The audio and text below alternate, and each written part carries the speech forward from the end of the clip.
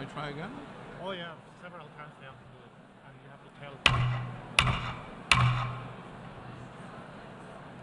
Distinguished delegates, may I ask you all to please take your seats.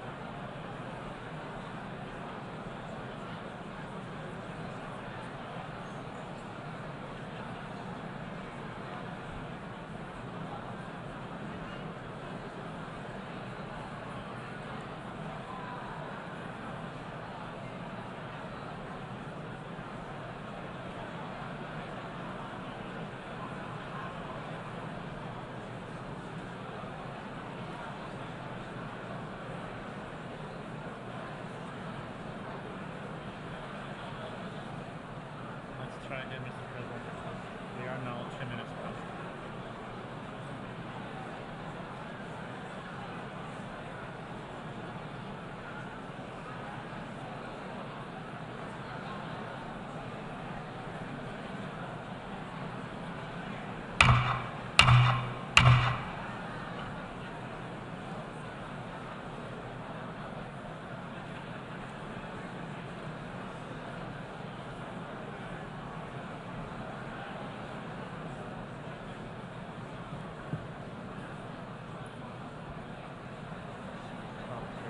Yes.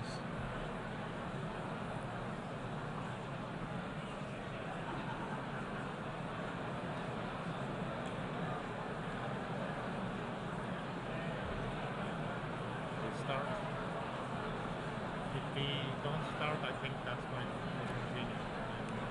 We're 3 minutes past? Yeah, it's 4 minutes past already. 4 minutes past.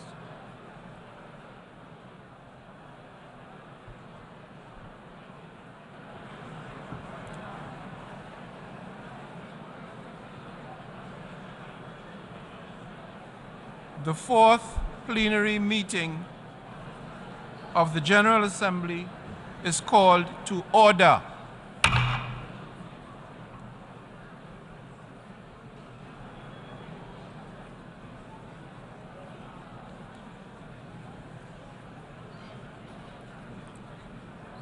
Before proceeding to the general debate, as announced in the journal, the General Assembly will hear an introduction by the Secretary General of his annual report on the work of the organization, issued as document A/78/1 under agenda item 110 in accordance with Resolution 51/241. I now give the floor to the Secretary General of the United Nations, His Excellency Antonio Guterres.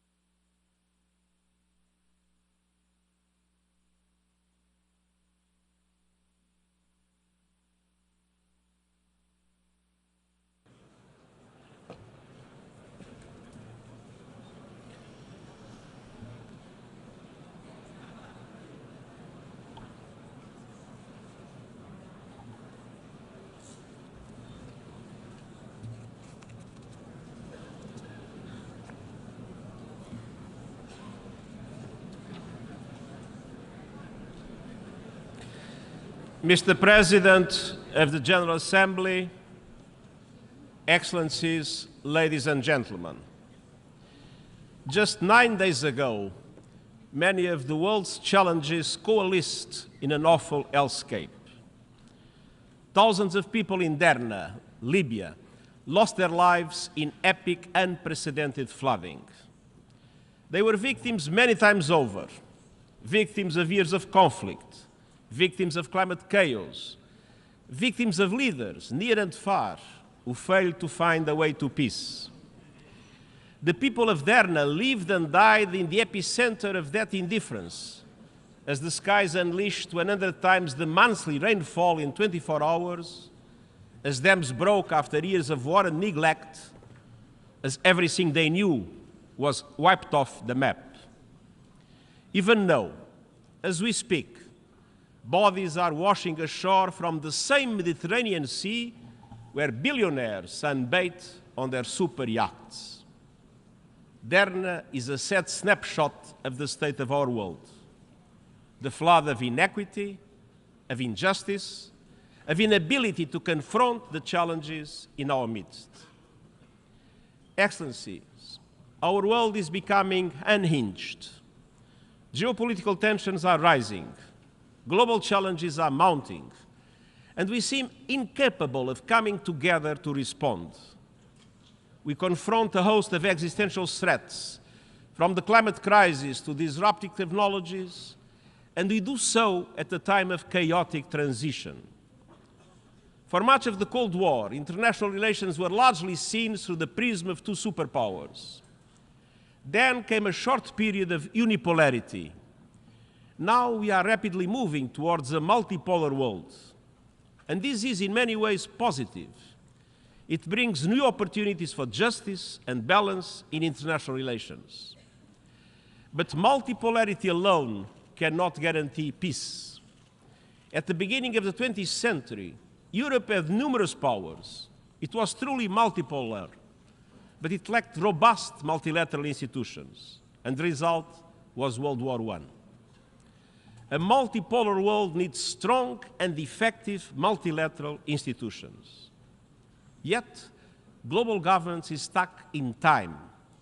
Look no further than the United Nations Security Council and the Bretton Woods system. They reflect the political and economic realities of 1945, when many countries in this assembly hall were still under colonial domination. The world has changed. Our institutions have not. We cannot effectively address problems as they are if institutions do not reflect the world as it is. Instead of solving problems, they risk becoming part of the problem. And indeed, divides are deepening. Divides among economic and military powers, divides between North and South, East and West. We are inching ever closer to a great fracture in economic and financial systems and trade relations, one that threatens a single open internet with diverging strategies on technology and artificial intelligence and potentially clashing security frameworks. It is high time to renew multilateral institutions based on 21st century economic and political realities rooted in equity, solidarity, and universality, and anchored in the principles of the United Nations Charter and international law. That means reforming the Security Council in line with the world of today. It means redesigning the international financial architecture so that it becomes truly universal and serves as a global safety net for developing countries in trouble. I have no illusions. Reforms are a question of power. And I know there are many competing interests and agendas. But the alternative to reform is not the status quo. The alternative to reform is further fragmentation. It is reform or rupture. At the same time, divides are also widening within countries. Democracy is under threat. Authoritarianism is on the march. Inequalities are growing, and hate speech is on the rise.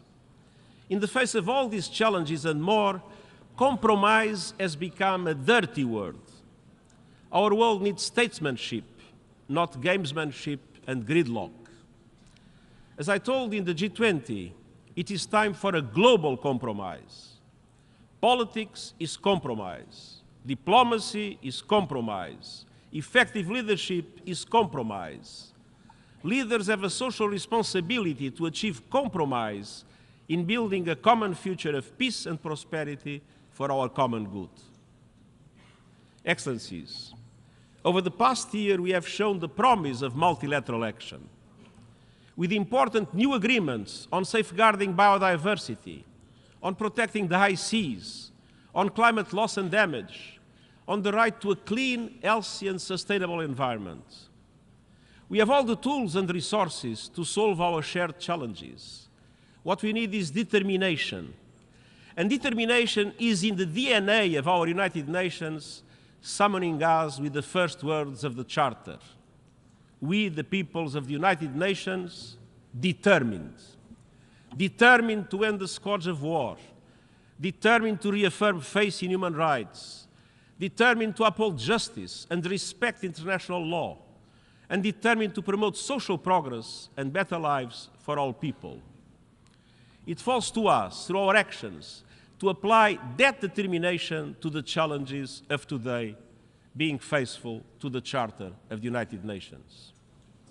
Excellencies, it starts with determination to uphold the Charter's pledge for peace. Yet, instead of ending the scourge of war, we are seeing a surge of conflicts, coups, and chaos. If every country fulfilled its obligations under the Charter, the right to peace would be guaranteed. When countries break those pledges, they create a world of insecurity for everyone. Exhibit A, Russia's invasion of Ukraine. The war, in violation of the United Nations Charter and international law, has unleashed an exodus of horror. Lives destroyed, human rights abused, families torn apart, children traumatized, hopes and dreams shattered. But beyond Ukraine, the war has serious implications for us all. Nuclear threats put us all at risk. Ignoring global treaties and conventions makes us all less safe. And the poisoning of global diplomacy obstructs progress across the board. We must not relent in working for peace, a just peace in line with the UN Charter and international law.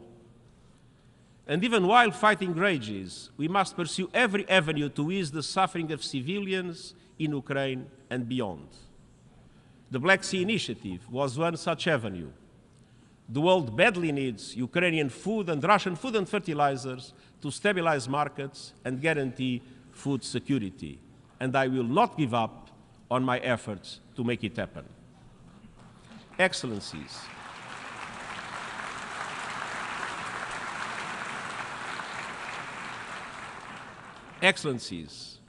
around the globe, old tensions fester while new risks emerge. Nuclear disarmament is at a standstill while countries develop new weapons and make new threats. Across the Sahel, a series of coups is further destabilizing the region as terrorism is gaining ground. Sudan is descending into full-scale civil war. Millions have fled, and the country risks splitting apart. In Eastern Democratic Republic of the Congo, millions are displaced, and gender-based violence is a horrific daily reality. In Haiti, a country that suffered centuries of colonial exploitation is today overwhelmed by gang violence and still awaits international support. In Afghanistan, a staggering 70% of the population needs humanitarian assistance, with the rights of women and girls systematically denied. In Myanmar, brutal violence, worsening poverty, and repression are crushing hopes for a return to democracy. In the Middle East, escalating violence and bloodshed in the occupied Palestinian territory is taking a terrible toll on civilians. Unilateral actions are intensifying and undermining the possibility of a two-state solution, the only pathway to lasting peace and security for Palestinians and Israelis. Syria remains in ruins, while peace remains remote. And meanwhile, natural disasters are worsening the man-made disaster of conflict. In the face of this mounting crisis, the global humanitarian system is on the verge of collapse. Needs are rising, and funding is drying up. Our humanitarian operations are being forced to make massive cuts. But if we don't feed the hungry, we are feeding conflict. And I urge all countries to step up and to fund fully our global humanitarian appeal. Excellencies, the peace and security architecture is under unprecedented strain. That is why, in the context of the preparations for the Summit of the Future, we put forward ideas for the consideration of member states for a new agenda for peace based on the Charter and international law. It provides a unifying vision to address existing and new threats for a world in transition. calling on states to recommit to hold free from nuclear weapons and to end the erosion of the nuclear disarmament and arms control regime, bolstering prevention at the global level by maximizing the capacity and convening power of the UN and our good offices to bridge geopolitical divides, bolstering prevention at the national level by linking actions for peace with progress on the Sustainable Development Goals, putting women's leadership and participation at the center of decision-making, and committing to the eradication of all forms of violence against women, calling for a broad-based reflection on peacekeeping and make it nimbler and more adaptable with forward-looking transition and exit strategies from the start, and supporting peace enforcement action by regional organizations, notably the African Union, with Security Council clear mandates and predictable funding. Determination for peace also requires new governance frameworks for emerging threats, from artificial intelligence to lethal autonomous weapons that function without human control. Excellencies, peace is inextricably linked to sustainable development. We see a familiar pattern around the world. The closer a country is to conflict, the further is far from the Sustainable Development Goals. The Charter calls on us to be determined in promoting social progress. In 21st century terms, that means achieving the Sustainable Development Goals. Yet inequality defines our time. From cities where skyscrapers tower over slums, to countries that are forced to choose between serving their people or serving their debts. Today, Africa spends more on debt interest than on health care. Yesterday's SDG summit was about a global rescue plan to scale up support from billions to trillions. And Excellencies, the international financial architecture remains dysfunctional, outdated, and unjust. And the deep reforms that are needed won't happen overnight, but we can take determined steps now to help countries where the crises such as the COVID-19 pandemic have dramatically impacted. By urgently advancing the SDG stimulus of $500 billion per year and relieving the financial burden on developing and emerging economies. By scaling up development and climate finance, increasing the capital base and changing the business model of multilateral development banks, by ensuring effective debt relief mechanisms and channeling emergency financial support towards those in greatest needs. Excellencies, we must be determined to tackle the most immediate threat to our future, our overheating planet. Climate change is not just a change in the weather. Climate change is changing life on our planet. It is affecting every aspect of our work. It is killing people and devastating communities. Around the world, we see not only accelerating temperatures, we see an acceleration in sea levels rising, glaciers receding, deadly diseases spreading, the extinction of species and cities under threat. And this is only the beginning. We have just survived the hottest days, the hottest months, and the hottest summer on the books. Behind every broken record are broken economies, broken lives, and whole nations at the breaking point. Every continent, every region, and every country is feeling the heat. But I'm not sure all leaders are feeling that heat. Actions are falling abysmally short. There is still time to keep rising temperatures within the 1.5-degree limits of the Paris Agreement, but that requires drastic steps now to cut greenhouse gas emissions and to ensure climate justice for those who did least to cause the crisis but are paying the highest price.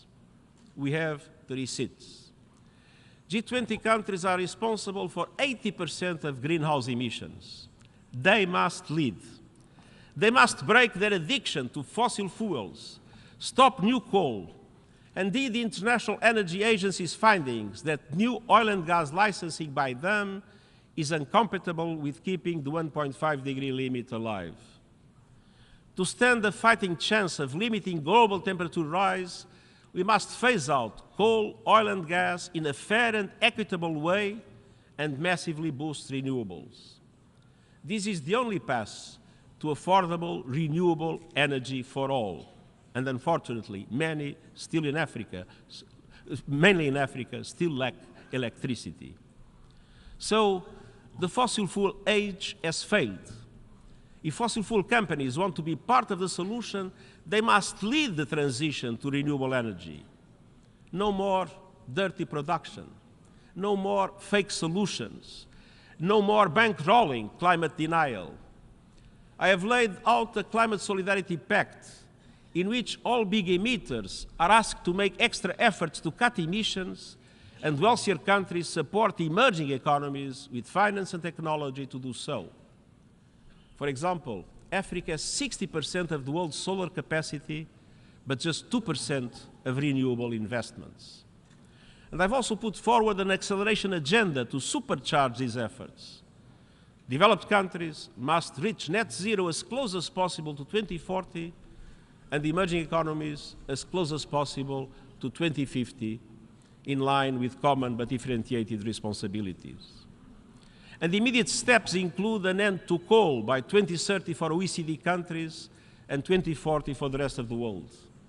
An end to fossil fuel subsidies and the price on carbon. Developed countries must also finally deliver $100 billion for developing country climate action, as promised, double adaptation finance by 2025, as promised, and replenish the Green Climate Fund, as promised. And all countries must work to operationalize the Loss and Damage Fund this year and ensure universal early warning coverage by 2027. Tomorrow, I will welcome credible first movers and doers to our Climate Ambition Summit. And COP28 is around the corner. Climate chaos is breaking new records, but we cannot afford the same old broken record of scapegoating and waiting for others to move first. And to all those working, marching, and championing real climate action, I want you to know that you are on the right side of history and that I am with you. I won't give up this fight of our lives. Excellence. Excellencies.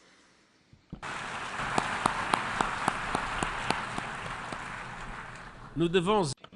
We must also be determined to honour the Charter's commitment to fundamental human rights. Just 4 women signed our founding document. One look around this room shows that not enough has changed. We the peoples does not mean we the men. Women are still waiting for equal opportunities and equal pay.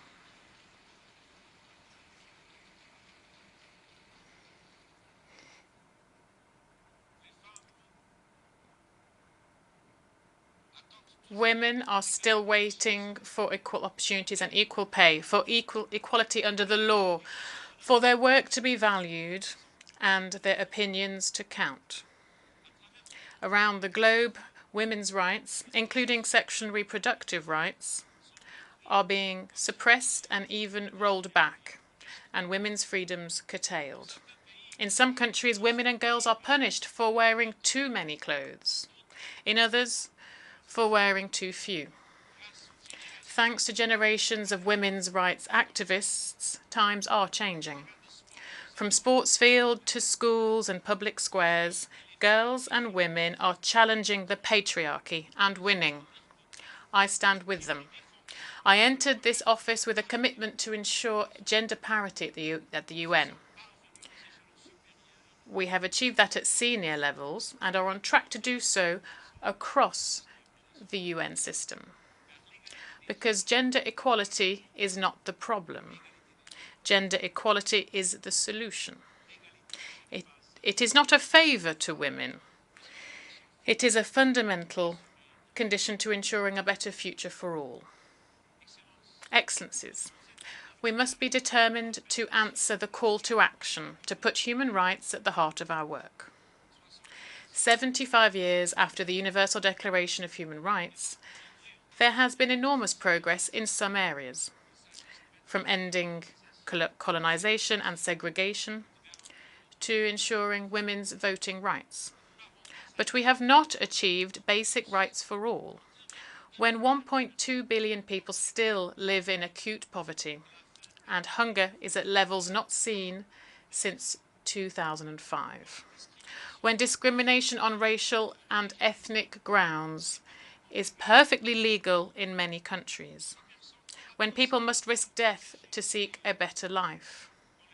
When refugees, migrants, and minorities are routinely demonized and hounded. When declaring your gender identity or simply who you love can lead to imprisonment or even execution. When speaking out can lead to perilous consequences. Human rights, political, civil, economic, social, and cultural, are the key to solving many of the world's interlinked problems. Laws to protect the vulnerable must be enacted and enforced. The targeting of minorities must stop, and human rights and human dignity must be at the centre of social, economic, and migration policies. All governments must fulfil the commitment they made in the Universal Declaration of Human Rights. Excelências. Excellencies, we must also face up to the looming threats posed to human rights by new technologies. Generative artificial intelligence holds much promise, but it may also lead us across a Rubicon and into more danger than we can control.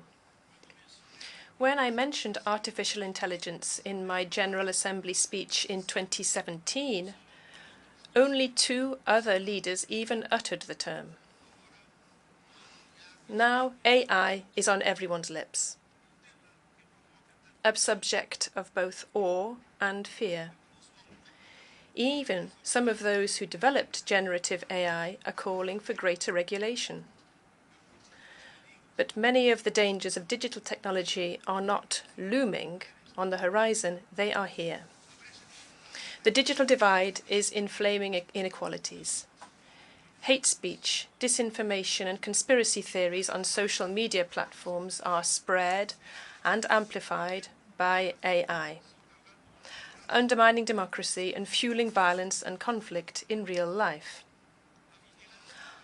Online surveillance and data harvesting are enabling human rights abuses on a mass scale. And technology companies and governments are far from finding solutions. We must move fast and mend things. New technologies require new innovative forms of governance, with input from experts building this technology and from those monitoring its abuses. And we urgently need a global digital compact between governments, regional organizations, the private sector and civil society to mitigate the risks of digital technologies and identify ways to harness their benefits for the good of humanity. Some have called for consideration of a new global entity on AI that could provide a source of information and expertise for member states.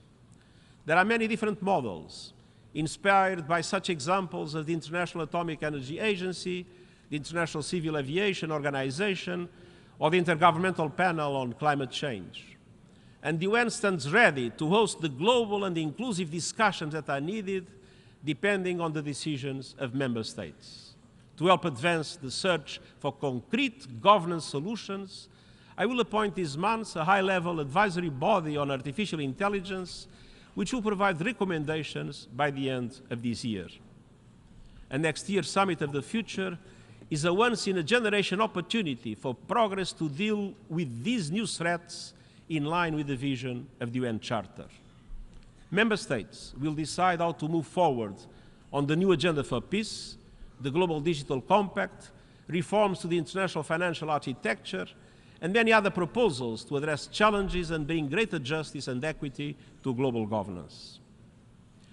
Excellencies, the United Nations was created precisely for moments like these, moments of maximum danger and minimum agreement. We can and must use our tools in flexible and creative ways. Last month, we saw the dividends of determination off the coast of Yemen. Carrying 1 million barrels of oil, the decaying FSO Safer supertanker was a ticking time bomb, a looming ecological disaster in the Red Sea. But no one offered to solve the problem. So the United Nations stepped in and brought the world together. We mobilized resources, assembled the experts, navigated difficult negotiations and built trust. We have more work ahead and more resources are needed.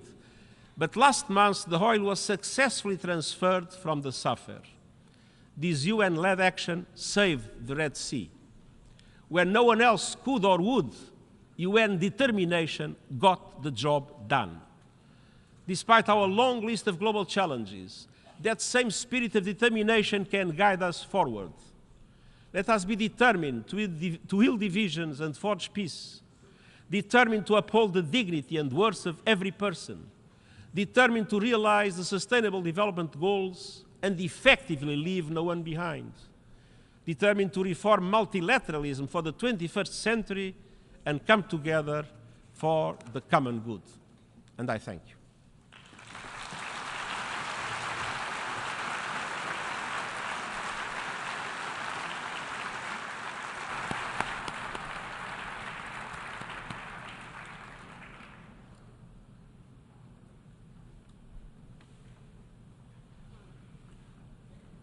I thank the Secretary General. The Assembly will now turn to Agenda Item 8, entitled General Debate.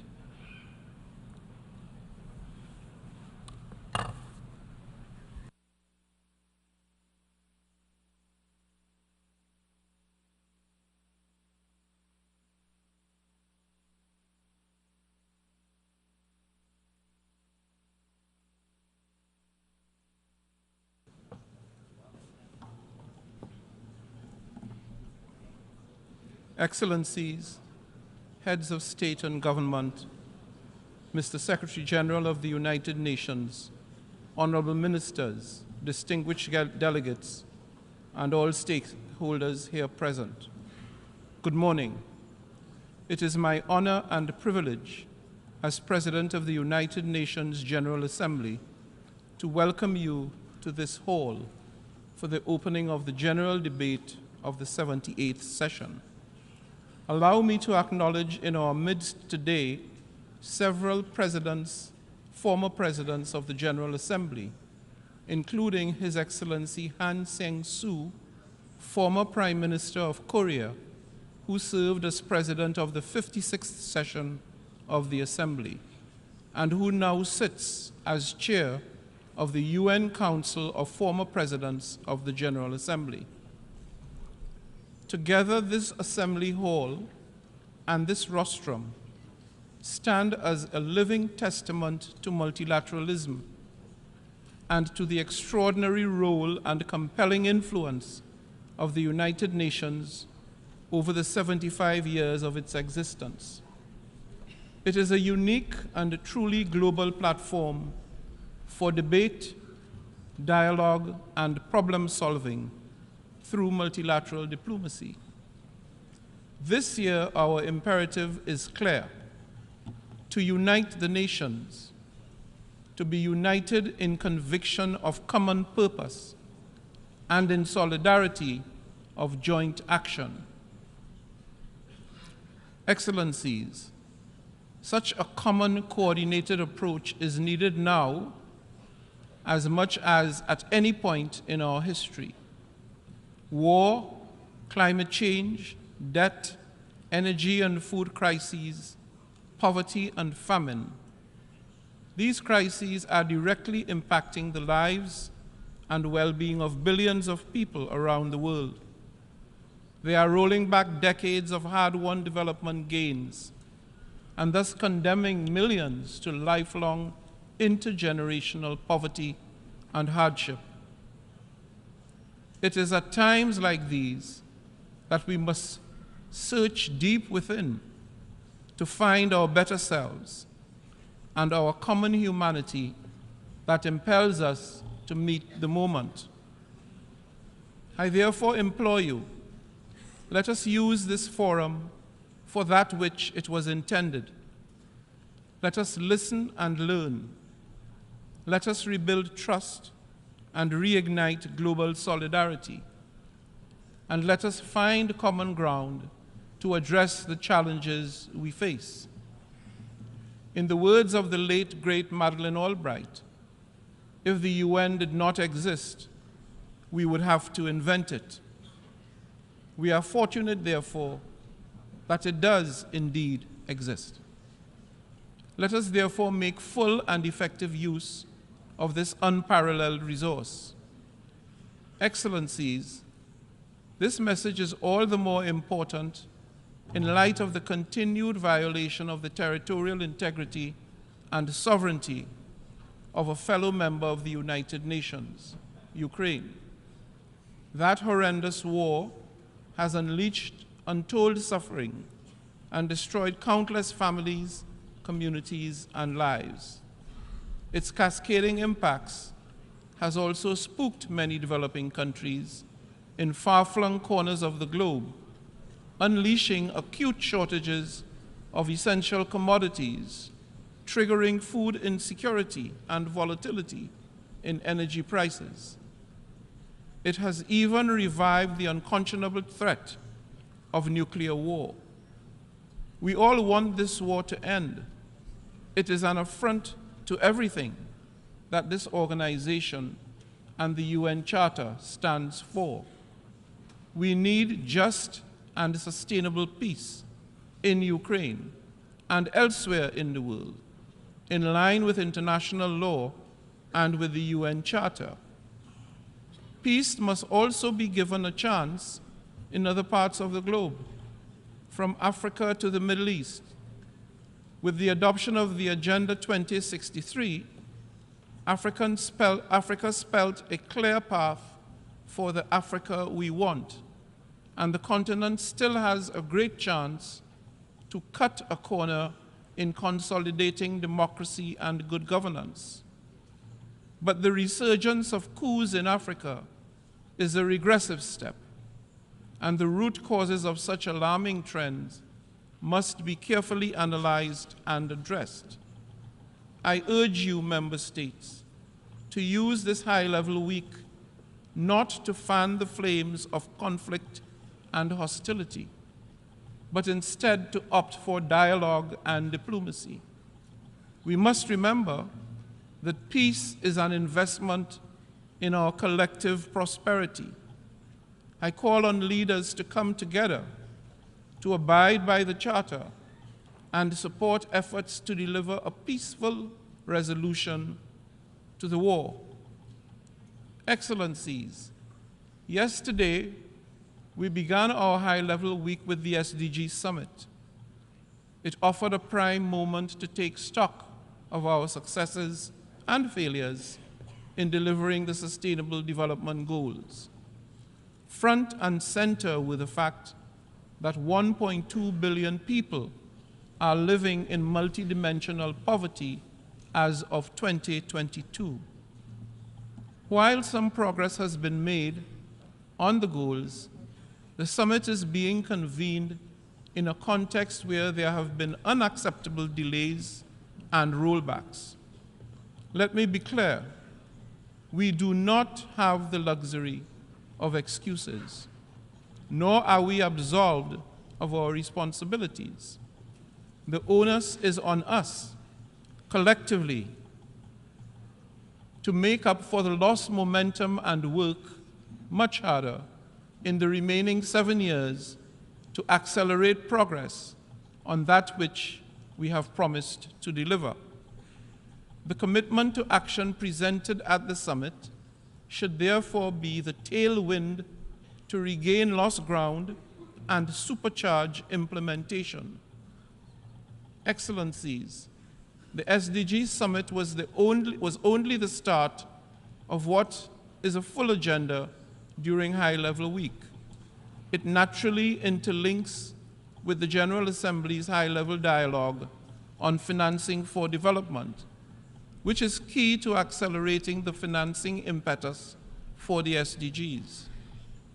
The preparatory ministerial meeting for the Summit of the Future will help to launch the negotiations of the Pact of the Future.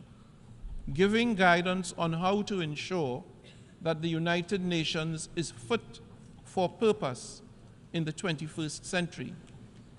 It will give member states the opportunity to come together and to transform our shared future. We will also see 3 health-related high-level meetings on pandemic prevention, preparedness and response, universal health coverage, and on tuberculosis, all of which offer us opportunities to better the lives of our global citizens. And the Secretary General's Climate Action Summit offers a moment to build political ambition ahead of COP28 in November. Tomorrow, I will also join hands with several heads of state and government to convene a breakfast summit to address the existential threats posed by sea level rise, an issue of significant concern to small island developing states, especially those in the Pacific region.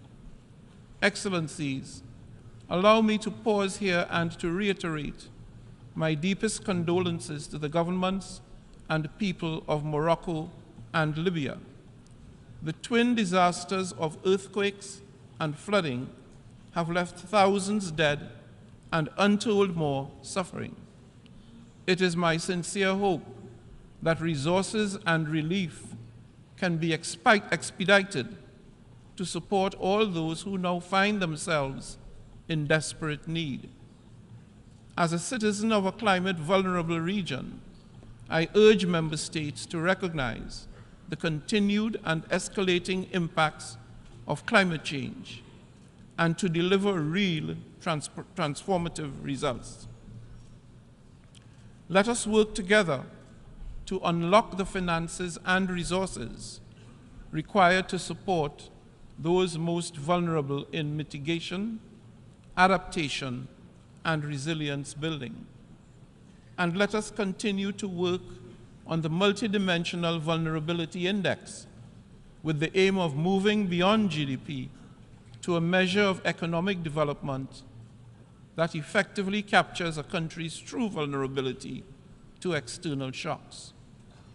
Excellencies, beyond the high-level week, this year we will commemorate the 75th anniversary of the Universal Declaration of Human Rights. This is an opportunity to rededicate ourselves to the principles enshrined in the Declaration and to remind ourselves that we are all born free and equal in dignity and in rights. As President of the 78th session, I am committed to championing vulnerable and marginalized groups, including indigenous peoples, peoples living with disabilities, and older persons. I have committed to ensure that we do not continue to neglect countries in special situations, and I intend to soon launch the high-level advisory group on LDCs, LLDCs, and SIDS. But first and foremost, we need to work for all women and girls who are appallingly still struggling for equality and respect. We must walk the talk on gender equality and women's empowerment. This means according women full, equal, and meaningful participation at every level. As an international gender champion myself, I'm strongly committed to promoting gender equality and women's empowerment. And I have appointed a special envoy and special advisor on gender equality and women's empowerment to assist me in this endeavor.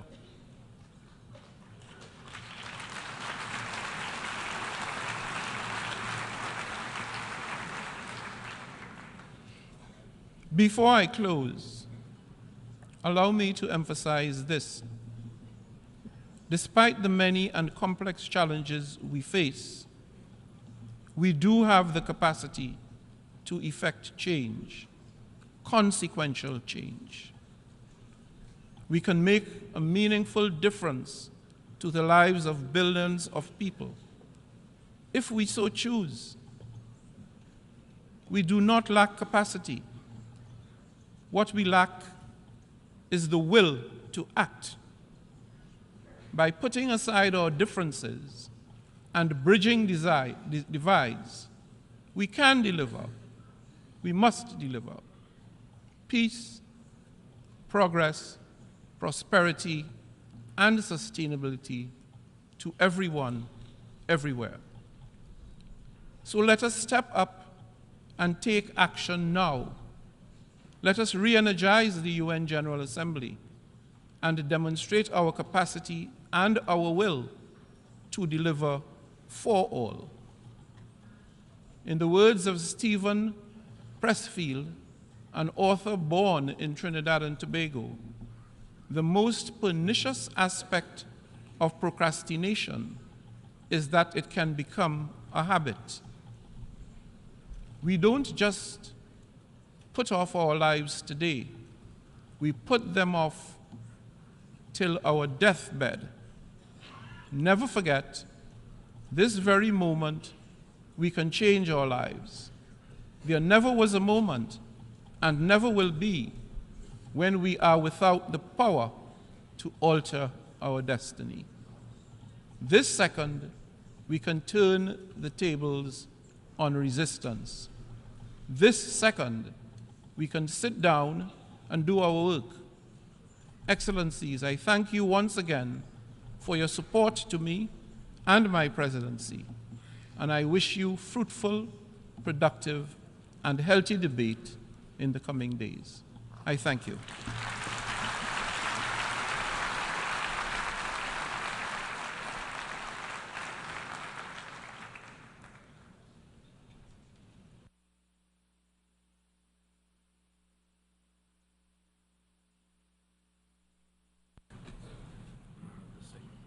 Thank you.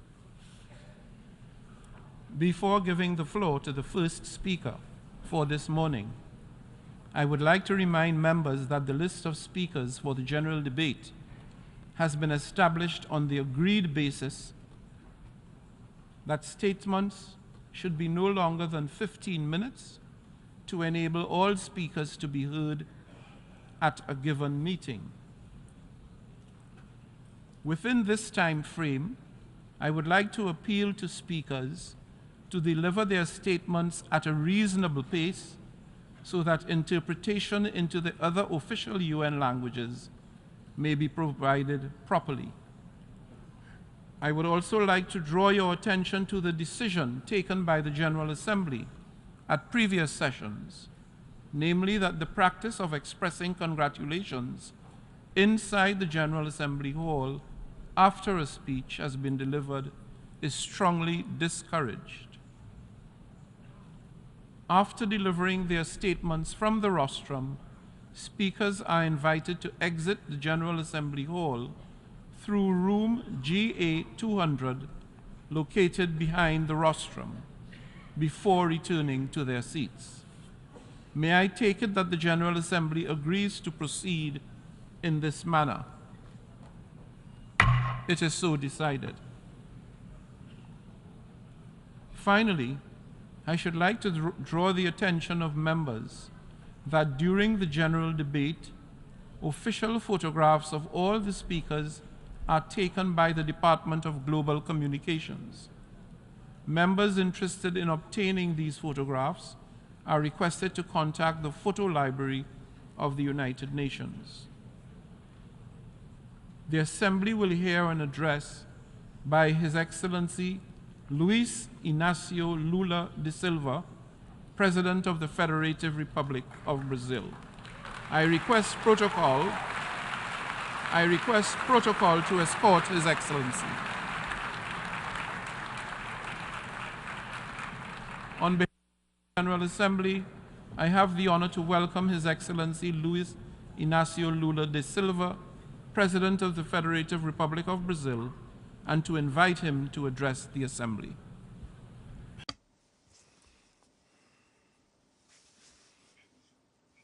My greetings to the President of the General Assembly, Ambassador Dennis Francis from Trinidad, Tobago.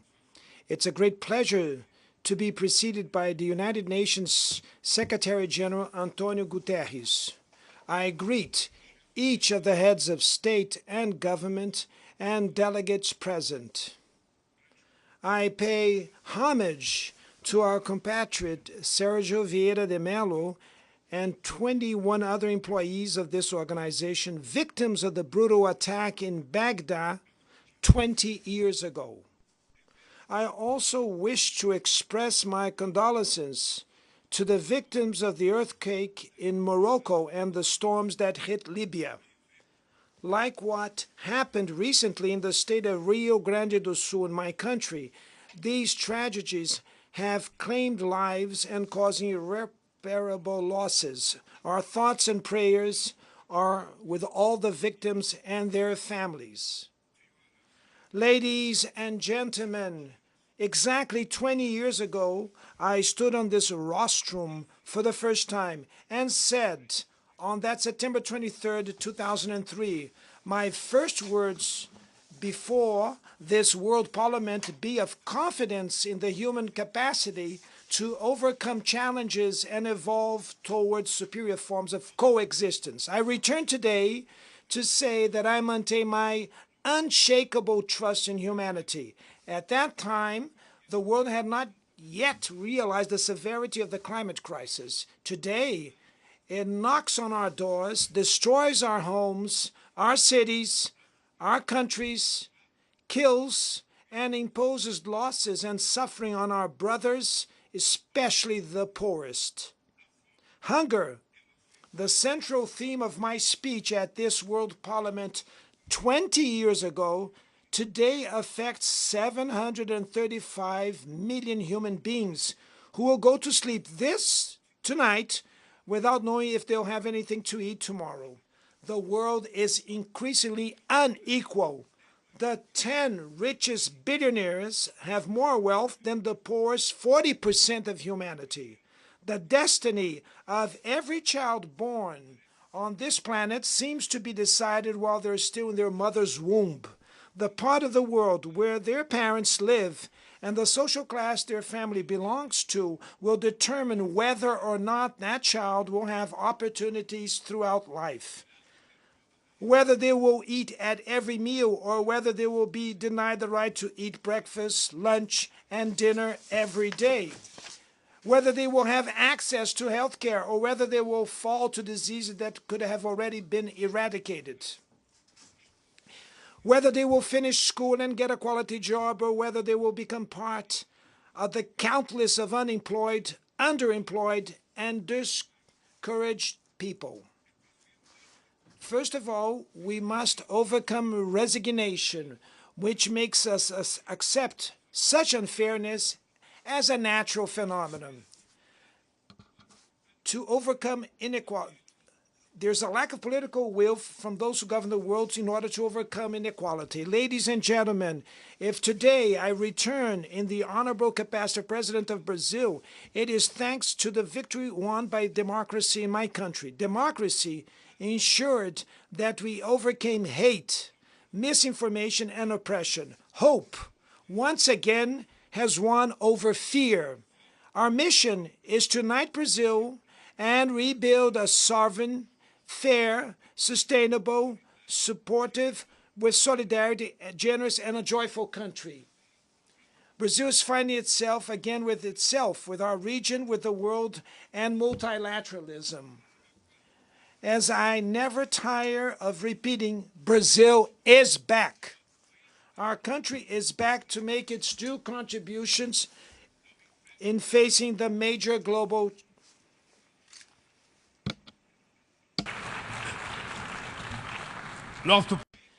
Our country is back to make its due contribution in facing the major global challenges.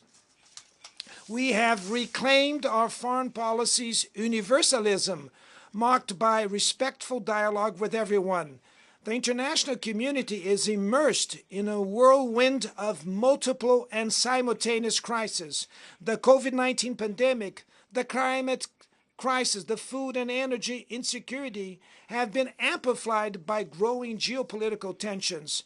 Racism, intolerance, xenophobia have spread, encouraged by new technologies created supposedly to bring us closer together.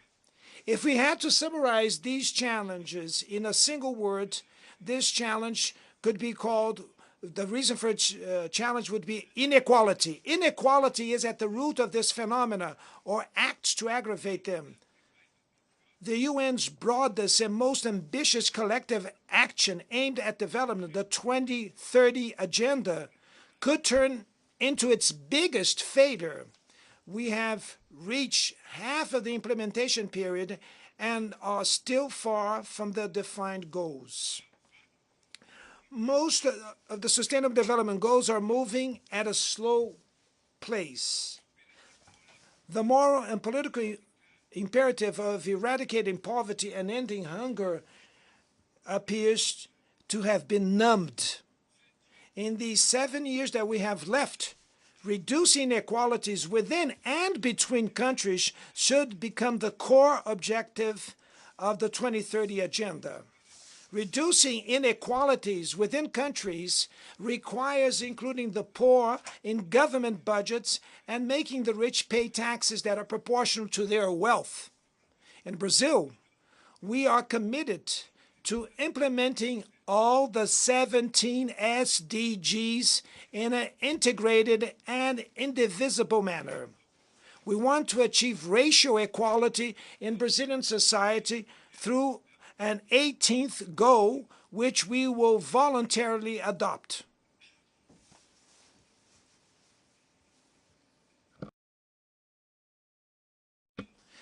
We launched the Brazil Zero Hunger Plan, which will bring together a series of initiatives to reduce poverty and food insecurity. Amongst them is the Bolsa Família, the family stipend, which has become a global reference in income transfer programs for families that keep their children vaccinated and in school. Inspired by Brazilian Bertha Lutz, a pioneer as an advocate in gender equality in the UN Charter, we have passed a bill that makes equal pay between women and men mandatory when they perform the same role. We shall fight femicide and all forms of violence against women.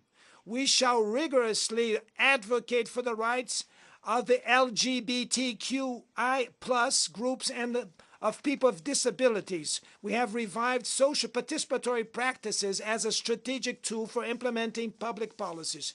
Mr. President, acting against climate change involves thinking about tomorrow and facing historical inequalities. Rich countries grew based on a model with high rates of climate-damaging gas emissions.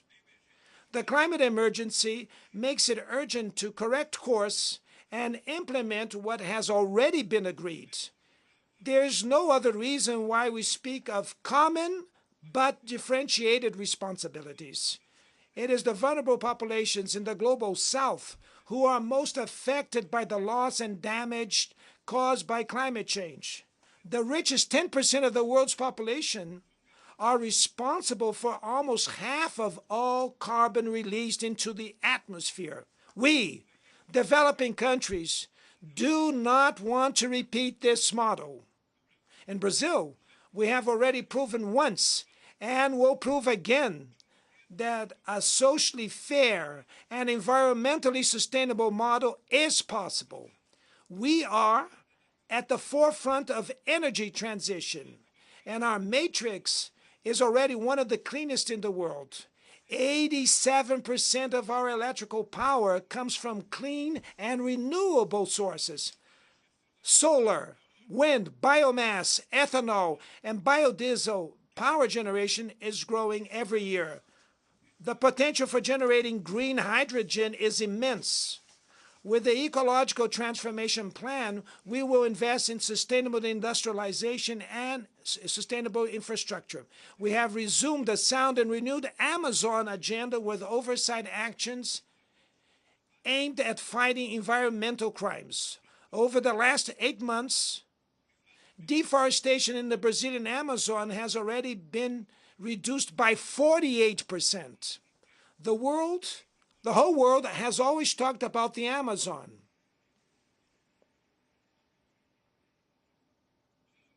The whole world has always talked about the Amazon. Now, the Amazon is speaking for itself.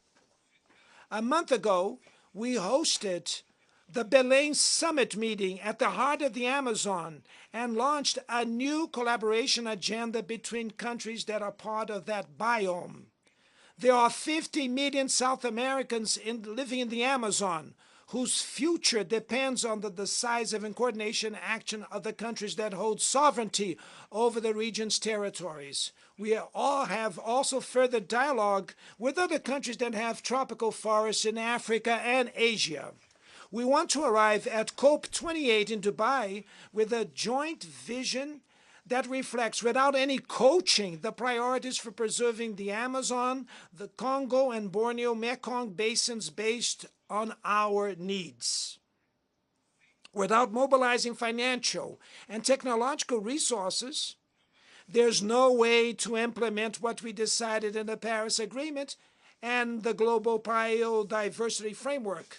The promise to allocate $100 billion annually to developing countries remains just that, a long promise. Today, this amount would be insufficient for a demand that already reaches trillions of dollars. Mr. President, the principle on which multilateralism is based, that of sovereign equality between nations, has been eroding. At the main global governance levels, negotiations in which all countries have a voice and vote have lost momentum. When institutions reproduce inequalities, they are part of the problem, not the solution. Last year, the IMF made available $160 billion in special drawing rights to European countries and just $34 billion to African countries. The unequal and distorted representation of the management of the IMF and the World Bank is unacceptable. We have not corrected the excesses of market deregulation and the support of the ideology of the minimum state. The foundations of a new economic governance have not been laid. The BRICS was the result of this paralysis and constitute a strategic platform to promote cooperation between emerging countries. The recent expansion of the group at the Johannesburg Summit meeting strengthens the fight for an order which accommodates the economic, geographic, and political plurality of the 21st century. We are a force that works towards fairer global trade in the context of a serious crisis in multilateralism. Rich countries' protectionism has gained strength, and the World Trade Organization remains paralyzed, especially its dispute settlement system. Nobody remembers the Doha Development Round anymore. In the meantime, unemployment and precarious work has been undermining people's confidence in better times, especially the youth. Governments need to break away from the increasing dissonance between the voice of the markets and the voice of the streets. Neoliberalism has aggravated the economic and political inequality that plagues democracies today. Its legacy is a mass of disenfranchised and excluded people. Amidst the wreck, far-right adventures emerge who deny politics and sell solutions that are easy as they are wrong. Many have fallen to the temptation of replacing failed neoliberalism with primitive, conservative, and authoritarian nationalism.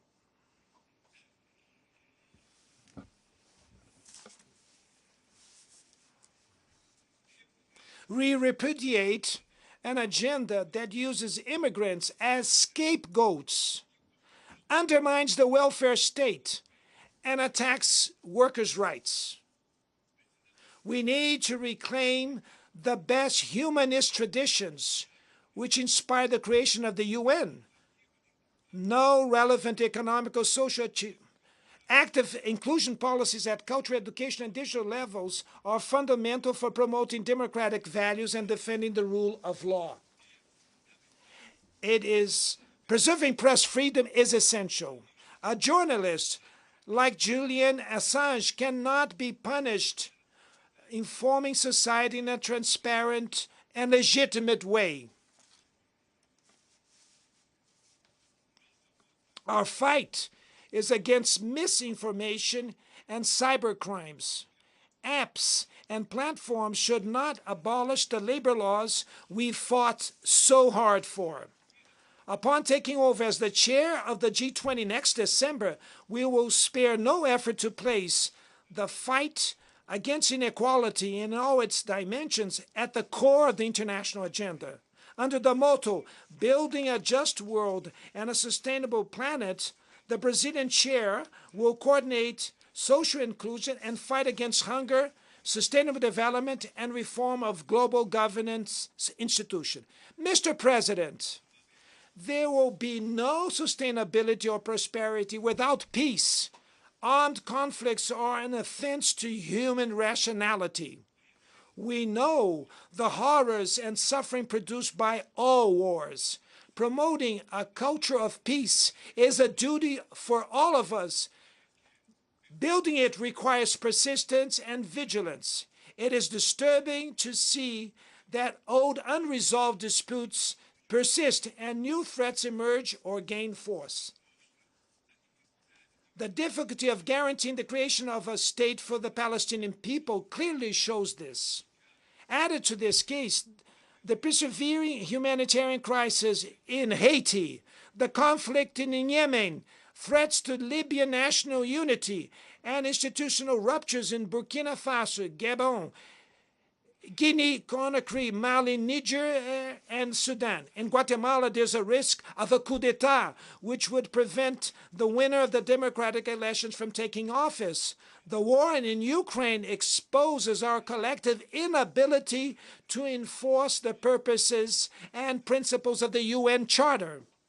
We do not underestimate the difficulties in achieving peace, but no solution will be lasting if it is not based on dialogue.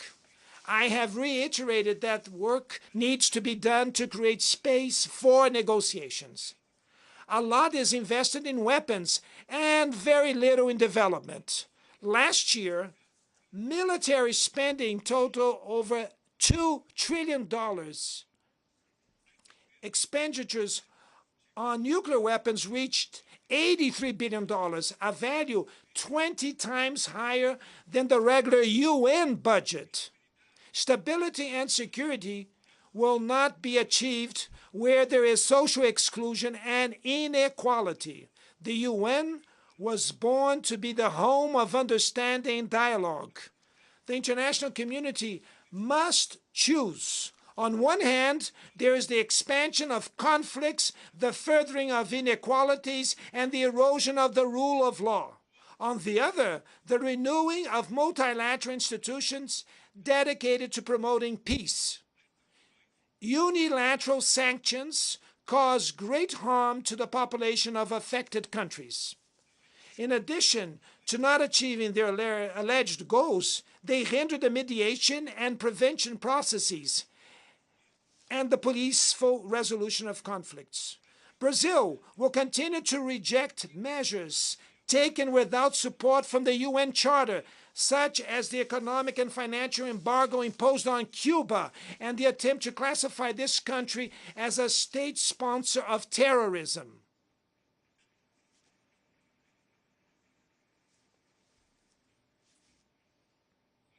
We shall continue to criticize any attempts to divide the world into zones of influence and reviving the Cold War. The UN Security Council has been progressively losing its credibility. This frailty is the specific result of actions from its permanent members who wage unauthorized wars aimed at territorial expansion or regime change. Its paralysis is the most eloquent proof of the urgent need to reform it, which will bring it greater representation and efficacy. Ladies and gentlemen, inequalities needs to inspire outrage over hunger, poverty, war, disrespect for human beings. Moved by the power of outrage, we may act willingly and unwavering in fighting inequality and effectively transforming the world around us. The UN needs to fulfill its role as a builder of a world with more solidarity, fraternity, and fairness. But it would only do so if its members have the courage to proclaim their discontent at inequality and work tirelessly to overcome it. And I will just to say thank you very much to all of you.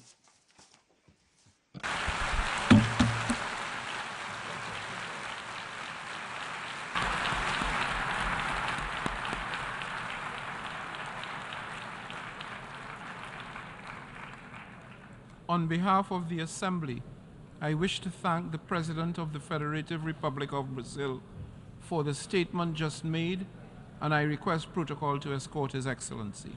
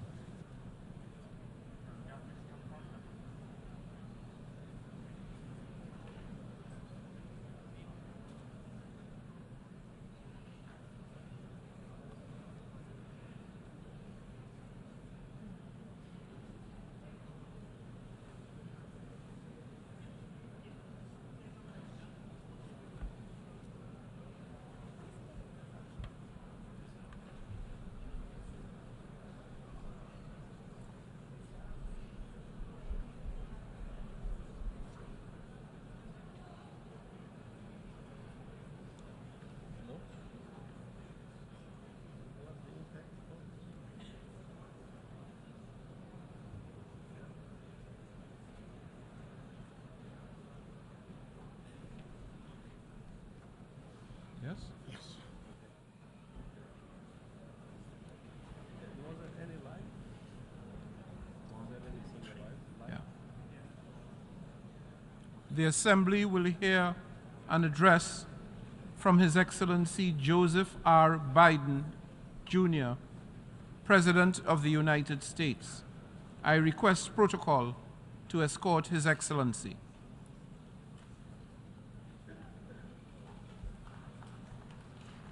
On behalf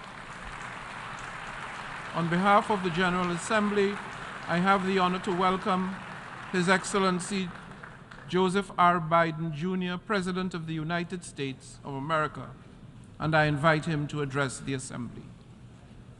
Mr. President, Mr. Secretary General, my fellow leaders, about a week ago, I stood on the other side of the world, in Vietnam, on soil once bloody with war. And I met a small group of veterans, Americans and Vietnamese, who witnessed, and I watched the exchange of personal artifacts from that war, identification cards and a diary. It was deeply moving to see the reaction of the Vietnamese and American soldiers. Culmination of 50 years of hard work on both sides to address the painful legacies of war and to choose to work together toward peace and a better future. Nothing about that journey was inevitable. For decades, it would have been unthinkable for an American president to stand in Hanoi alongside a Vietnamese leader and announce a mutual commitment to the highest level of country's partnership. But it's a powerful reminder that our history need not dictate our future. With the concerted leadership and careful effort, adversaries can become partners. Overwhelming challenges can be resolved, and deep wounds can heal. So let us never forget that. When we choose to stand together and recognize the common hopes that bind all humanity, we hold our hands the power to bend that arc of history. My fellow leaders, we gather once more at an inflection point in world history, with the eyes of the world upon all of you, all of us. As President of the United States, I understand the duty my country has to lead in this critical moment, to work with countries in every region, linking them in common cause, to join together with partners who share a common vision of the future of the world, where our children do not go hungry and everyone has access to quality health care, where workers are empowered and our environment is protected, where entrepreneurs and innovators everywhere can access opportunity everywhere, where conflicts are resolved peacefully and countries can chart their own course. The United States seeks a more secure, more prosperous, more equitable world for all people because we know our future is bound to yours. Let me repeat that again. We know our future is bound to yours. And no nation can meet the challenges of today alone. The generations that preceded us organized this body, the United Nations, and built international financial institutions and multilateral and regional bodies to help take on the challenges of their time. It wasn't always perfect. But working together, the world made some remarkable and undeniable progress that improved the lives of all people. We avoided the renewal of global conflict while lifting more than 1 billion people out of extreme poverty. We together expanded access to education for millions of children. We saved tens of millions of lives that would have otherwise been lost to preventable and treatable diseases like measles, malaria, tuberculosis. HIV/AIDS infections and deaths plummeted, in no small part because of PEPFAR's work in more than 55 countries, saving more than 25 million lives. It's a profound testament to what we can achieve when we act together, when we take on tough challenges, and an admonition for all of us to urgently accelerate our progress so that no one's left behind because too many people are being left behind. The institutions we built together at the end of the Second World War are an enduring bedrock of our progress. And the United States is committed to sustaining them. And this year, we're proud to rejoin UNESCO. We also recognize that to meet the new challenges of our decades-old institutions and approaches, they must be updated to keep peace with the world. We have to bring in more leadership and capability that exists everywhere, especially from regions that had not always been fully included. We have to grapple with the challenges that are more connected and more complex. And we have to make sure we're delivering for people everywhere, not just somewhere, everywhere. Simply put, the 21st century 21st century results are badly needed. They're needed to move us along. That starts with the United Nations, starts right here in this room. In my address to this body last year, I announced the United States will support expanding the Security Council, increasing the number of permanent and non-permanent members. The United States has undertaken serious consultation with many member states and will continue to do our part to push more reform efforts forward, look for points of common ground, and make progress in the year ahead. We need to be able to break the gridlock that too often stymies progress and blocks consensus on the Council. We need more voices, more perspectives at the table. The United Nations must continue to preserve peace, prevent conflict, and alleviate human suffering. And we embrace nations stepping up to lead in new ways and to seek new breakthroughs on hard issues. For example, on Haiti, the Caribbean community is facilitating a dialogue among Haitian society. I think President Ruto of Kenya, I thank him for his willingness to serve as the lead nation of a UN-backed security support mission. I call on the Security Council to authorize this mission now. The people of Haiti cannot wait much longer. The United States is working across the board to make global institutions more responsive, more effective, and more inclusive.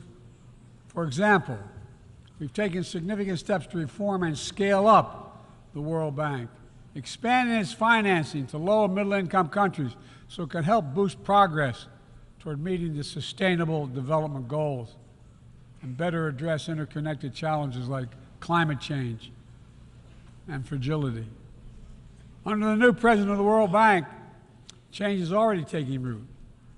Last month, I asked the United States Congress for additional funds to expand World Bank financing by $25 billion. And at the G20, we rallied the major economies of the world to mobilize even more funding. Collectively, we can deliver a transformational boost to World Bank lending. And because the multilateral development banks are among the best tools we have for mobilizing transparent, high-quality investment in developing countries, reforming these institutions can be a game changer. Similarly, we proposed making sure developing countries have a strong voice and representation at the International Monetary Fund. We're going to continue our efforts to reform the World Trade Organization, preserve competition, openness, transparency, and the rule of law, while at the same time equipping it to better tackle modern-day imperatives like driving the clean energy transition, protecting workers, promoting inclusive and sustainable growth. And this month, we strengthened the G20 as a vital forum, welcoming the African Union as a permanent member. By upgrading and strengthening our institutions, that's only half of the picture. We must also forge new partnerships, confront new challenges. Emerging technologies such as artificial intelligence hold both enormous potential and enormous peril. We need to be sure they are used as tools of opportunity, not as weapons of oppression. Together with leaders around the world, the United States is working to strengthen rules and policies so AI technologies are safe before they're released to the public. To make sure we govern this technology, not the other way around, having it govern us. And I'm committed to working through this institution and other international bodies and directly with leaders around the world, including our competitors, to ensure we harness the power of artificial intelligence for good while protecting our citizens from its most profound risk. It's going to take all of us. I've been working on this for a while, as many of you have. It's going to take all of us to get this right. In every region of the world, the United States is mobilizing strong alliances, versatile partnerships, common purpose, collective action to bring new approaches to our shared challenges. Here in the Western Hemisphere, we united 21 nations in support of the Los Angeles Declaration on Migration and Protection, launching a region-wide approach to a region-wide challenge to better uphold laws and protect the rights of migrants. In the Indo-Pacific, we've elevated our Quad partnership with India, Japan, and Australia to deliver concrete progress for the people of the region on everything from vaccines to maritime security. Just yesterday, after 2 consultations in diplomacy, the United States brought together dozens of nations across 4 continents to establish a new partnership for Atlantic cooperation so that the coastal Atlantic countries can better cooperate on science, technology, environmental protection, and sustainable economic development.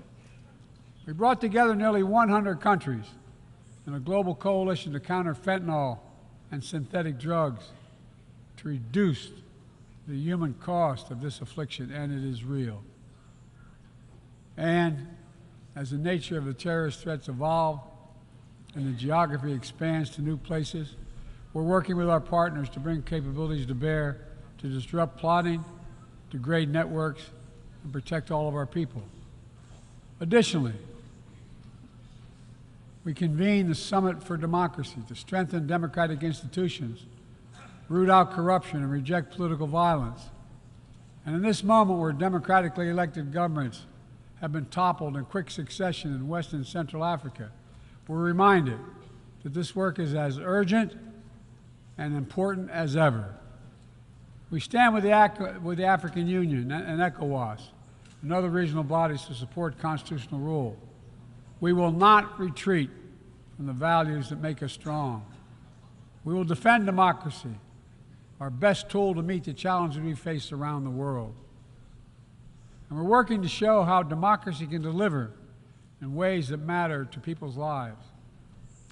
The Partnership for Global Infrastructure and Investment addresses the enormous need and opportunity for infrastructure investment in low and middle income countries, particularly in Africa, Latin America, and Southeast Asia. Through strategic, targeted public investments, we can unlock enormous amounts of private sector financing. The G7 has pledged to work with parties to collectively mobilize $600 billion in infrastructure financing by 2027. The United States has already mobilized more than $30 billion to date. We're creating a race to the top with projects that have high standards for workers, the environment, and intellectual property while avoiding the trap of unsustainable debt. We're focusing on economic corridors that will maximize the impact of our collective investment and deliver consequential results across multiple countries and multiple sectors. For example, the Libido Corridor will extend across Africa from the western port of Angola to the DRC to Zambia, boosting regional connectivity and strengthening commerce and food security in Africa.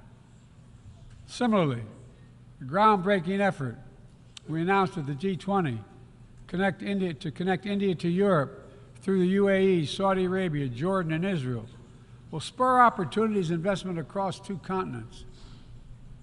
This is part of our effort to build a more sustainable, integrated Middle East. It demonstrates how Israel's greater normalization and economic connection with its neighbors is delivering positive and practical impacts, even as we continue to work tirelessly to support a just and lasting peace between the Israelis and Palestinians, 2 states for 2 people. Now, let me be clear. None of these partnerships are about containing any country. They're about a positive vision for our shared future. When it comes to China, I want to be clear and consistent. We seek to responsibly manage the competition between our countries so it does not tip into conflict. I've said we are for de-risking, not decoupling with China. We will push back on aggression and intimidation and defend the rules of the road, from freedom of navigation to overflight to level economic playing field that have helped safeguard security and prosperity for decades. But we also stand ready to work together with China on issues where progress hinges on our common efforts. Nowhere is that more critical than accelerating the climate crisis, than the accelerating climate crisis. We see it everywhere. Record-breaking heat waves in the United States and China, wildfires ravaging North America and Southern Europe, a fifth year of drought in the Horn of Africa, tragic, tragic flooding in Libya. My heart goes out to the people of Libya that's killed thousands of people. Together, these snapshots tell an urgent story of what awaits us if we fail to reduce our dependence on fossil fuels and begin to climate-proof the world.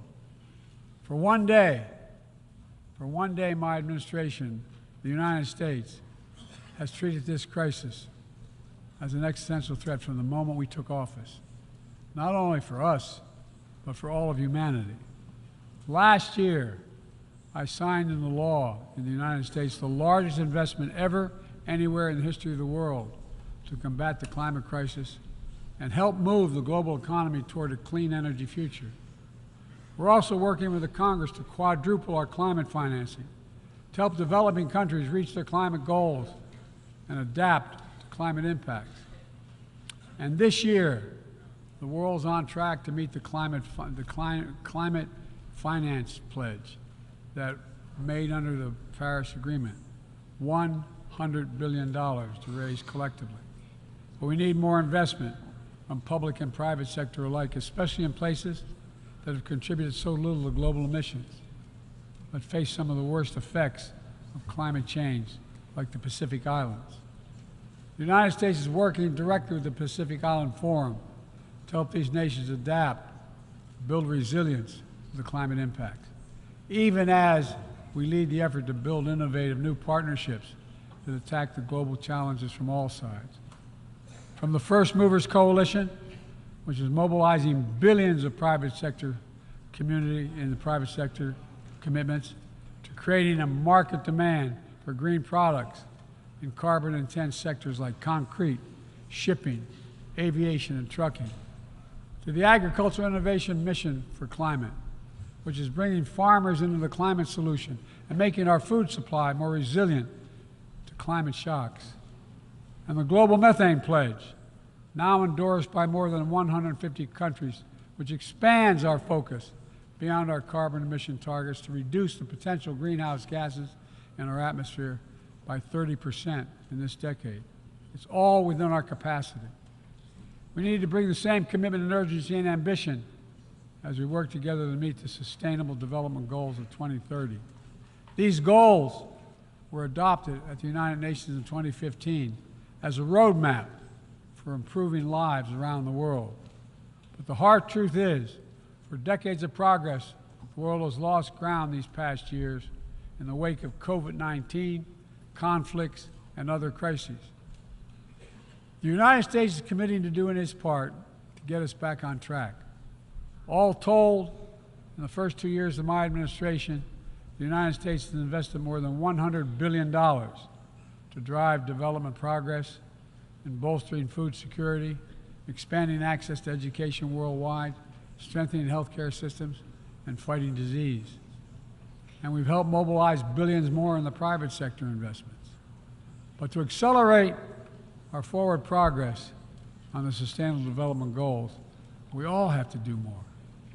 We need to build new partnerships that change the way we tackle this challenge, to unlock trillions of additional financing for development, drawing on all sources. We need to fill the gaps and address the failures of our existing system exposed by the pandemic. We need to ensure that women and girls benefit fully from our progress. We must also do more to grapple with the debt that holds back so many low and middle-income countries. When nations are forced to service unsustainable debt payments over the needs of their own people, it makes it harder for them to invest in their own futures. And as we work together to recover from global shocks, the United States will also continue to be the largest single country donor of humanitarian assistance at this moment of unparalleled need in the world. Folks, cooperation, partnership, these are the keys to progress on the challenges that affect us all. and the baseline for responsible global leadership. We don't need to agree on everything to keep moving forward on issues like arms control, a cornerstone of international security. After more than 50 years of progress under the Non-Proliferation Treaty, Russia is shredding long-standing arms control agreements, including announcing the suspension of the New START and withdrawing from the Conventional Forces in Europe Treaty.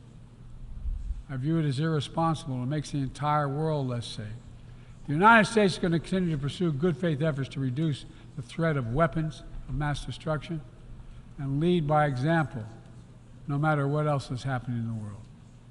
This year, we safely destroyed at least the last chemical munitions in the U.S. stockpile, fulfilling our commitment toward a world free of chemical weapons. And we condemn the DPRK's continued violation of UN Security Council resolutions, but we are committed to diplomacy that will bring about the denuclearization of the Korean Peninsula. We're working with our partners to address Iran's destabilizing activities that threaten regional and global security and remain steadfast in our commitment that Iran must never acquire a nuclear weapon. Now, even as we evolve our institutions and drive creative new partnerships, let me be clear. Certain principles of our international system are sacrosanct. Sovereignty, territorial integrity, human rights. These are the core tenets of the UN Charter, the pillars for peaceful relations among nations, without which we cannot achieve any of our goals. That has not changed, and that must not change.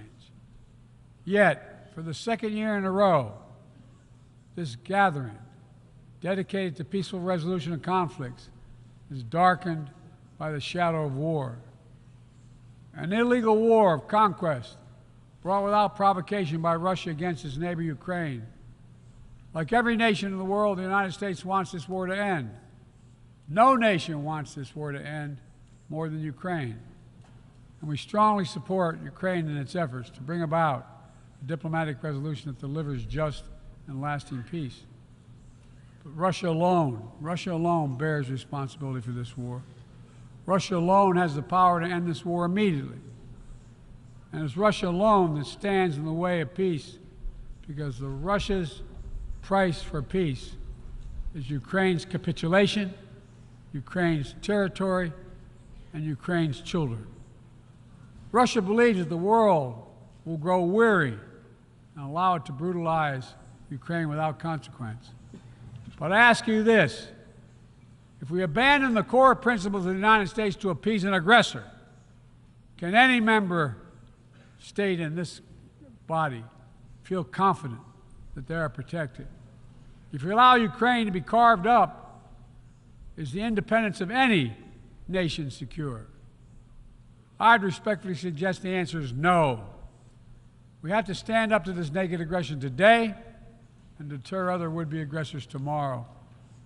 That's why the United States, together with our allies and partners around the world, will continue to stand with the brave people of Ukraine as they defend their sovereignty and territorial integrity and their freedom.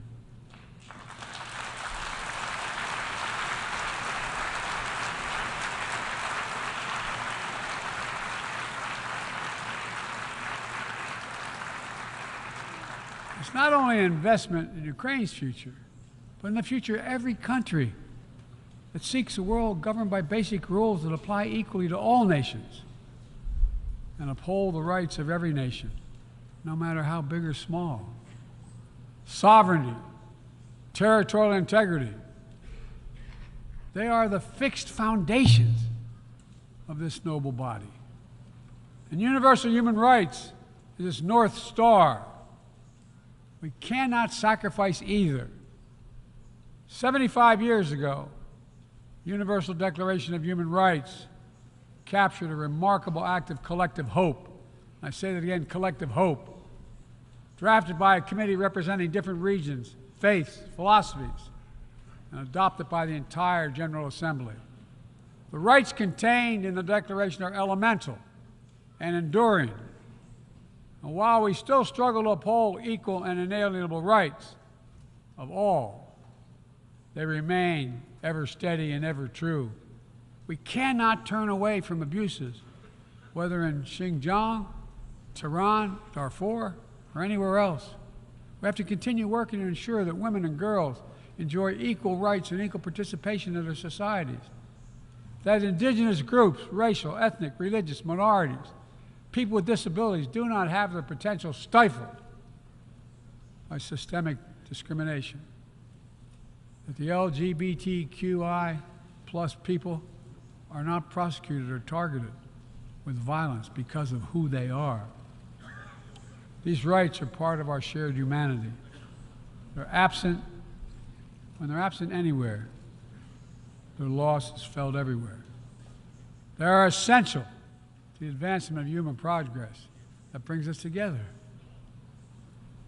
My fellow leaders, let me close with this. At this inflection point in history, we're going to be judged by whether or not we live up to the promises we made to ourselves, to each other, to the most vulnerable, and to all those who will inherit the world we create, because that's what we're doing. Will we find within ourselves the courage to do what must be done, to preserve the planet, to protect human dignity, to provide opportunity for people everywhere, and to defend the tenets of the United Nations? There can only be one answer to that question. We must, and we will. The road ahead is long and difficult, but if we persevere and prevail, if we keep the faith in ourselves and show what's possible, let's do this work together. Let's deliver progress for everyone. Let's bend the arc of history for the good of the world, because it's in our power to do it. Thank you for listening. You're kind.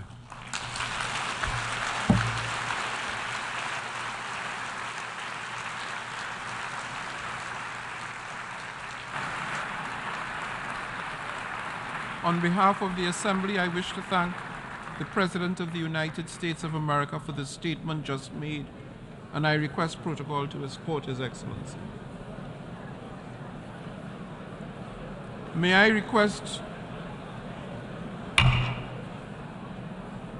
request representatives to remain seated while we suspend the meeting for 5 minutes before resuming to hear the next speaker.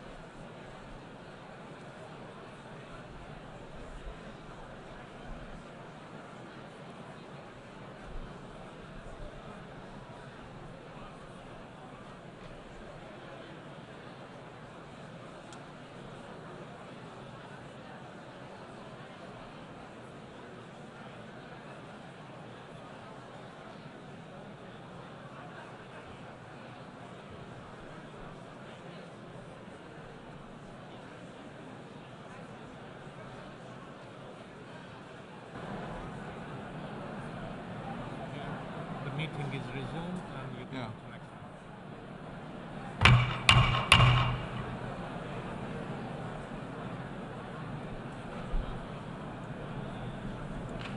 Excellencies, ladies and gentlemen, the meeting is resumed.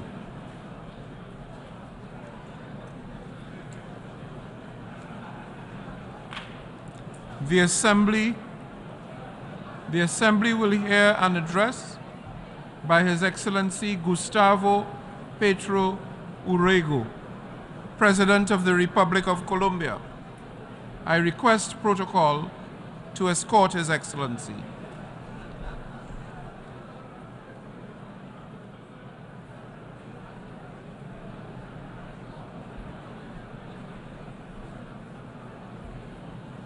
On behalf of the General Assembly, I have the honor to welcome His Excellency Gustavo Petro Urrego, President of the Republic of Colombia, and invite him to address the Assembly.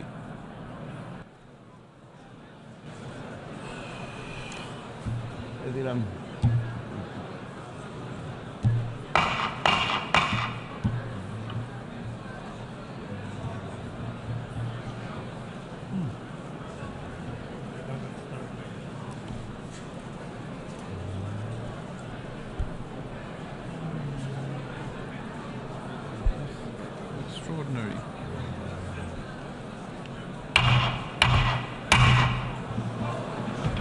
Sorry, sir. I have to repair the gavel.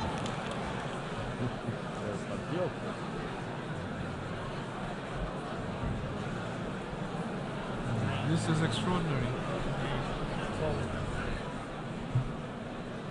Excellencies, ladies and gentlemen, can I ask that the Assembly come to order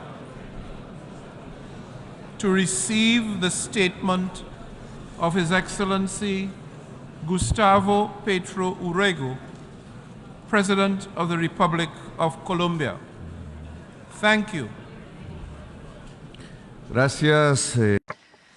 Thank you, Antonio, Dennis, my wife Veronica, and my youngest daughter Veronica here. I, a week ago, was in Santiago de Chile, and I've made my journey to here from there to commemorate the 50th anniversary of a homicidal and bloody coup against President Salvador Allende. I then went through my own country and a popular neighborhood of Medellin, where the mafia used to attract young people to offer them the possibility of learning computer programming. I then arrived in Havana, an unjustly blockaded country, where a president of my country suggested and achieved that it be included in the list of terrorist-sponsoring countries simply because it had helped to make peace in Colombia. And now I am here, ladies and gentlemen, to make my speech to you. Over this year, since the last speech that I gave in the United Nations, we have only seen a deepening of what the wealthy, meeting in Davos, call a polycrisis. The war is continuing. Hunger continues. The recession is increasing, and the climate crisis has shown its teeth as never before, claiming thousands of lives and heating our lands and our seas like never before. This has been a year where humanity has been losing and has unfailingly hastened the era of extinction. All of these crises are, in fact, just one crisis: the crisis of life. It seems that world leaders have become the enemies of life. The crisis of life is being expressed in one devastating indicator.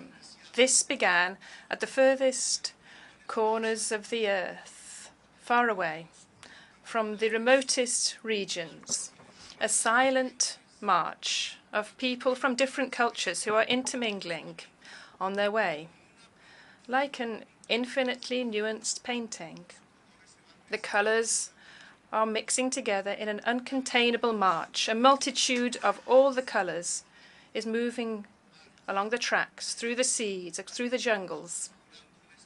It is making up a kind of work of art on the canvas of the earth. A flow of tones, sounds, different clothes and cultures in an amalgam which does not forget its beginnings. In an amalgam, in a great march from the south to the north. This is the exodus of humanity which has begun.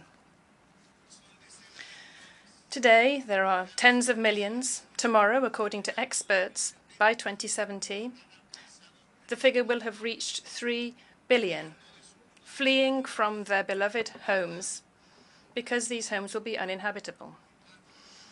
In my homeland, the country of beauty, Colombia, the country of an explosion of life, by 2070, only deserts will remain.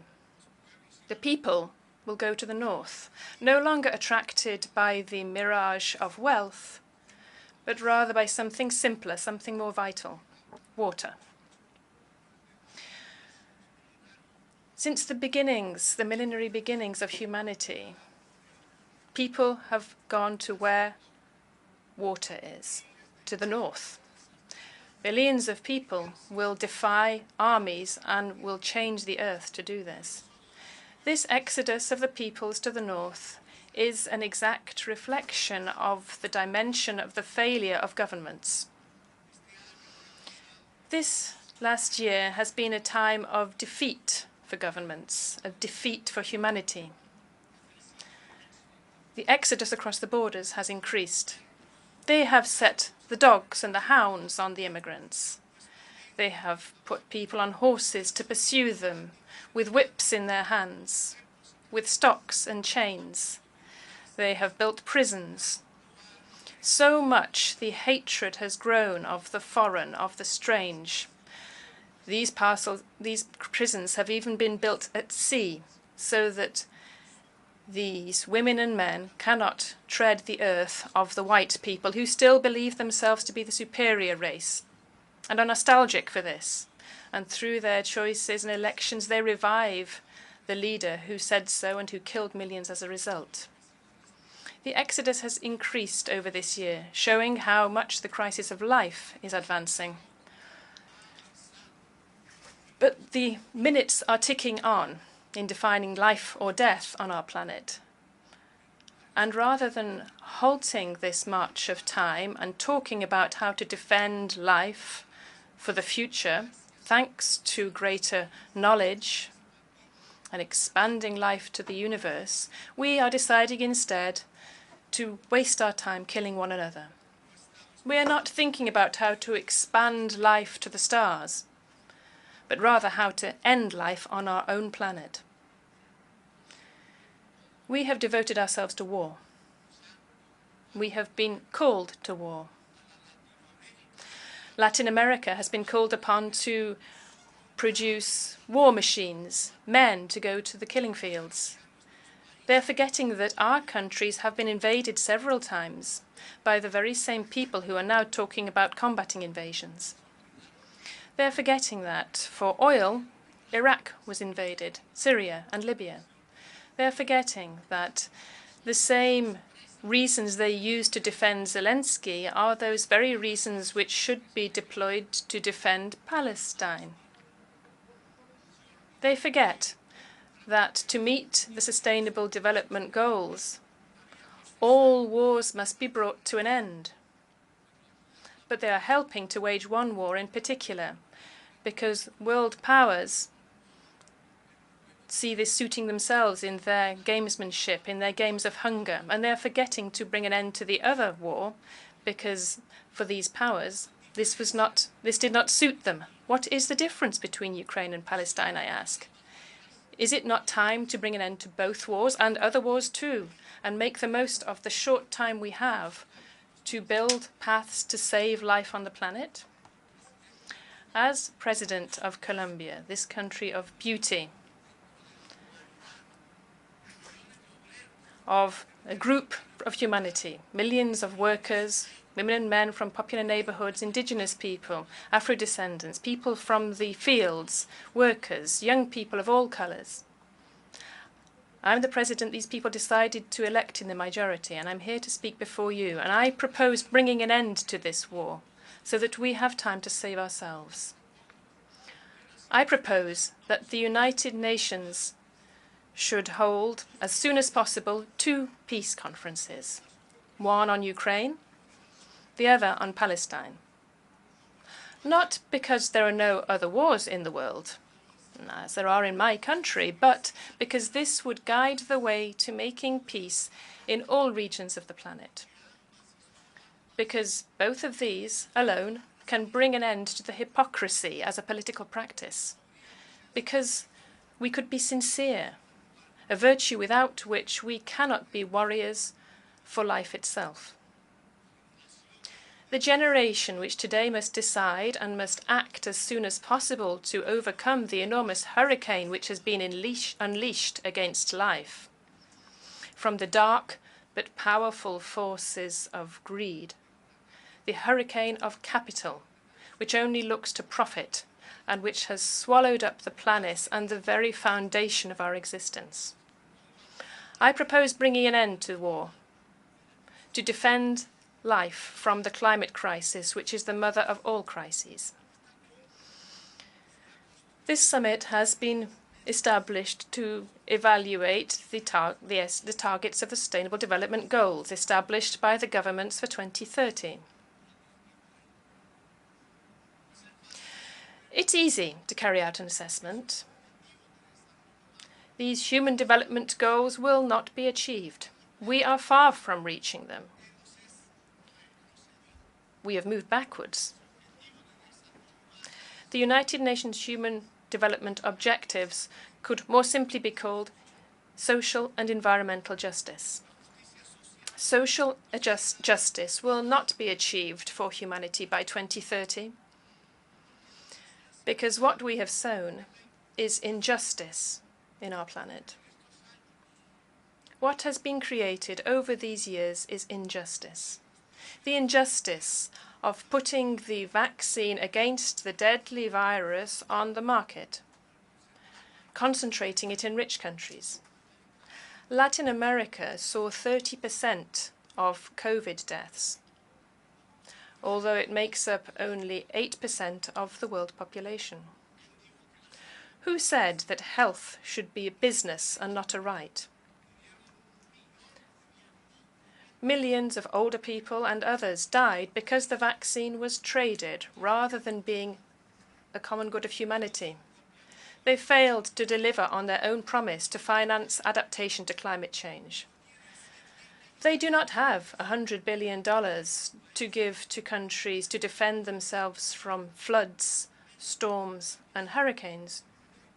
But they do have that money in a single day to allow Russians and Ukrainians to kill one another. Now we no longer need $100 billion. We need $3 trillion to overcome the climate crisis. And the clock is ticking. Ladies and gentlemen, injustice has been sown. And cannabis growers and coca growers have been arrested rather than tackling the solitude in which the youth of their own countries live. These countries are the greatest economic and military power in the history of humanity. To combat this solitude, they have moved on to the drugs of death, to fentanyl. They wanted a war against the drugs of the rebellious youth who opposed the war in Vietnam, the marijuana and the LSD of the hippies. And they ended up driving their society towards the drug of neoliberalism and competition, the drug of the Manhattan yuppie, cocaine.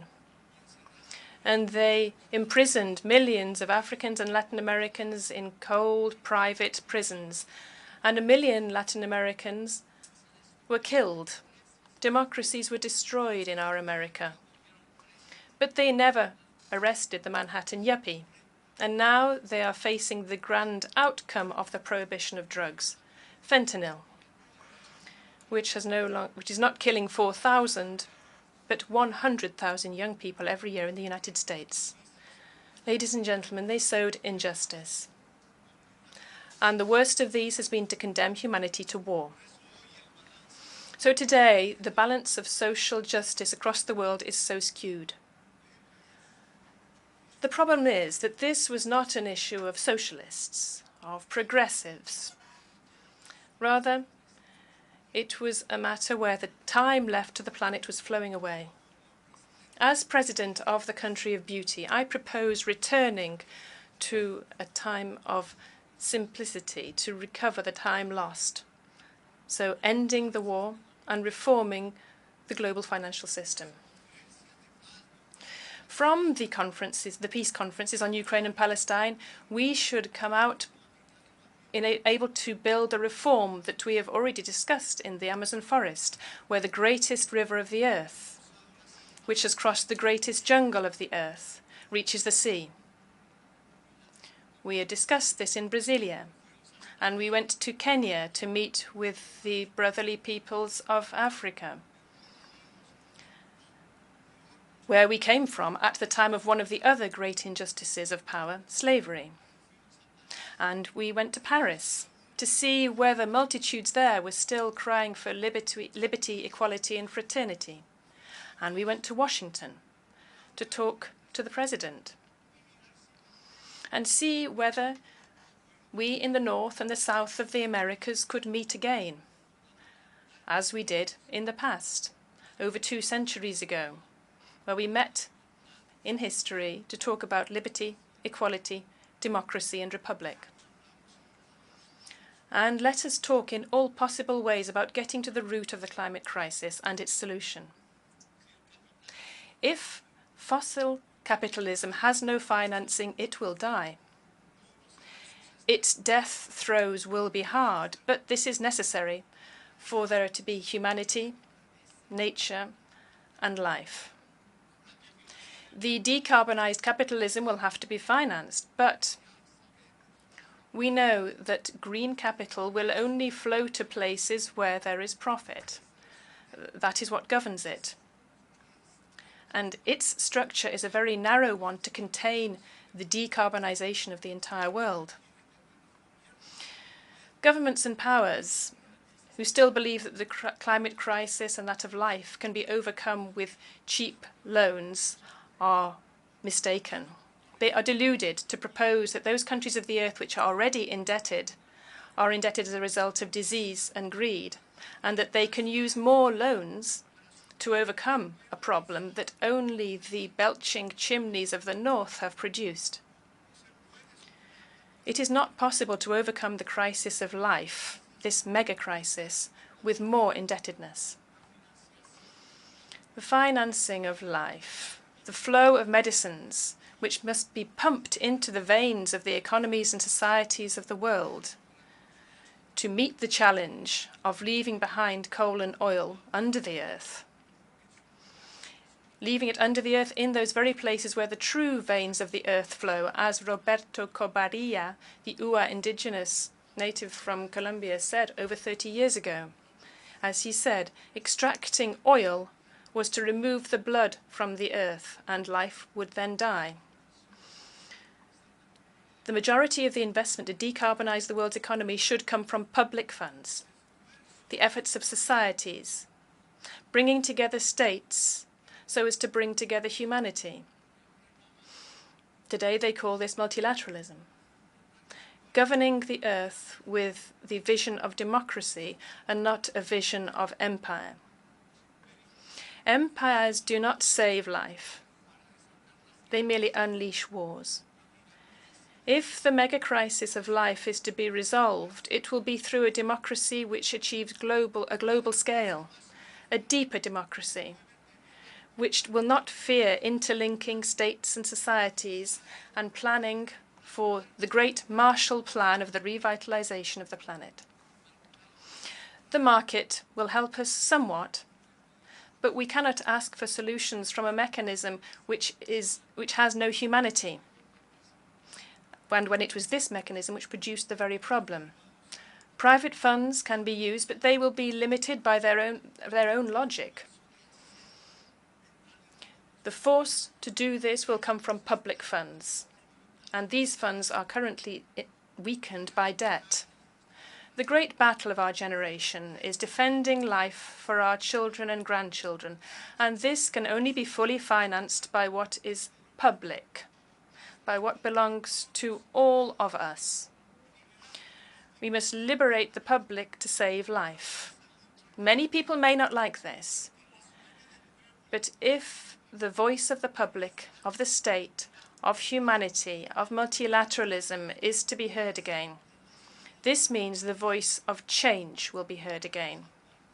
Because in order to save life, this is fundamental. Saving life requires an epoch of change, and it is urgent. Change and life are now synonymous. Youth of all colours today, in order to live, must fly the flags of change, of transformation, of a new humanity. It is democracy, and not authoritarian regimes, which is looking more and more like the Nazis. It is global democracy. These plans, the power of those states who are not tackling war, but are tackling and attacking the plans for life. These plans to achieve the transition to a decarbonized economy and to finance it. The decarbonized economy will, without a doubt, be a more humane and a more just economy. So, I, as President of the Country of Beauty, propose a reform of the global financial system, of the IMF, of the Multilateral Bank, and bringing an end to economic blockades and guiding funds from private capital. If everybody's debt is reduced, paying off the creditors with an IMF issuance of special drawing rights, there will be a decrease in the global public debt and a real increase in budgets and public funds. In this way, we will be able to finance the Marshall Plan for the Sustainable Development Goals, for the social and environmental justice of the planet. The plan to overcome, through mitigation and adaptation, the climate crisis, which is the crisis of life. This is reviving Keynes worldwide after forgetting him.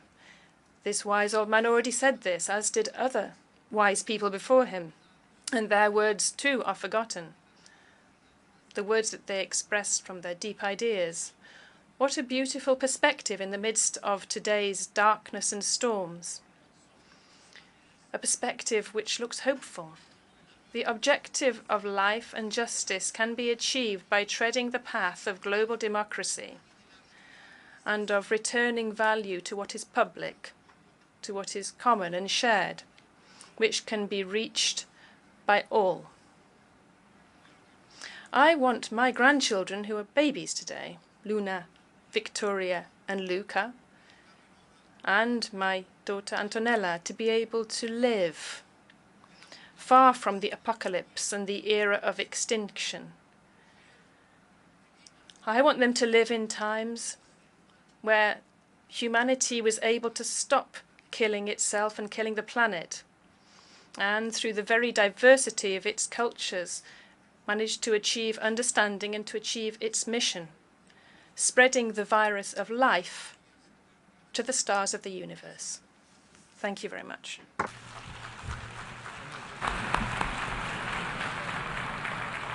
On behalf of the Assembly, I wish to thank the President of the Republic of Colombia for the statement just made, and I request protocol to escort His Excellency.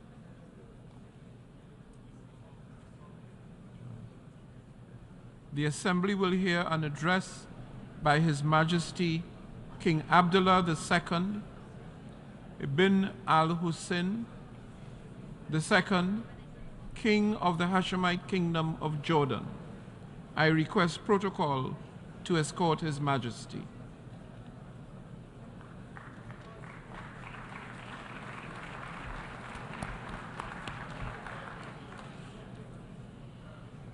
On behalf of the General Assembly, I have the honor to welcome His Majesty King Abdullah II ibn al-Hussein, King of the Hashemite Kingdom of Jordan, and to invite him to address the Assembly.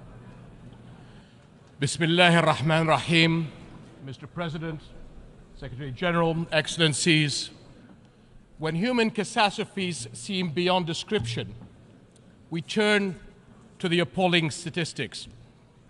This year around the world, more than 345 million people face food insecurity, daily hunger, or starvation. Among the most vulnerable are 108 million refugees, people who have been forcibly displaced from their homes and ways of life. And 40% of these refugees are children, the most defenseless of all. Yet these numbers cannot really convey the tragedy or the failure. Refugees are our brothers, our sisters. They look to our countries to help end the crises that have driven them from home. Refugees are mothers, fathers, grandparents who have made perilous journeys to save their families. They are young people with big dreams and little children who deserve the chance to dream big. They depend on the international community for their survival, and multiple UN agencies provide vital services to help meet the need. But in recent months, one by one, these agencies have been delivering difficult news. A severe shortfall in international funds has forced them to cut support. Is this what we've come to? Is the international community going to watch as refugee families find themselves forced to send their children to work instead of school? In Jordan, where refugees make up over 1/3 of our 11 million population, cuts have already thrown the lives of hundreds of thousands of refugees into uncertainty. The impact of such humanitarian shortfalls is never limited to a country or a region. Fear and want bring on sharp increases in the number of refugees fleeing to Europe and beyond, on journeys that too often end in tragedy. My friends, Jordanians are serious about our duty to those in need. We have done everything we can to secure a dignified life for refugees. Nearly half of the almost 1.4 million Syrians we host are under 18 years of age. For many of them, Jordan is the only place they have ever known. Over 230,000 Syrian children have been born in Jordan since 2011. We are sharing precious resources to help them meet basic needs: food, energy, and especially water. We are among the water-poorest countries in the world, even as our water supplies face extraordinary demand. And we face these pressures just when another crisis has hit our region: climate change, with its destructive heat waves, drought, and flooding. And to meet the refugee burden, we have been carefully managing to combine our limited resources with essential support from the international community. Because the responsibility to act falls on everybody's shoulders. Because the world cannot afford to walk away and leave a lost generation behind. But today, Jordan's capacity to deliver necessary services to refugees has surpassed our limits. Syrian refugees' future is in their country, not in host countries. But until they are able to return, we must all do right by them. And the fact is Refugees are far from returning. On the contrary, more Syrians are likely to leave their country as the crisis persists. And Jordan will not have the ability nor the resources to host and care for more. We must find a political solution consistent with UN Security Council Resolution 2254, the step-for-step approach that offers a path forward, proposed by Jordan as the basis for engagement with the Syrian government and coordinated with the UN. This approach sets a roadmap to incrementally resolve the crisis and deal with all its consequences. Until then, we will protect our country against any future threats the crisis could pose to our national security. My friends, Jordan's case is a microcosm of our entire region. For all our people's immense potential, repeated crises have held back the promise of greater development and prosperity. Our region is a focal point where some of the most urgent global challenges are converging. How will our world respond? Will we come together in global solidarity to get to the root of the problem, the conflicts and the crises that destroy life and hope? Will we work as one to rebuild the lost trust in international action and help those in want? My friends, our region will continue to suffer until the world helps lift the shadow of the Palestinian-Israeli conflict, the central issue in the Middle East. No architecture for regional security and development can stand over the burning ashes of this conflict. But 7.5 decades on, it still smolders. Where are we going? Without clarity on where Palestinians' future lies, it will be impossible to converge on a political solution to this conflict.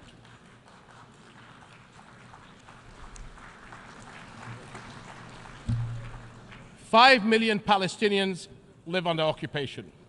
No civil rights, no freedoms of mobility, no say in their lives.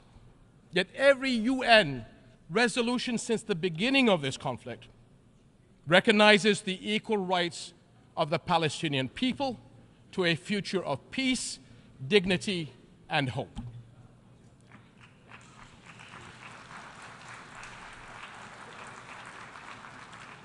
This is the heart of the two-state solution, the only path to a comprehensive, lasting peace. We can see the Israeli people actively defending and engaging in the expression of their national identity. Yet the Palestinian people are deprived of that same right to express and fulfill their own national identity. The basic requirement for that right is the establishment of their own independent and viable state on the June 4th, 1967 lines, with East Jerusalem as its capital, living alongside Israel in peace, security, and prosperity. And delaying justice and peace has brought endless cycles of violence. 2023 has been the deadliest for the Palestinian people in the past 15 years. How can people trust in global justice while settlement building, land confiscations, and home demolitions continue? Where is the global solidarity to make UN resolutions believable by people in need of our help? Jerusalem is a flashpoint for global concern. Under the Hashemite custodianship of Islamic and Christian holy sites, Jordan remains committed to safeguarding the city's identity. But preserving Jerusalem as the city of faith and peace for Islam, Christianity, and Judaism is a responsibility that we all share. and we must not abandon Palestinian refugees to the forces of despair.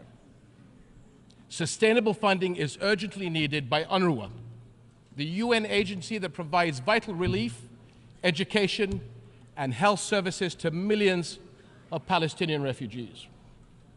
And this is essential to protect families, keep communities stable, and prepare young people for productive lives. We must protect young Palestinians from extremists who prey on their frustrations and hopelessness by making sure they continue to learn at the schools under the blue flag of the United Nations, as the alternative will be the black flags of terror, hate, and extremism. My friends, we come together here as partners to deal with our challenges and shape a better future. We speak here for our people. We speak for families and the younger generations. We speak for victims of conflict, displacement, hunger, climate challenge, disasters, and more.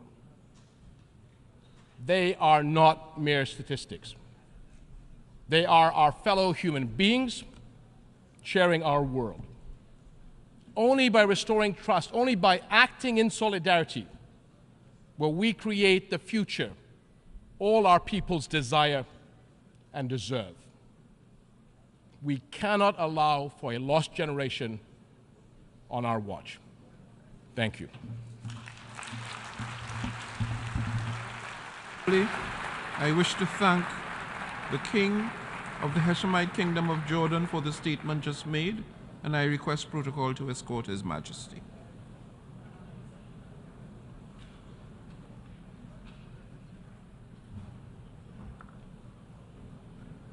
The Assembly will hear an address by His Excellency Andrzej Duda, President of the Republic of Poland. I request protocol to escort His Excellency. Good morning, Your Excellency. Morning, Excellency. How are you? On behalf of the General Assembly, I have the honor to welcome His Excellency Andrzej Duda, President of the Republic of Poland, and invite him to address the Assembly.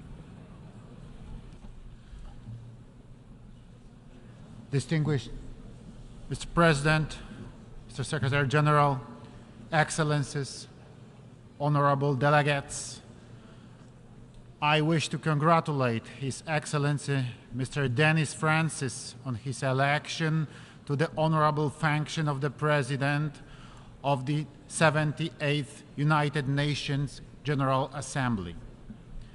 I wish to express Poland's full support for his mission and wish him every success in its fulfillment. At the same time, my thanks go out to His Excellency Csaba Kőrösi in recognition of his active engagement while presiding over the work of the 77th session of the General Assembly. Mr. President, ladies and gentlemen, 193 countries from every continent have gathered in New York at UN headquarters to discuss the most important threats and challenges facing the world today. The United Nations General Assembly is an extremely important event. It is the only place and the only opportunity to debate in our midst the crucial problems that affect us all. We are here because of the courageous and forward-looking decisions made by the leaders of the Western world during the darkest days of the Second World War. At that time, they pondered over how to avoid similar tragedies in the future.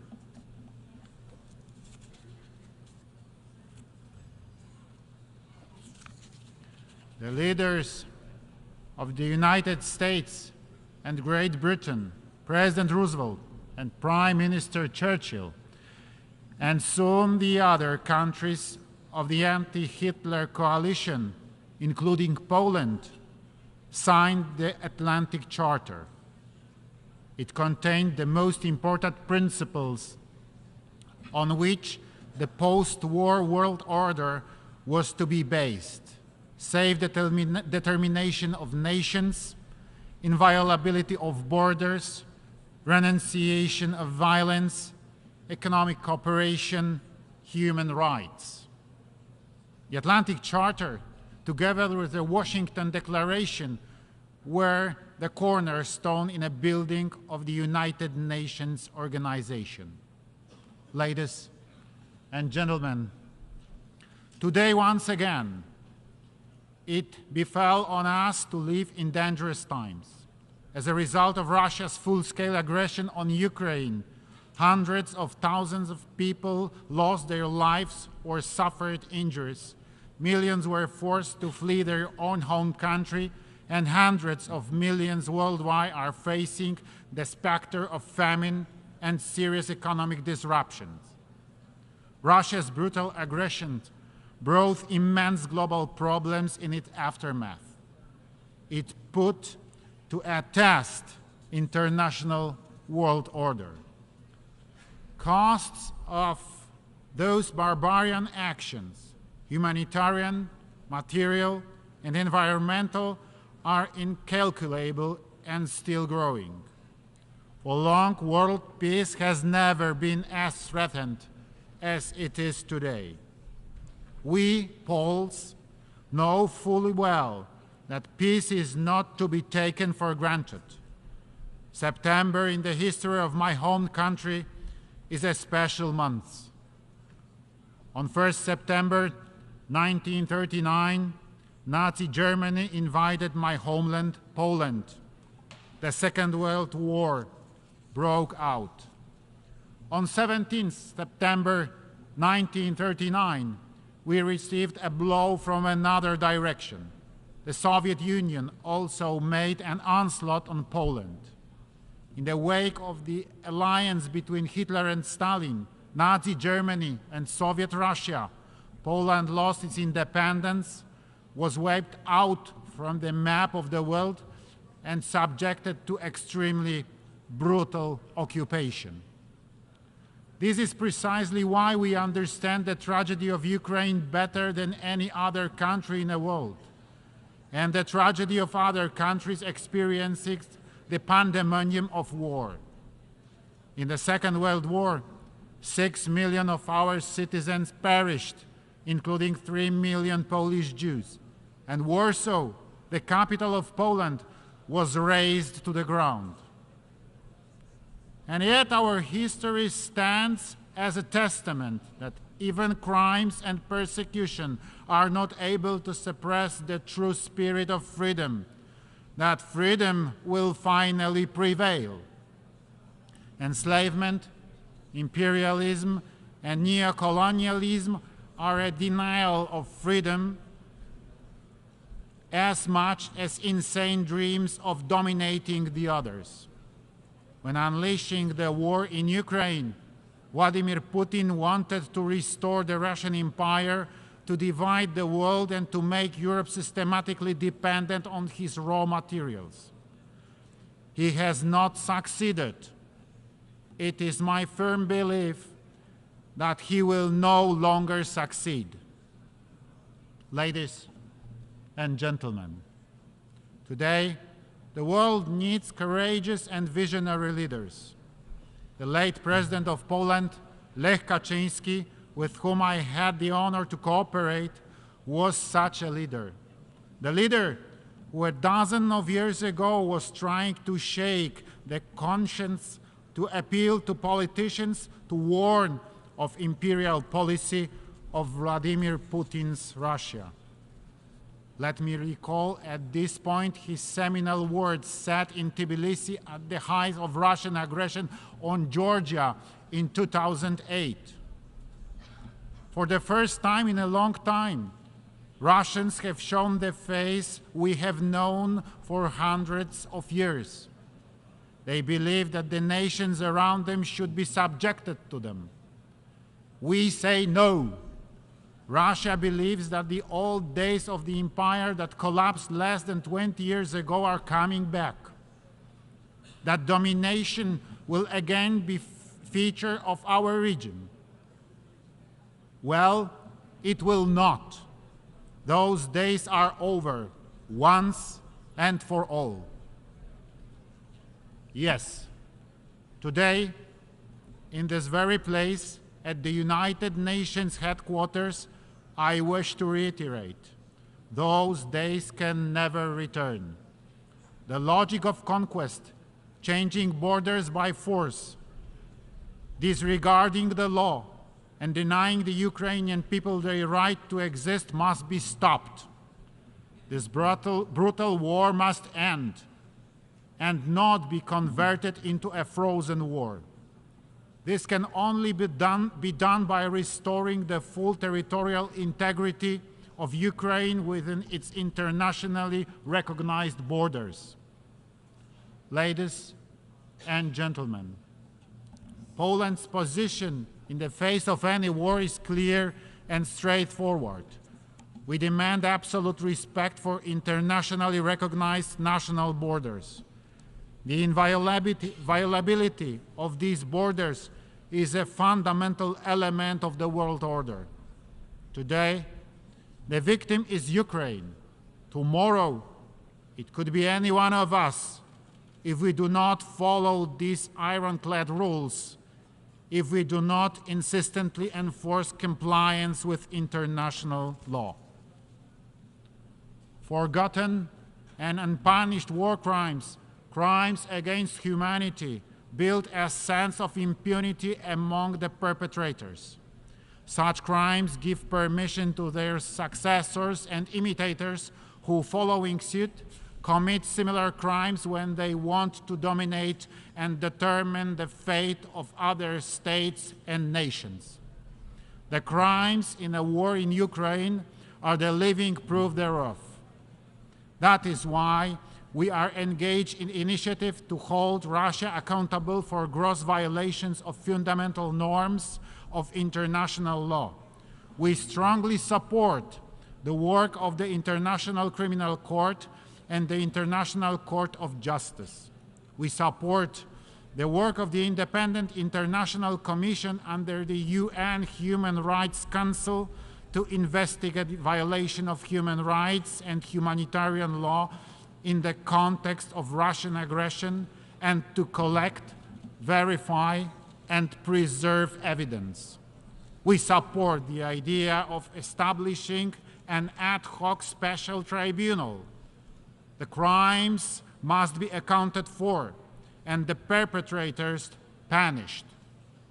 Ladies and gentlemen, information wherefore goes on. Lie is used to cover up and justify Russian crimes on civilian population.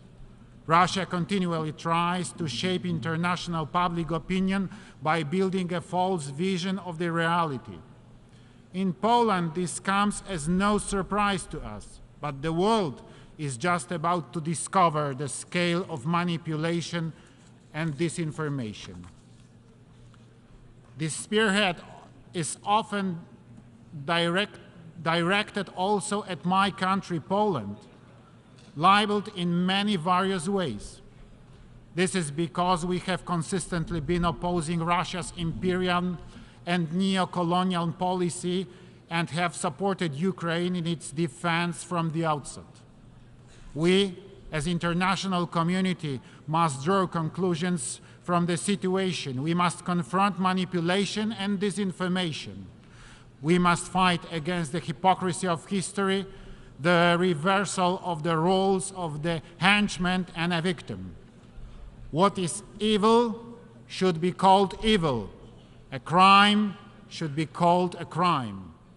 Ladies and gentlemen, these days, many states are blamed for prolonging the war as they supply necessary weapons to Ukraine in its defense war. This is a completely false logic, as if putting the blame on a neighbor who comes to aid to the people next door defending their own home against mugger. If someone attacks your household, you have the right to defend it, and the neighbors should not to stay indifferent. Ukraine would not be able to resist the aggression and effectively stand for its independence if it were not for the assistance of other countries, and primarily on the biggest scale, the United States of America. It is the United States that has been playing a pivotal role in assuring security in Europe for more than a century. I'm saying so as a president of the European country which was plagued by war experience on so many occasions. It must be remembered that the engagement of the United States in the First World War led it to an end, as much as to the restoration of independence by Poland and by other countries of the Central and Eastern Europe. The United States played a pivotal role in defeating Nazi Germany. Without the US support, neither the United Kingdom nor the Soviet Union would have been able to resist Hitler. Finally, the United States was instrumental in the reconstruction of Western Europe in the aftermath of war and in fending off the threat posed by the Soviet Union throughout the Cold War. It is too often that Europe tends to forget that it owes its security and prosperity to the US commitment and presence. In Poland, we recall this very well. That is why Poland's top priority for the time of our presidency of the European Union in the first half of 2025 will be enhancing transatlantic relations and cooperation between the EU and the United States of America. Ladies and gentlemen, Poland has never had colonies, the fact of which we are proud. We emphasize it on all occasions. Instead, my home country was many times brutally attacked, destroyed, and used by the neighbors with their imperial ambitions. For 123 years, Poland disappeared from the maps of the world. That is why we understand very well the countries that suffered colonialism and the challenges they need to confront. Wherever the international community is in need, Poland is always ready to respond to the call and without any hesitation. We provide assistance in many corners of the world. Despite the war in the immediate neighborhood, we will continue our support to the Eastern Partnership countries. We continue to focus on countries of the sub-Saharan region. We are present in the Middle East. Given the refugee crisis caused by the war in Syria, Poland's assistance to Iraq, Lebanon, Palestine, and Jordan will be maintained. Poland will also continue its humanitarian support. Many places around the world are facing worsening food crisis. The situation is most difficult in Africa, where 1 in 5 people is suffering from hunger. Also, the population suffering hunger is increasing in West Asia and the Caribbean. Today, an estimated 2.4 billion people lack sustainable regular access to food, of which some 900 million face severe food insecurity. Therefore, in 2022, we in Poland have supported the World Food Fund activities in Africa, the Middle East, and Asia, including Lebanon, Afghanistan, Tajikistan, and Syria. We found our activities mainly through multilateral channels, as well as through Polish NGOs and their local partners. Poland fully recognizes the ambitions of the African Union to play an even more active role in the on the global stage. Ensuring peace and development in Africa will be facilitated by good and cost-effective governance and the development of democracy on the continent. We respect African solutions to African problems, standing ready to share the experience we have gained in the difficult but successful transformation of our economy. Ladies and gentlemen, Poland is a country of freedom and solidarity. It is known worldwide for the great solidarity movement, which not only stood for workers' rights, but also for freedom and fundamental values. The movement which brought together millions of people courageously defied an evil and changed the course of modern history, bringing about the fall of communism. We are extremely proud of our solidarity. Upon Russian aggression on Ukraine, the Poles have once again illustrated that solidarity is not only the great history, but that solidarity lives in us. Millions of my compatriots committed themselves to bring aid to the people fleeing the nightmare of war. In the very first days of the war, many journalists were coming to Poland and invariably asked me, "Where are the refugee camps?" And my response was, "There are not any. There are not." There was no talk about camps. We hosted our guests in our own homes. We also had the honor of hosting many world leaders who came bringing humanitarian aid, including the United Nations Secretary General and other United Nations high-ranking officials. Thank you for your support and for your presence. Greater solidarity must come as a response to the evil, the war, and aggression. Without solidarity, there will be no lasting peace. Ladies and gentlemen, the world today needs more solidarity. We believe that the idea of solidarity-based development, which we hold so dear, is a beacon for security and prosperity. Poland is ready to take on concrete measures to support the United Nations operation undertaken to confront the most fundamental global challenges and threats, social and economic crisis.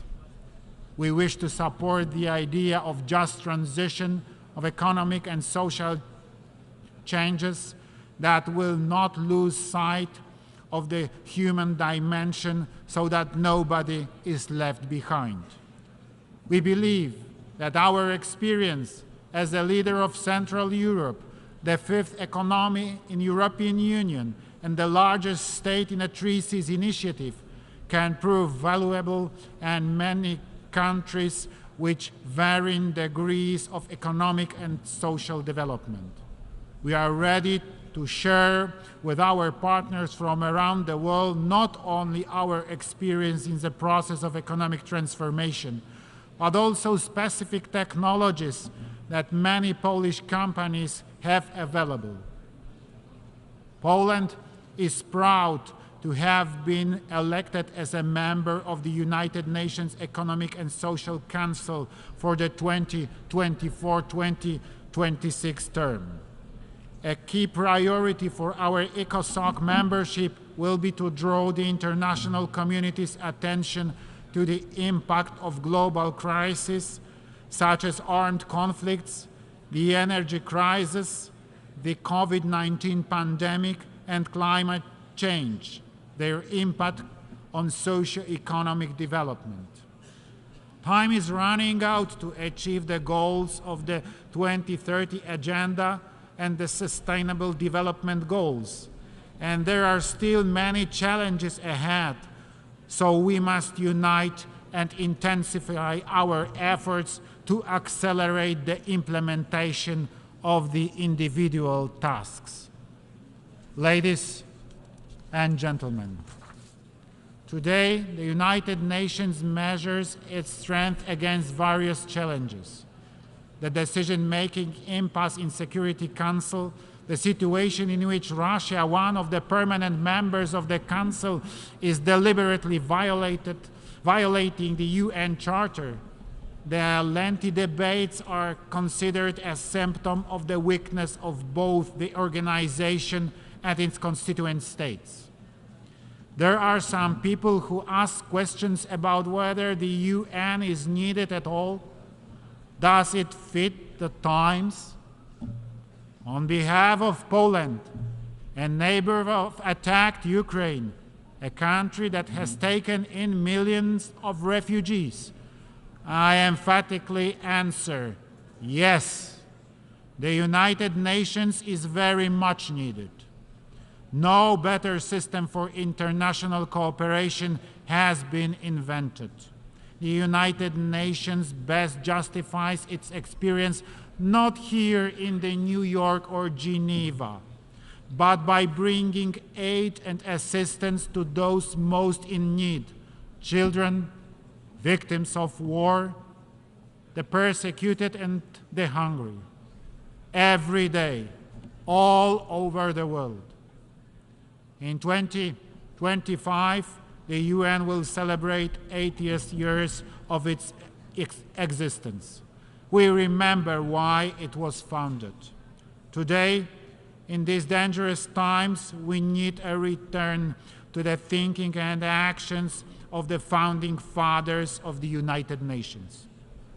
There will be no lasting peace without cooperation, without solidarity between richer and poorer countries, and ultimately without respect for international law.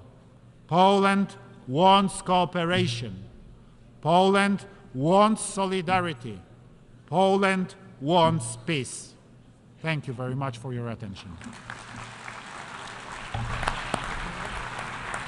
On behalf of the Assembly, I wish to thank the President of the Republic of Poland for the statement just made, and I request protocol to escort His Excellency.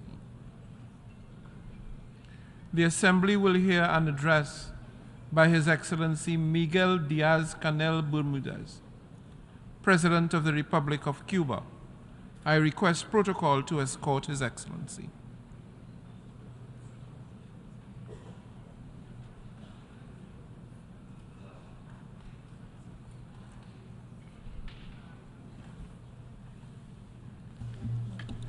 On behalf of the General Assembly, I have the honor to welcome His Excellency Miguel Diaz-Canel.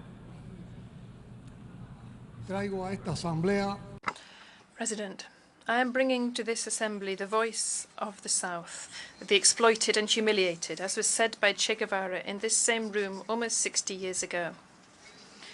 We are a diverse group of nations sharing the same problems. We have just confirmed that in Havana, which was honored to host the summit of leaders and other high representatives of the G77 and China, which is the most representative, broad, and diverse representation that exists in the multilateral arena.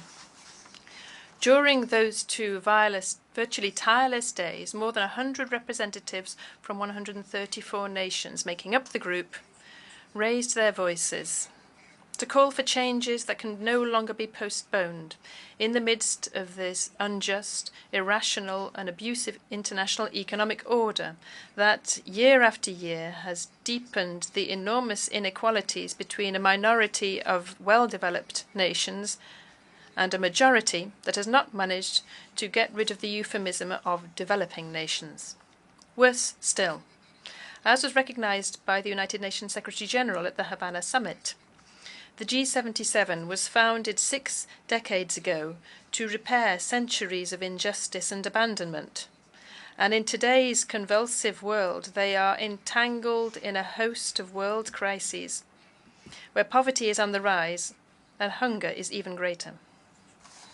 We are united by the need to change, which has not been resolved, and by the condition of being the main victims of the current global multidimensional crisis. Abusive, unequal exchange, scientific and technological gaps, and the degradation of the environment. But we are also united, and have been for more than half a century now, by the inescapable challenge and the determination to transform the current international order, which, as well as being exclusionary and irrational, is unsustainable for the planet and is not viable for the well-being of all. The countries represented at the G77 and China, where more than 80% of the population lives,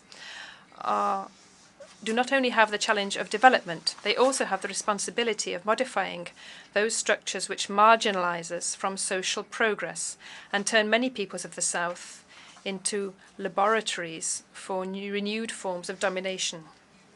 A new and more just global contract is imperative. President, only 7 years ahead of the deadline established to implement the promising 2030 agenda, the panorama is bleak. This august institution has already recognized it. At the current pace, none of the 17 SDGs will be achieved, and over half of the 169 agreed targets will not be met. In the midst of the 21st century, the fact that almost 800 million people suffer from hunger in a planet that produces enough to feed all is outrageous. Equally outrageous is the fact that in the era of knowledge and accelerated development of ICTs, more than 760 million people, 2/3 of them women, do not know how to read or write. The efforts of developing countries are not enough to implement the 2030 agenda. They must be supported by concrete actions to provide access to markets, financing under fair and preferential conditions, technology transfer, and North-South cooperation. We are not begging for alms or asking for favours. The G77 calls for rights and will continue to demand a profound transformation of the current international financial architecture because it is deeply unjust, anachronistic, and dysfunctional. Because it was designed to profit with the reserves of the South, to perpetuate a system of domination that increases underdevelopment and replicates a pattern of modern colonialism. We need and demand financial institutions in which our countries have true decision-making capacity and access to financing. A recapitalization of multilateral development banks is imperative to radically improve their lending conditions and to meet the financial needs of the South. The member countries of this group were forced to allocate $379 billion from their reserves to protect their currencies in 2022, almost twice as much the amount of special drawing rights allocated to them by the IMF. A rationalization, review, and change of role of credit qualifying agencies is needed.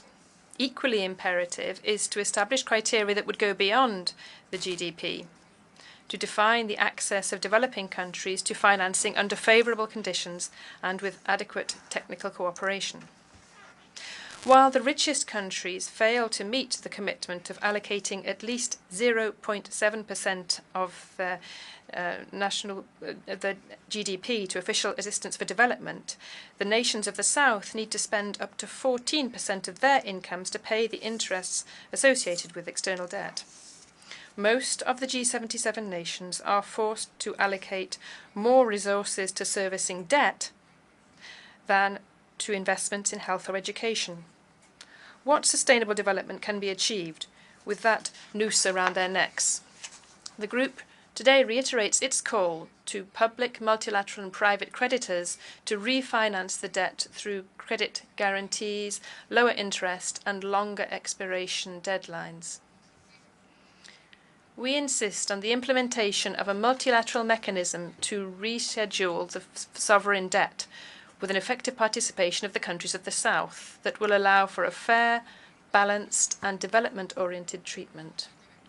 It is imperative to redesign once and for all the debt instruments and to include activation provisions to alleviate and reschedule as soon as a country becomes affected by natural catastrophes and problems that are microeconomic problems that are so common amongst the vulnerable nations.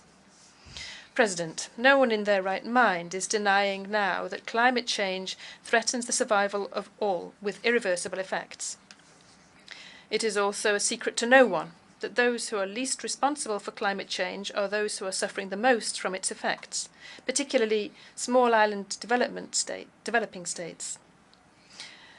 Industrialized countries, meanwhile, are the voracious predators of resources and of the environment, but they elude their greatest responsibility and fail to comply with their commitments and the Framework Convention on Climate Change and the Paris Agreement. Just to mention one example, it is profoundly disappointing that the goal of mobilizing no less than $100 billion a year up to 2020 as climate financing has never been met. On the eve of the 28th COP,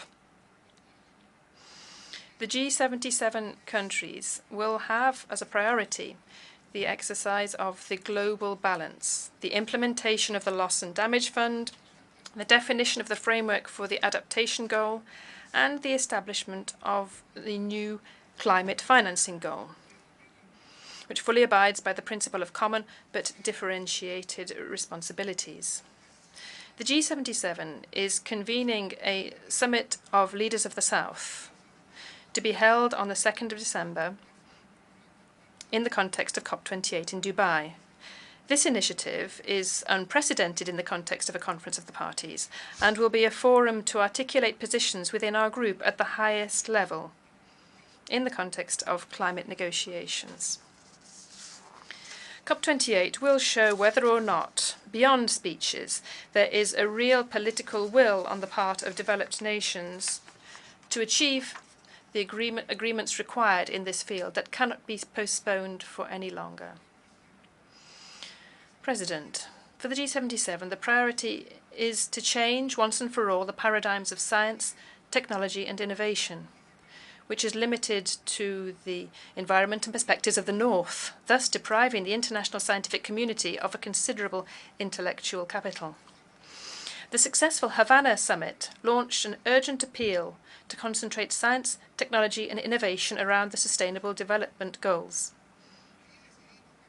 There, we decided to resume the work of the Consortium of Science, Technology and Innovation for the South, with the purpose of promoting joint research projects and promoting the joining up of production systems so that they could reduce their dependence on the markets of the North. We also agreed to promote a call for convening in 2025 a high-level meeting of the United Nations General Assembly on Science, Technology and Innovation for Development. The 17 cooperation projects that Cuba has designed in the context of its chairmanship of the G77 will contribute to channeling the potentials of South-South and triangular cooperation. We call on the richest nations and on international bodies to participate in these initiatives. Cuba will not falter in its efforts to promote the creative potential, influence and leadership of the G77. Our group has a lot to contribute to multilateralism, stability, justice, and the rationality that the world requires today. Excellencies, added to the problems and challenges characterizing the reality of our nations and mobilizing peoples are the unilateral coercive measures, euphemistically called sanctions, which have become a practice of powerful states that intend to act as universal judges and to weaken and destroy economies and isolate and subject sovereign states. Cuba is not the first sovereign state against which measures of that sort are applied, but it is the one being subjected to them for the longest period of time, despite world condemnation, which is expressed almost unanimously every year in this assembly, but which is disrespected and goes unheard by the government of the biggest economic, financial and military power in the world. We were not the first, and we're not the last. Pressures to isolate and weaken economies and sovereign states are also today affecting Venezuela, Nicaragua, and both before and after, these have been the prelude to invasions and the overthrowing of uncomfortable governments in the Middle East. We reject unilateral coercive measures in countries such as Zimbabwe, Syria, the Democratic People's Republic of Korea, and Iran, amongst many other countries whose people have been suffering from the negative impacts of these measures. We reiterate our solidarity with the Palestinian cause and support the right to self-determination of the Sahrawi people. Let us all struggle for a world of peace without wars or conflicts. 5 years ago, I spoke for the first time from this rostrum that had been taken before by the historical leader of the Cuban Revolution, Commander-in-Chief Fidel Castro Ruz and Army General Raúl Castro Ruz, to speak these truths and to speak the ideals of peace and justice of a small archipelago that has resisted and will continue to resist, to live up to the dignity, courage, and unbreakable strength of its people and history. But I cannot stand at this global tribune without denouncing once again the fact that for 60 years now, Cuba is suffering from an asphyxiating economic blockade designed to depress its income and living standards, to promote a continued scarcity of food, medicines, and other basic inputs, and to damage its development potential. That is the nature, and those are the objectives of the economic coercion and the great pressure applied by the United States government against Cuba in violation of international law and the UN Charter. Cuba has not implemented a single measure or action aimed at damaging the United States, or its economic sector, or its trade, or social fabric. Cuba has not engaged in any action threatening the United States' independence, harming their sovereign rights, interfering in its internal affairs, or affecting the well-being of its people. The United States' behavior is absolutely unilateral and unjustified. The Cuban people is resisting and overcoming isolation day after day creatively against this merciless economic warfare, which since 2019, in the midst of the COVID pandemic, was opportunistically escalated to an extreme, cruel, and inhumane dimension. The effects are brutal. The United States government is pressuring entities for them not to provide the oxygen of medicine which are needed in Cuba to face the pandemic. Our Cuban scientists created vaccines and developed the ventilators which were needed to save the country and which we put at the disposal of other countries of the world as well. With surgical and vicious precision, they calculated both in Washington and Florida how to inflict the greatest possible damage to Cuban families. The United States continues its actions and has tried to prevent the supply of fuel and lubricants to our country, which would be unthinkable in times of peace. In a globalized world, it is not only absurd, but criminal to prohibit access to technologies, including medical equipment, which have over 10% of United States components.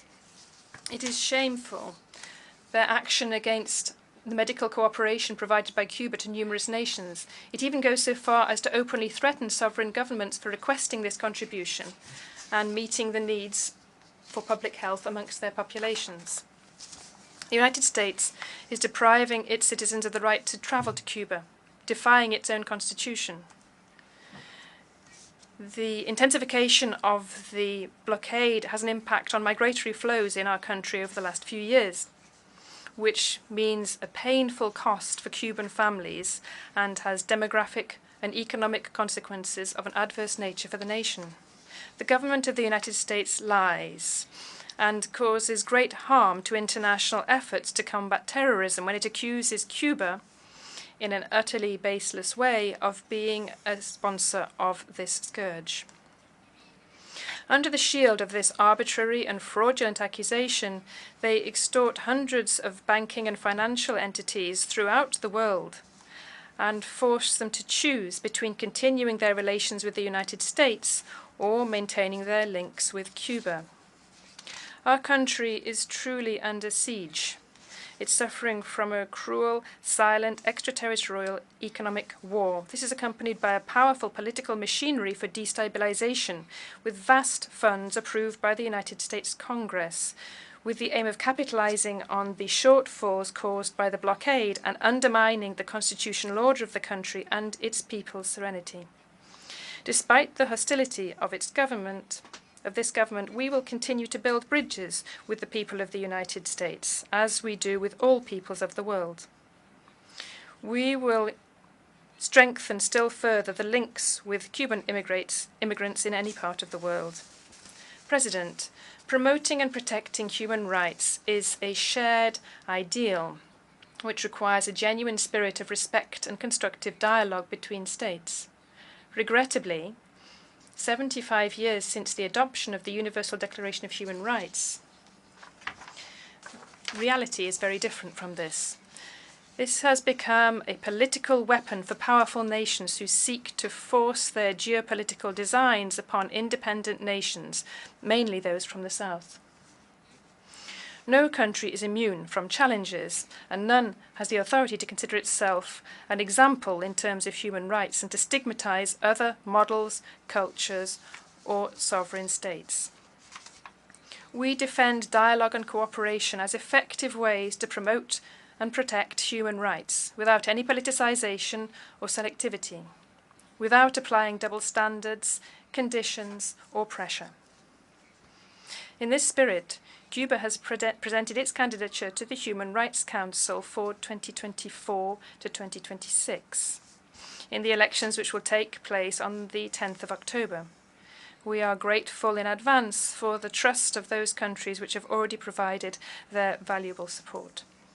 If we are elected, the voice of Cuba will continue to stand up for a universal vision, as seen from the South, of the legitimate interests of developing countries, including constructive commitment and the unavoidable responsibility to the full achievement of all human rights for all. Cuba will continue to bolster its democracy and its socialist model, which, although it is buffeted, has shown what a developing country can do, even if it is small in size and with scant natural resources. We will continue our transformative efforts to seek exits from the siege which is imposed upon us by the United States imperialism and ways to achieve the prosperity with social justice that our people deserves.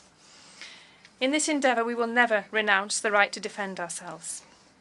President, distinguished heads of delegation and other representatives, I conclude by extending an invitation to all of you to work to overcome differences and to address shared challenges urgently.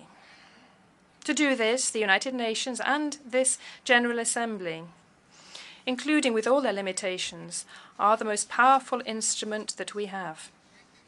You can always count upon Cuba to defend multilateralism and together to promote peace and sustainable development for all. It will always be an honor to fight for justice, sharing the difficulties and challenges with the peoples of the South, who are ready to change history. We will prevail. Thank you very much.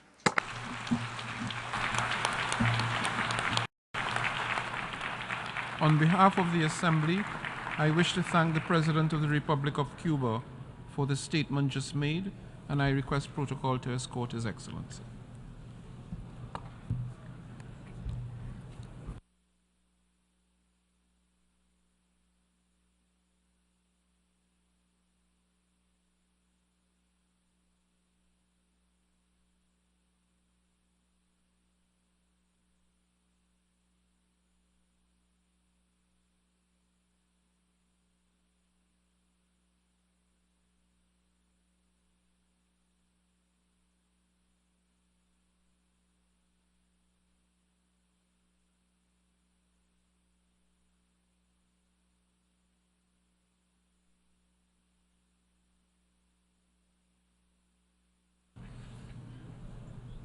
The Assembly will hear an address by His Excellency Recep Tayyip Erdogan, President of the Republic of Turkey. I request protocol to escort His Excellency.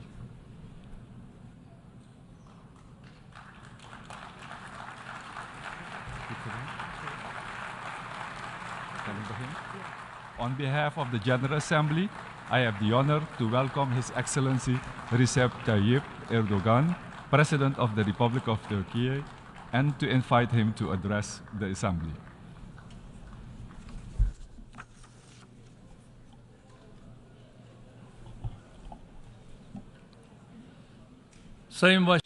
Distinguished President, distinguished heads of states and governments, distinguished Secretary General, valuable delegates, I would like to salute you all with my most heartfelt emotions on behalf of myself and on behalf of the Turkish nation. I would like to congratulate Mr. Kurusi, who successfully completed his term as President of the 77th General Assembly of the United Nations, and wish all the success to Mr. Francis, who is taking over his duty. I hope that the 78th General Assembly, convened with a team of trust and solidarity, will be a blessing for the entire human race.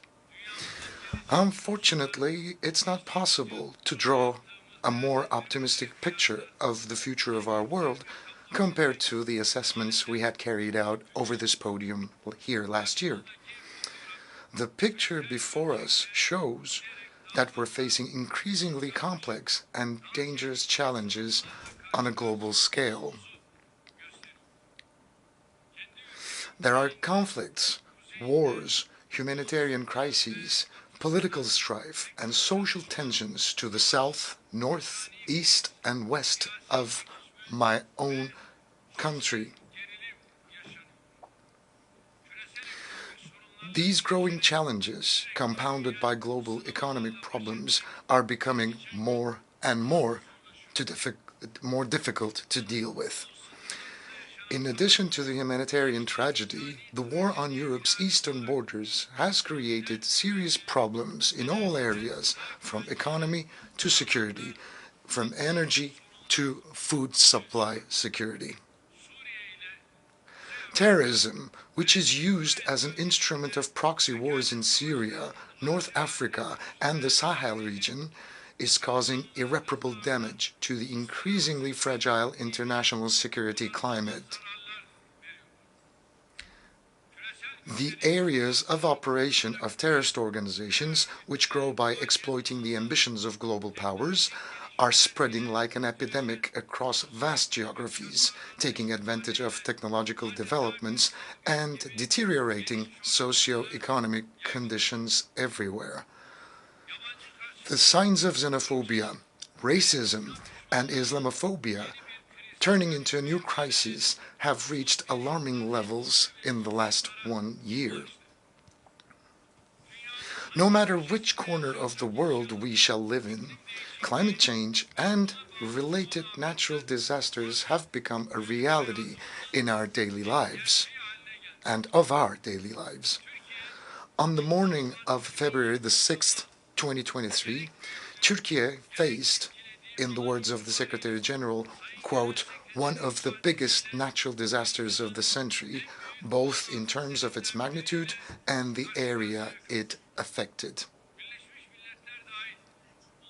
It's impossible for us to forget the sincerity of the international community, including that of the United Nations, in responding urgently to our appeal for help, the self-sacrificing efforts, and the generous support provided to our country. The friendship shown to our country on this very dark day, when more than 50,000 people have lost their lives and 850,000 buildings were destroyed, and cities sheltering millions of people were virtually leveled to the ground, was an important source of consolation for us.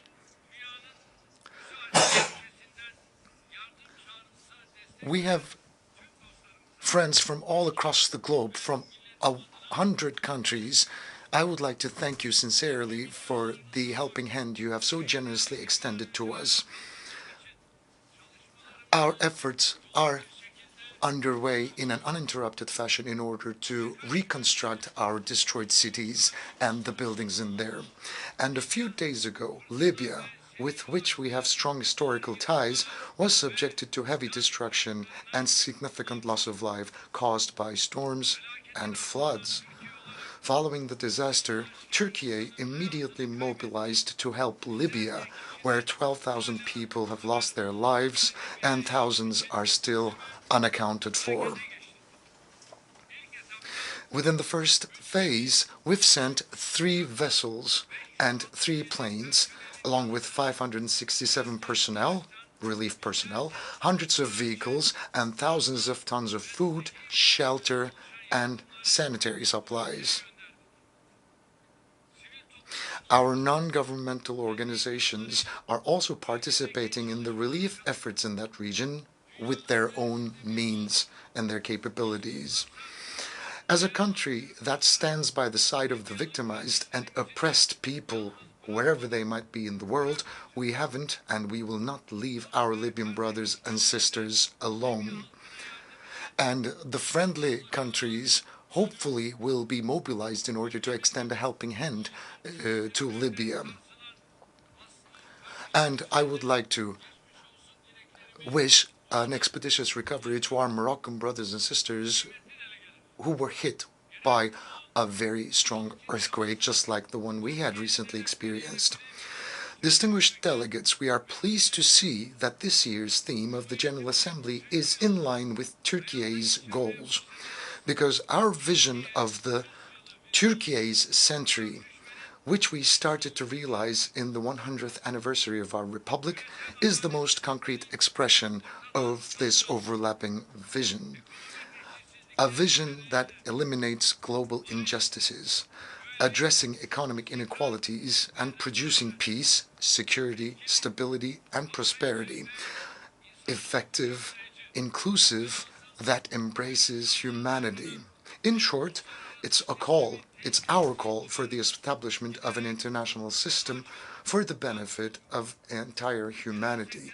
And this vision is finding more and more resonance. We agree with the distinguished Secretary General, Mr. Guterres' recent observation, whereby he stated that the institutions established after the Second World War no longer reflect today's world. This statement expresses our call for the world is bigger than 5. The Security Council has ceased to be the guarantor of world security and has become a battleground for the political strategies of only 5 countries. We consider the recent events taking place in Cyprus as a manifestation of this hollowed-out institutional structure that doesn't inspire justice and trust anymore. As a country that has pioneered numerous initiatives to strengthen peace and stability, we attach great importance to Mr. Guterres' call for a new agenda for peace. With this understanding, since the beginning of the Russian-Ukrainian war, we have been endeavoring to keep both our Russian and Ukrainian friends around the table with a thesis that war will have no winners and peace will have no losers. We will step up our efforts to end the war through diplomacy and dialogue on the basis of Ukraine's independence and territorial integrity. With the Black Sea Initiative, which we had launched together with the United Nations, we have prevented the threat of a global hunger crisis by ensuring the delivery of 33 million tons of grain through the Black Sea to the global markets.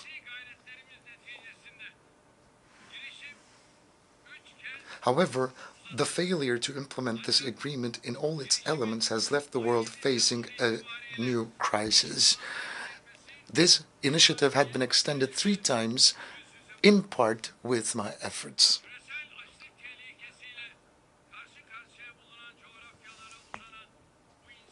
This humanitarian bridge that extends to the countries that are in dire need will hopefully benefit from our arrangements and from our negotiations.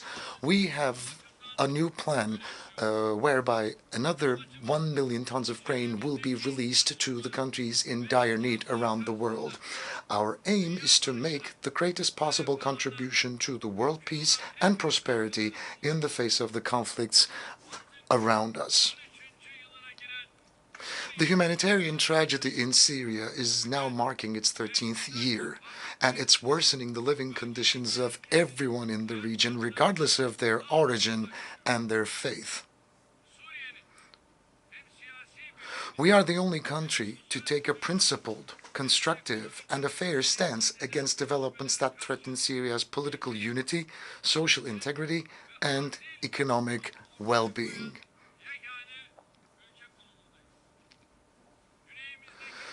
It's becoming increasingly important to end the crisis in the south with a comprehensive, lasting, and a sustainable solution which meets the legitimate expectations of the people. The devastating impact of the February 6th earthquakes, which affected 14 million people in our country, was also deeply felt in Syria. Especially in northwestern Syria, the already troubled humanitarian situation has only worsened. It's unfortunate that the United Nations cross-border humanitarian aid operations in the region was interrupted at such a time. As Turkey, we will not leave more than 4 million people struggling to survive in the north of Syria to their fate and demise.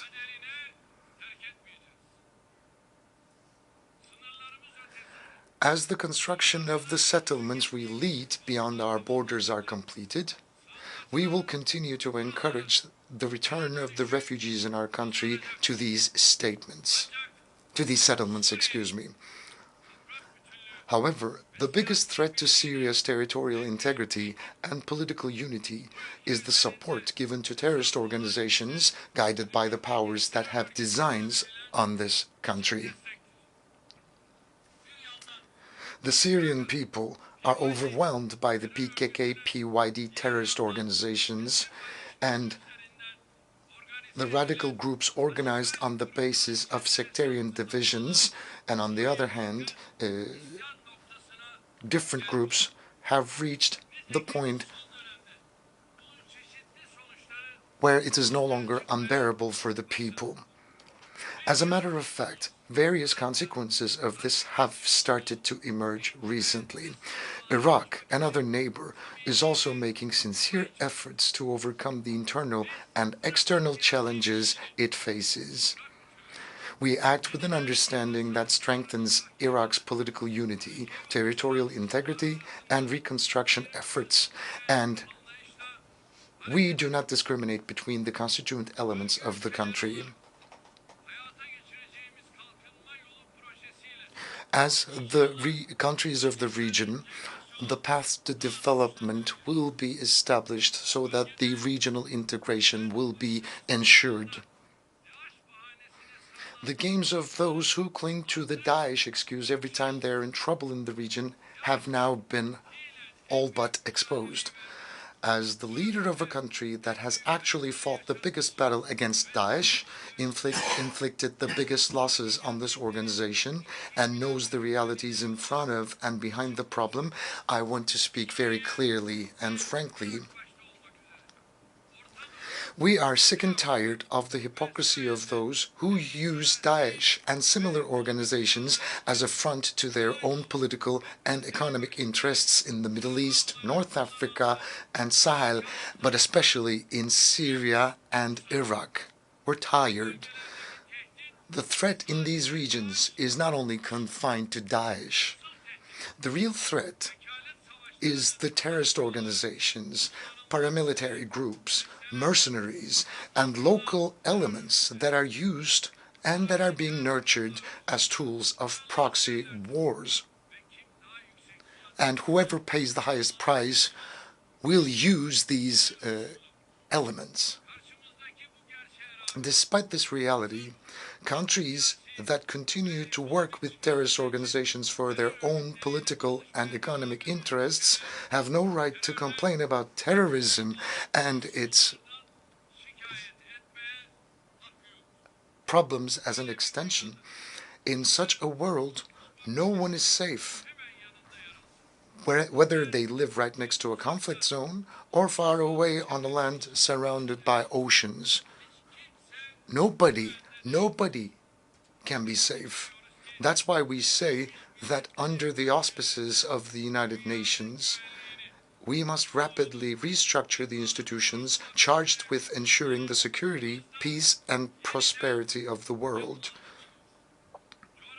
We must build a global governance architecture that is capable of representing all origins, beliefs, and cultures in the world with its geography and demographies. In conclusion, we say once again, with all of our hearts, the world is bigger than five, and a fairer world is possible.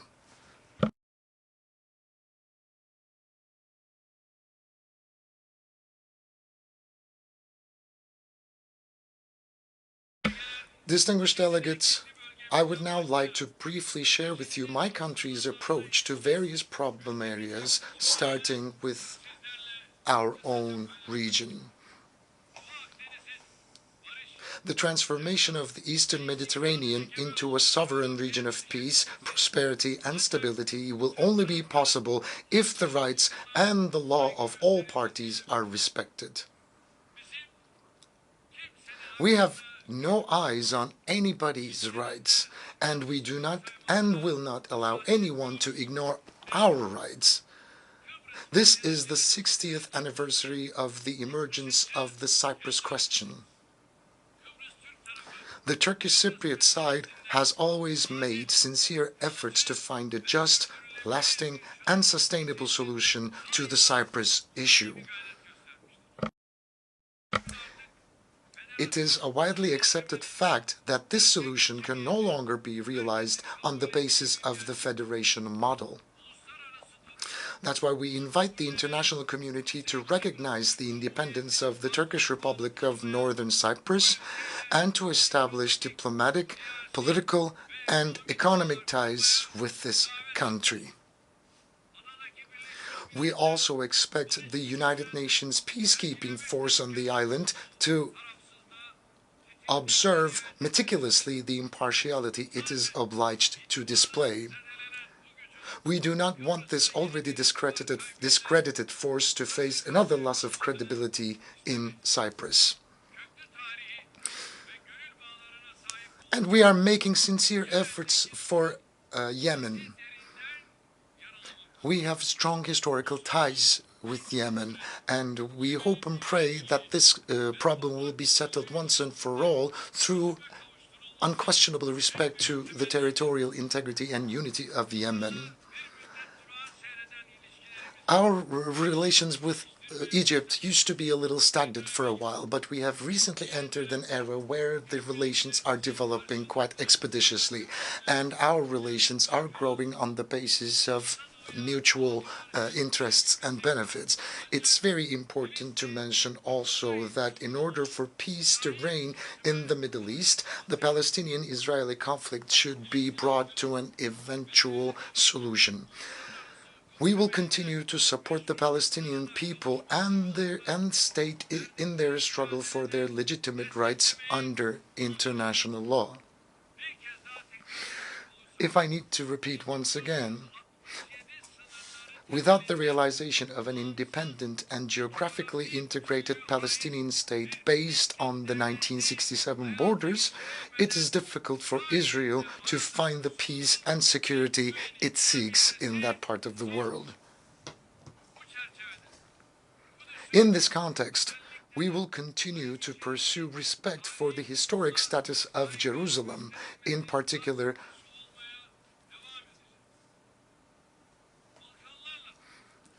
we have strong political, economic, and humanitarian ties with the Balkans, going back in history, and we are working hard on bilateral, regional, and international platforms to ensure stability in this critical region of Europe and to resolve the disputes through dialogue. We actively support the we actively support the process for the normalization of relations between Kosovo and Serbia, which have been strained recently. The increasingly complex nature of regional and global challenges points to the need for Turkey and European Union relations to move forward on a healthy basis more than ever before. We expect the European Union to quickly start fulfilling its long-neglected obligations towards our country. Especially the ambiguous attitudes against Turkey should be stopped once and for all. Latin America and the Caribbean is another region where we are mobilizing all elements of our humanitarian foreign policy and where our ties of friendship are getting stronger day by day. In the forthcoming period, we aim to transform these relations into a Turkey, Latin America, and the Caribbean partnership policy. On the 60th anniversary of its establishment, the African Union is a monumental symbol of the continent taking its destiny into its own hands and standing up. The process that started with the will to find African solutions to African problems has turned into one of the most important developmental projects in the world. To accompany Africa on this path, we have crowned our ties of friendship with the continent with a strategic partnership. However, I must once again reiterate that we have welcomed the G20 membership of African Union, which we attach great significance to as well. It's a fact that the Sahel region faces serious political, economic, social, and security challenges. We hope that Niger, which has been experiencing troubled times recently, will regain constitutional order and democratic governance as soon as possible. Any military intervention in Niger risks plunging this country and the entire region into deeper instability.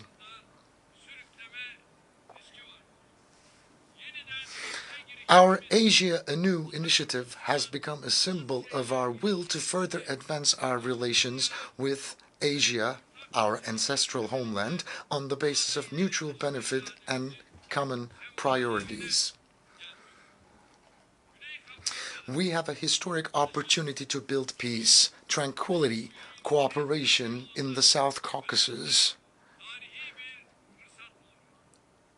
To seize this opportunity fully, we have launched a process with Armenia aiming at good neighborly relations and a full normalization. In the same spirit, we have supported the negotiations between Azerbaijan and Armenia from the very beginning. However, Armenia is not taking the utmost opportunity of this historical chance. We expect a comprehensive peace agreement to be signed between the two countries as soon as possible, and promises to be quickly fulfilled, especially the opening of the Zangezur corridor. And Karabakh is the territory of Azerbaijan. Any other status imposed will never be accepted.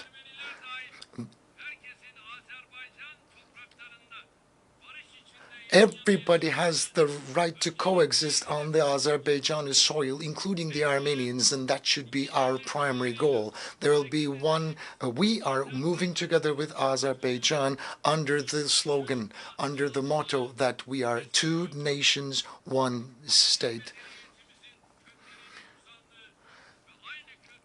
And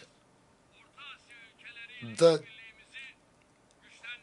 the efforts for the strengthening of our cooperation with the countries of the Central Asia, where the roots of our ancient civilization lie and where we share the same culture, are currently underway. We are pleased that the Organization of Turkic States is becoming an increasingly effective regional and global actor. The Afghani people, who have been going through difficult times for half a century, are in dire need of humanitarian assistance and support, regardless of political motives. The transformation of the interim government into an inclusive administration in which all segments of society are fairly represented will pave the way for Afghanistan and will be positively received in the international arena. Another development that will pave the way for regional peace, stability, and prosperity in South Asia will be the establishment of a just and lasting peace in Kashmir through dialogue and cooperation between India and Pakistan. As Turkey, we will continue to support the steps to be taken in this direction.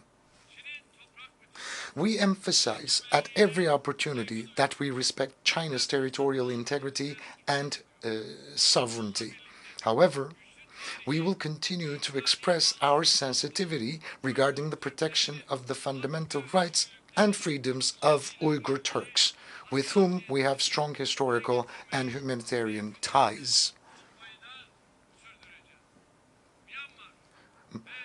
We are a country that has extended a helping hand to Rohingya Muslims living in difficult conditions in Myanmar and Bangladesh since the first day. Our support for the displaced Rohingyas will continue until their safe, voluntary, dignified, and permanent return to their homeland is ensured. Dear delegates,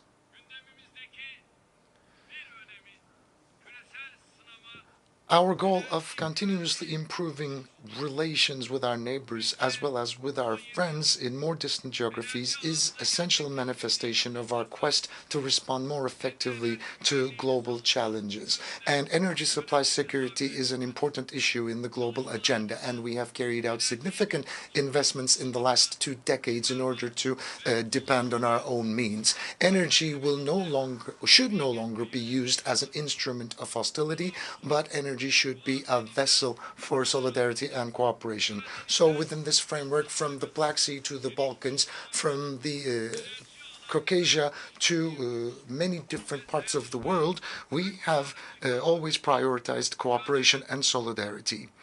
And we are striving to do more. And in the field of transportation, Turkey has the geopolitical position to support all projects that will pass through or around it.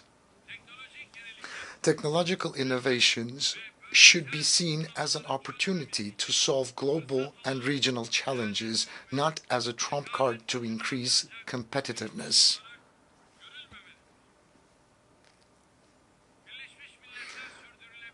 Unfortunately, we are gradually moving away from the slogan "Zero Hunger by 2030", which is among the most important titles of the United Nations Sustainable Development Goals. In fact, we find it difficult to accept hunger as an issue, as an unsolved problem here in the 21st century. We call on all countries to show strong will to realize the sustainable developmental goals, especially in this region where wealth has skyrocketed, and we cannot explain why 735 million inhabitants of the world still live in dire poverty. Hundreds of millions of dollars are being spent in order to reach space, but from Africa to Asia, millions of people cannot even find a decent portion of food to consume. So long as that is the situation, none of us can be safe. So, as I've said before, all countries should demonstrate a strong will in order to realize sustainable development goals. We are one of the most generous countries of the world in terms of development aid, and we have the right to launch this appeal. The global climate change is another issue that I'd like to touch upon. It's becoming increasingly difficult to limit the global temperature rise due to climate change to 1.5 degrees Celsius.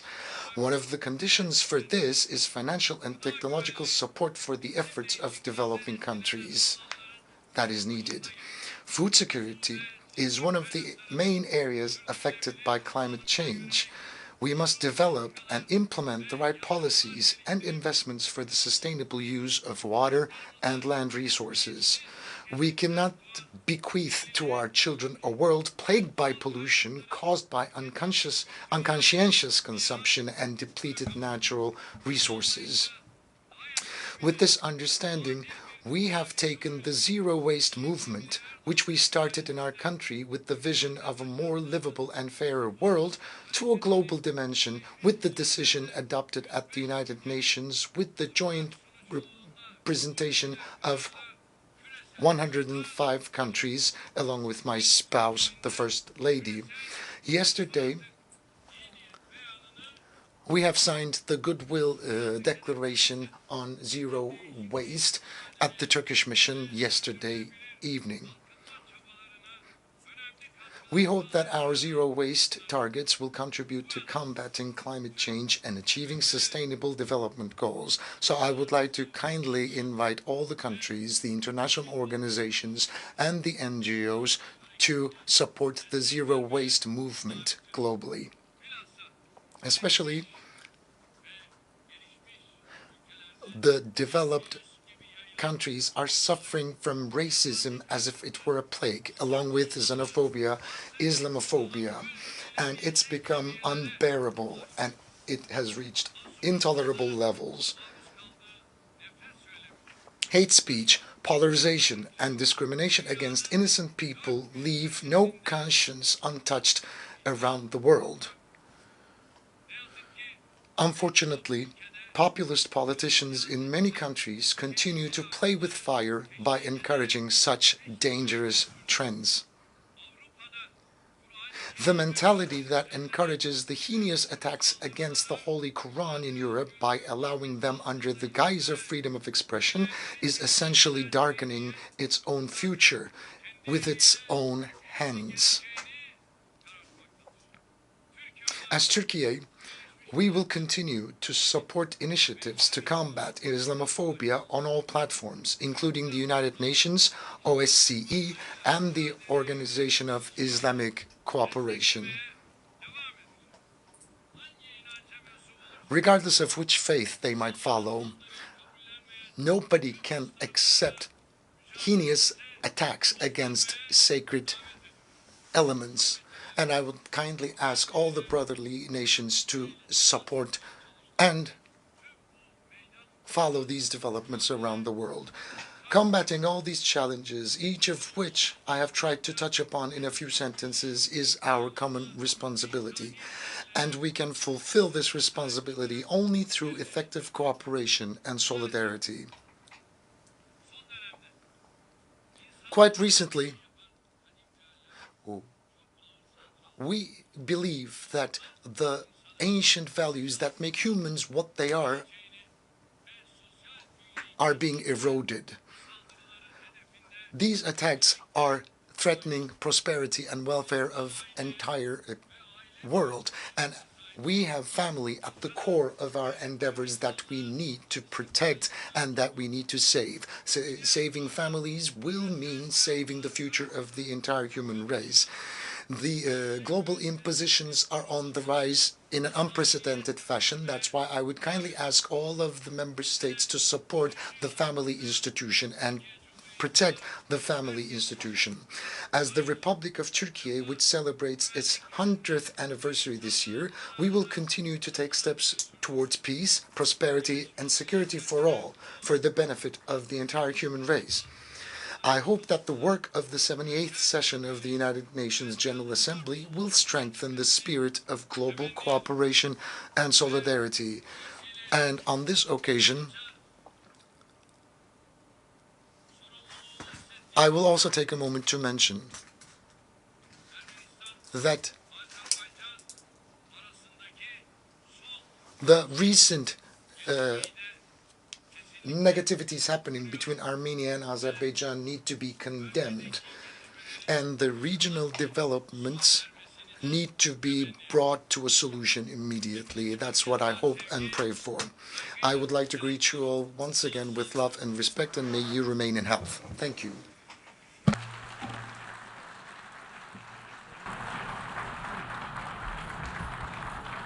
On behalf of the Assembly, I wish to thank the President of the Republic of Turkey for the statement just made, and I request protocol to escort His Excellency.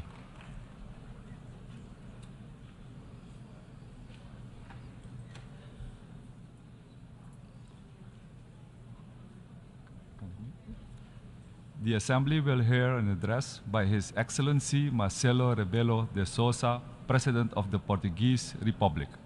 I request protocol to escort His Excellency.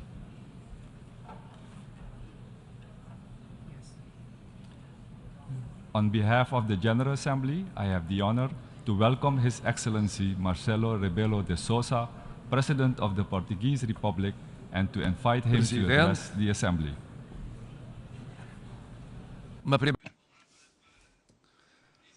Just initially to say that Portugal completely supports President Denis France's priorities in his term. Another word to say to President Sabah Kurossi, whose term has ended. Mr. Secretary General Antonio Guterres, I applaud you on behalf of Portugal for your inexhaustible dedication to the values of the United Nations Charter,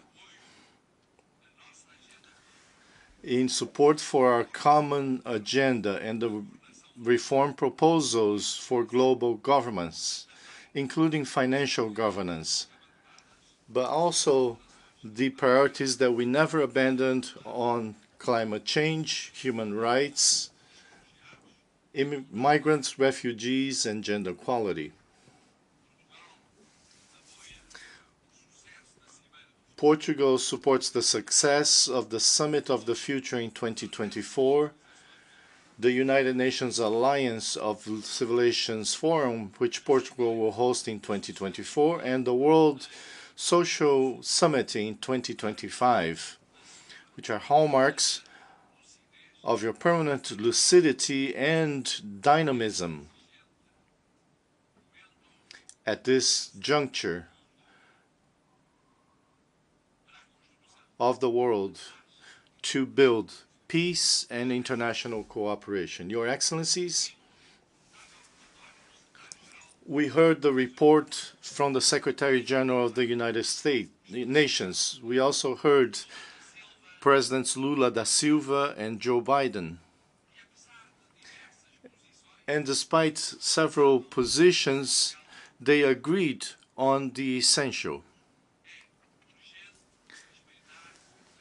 We urgently need to respect the United Nations Charter to maintain peace in the world. We need to accelerate the fight against climate change to fulfill the objectives of the Agenda 2030 to protect oceans and biodiversity and to guarantee peace and institutional reform. We urgently need to reform the institutions which were formed in the last century, some of which in the first half of the last century, which are totally different from today's reality. The international financial institutions, as the Secretary General said, we must approve a new Bretton Woods. These three urgencies are connected. There is no peace, nor sustainable development, nor institutional reform without respect for the United Nations Charter. There is no sustainable development nor respect for the United Nations Charter without the reform of international institutions. And there is no reform without respect for the Charter, without the goals of the Agenda 2030 achieved, and our goals for climate change. But the problem is not this. The problem is something else. What is the urgency? What is the credibility for us to come here every day, every year, to say what is in fact not treated with the appropriate urgency? This has been the appeal of the Secretary General for many years. It is urgent to respect the United Nations Charter because without it, there is no sovereignty of the states nor human rights. And there can be no peace. Peace in the Ukraine, that's the struggle for the Ukrainian people and for the whole world. In other regions, such as the Sahel, the Middle East and Asia, in Africa, the problem is the same. Based on the principles of international law and the United Nations Charter. Therefore, we cannot differentiate the Ukrainian people's struggle from the struggle for respect for the United Nations Charter. It's also not possible to build peace without accelerating the goals of development for 2030. We are lagging behind. We need to promote equality among states and among peoples. We cannot achieve these goals without reforming international institutions. The concept of security corresponds to a world that no longer exists. Portugal has defended that countries like Brazil and India become permanent members. This decision should be made. These countries cannot be ignored. Similarly, existing financial institutions are incapable of financing sustainable development with equity and with justice. The richer have preference over the poorer nations. And the three urgencies are connected. And they continue to be connected year after year. Portugal defends the respect for the United Nations Charter. Portugal defends the acceleration of the struggle against climate change, trying to move forward in decarbonization, in promoting clean energy, in promoting the ocean, in protecting the oceans and biodiversity, in defending the reform of institutions in the United Nations and the international financial institutions. We will not cease to support the Secretary General of the United Nations because it's easy to come here every year and to make the same promises and never deliver on those promises, not to contribute to peace, not respecting international law and the United Nations Charter, not contributing to justice and sustainable development, delaying the sustainable development goals by 2030, to promise a new world governance with concrete solutions for institutional reform, talking about financing for those that need it without giving examples of such financing. Portugal just signed with Cabo Verde a country that is part of the world of 300 million Portuguese-speaking persons. We signed a environmental and climate fund committing debt to the economic development, sustainable, of Cabo Verde. This should happen systematically because existing debt and converted into sustainable development. Our goal and that of other countries that speak Portuguese. Mr. President, Mr. Secretary General, Excellencies, year after year, we lose time. Time has come for us to deliver on respect for international law, on building peace. It is time to deliver on international cooperation, on the correction of world inequalities, on climate change, on the reform of the United Nations. It is time to deliver on the reform of international financial institutions. Without this, there is no possible multilateralism. There is no lasting cooperation and no peace throughout the world. Every day we lose is another day of inequality, selfishness, conflict, war. Every day we gain is another day of justice, development, and peace. I hope that 1 year from now we can meet again and that we can say there is more peace than war, there is more justice than injustice, there is more equality than inequality, there is more climate action than climate inaction. There is more reform of the United Nations. There is more reform of the financial institutions. If that is so, it will be worth our while. Otherwise, we will continue to hear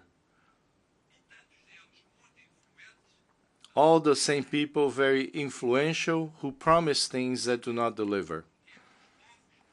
We realize why nations, people believe less and less on the people who govern them. Thank you. On behalf of the Assembly, I wish to thank the President of the Portuguese Republic for the statement just made, and I request protocol to escort His Excellency.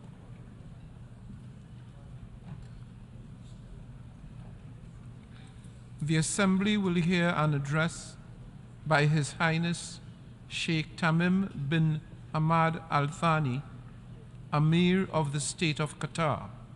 I request protocol to escort His Highness.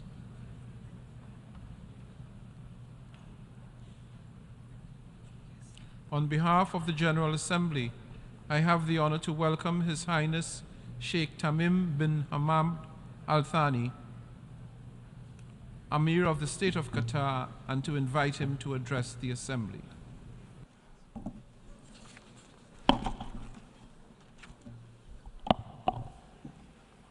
Bismillah. In the name of God, most gracious, most merciful, Your Excellency, the President of the General Assembly, Your Excellency, the Secretary General of the United Nations, honorable audience, may God's peace, mercy, and blessings be upon you. At the outset, I would like to congratulate His Excellency Mr. Denis Francis for assuming the presidency of the 78th session of the General Assembly, wishing him success. I would like also to express my appreciation to His Excellency Mr. Charles Bakoroshi for his efforts in presiding over the 77th session. I would like to commend the efforts made by His Excellency Mr. Antonio Guterres, the Secretary General of the United Nations, as well as the personnel of the United Nations, towards the fulfillment of its lofty goals. Allow me at first to offer my sincere condolences to His Majesty King Mohammed VI and to the fraternal Moroccan people for the victims of the devastating earthquake. I would like also to extend my condolences to Libya, to the government and people of Libya over the victims of the floods there. We pray to God Almighty for the speedy recovery of the injured and for the deceased to rest in peace, and we reiterate our full solidarity with them in this tragedy. Mr. President, we are fortunate to be living in an era of unprecedented, accelerating progress, where innovation prevails in all walks of life, especially medicine, technology, and science, and where humanity is more capable than ever to harness resources for a decent life for all humanity. The consecutive innovations have led to productivity, prosperity, and a level of communication amongst people that can be tantamount to science fiction. This development has enabled us to achieve a lot of our wishes. However, this came with a cost for the people and the planet. The average life expectancy and the standard of living of the majority of humanity have risen. However, this is coupled with an increase in the rates of poverty and unemployment, not to mention that there is growing awareness of the lack of justice in wealth distribution and the dire consequences on environment. And in terms of genetics and artificial intelligence, we have a lot of potential that could achieve prosperity for the whole humanity. However, the gap between the possibilities and reality is widening. So, in this era, and as those potentials unfold, we find peoples grappling with child labor, hunger, unemployment, civil wars. Meanwhile, the developed countries guard their borders against the influx of refugees, as if the peoples on this earth live in two different eras. The accelerating technical development and the growing reliance thereon open up unprecedented prospects for humanity to develop for the better, and undoubtedly science and technology are crucial for increasing productivity and improving human life quality. However, embracing the means without responsibly thinking of the ends to which those means are used have led to major disasters, such as using nuclear weapons, conducting dangerous experiments on humans, as well as genocide in concentration camps. It is incumbent on us to keep pace with the scientific and technical development and to encourage the same in our countries. Meanwhile, barriers between countries in this field must be removed. However, at the same time, we should not ignore risks such as deep fakes, violation of privacy, hacking, phishing, identity theft, educational process disruption by facilitating plagiarism, as well as human deception ploys. Therefore, and in addition to the necessity of cooperation and investment in developing those technologies, we reiterate our call for unison to prevent the misuse of cyberspace and to regulate this vital aspect on the basis of the rules of the international law. In this context, the Web Summit 2024 is set to take place in Doha. This will be a very important opportunity to review development in the field of technology and to create new cooperation opportunities in the realm of technology for the benefit of humanity as a whole. And I would like to take this occasion to welcome you all in Doha. Mr. President, we must not forget that there are peoples around the world, especially in our region, that are overwhelmed by the present tragedies.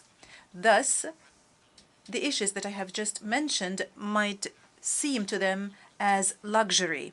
Thus, if we truthfully call ourselves international community and not merely entities, separate entities, we have to work and to strive towards ending injustice afflicting those people, at least in accordance with the resolutions of this body and the international law.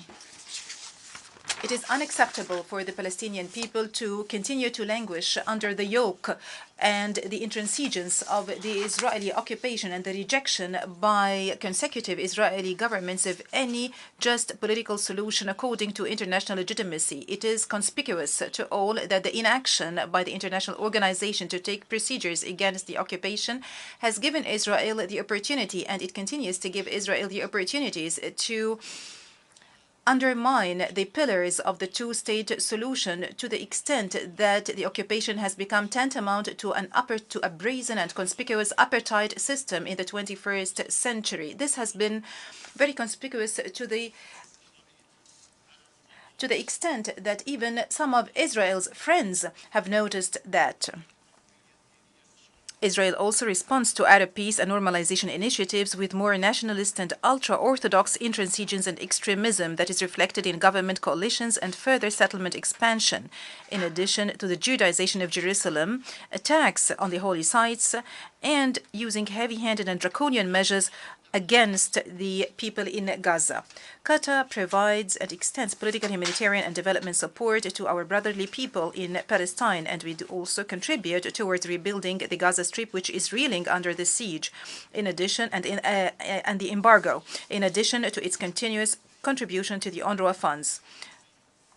We also maintain our firm stance regarding the fairness of this cause.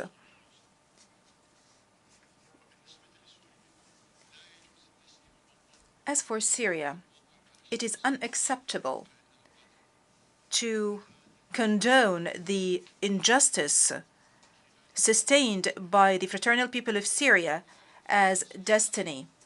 The crisis is awaiting a comprehensive settlement through a political process leading to a political transition in accordance with the Geneva Declaration 1 and the Security Council Resolution 2254, while maintaining Syria's integrity, sovereignty, and independence. It's regrettable to witness this year the outbreak of violence in the Sudan, which had dire effect and impact on the Sudanese people and which has exacerbated the crisis of refugees. We condemn all crimes perpetrated against civilians in the capital Khartoum and in Darfur, and we call for holding the perpetrators thereof accountable. Also, we call for putting an end to the violence and to resort to reason to spare civilians the consequences of fighting. And we do stress our support to all regional and international efforts to facilitate ceasefire and dialogue between all political powers in the Sudan for the future of the Sudan. And in fraternal Lebanon, where the specter of danger hangs over the state's institutions, we do stress the need for finding a sustainable solution to the political vacuum, introducing mechanisms that thwart its recurrence and forming a government capable of addressing the aspirations of the Lebanese people. It is regrettable for the suffering of this fraternal people to be prolonged just because of political and personal calculations. And in Yemen, we call for settling the crisis according to the National Dialogue, the Gulf Initiative, and the relevant Security Council resolutions. And when it comes to Libya, we do stress our unwavering support for the endeavors of the Special Representative of the Secretary General and the head of the United Nations Support Mission in Libya. We do support his efforts to achieve tangible results to resolve the Libyan crisis.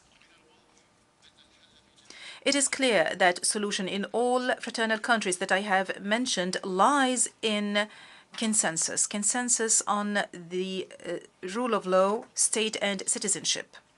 Regarding the situation in Afghanistan, we continue to coordinate international efforts and facilitating dialogue with the United Nations and the countries concerned, in addition to the caretaker government of Afghanistan, to ensure compliance to the Doha Agreement, to avoid the recurrence of past mistakes and to prevent Afghanistan from spiraling into a difficult-to-manage humanitarian crisis or becoming a safe haven for terrorist individuals and groups. We also have to work to ensure that the Afghan people receive the needed international support and assistance and enjoy human rights, particularly minority rights and women's rights to education and work.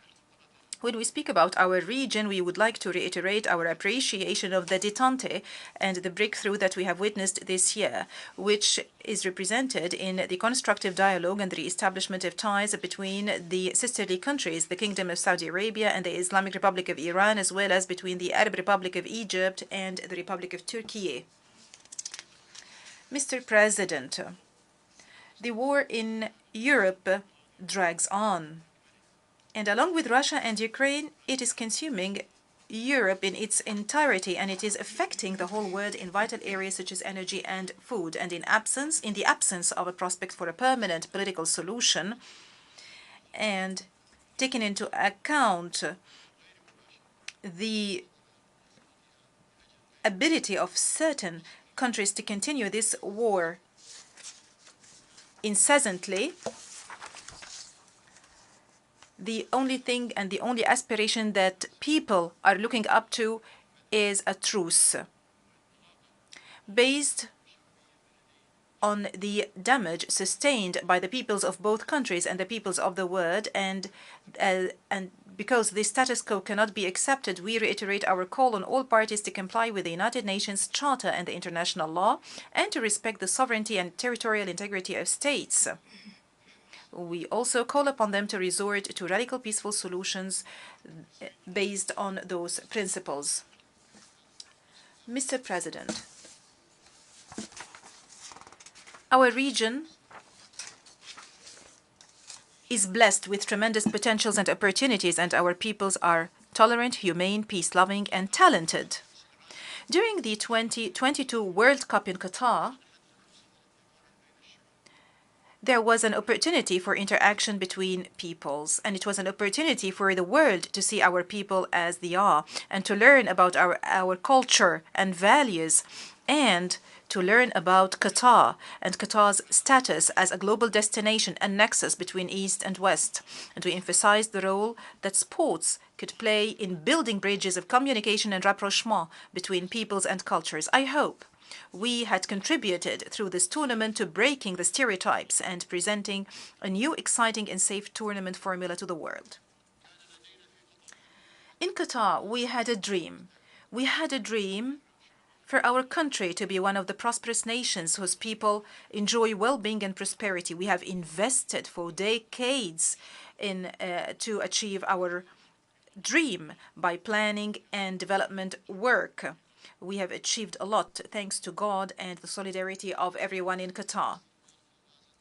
While investing in liquefied gas was a leverage to realize that dream, this investment also enabled us to play an important role in addressing the energy challenge around the world by embracing a realistic vision that takes into consideration the world needs for a diverse mix of different energy sources, and by using the highest levels of advanced technology, which is environment friendly.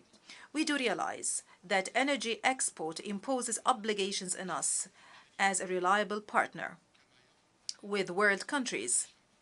At the same time, it makes it incumbent on us to be responsible before our people and our future generations. Thus, Qatar continues to develop its sovereign fund and diversify the sources of its income, including investment in clean energy. The state of Qatar pursues environmentally friendly policies and supports various projects to protect the same. In this regard, we are going to host the Qatar Horticultural Expo next month.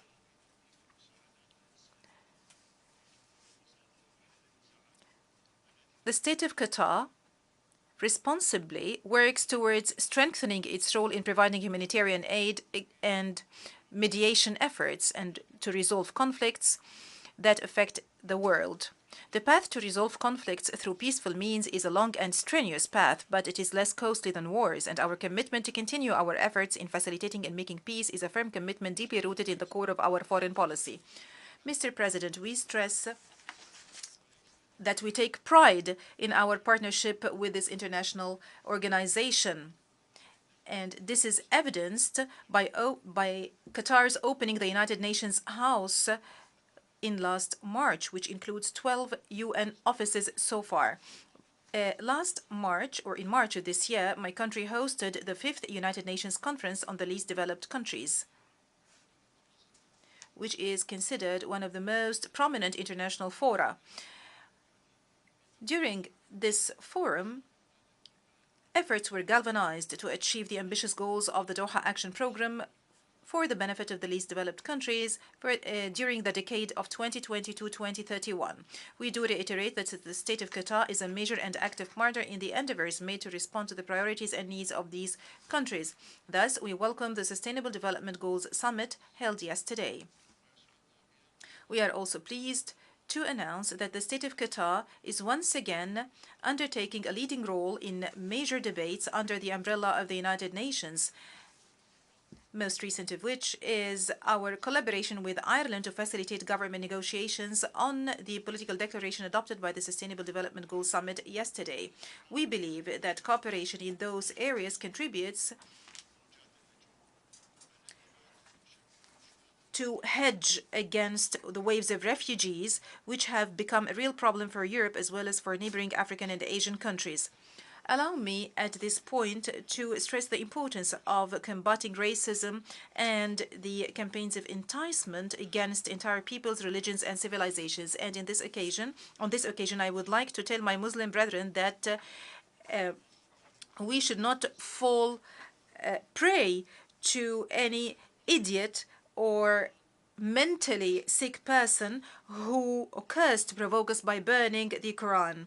And the Quran says, God Almighty says in the Quran, embrace forgiveness and enjoin what is right and turn away from the ignorant. At the same time, I would like to tell all those who justify those ugly and hideous acts as freedom of expression, I would like to tell them that comprising the sanctity of others deliberately should not be seen as an example of the freedom of expression. In conclusion, it is incumbent on all leaders to empower their peoples and to enable their peoples to live in peace and security and to look forward to a better future for their posterity. There are obstacles at the level of the international community, mainly represented in the failure to subject contradictions and competition between major countries on certain issues to the minimum binding principles owing to the variations in governance systems. These issues, which concern all of humanity, include climate change, environmental matters in general, poverty, and the blatant injustice represented by occupation, racism, and war crimes. This is the consensus or the unanimity that should take place in this international organization, in order not to be overwhelmed by details and to safeguard the future of entire peoples from loss due to the unwillingness of those countries to cooperate in implementing international law. And peace be upon you. On behalf of the Assembly, I wish to thank the Emir of the State of Qatar for the statement just made, and I request protocol to escort His Highness.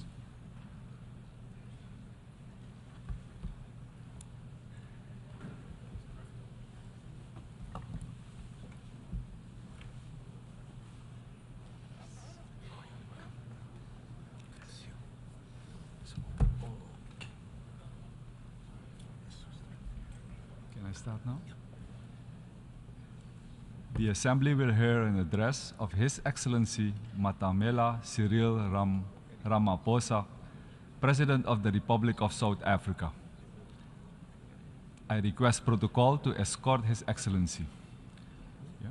On behalf of the General Assembly, I have the honor to welcome His Excellency Matamela Cyril Ramaphosa, President of the Republic of South Africa, and to invite him to address the Assembly.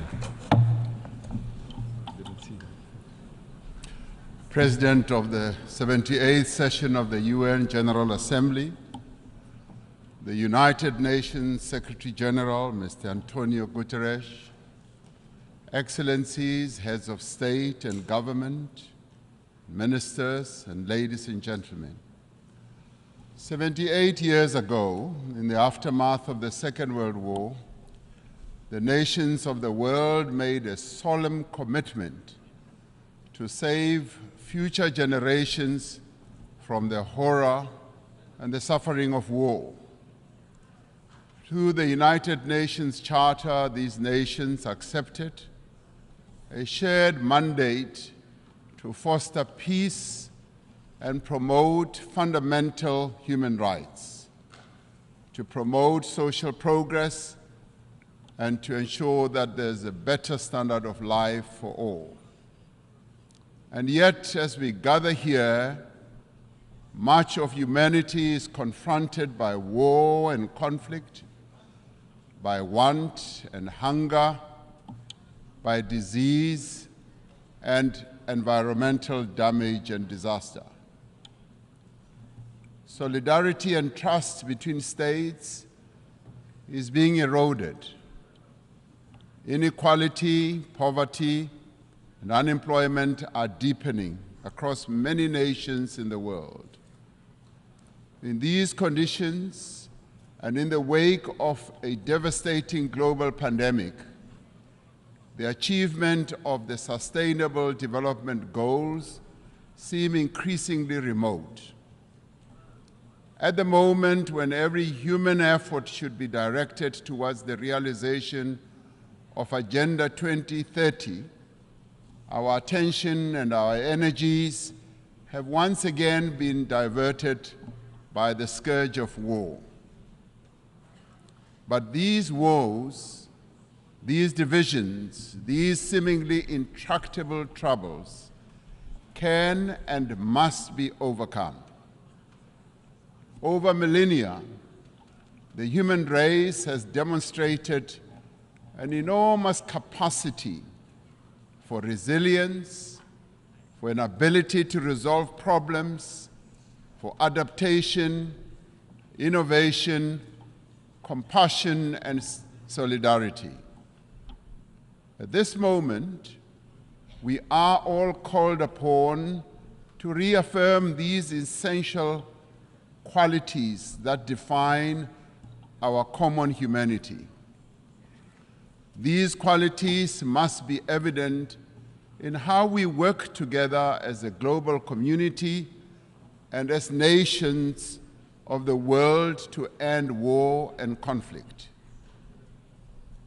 South Africa has consistently advocated for dialogue, for negotiation and diplomacy to prevent and end conflict and achieve lasting peace.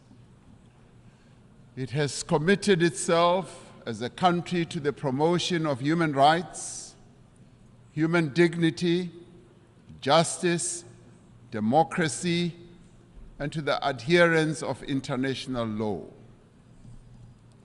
From the experience of our own journey, from the evil system of apartheid, which was declared a crime against humanity by this very organization, to democracy, we value the importance of engaging all parties to conflicts to achieve peaceful, just, and enduring solutions. It is these principles that inform South Africa's participation in the African Peace Initiative, which seeks a peaceful resolution of the conflict between Russia and Ukraine. In this conflict, as in all conflicts, we have insisted that the UN Charter's principle of respect for the territorial integrity of every country should be upheld.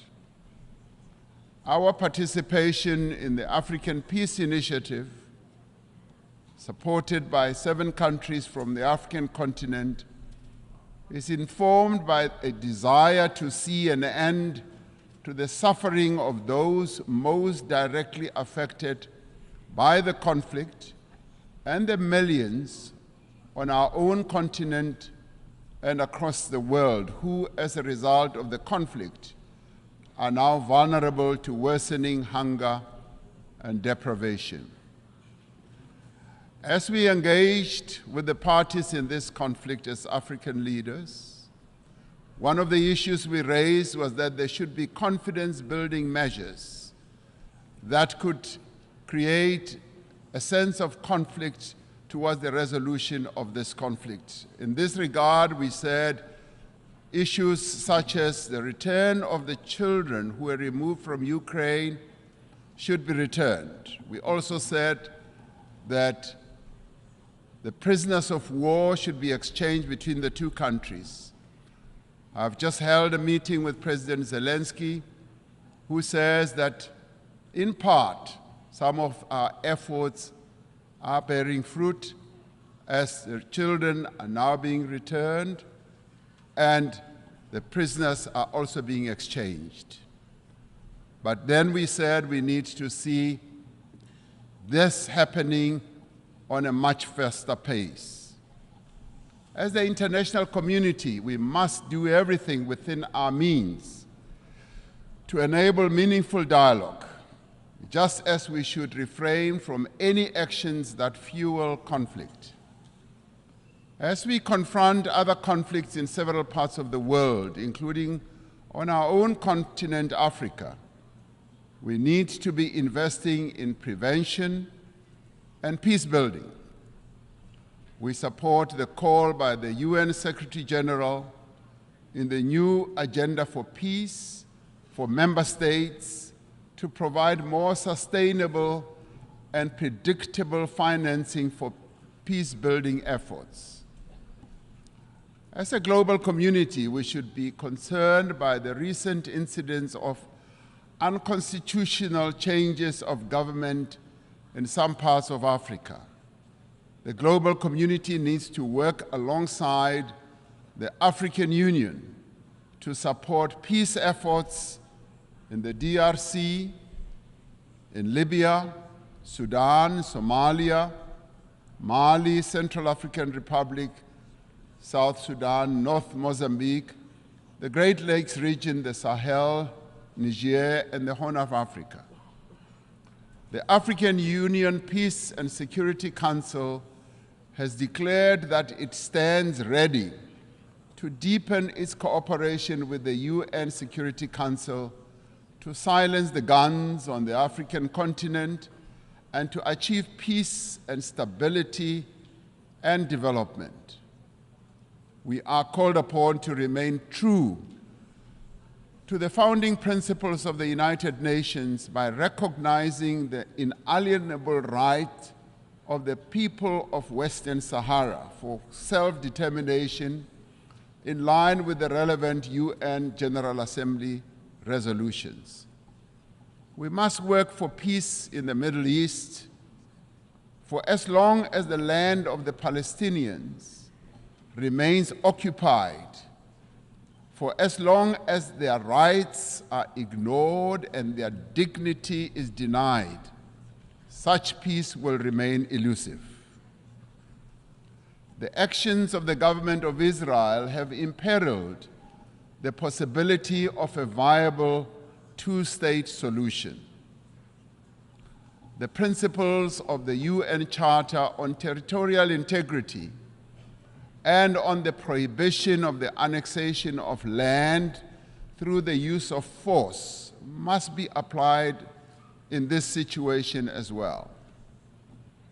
South Africa continues to call for the lifting of the economic embargo that was imposed 60 years ago against Cuba, an embargo that has caused untold damage to the country's economy and the people of Cuba as well. The sanctions that are also being applied against South Africa's neighbor, Zimbabwe, should also be lifted as they are imposing untold suffering on ordinary Zimbabweans, but also have a collateral negative impact on neighboring countries as well, such as my own country, South Africa. As many people around the world are confronted by hunger and want, the essential human qualities of cooperation and solidarity must be evident in the actions that we take to bridge the divide between the wealthy and the poor. We must summon the necessary will and resolve to regain the momentum towards the achievement of the 2030 agenda. This means that we must address the fundamental developmental challenges that have long characterized as well our unequal world. To address the developmental challenges that face many people in the world, we are required to focus on targeted investment, on technology transfer, capacity building support, especially in key areas such as supporting industrialization, building infrastructure, ensuring that agriculture investment takes place, ensuring that there is investment in water, energy, education, and health.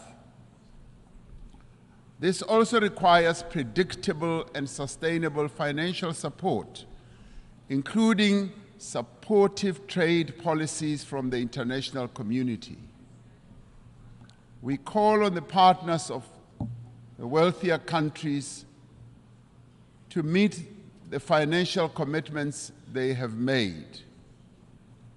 It is a matter of great concern to us from the Global South that these wealthier countries in the Global North have failed to meet the undertakings they made to provide $100 billion a year for developing economies to take climate action. This must be changed, and the money must be made available in the interest of development. We support the proposals outlined in the Secretary General's Sustainable Development Goals stimulus.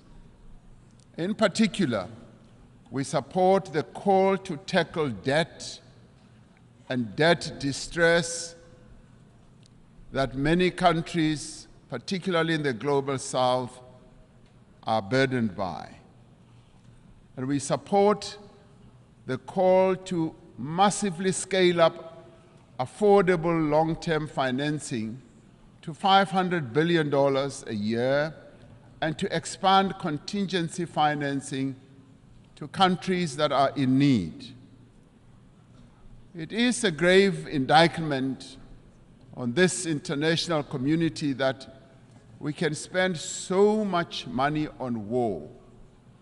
And in fact, trillions are being spent on war, but we cannot support action that needs to be taken to meet the basic needs of billions of people in the world, needs such as addressing hunger, health, empowering women, and making sure that there is development in countries that are vulnerable. The achievement of the Sustainable Development Goals depends fundamentally on the empowerment of women in all spheres of life. Social and economic progress will not be possible unless we end gender discrimination. We must ensure that there is equal access for women to health care, education, as well as economic opportunities. We must pay particular attention to the provision of adequate health services to every woman, child, and adolescent. By doing so, we will fundamentally improve the health and well-being of all. The empowerment of women must be central to the actions we now take towards the realization of Agenda 2030. The women of the world need empowerment. They have a right to empowerment. They have a right also to participate equally in decision-making structures of all institutions in the world. I am proud that in South Africa, 50% of the members of the cabinet of South Africa are women. And today I'm accompanied by an all-women delegation to this United Nations General Assembly. It should be a matter of concern to us all that the majority of people who are sitting in this assembly are men. The question we have to ask, where are the women of the world?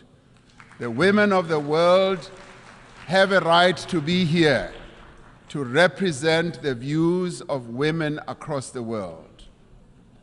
The essential human qualities of innovation and adaptation must be evident in the actions we take to prevent the destruction of our planet. Africa is warming faster than the rest of the world. We are told that the 20 climate hotspots in the world that we have, we find 17 of them in Africa. Africa is least responsible for the climate damage that has been caused, and yet it bears the greatest burden. Centuries after the end of the slave trade, decades after the end of the colonial exploitation of Africa's resources, the people of our continent are once again bearing the cost of industrialization of the North and the development of the wealthy nations of the world.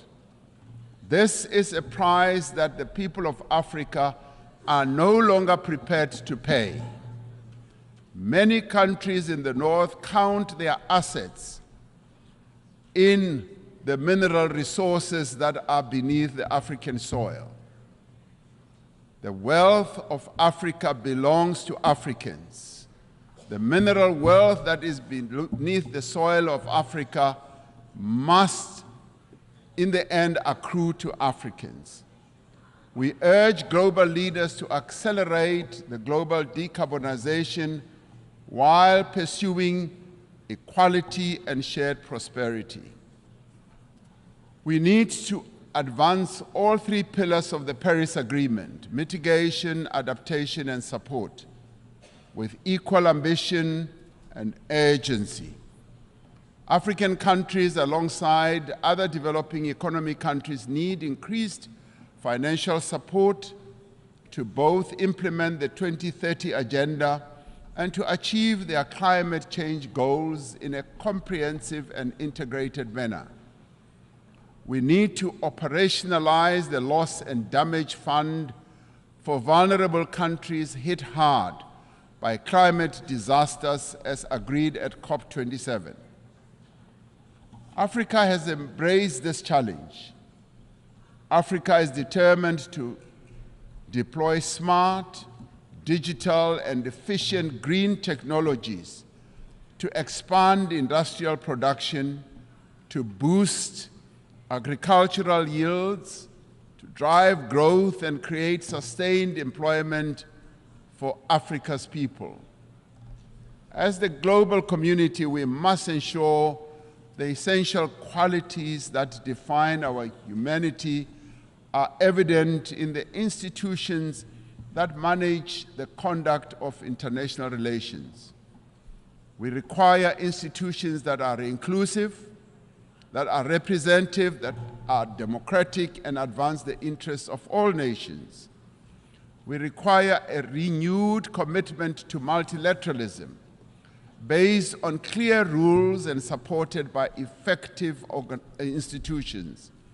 This is the moment to proceed with the reform of the United Nations Security Council, to give meaning to the principle of the sovereign equality of nations, and to enable the Council to respond more effectively to current geopolitical realities. We are pleased that the common African position on the reform of the Security Council is increasingly enjoying wide support. This process must move to text-based negotiations, creating an opportunity for convergence between member states. The recently held BRICS summit in Johannesburg also affirmed the view that the United Nations Security Council should be reformed and should ensure that those who are not represented, that is, nations that are not represented, are also represented. We must ensure that the voice of the African continent and the Global South is strengthened in the United Nations and broader multilateral system. All the peoples represented here in this United Nations had their origins in Africa. In Africa, they developed the tools and capabilities to spread across the world and achieved remarkable feats of development and progress. And all this was due to the skills and the talent that originated from the African continent. Despite its history, despite the legacy of exploitation, colonialism, and subjugation, despite the ongoing challenge of conflict and instability, Africa is determined and ready to regain its position as a site of human progress. The era of African development has arrived. Through the African Continental Free Trade Area, which is creating a wider, seamless trading area and also accelerated interconnectivity, African countries are mobilizing their collective means and resources to achieve shared prosperity. Through this treaty, African countries are establishing for themselves the foundation for a massive increase in trade, accelerated infrastructure development, regional integration, and sustainable industrialization. As the global community, we have the means and we have the desire to confront and overcome enormous challenges that face humanity today. As the nations gathered here in this General Assembly, let us demonstrate that we have both the will as well as the resolve to secure a peaceful, prosperous, and sustainable future for our world, but more importantly, for future generations that will follow, leaving no one behind. That is the duty that we all now have. I thank you.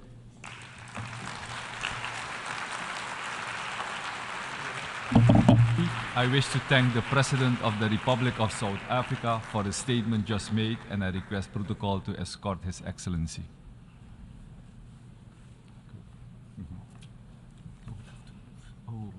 Sorry.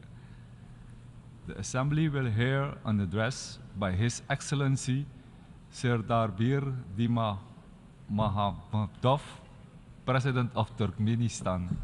I request protocol to escort His Excellency.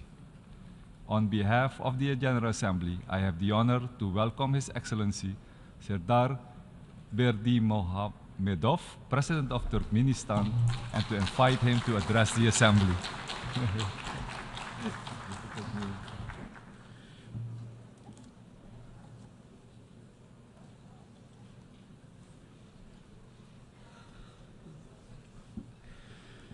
Dear heads and members of delegations, ladies and gentlemen, first of all, I would like to congratulate you with the opening of the 78th session of the General Assembly of the United Nations and wish you the productive work. I would like to congratulate Denis Francis with his election as the President of the General Assembly of the United Nations. Today, high responsibility should unite all member states of the United Nations. Each of them should and has the means to significantly contribute to the tackling of the tasks of the UN. Current world faces very serious challenges out of multiple reasons. All of them, despite their difference in appearance, influence the course of the interstate relations in a greater or lesser extent, and often negatively influence the implementation of agreed plans and programs on key areas of the global agenda. This, in turn, may lead to the blurring of the very foundation of global security as a principle of the UN, which should not be allowed. Out of this, Turkmenistan over several years firmly and persistently upholds the principle of unity, of security, and its integrity. We are convinced that military and political security should not be considered separately from economic, ecological, energy, transport, food, biological, and information security. None of those mentioned areas cannot be secondary or irrelevant, and their solution cannot be postponed. I think that the main challenge of the UN is to provide the integral approach to the security challenge, mobilize the current experience, competence, ideas, and initiatives of the member states in a constructive manner, and step back from the short-term gains and advantages to attain truly crucial goals which will provide lasting peace, security, and development in the long term. This could only be achieved collectively and with UN in the main role. Amid the discussions on the role of the UN in the current world and suggestions to reform, it is a fact that there is no alternative to the UN. From the day of its development, UN stands as the only universal and legitimate organization responsible for peacekeeping and providing global and comprehensive security and stable modern structure of the interstate relations. This is the principal position of Turkmenistan. And for this reason, we have to consistently and persistently make use of the potential of global organization, its political, diplomatic tools, and moral authority in order to make balanced, non-ideological assessment of current events and tendencies, and to overcome the distrust and confrontational tensions in the world politics, and try to indicate the perspectives to compromise and to consider mutual interests. It is only possible under the auspices of UN in an open and genuine dialogue. We are aware that achieving this kind of dialogue will not be easy. However, it is necessary. On this regard, Turkmenistan proposes to begin discussing the opportunities of the development of the strategy of global security based on the principles of the Charter of the UN and universal standards of international law, considering the current realities and tendencies of global development. In our opinion, such strategy should reflect the existence of new risk factors which appeared recently, along with traditional risk factors. Also, we consider it necessary to include a number of areas of the UN into it, in particular, preventive diplomacy as the instrument to prevent and diffuse conflicts, usage of the potential of neutrality for peaceful and political diplomatic settlement of disputes and contradictions, recovery of the structure of trustful dialogue based on the decisions of the General Assembly of the UN, and declaring 2021 as the International Year of Peace and Trust, and 2023 as the International Year of Dialogue as guarantee of peace. Time confirmed the relevance of these resolutions in current situations. In order to achieve global and comprehensive security, Turkmenistan emanates from the necessity of giving a pronounced regional context to the work of the UN. We conclude that such approach aims to contribute sufficient specificity and to increase its functionality and effectiveness. I am convinced that the time has come to launch an inclusive, full format and systematic dialogue between Central Asia and UN. Turkmenistan respectfully invites partners to its initiations. On this regard, our country is taking the initiative to create, under the auspices of UN, format of the Conference on Security in Central Asia and bordering areas. Goal of the conference is the development of approaches and decisions aimed in aligning and synchronizing the efforts of the Central Asian states and global community, international organizations, financial and economic institutions to provide stable, conflict-free development of the region. We express our readiness to host the first conference in Ashgabat in 2024. Dear participants, among the key areas of the work of the UN in coming years, Turkmenistan considers the addressing of urgent climate and ecological issues. Among them, we highlight the issues regarding global methane pledge. I have to tell that with joining the Paris Agreement for Climate Change in 2017, a number of relevant national programs were adopted in our country.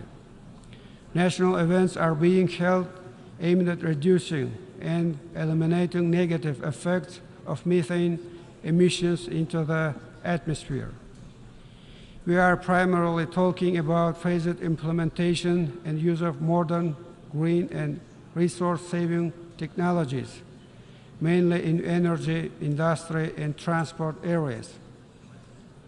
At the same time, we welcome the efforts of the global community for realizing global methane pledge.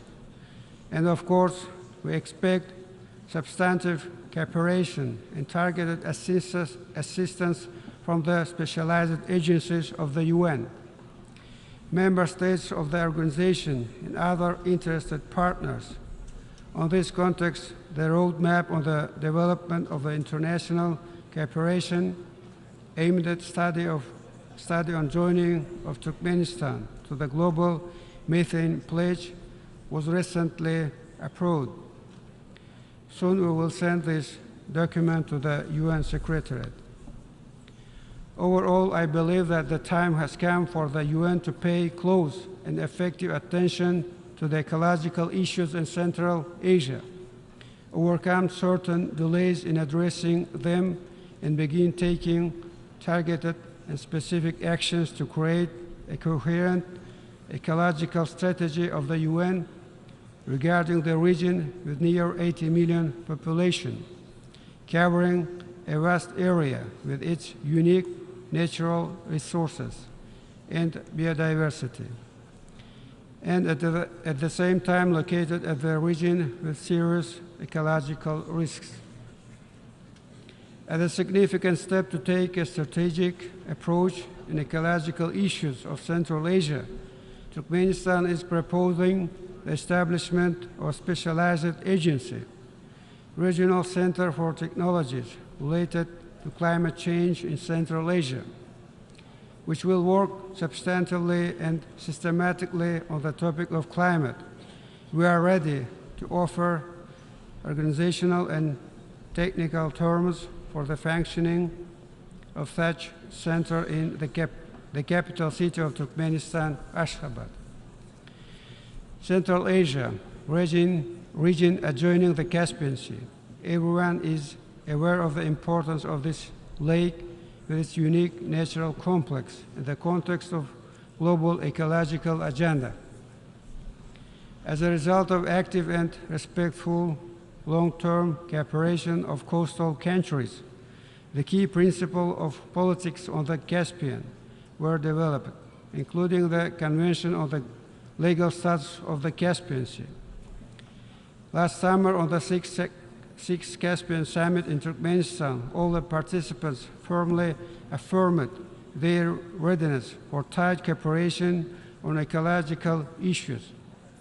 I believe that it gives a good opportunity for the beginning of wide, systematic interaction of coastal countries with the UN. On this regard, Turkmenistan is proposing the creation of the Caspian Ecology Initiative, which will be aimed at becoming a platform for substantive and professional interaction on a wide range of issues associated with environmental protection of the Caspian, preserving its biological resources, and tackling of the several pressing ecological issues. We think that the realization of this initiative should be done with the tight cooperation with the UN, its agencies and institutions. Dear participants, as a responsible member state of the UN, Turkmenistan clearly formulates and implements its own approaches and actions by defining the priorities which will make a tangible contribution and serve for the benefit of global goals, facilitating their early achievement. Among those priorities, we highlight the realization of SDGs in transport area.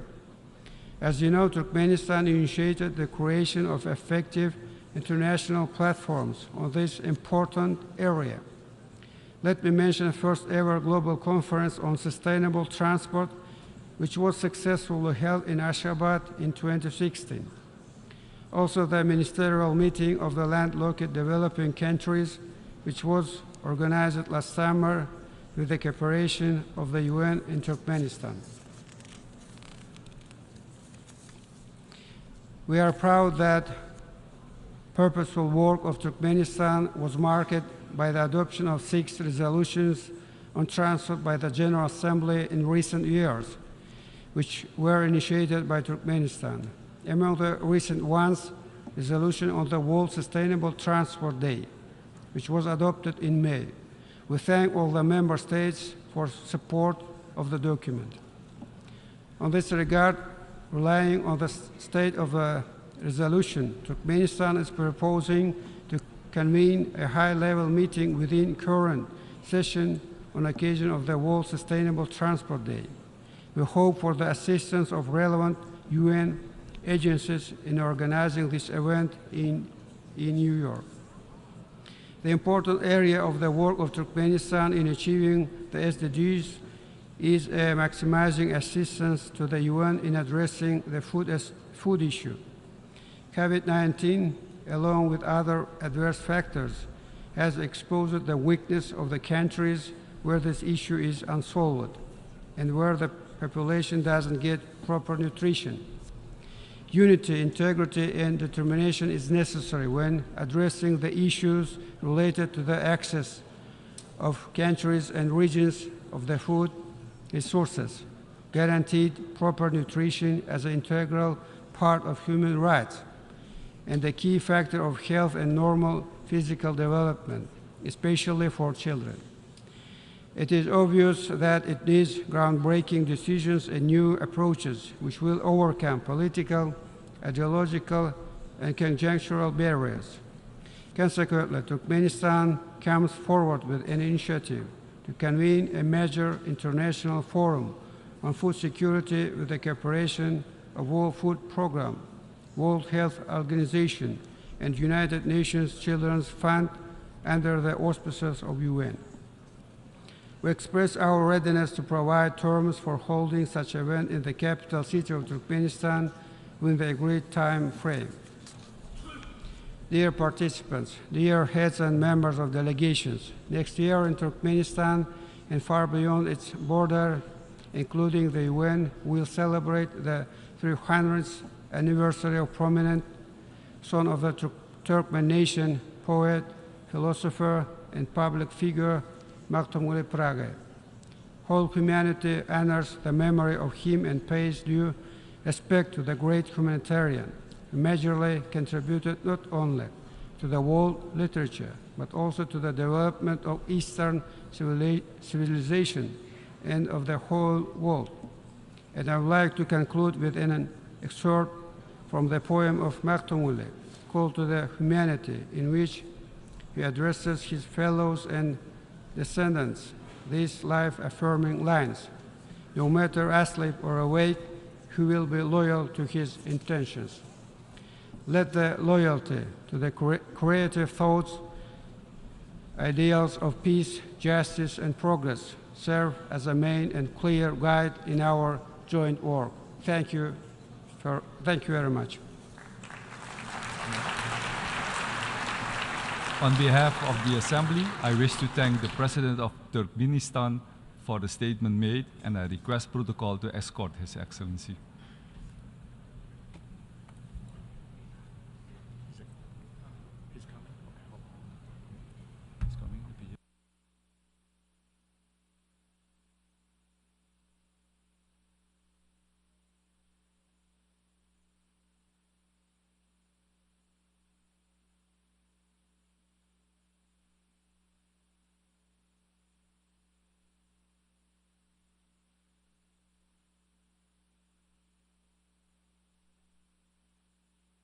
Assembly will hear an address by His Excellency Volodymyr Zelenskiy, President of Ukraine. I request protocol to escort His Excellency. On behalf of the General Assembly, I have the honor to welcome His Excellency Volodymyr Zelenskiy, President of Ukraine, and invite him to address the Assembly.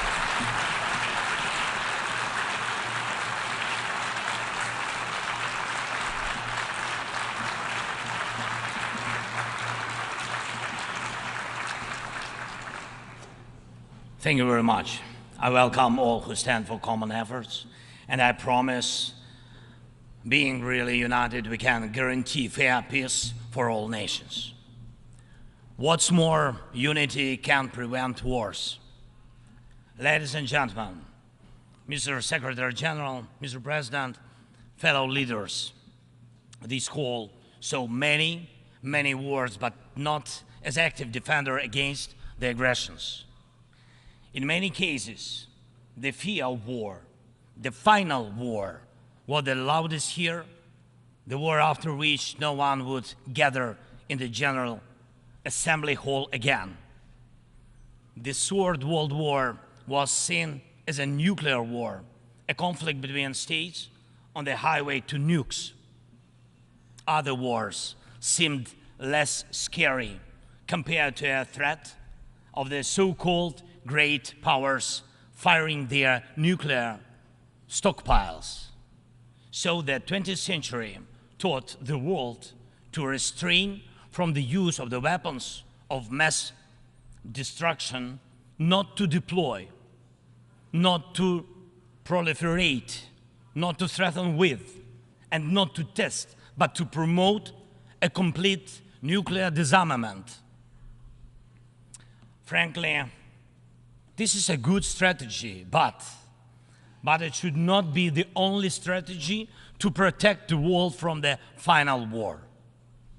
Ukraine gave up its third largest nuclear arsenal. The world then decided Russia should become a keeper of such power.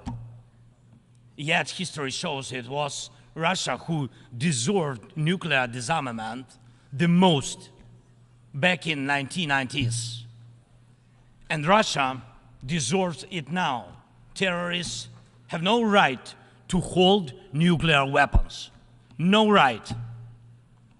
But truly, not the nukes are the scariest now. While nukes remain in place, the mass destruction is gaining its momentum. The aggressor is weaponizing many other things, and those things are used not only against our country, but against all of yours as well. Fellow leaders, there are many conventions that restrict weapons, but there are no real restrictions on weaponization. First, let me give you an example. The food. Since the start of the full-scale war, the Ukrainian ports in the Black and Azov Seas have been blocked by Russia. Until now, our ports on the Danube River remain the target for missiles and drones. And it is a clear Russia's attempt to weaponize the food shortage on the global market in exchange for recognition for some, if not all, of the captured territories. Russia is launching the food prices as weapons. The impact spans from the Atlantic coast of Africa to the Southeast Asia, and this is the threat scale. And I would like to thank those leaders who supported our Black Sea Grain Initiative and program Grain from Ukraine. Thank you so much.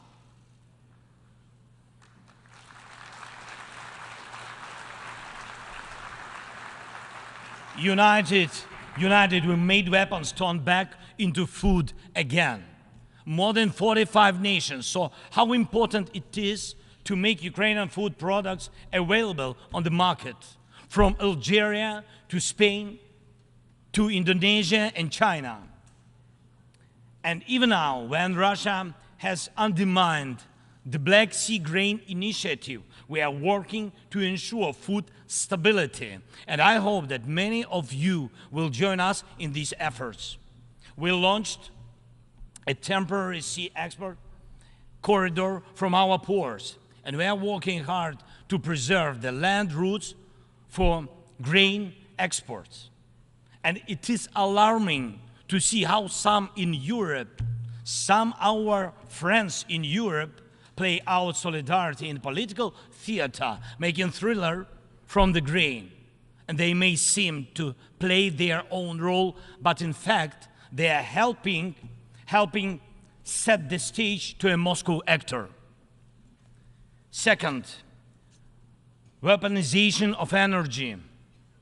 Many times the world has witnessed Russia using energy as a weapon. Kremlin weaponized oil and gas to weaken the leaders of other countries when they came to the Red Square.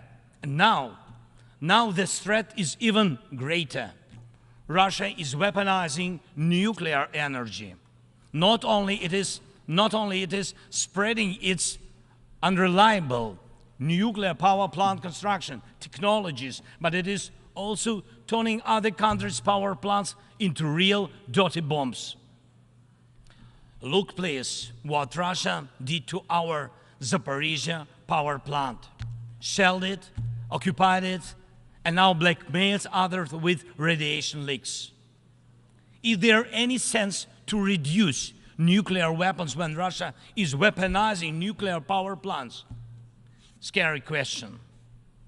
The global security architecture offers no response or protection against such a treacherous radiation threat, and there is no accountability for radiation blackmailers so far. The third example is children. Children. Unfortunately, various terrorist groups abduct children to put pressure on their families and societies. But never before the mass kidnapping and deportation would become a part of the government policy. Not until now. We know the names of tens of thousands of children and have evidence on hundreds of thousands of others kidnapped by Russia in the occupied territories of Ukraine and later deported. The International Criminal Court issued arrest warrant for Putin for this crime.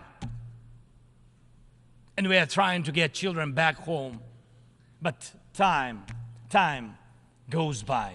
What will happen with them? What will happen to them? Those children in Russia are taught to hate Ukraine, and all ties with their families are broken. And this is clearly a genocide. When hatred is weaponized against one nation, it never stops there. Each decade, Russia starts a new war. Parts of Moldova and Georgia remain occupied. Russia turned Syria into ruins. And if not Russia, the chemical weapons would have never been used there in Syria. Russia has almost swallowed Belarus. It is obviously threatening Kazakhstan and other Baltic states. And the goal of the present war against Ukraine is to turn our land, our people, our lives, our resources into a weapon against you, against the international rules-based order. Many seats in the General Assembly Hall may become empty if Russia succeeds with its treachery and aggression. Ladies and gentlemen, the aggressor scatters deaths and brings ruins even without nukes, but the outcomes are alike. We see towns, we see villages in Ukraine wiped out by Russian artillery, leveled to the ground completely. We see the war of drones. We know the possible effects of spreading the war into the cyberspace. The artificial intelligence could be trained to combat well before it would learn to help the humanity. Thank God, people have not yet learned to use climate as a weapon.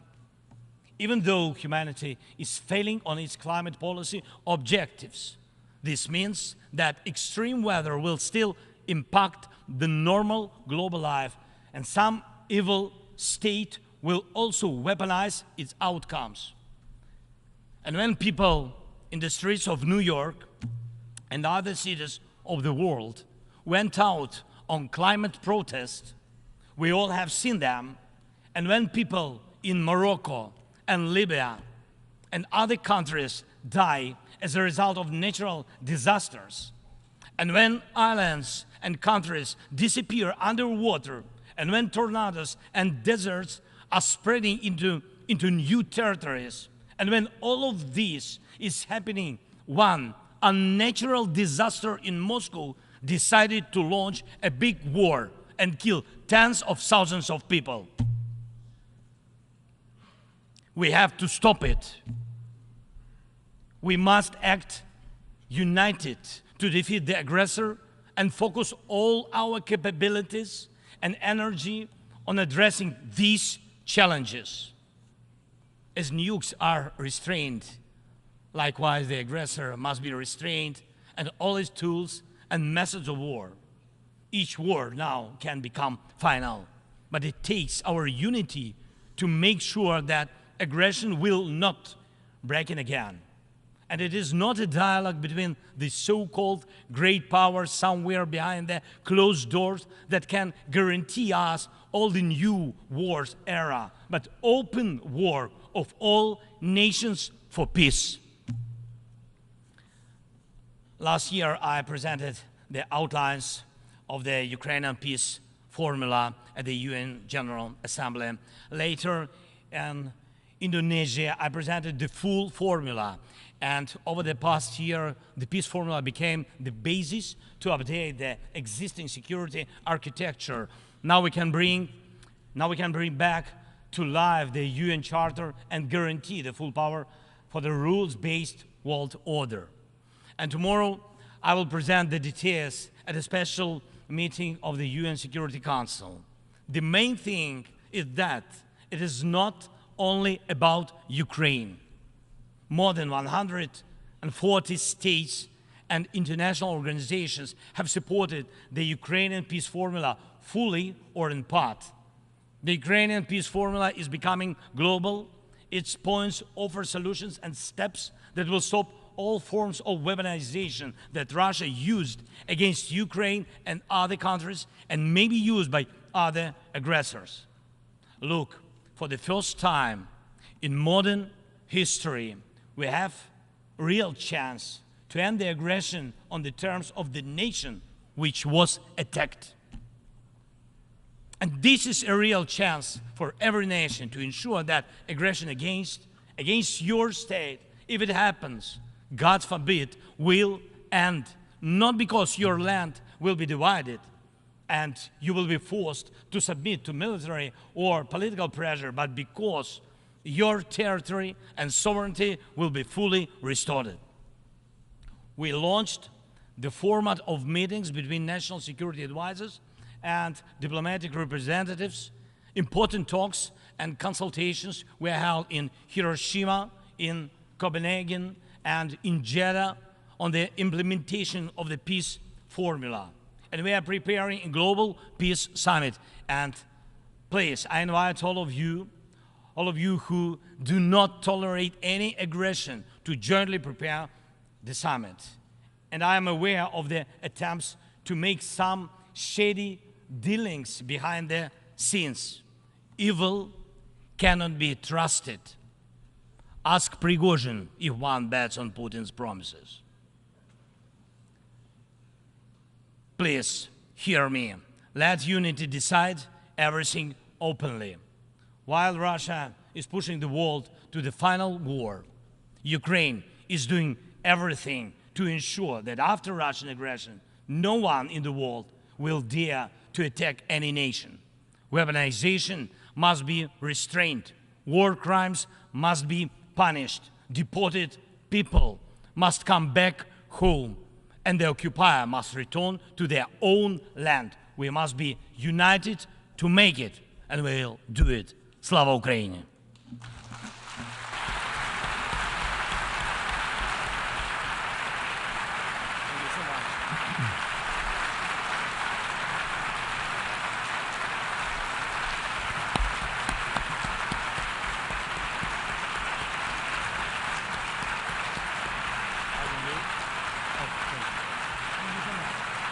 On behalf of the Assembly, I wish to thank the President of Ukraine for the statement just made and request protocol to escort His Excellency.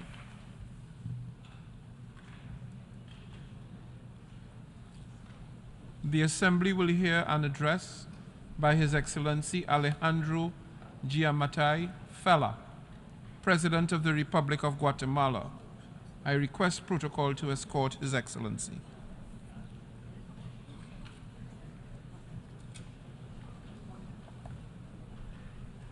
On behalf of the General Assembly, I have the honor to welcome His Excellency Alejandro Giammattei Fella, President of the Republic of Guatemala, and to invite him to address the Assembly.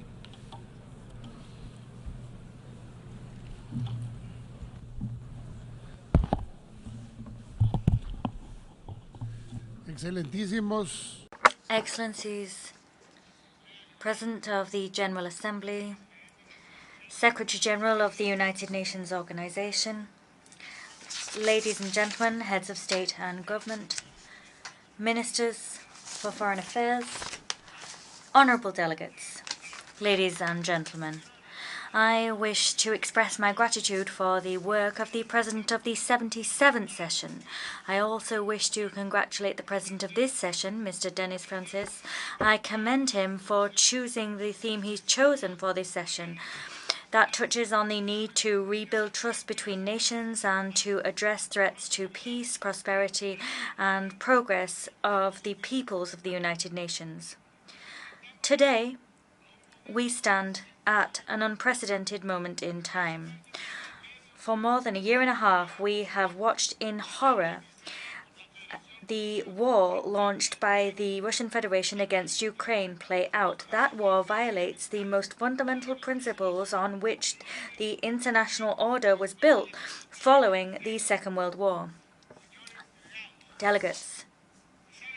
And you know what is even worse still? That it would seem that we've got used to that war, and we've got used to the following: to flagrant violations of human rights in Ukraine, to war, to death.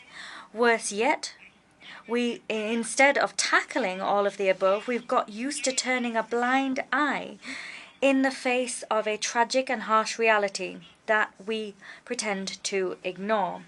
All of this has led to mistrust between human beings, to inequality between nations, to non-compliance with peace agreements, and under these circumstances, prosperity and progress of humankind is impossible.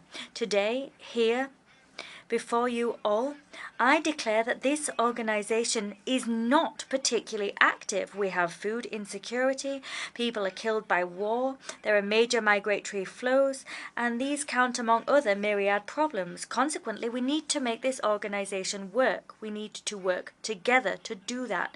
We need a revitalized organization which seeks out solutions, but above all, we need countries that are prepared to look beyond their ideological positions, countries that are prepared to overcome age-old conflicts. Now is the time that the human beings represented among your people, now is the time for them to shake hands. Now is the time for them to be ready to share their wealth and to invest in countries that need that investment to generate wealth to survive. It is a matter of saving the very human race. It's a matter of saving the planet.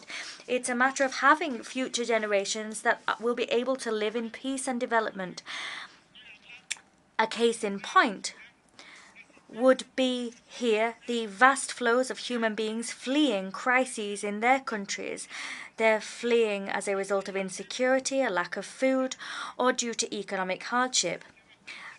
Consequently, under this new order that we need to usher in, we have to build a United Nations striving for peace and human development. We must demand adherence to international law.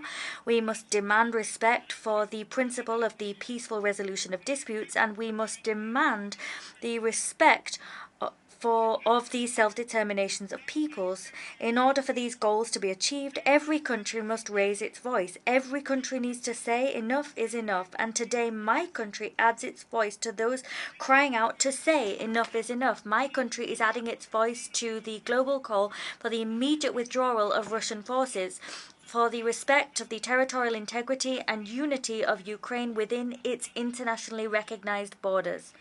Slava Ukraini.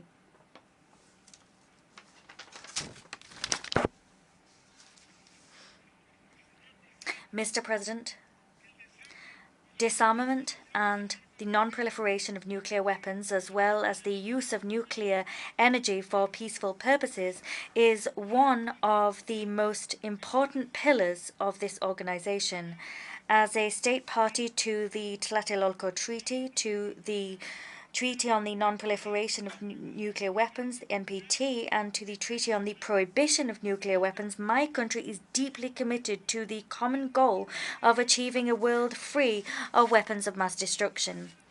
Imagine what a catastrophe it would be for the world if the illegal and unprovoked aggression of the Russian Federation were to destroy the Zaporizhzhia nuclear power plant. That is the largest nuclear power plant in Europe, and currently its integrity and proper functioning are at risk, and that could cause a disaster of immeasurable proportions. For this reason, I reiterate Guatemala's position as a country that adheres to the principle of the non-proliferation of nuclear weapons. I demand that all nuclear weapon states, including the five permanent members of the Council responsible for handling peace and security within this organization, I ask them to sit down and, through candid discussion, achieve total nuclear disarmament throughout the world. Mr. President, Guatemala contributes to the maintenance of international security through its active participation in peacekeeping operations. As a staunch advocate for peace, Guatemala has committed to the United Nations by deploying Guatemalan officials in PKOs. We are the TCC which contributes the fourth largest number of troops to these operations across the Americas. Mr. President, we reiterate our staunch commitment to and solidarity with the development and prosperity of the Haitian people. That people is on the brink as a result of a multi-dimensional crisis. That is a crisis of politics, of internal security, of development, and a humanitarian crisis. As an international community, we must react and tackle the prevailing disasters before they become even more devastating. Consequently, if this organization decides that a new peace mission is to be deployed on Haitian territory, it can count on the participation of Guatemala. We will help to train and build the capacity of Haitian forces for as long as that peacekeeping mission remains in the country. Mr. President, there is a project afoot to change the very foundations of the United Nations so that it can have the mechanisms that make it possible for it to rise to the challenges facing humankind. Humankind that is so in need of peace and development. Guatemala calls upon this community of states to rapidly move forward with a proposal drafted under the aegis of country-level experts. That proposal should define the substantive reforms necessary in the United Nations so that it can return to the commendable path it embarked upon following its foundation in 1945. Over the years, we have strayed too far from that path. I would propose that without delay, we undertake a fourth amendment to our founding charter. These amendments must ensure that it adopts a new approach, that it is in sync with our current times. Of course, these are difficult times, but ours is an era which brings with it major opportunities. When making these amendments, we must ensure proper recognition for the sovereign equality of states. That must be a reality. The resolution of conflicts between countries via peaceful means must be an obligation. Nuclear energy must be used exclusively with peaceful purposes. But perhaps the most important of all is that when amending this charter, the members of the United Nations exclude no one. As our holy book, Popol Vuh, states, it is the holy book of one of the greatest civilizations of the world, the Maya civilization. It states, no one must stay behind, everyone must rise up. Today I wish to say to you that I am the leader of a founding nation of the United Nations. As such, I recognize that the transformation of this body will prompt a radical shift in multilateralism. That new multilateralism must recognize the importance of inclusion and the universality of this organization. How can it be that in the midst of the 21st century, this organization keeps a country like Taiwan outside its doors? That country is one which contributes to science, high technology, healthcare, development, and many other fields. But what's most significant is that we have kept the Taiwanese citizens from having a voice that represented in this organization. Guatemala exhorts the United Nations to use any and all means necessary to guarantee international peace and security on the Taiwan Strait. Moreover, we condemn the constant and ever-increasing military maneuvers seen in the waters and airspace around Taiwan. These maneuvers imperil security in the region and affect international transport and trade. Mr. President, 4 years ago, I took office as the President of the Republic of Guatemala, and over that time, I have heard great speeches made. I have seen great treaties signed and great commitments made to halt climate change. I want to say to you all today that the world is in a worse state than it was 4 years ago, because more than speeches, commitments, and treaties, what the world needs is action. The region that suffers most the ravages of climate change is the Caribbean and the Central American region. And that is true despite the fact that we produce an infinitesimal percentage of global greenhouse gases. And in spite of that fact, we are the ones that suffer the most damage year on year. Our resources are being depleted, and we must get into debt to rebuild countries which next year are simply damaged once more. This prompts us to take out loans from international sources which are only too happy to grant them. But these are organizations which live off immorally high interest rates. However, the reports issued by United Nations rapporteurs talk about the scant development of our peoples. They point it out to us and they criticize us. But who is pointing the finger at those who, following their industrialization and as a result of their paltry commitment to tackling the effects of climate change and greenhouse gases, cause the death of human beings throughout the world? There are countries that neither accept UN agreements on climate change nor pay their contributions to the climate budget. These nations Neither do these nations take responsibility for the toxic pollution of their industries, and far less for the destruction that these industries cause. Is that fair? Mr. President, the serious threat posed by the consumption of drugs, particularly synthetic drugs, must be a source of grave concern to the international community. These drugs represent an invisible enemy that is affecting health and that is also undermining governance and hampering development in various countries. This organization must alter the way in which it broaches this issue. As part of this shift, countries must understand that transnational crime must be fought transnationally, because it is a fact that the major consuming countries are the chief culprits of money laundering. They launder the money that is made from drugs, and that means that this fight is a global responsibility. We have to put an end to this scourge. The fight against drug trafficking, including against synthetic drugs, must be a joint one and a coordinated one. Information as part of this fight must flow in accordance with applicable domestic and international legislation. It is necessary to implement effective strategies to tackle the criminal organizations responsible for the deaths of hundreds of thousands of people every year. A world free of drugs will not be achieved without a world committed to fighting against them. Mr. President, Guatemala is unstintingly committed to promoting food security and to fulfilling the zero hunger goal, which is part of Agenda 2030 for Sustainable Development. In this spirit, we have increased our budget for feeding our citizens, and we have strengthened our school feeding law. The goal of that law is to guarantee the feeding of girls, boys, and teenagers of school age in a sustainable fashion, and the ultimate goal of that action is to guarantee that these groups have a dignified, healthy, and active life. I am proud to inform you that in 2022, these efforts benefited 2.6 million students in public education establishments. Guatemala also notes with alarm that there has been the suspension of the Black Sea Grain Initiative. We underscore at this juncture the risks that non-renewal poses for food security across the world. It hampers humanitarian operations which themselves contribute to alleviating hunger at a global level, and its non-renewal destabilizes food prices. We condemn the use of hunger as a weapon of war.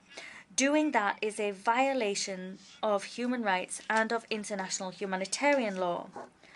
We call for reason to prevail. We call for cooperation. And we call upon all to avoid a further worsening of the global food situation. Mr. President, a topic which seemed to not be particularly important, but which should have been treated as pivotal within a revitalized organization, is cultural heritage. Because the mosaic of cultural diversity of our world is under threat, that threat is particularly acute in times of war. We must strengthen and safeguard the evidence of our past. Having that evidence is vital to understand our present and to build our future. In Guatemala, we've worked arduously to implement the principle of caring for a heritage and to display our heritage and our millennia-old cultural richness to the world. It was deeply satisfactory and a source of great pride to see our celebration of Holy Week declared as an intangible heritage of humanity. Moreover, I wish to share with you that yesterday the archaeological park Takalgi-Abaj was declared a global heritage of humankind, and that is considered to be the first city in which the Mayan civilization was born. As an old refrain goes, he who knows not his past does not have a safe future guaranteed. Mr. President, Guatemala has long distinguished itself as a country calling for the respect of the peaceful coexistence and the coexistence of international law and the respect of sovereignty as two principles. We've demonstrated that with deeds, and it's been demonstrated that we can settle differences via international justice bodies, and that's the case with our territorial maritime and land dispute with Belize. Both countries are committed to resolving that peacefully and respectively in line with any decision made by the ICJ. Dear friends, the goodwill between parties has been shown clearly between Belize and Guatemala, and that's an example of how you can peacefully resolve a dispute via international justice. And that pathway stands in stark contrast to international war brought about by the foolishness of human beings. Mr. President, Guatemala recognizes that one of the gravest and most alarming threats to life and freedom in our times is human trafficking. That is not only a despicable practice which violates human rights, but it's a real crime against humanity, one which violates the most fundamental values that we cling to as a community of nations. The trafficking in persons is a crime linked to slavery, bearing in mind that trafficking involves the buying and selling of human beings that should be able to live in freedom as part of a fundamental right to life.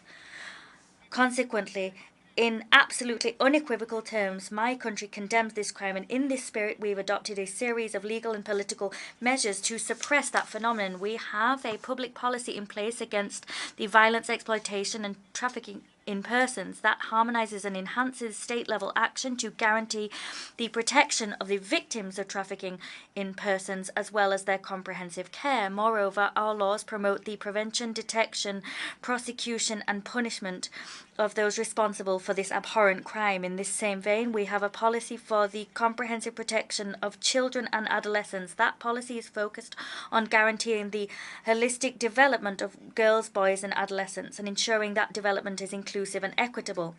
That policy was adopted in 2022, and it now is an umbrella for 90 programs within the executive that aim to ensure development for the human being from cradle to grave. Through these various initiatives, Guatemala is seeking to distinguish itself as a leader in the fight against trafficking in persons. We have made this our priority. It's a scourge that we want to halt, to bring in human dignity, because the numbers of persons trafficked are on the rise. I must remind you that the gross profit made by trafficking in persons exceeds the profit made by the international arms trade, and soon these profits will surpass those garnered by the illicit drug trade. Children are snatched from their homes, they're handed over to gangs that prostitute them, and then, once they've ceased to be fresh meat for those criminals, they are butchered and their organs are sold for transplants. We cannot remain indifferent and passive in the face of these horrific crimes. Mr. President, this is my last speech before this General Assembly as a head of state.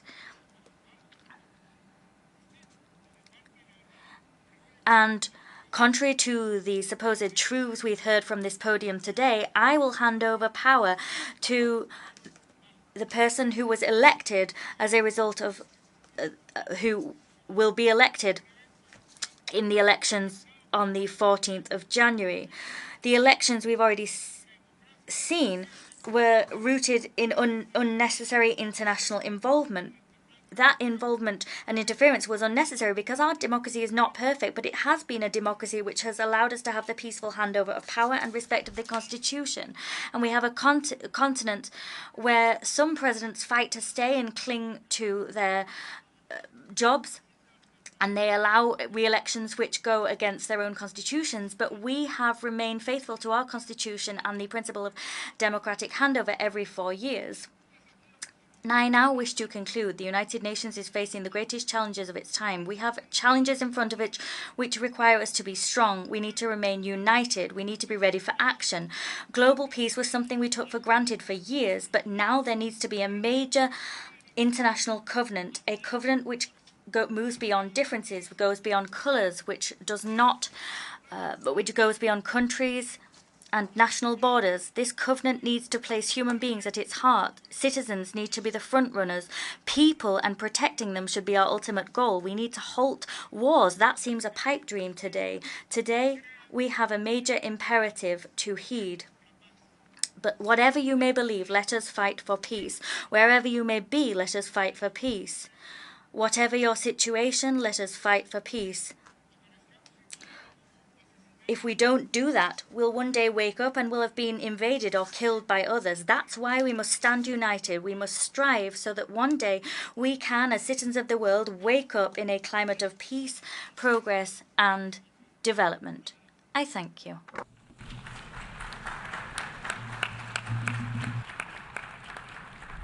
A nombre de la Asamblea.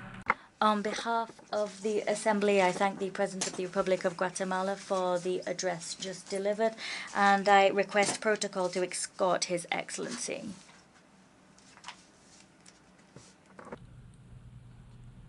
La Asamblea escucha. The Assembly will now hear an address by Her Excellency Katalin Novak, President of Hungary.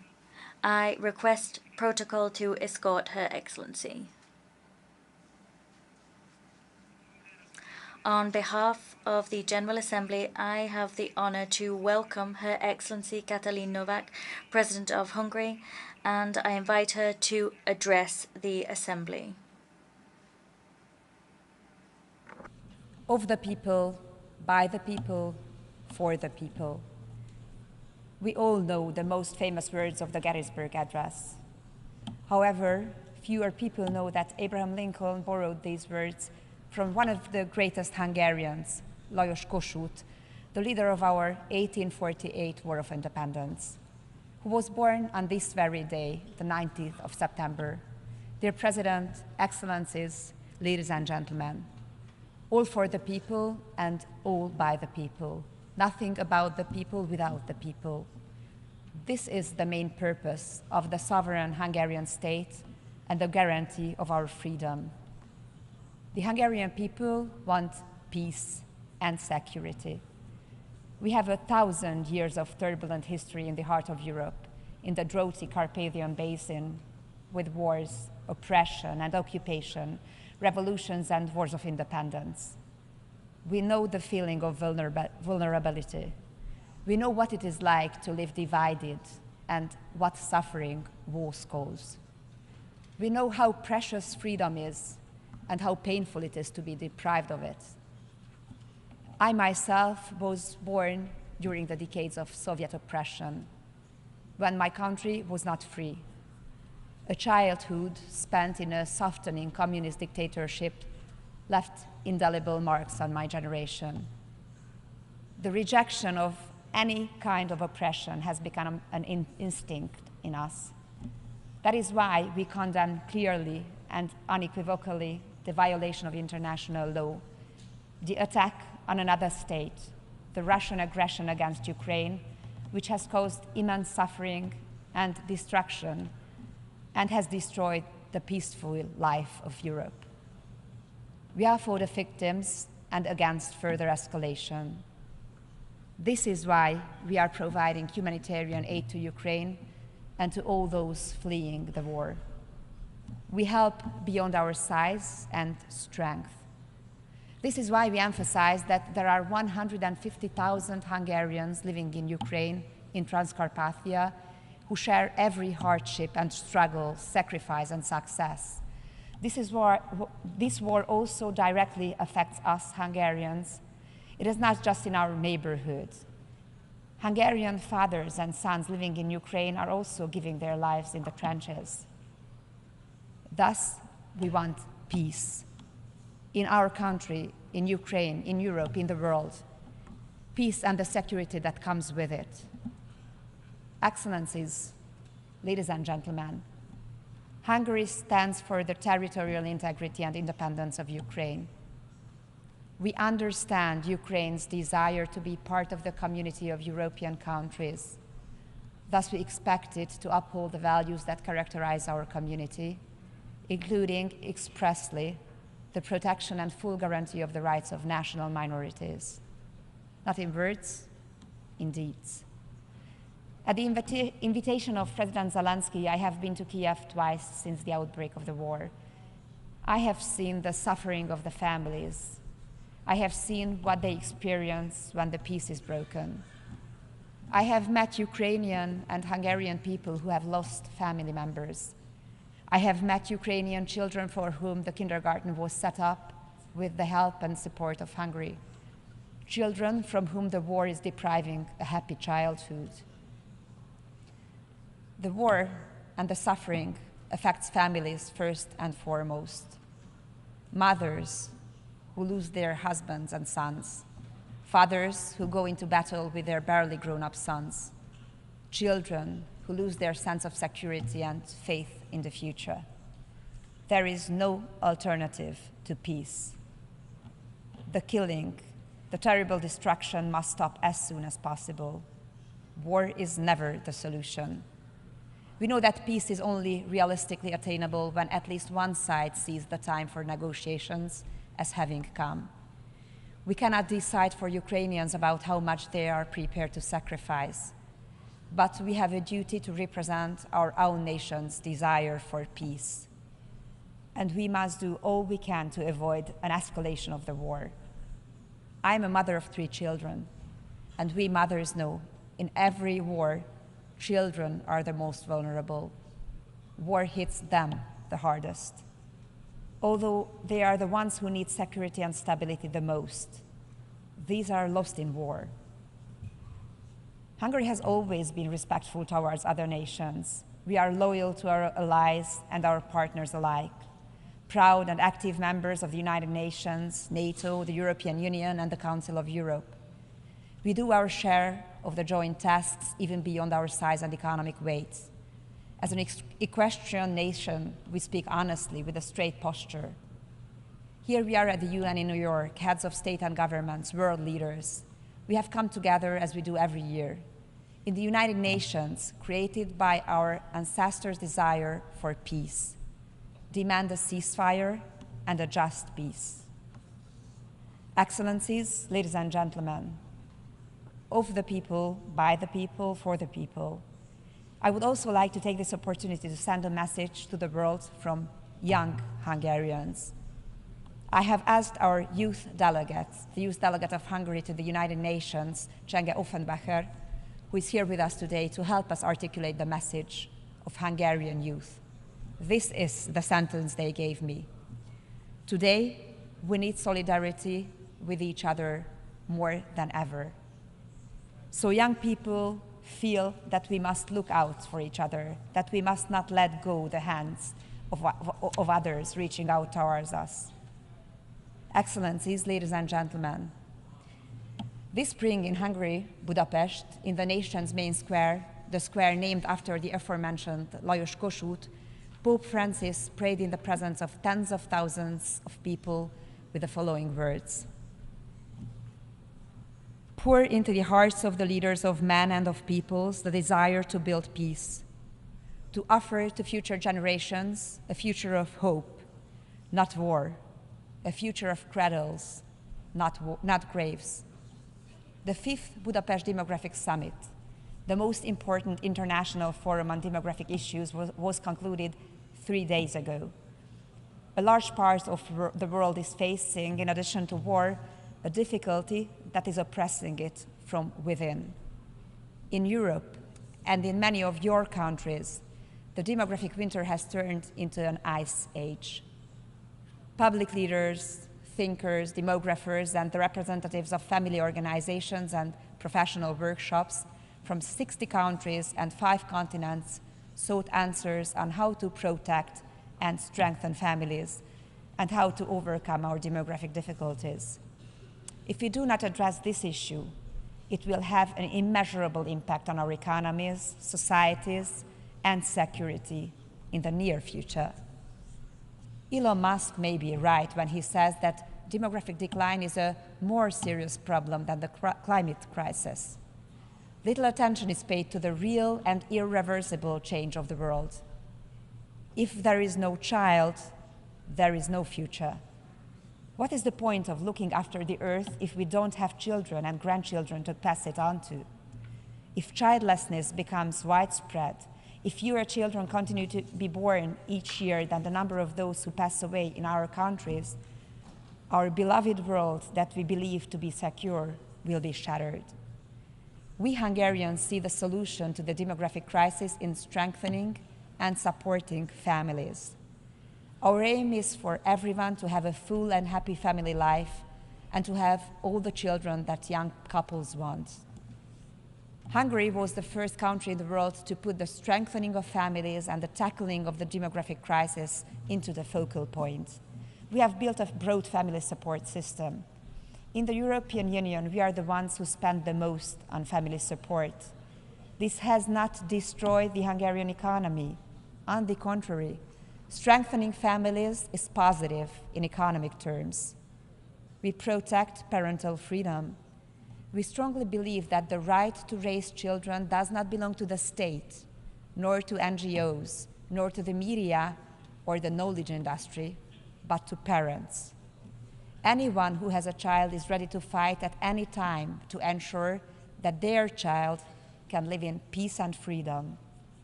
Families pass on their values from generation to generation in the face of every difficulty, every historic trauma, every challenge. The message of the Demographic Summit of Budapest, our capital city, which is 150 years old this year, is clear. Pro-family forces stand up for their values and interests. Even at a time when anti-family and anti-child ideologies are on an unprecedented offensive. In fact, especially then. We recognize that family is the key to security. A strong, united, and healthy family is a guarantee of security. Thank you for listening. A nombre de la Asamblea, agradezco a la presidenta de Hungría. Thank you to Hungary for that statement, and I now ask protocol to please accompany His Excellency. Her Excellency. La Asamblea escuchará ahora. The Assembly will now hear an address by His Excellency Alain Berset, President of the Swiss Confederation. I request protocol to escort His Excellency. En nombre de la Asamblea. On behalf of the General Assembly, it is my honor to welcome His Excellency Alain Berset, President of the Swiss Confederation, and I invite him to address the Assembly.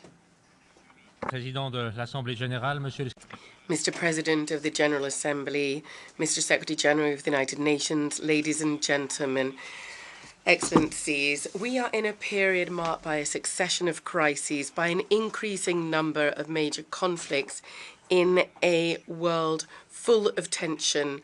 The challenges that we're confronted with are significant, very significant, and I do think, however, that our mindset and our attitude in terms of tackling them are unwavering.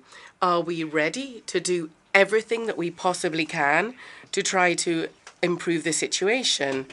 Well, we need to do so in order to combat together various crises, the climate crisis, wars, social conflicts, growing inequalities, and also the weakening of democratic institutions and the ongoing erosion of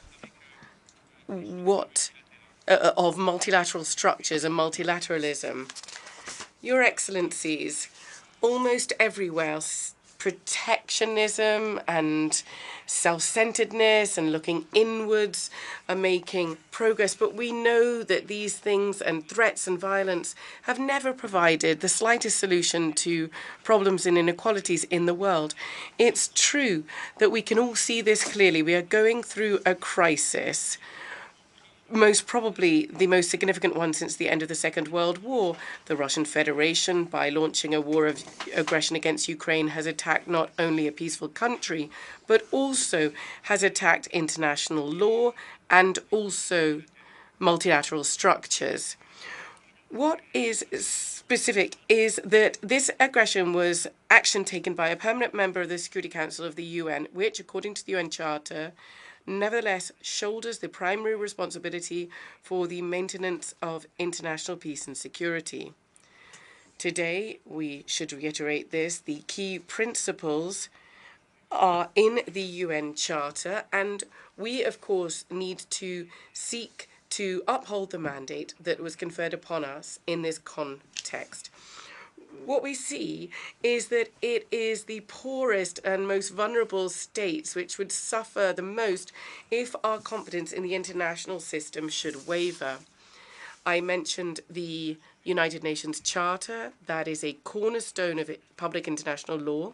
This year, it is the 75th anniversary of the Universal Declaration of Human Rights. This is a unique opportunity to reiterate the global consensus enshrined in this declaration. So this is a key point in time to unify and to strengthen the international community. The United Nations, indeed, are the bedrock of peaceful cooperation and mutual trust between states. And I believe there's no doubt these challenges cannot really be overcome through isolated initiatives. Our action has to be joint action. It must be collective action. I'd like to talk now about combating inequalities. Strong multilateral institutions are crucial for combating inequalities, which unfortunately are always exacerbated in crises. Climate change also exacerbates social inequalities and economic inequalities. These inequalities spike not only between countries, but also within countries, whether we're talking about social inequalities, gender inequalities, or economic disparities. I was struck to read recently that over the past 20 years, the income back between the 10% richest people and the 50% poorest people has doubled. I was also struck when I read recently that inequalities today are as stark as they were at the beginning of the 20th century, before the First World War. Inequalities still, in a disproportionate manner, affect those who are already the most vulnerable in our societies. Inequalities foster instability and populism.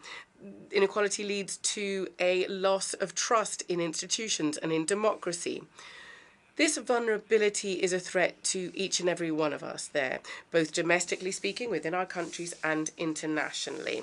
For a long time now, probably for too long, we have believed that defending our interests and protecting the most vulnerable are two different things.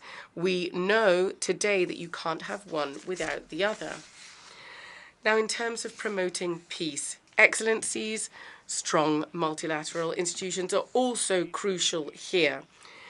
We have some things that we can focus on together. The new agenda for peace of the Secretary General that stresses a particularly important point, namely that prevention, I reiterate, is the starting point for all peace efforts. Inequalities of access, inequality of opportunity in terms of food, healthcare, employment, property, these lead to conflicts. We need to do everything that we can to ensure that each and every person in each country can fully participate in political, economic, social, and cultural life in their countries.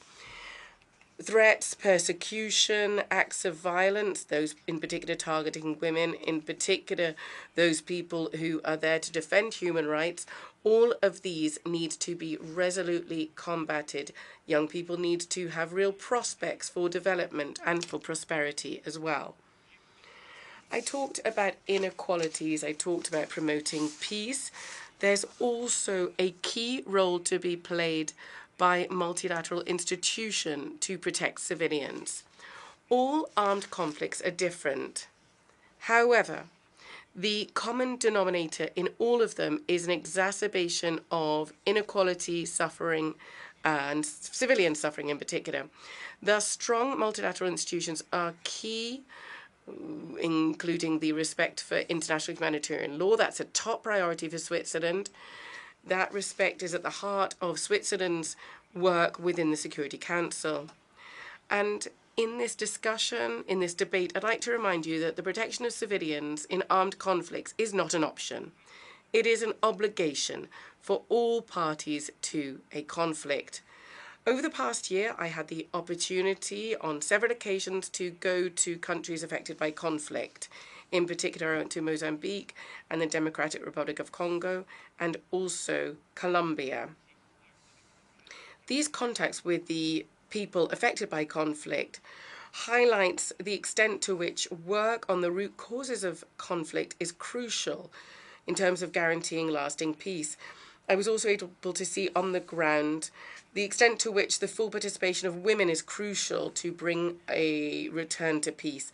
This is why my country, Switzerland, is continuing its strong commitment to implement the Women, Peace and Security agenda of the United Nations. This is also why we are continuing to mobilize to ensure the full implementation of all pertinent resolutions here. During armed conflict, the shortage of essential goods and services for civilians cost many more lives than the direct impact of hostilities does. It also exacerbates inequalities and undermines peace returning. In this context, I'd like to stress to you the importance of UN peacekeeping missions. They carry out essential work for the worst affected populations. And in this context, I think that all humanitarian stakeholders should be protected and supported. There are also other stakeholders as well as UN missions. And so in this context, the commitment of the ICRC needs to be strongly defended. The increasing number of crises means that the organization has had to deal with an unprecedented spike in and a worrisome spike in needs. We're the depository of the Geneva Conventions, and we are the headquarters of the ICRC, and so Switzerland is resolutely committed to this humanitarian work. The work of the ICRC is crucial for the protection of civilians. Ladies and gentlemen, excellencies, I have cited a few examples, and we see that there are numerous huge challenges. We need to see where are our common interests, not certainly in global disorder that some people are trying to promote to their gain, but rather in a renewed global order that guarantees stability, trust, and shared objectives. This is precisely why we need to take a stance. This is precisely why we need to undertake to ensure that this international cooperation thrives. The United Nations doesn't come from nowhere. It embodies the hope, institutionalized hope of a better world. It was an idealistic project. It was born during a different time of war, of brutality and despair. And it is based on the belief that cooperating at the international level is crucial. It is based on the belief that the world can only be better if each and every person shoulders their responsibilities. And it is based on the belief that ultimately what unites nations and what unites people is much, much stronger than that which separates them. This should make us optimistic in a period where there's a lot of pessimism. But this should encourage us not only to strengthen, but also step up our work together at the global level. With this General Assembly, we have a unique opportunity, a rare opportunity to come together to display trust and together to prepare for the Summit of the Future in 2024, to strengthen cooperation on key matters, to address any shortcomings in global governance, and to reaffirm existing commitments. This is in particular the case for the 2030 agenda. It is very interesting to be able to participate in the discussions yesterday. And the SDG Summit that did indeed take place yesterday should give us an opportunity to breathe new life into this agenda, because it is nothing less than our shared roadmap for a better future for us all. Let us show responsibility and solidarity to build a fairer, more egalitarian world for not us so much, but for those who are going to come after us, for future generations. And we must say this is a responsibility that we have to shoulder. It can't be delegated. This is our responsibility. Thank you. En nombre de la Asamblea. On behalf of the Assembly, I wish to thank the President of the Swiss Confederation for the statement just made, and I request protocol to escort His Excellency. The Assembly will now hear an address by Her Excellency Nataša Pirc Musar, President of the Republic of Slovenia. I ask protocol to escort Her Excellency. En nombre de la Asamblea General, tengo On behalf of the General Assembly, I have the honor to welcome Her Excellency Nataša Pirc Musar, President of the Republic of Slovenia, and I invite her to address this Assembly.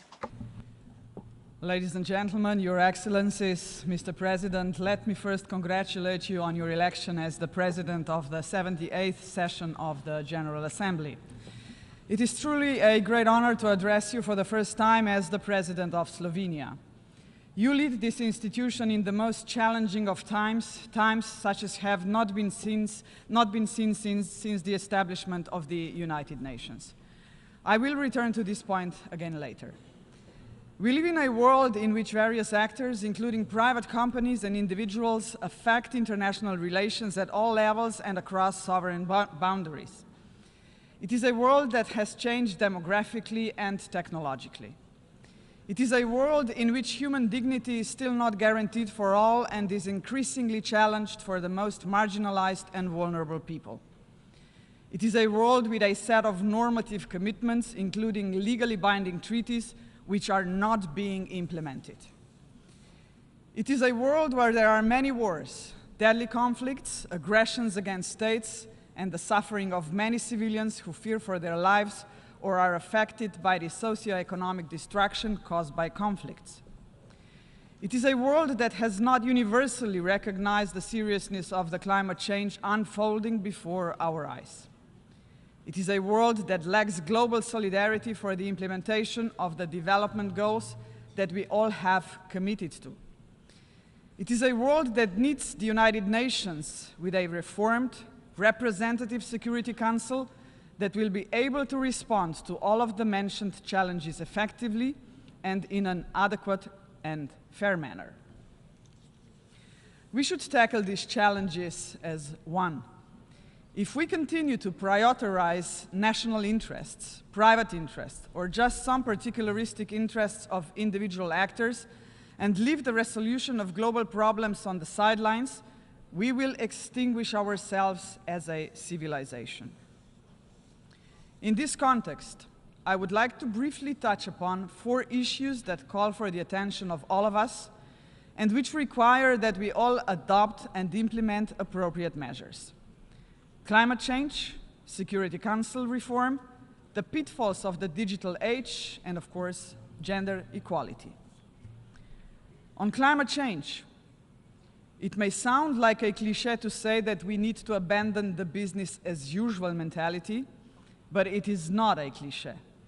Business as usual is not working. It is failing us all. Climate change is the greatest challenge of our time. The catastrophic floods that hit Slovenia in August are just one more event among the many, many events around the world that prove the point. I trust that we will be able to overcome the consequences of the floods. But think of countries that have less capacity to do so. Think of small island developing states, for example. They are frequent victims of catastrophic natural disasters, but the recovery costs are disproportionately high. Everyone should invest in an environmentally sustainable world, but I want to be clear, not everyone equally. Global solidarity is a matter of climate justice. Intergovernmental solidarity, with richer states contributing more than the poorer ones, and with the richest private companies also contributing their fair share, must be guided by the understanding that climate change is a result of human activities, past and present. Therefore, I am pleased to announce that Slovenia plans to increase its contribution to the Global Climate Fund by 50%. Addressing the growing financing gap between the needs of developing countries and available financial resources is essential for the implementation of Agenda 2030. However, I am very concerned that the current geopolitical polarization is hindering collaborative climate action. I only wish that in such circumstances, scientists were listened to more. According to the IPCC, simply keeping our promises would already be a step in the right direction. Sustainable development must become our joint and purposeful goal and principle guiding everyone's behavior. We must integrate climate action as well as the related question of water and food security into conflict prevention, conflict resolution, and sustainable peace building. Slovenia continues to be actively involved in ensuring climate and environmental justice, including the right to a clean and healthy environment, and in securing equitable access to safe drinking water and sanitation for all. During the UN 2023 Water Conference, I emphasized, water is life, water is existence, water is peace. It is for this reason that I would like to use this opportunity to repeat our call for the establishment of an UN Special Envoy on Water, which will be an important step towards ensuring the better coherence of water efforts inside and outside the United Nations. Mr. President, on the 6th of June 2023, Slovenia was elected to serve as a non-permanent member of the UN Security Council for the period 2024-2025. I would like to use this opportunity to thank you all for your confidence in electing my country to serve on the Council. It is with great honor, profound humility, and a sense of shared responsibility that we assume this task. Our term will be carried out in response to numerous conversations and exchanges we had with member states during our campaign. With regard to the Security Council, I cannot avoid the discussions on its reform, which have been going on for decades. I truly hope that we will soon see the light at the end of the tunnel. Slovenia has always been among the member states claiming that a change in the composition of permanent and non-permanent membership is long overdue. The current distribution of seats in the Security Council is neither fair nor representative. Furthermore, Slovenia belongs to the majority of member states that are deeply concerned about the unlimited use of the veto power, which is causing us to lose faith in the Security Council. It also results in the Security Council failing to act when action is required. In Europe, we view Ukraine as a case in point. Even some permanent member states have suggested that the P5 should refrain from using the veto, at least in the case of mass atrocities. We are all seeing this most valid suggestion ignored. In this regard, we commend Liechtenstein's recently introduced veto initiative as an important invitation to the P5 to reflect thoroughly on the situation before resorting to a veto. At the same time, it needs to be recalled that the UN Charter itself gives the P5 an opportunity to express their displeasure with decision-making, but still to act responsibly. They may not like a draft resolution, but they can choose to abstain and let the UN pursue without interruption its main goal, to maintain peace and security for all, not for merely a few, and certainly not just for one. Excellencies, by losing trust, we attack the very foundations of organized society of our international community. I am afraid that in our digital age, part of the problem of losing trust lies with the science and technology. Inventions are meant to advance humanity. Social media were not invented to disconnect us, but too often they do exactly that. Artificial intelligence can be useful, but it can also be dangerous. In this regard, I applaud to Secretary General's resolve to form a high-level advisory body on artificial intelligence. We need to find a way to govern the development of new technologies, including artificial intelligence, in a way that does not impede economic, developmental, social, and research opportunities, while not putting us at risk. A human-centric and human rights-based approach to the full life cycle of technologies, comprising their design, development, and application, as well as decline, should be the answer. The Global Digital Compact must be centered on this notion. Things can be done, but all actors, including private companies, will need to be on board with honest and meaningful commitment. Ensuring that human rights are the foundation of an open, safe digital future is not going to be an easy task. In saying so, I look at the key menace of our time: disinformation. Unfortunately, our time is once again a time of competing of narratives, only that now they are much more complex as regards the threat they pose to humanity. It is an era of snack news, attention economy, the fabrication of facts, and of increasing disagreements about facts precisely because we no longer trust any narratives. We may have the freedom of information, but we are not protected against false information, manipulation, and deceit. Mr. Secretary General is to the point in referring to the proliferation of hate and lies in the digital space as grave global harm. Big tech companies should take more systematic responsibility for the content they host and moderate. They should better protect users from hate speech, disinformation, and other harmful online content. What is unacceptable offline should not be acceptable online. Excellencies, ladies and gentlemen, I am about to say a few words on a subject so important that I have saved it for the last part of my address: gender equality.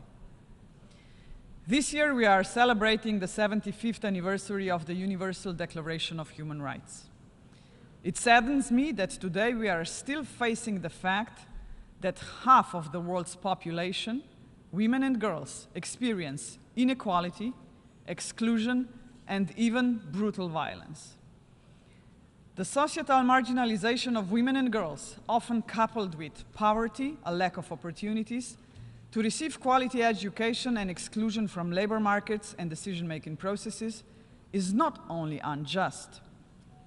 It also results in a monumental waste of potential for our societies.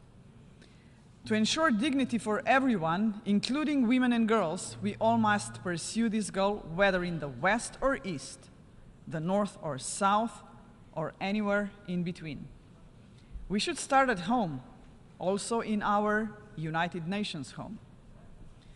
In this regard, I would like to recall an outstanding detail that illustrates the need to take SDG goal number 5 very seriously. Namely, that it will take 140 years to achieve the equal representation of women in leadership positions in the workplace. This is simply unacceptable. The Secretary General agrees. The achievement of women's full, equal, and meaningful participation in political and public life is part of his new agenda for peace. That is why I am very much in favor of initiatives to achieve this objective, including within the framework of the United Nations. On this particular point, I'm thinking of the initiative from the group of women leaders' Voices for Change and Inclusion concerning the alternation of the gender of the presidency of the UN General Assembly. Mr. President, you are presiding over an assembly of the most important global institution. We are all painfully aware of the fact that hitherto only four presidents of the General Assembly have been women. Only 4 in its entire history. 74 were men. We should live up to our own declarations on gender equality and materialize them in the work of the General Assembly as well. This would be a vivid and symbolic way of demonstrating our joint commitments. Excellencies, as I leave this podium, I would like to reaffirm the need for multilateralism. This needs to be a different type of multilateralism, one that is effective and inclusive, making the UN an actor and a forum fully fit for the future. The most pressing challenges today, and I have elaborated on some of them, cannot be addressed by individual states, no matter their size or power. This must be a collective effort, or our children and grandchildren will be affected much more than the generation of leaders gathered here.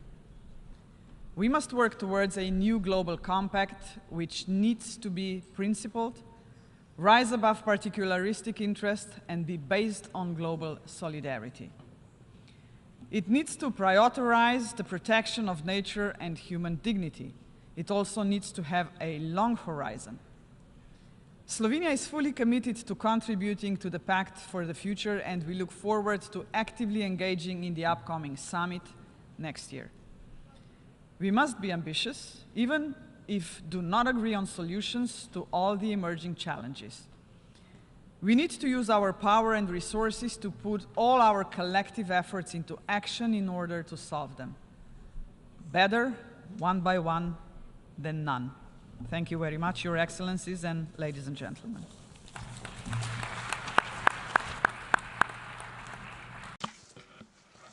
On behalf of the General Assembly, I thank the President of the Republic of Slovenia for the statement that she has made, and I would ask a protocol to escort Her Excellency. The Assembly will now hear a statement by His Excellency Shavkat Mirziyoyev, President of the Republic of Uzbekistan. I request protocol to escort His Excellency. On behalf of the General Assembly, I have the honor to welcome His Excellency Shavkat Mirziyoyev.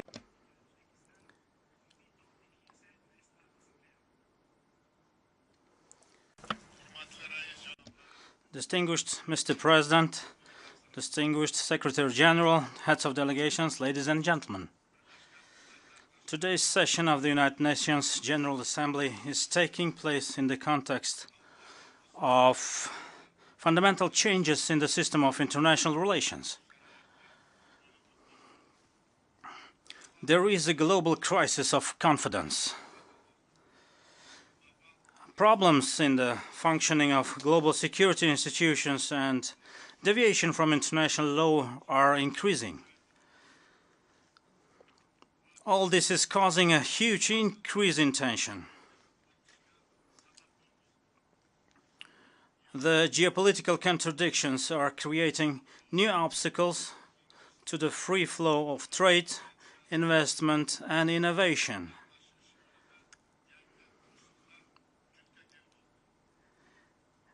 Even on the issues that concern the fate of humanity as a whole, such as climate change, hunger, and inequality, one can feel that mutual communication has been lost.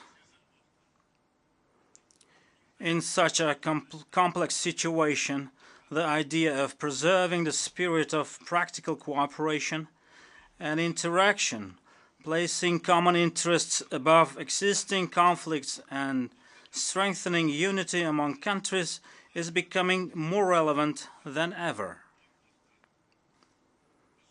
Last year we launched the Samarkand Solidarity Initiative aimed at common security and development. Our main goal is as follows: to comprehensively understand the responsibility for the present and future of our countries and peoples, to engage in a global dialogue all parties that are ready for open and constructive cooperation. I am confident that holding a summit of the future next year, at the initiative of the UN Secretary General, will serve to address the current challenges of international and regional development, increase the influence and effectiveness of our organization. Dear participants of the Assembly, we remain committed to continuing our policy of creating new Uzbekistan, which is a law-governed, secular, democratic and social state. Our country is boldly pursuing the path of fundamental reforms at strengthening the principles of democracy and justice based on the noble idea of in the name of human values and interests. In April this year, for the first time in the history of Uzbekistan, a nationwide referendum was held on the renewed constitution, which defines the priorities of national development. More than 90% of the voters in the referendum supported this truly popular constitution. This has ensured that our reforms have become indeed irreversible. In our basic law, we have reaffirmed our commitment to the principles of equality of all citizens, human rights, freedom of speech and conscience, regardless of nationality, language, or religion.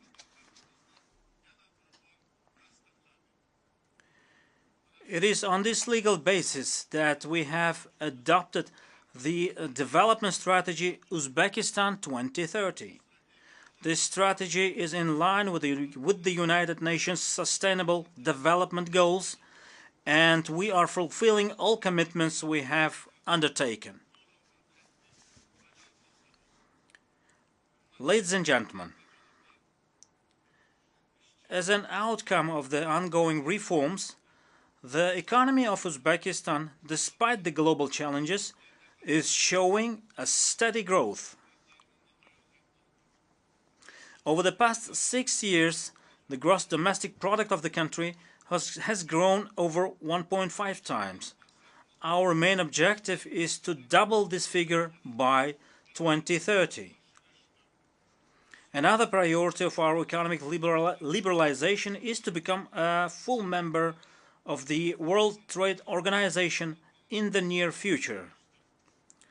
Since 2017, poverty in our country has been halved thanks to the policies aimed at improving the living standards of our people.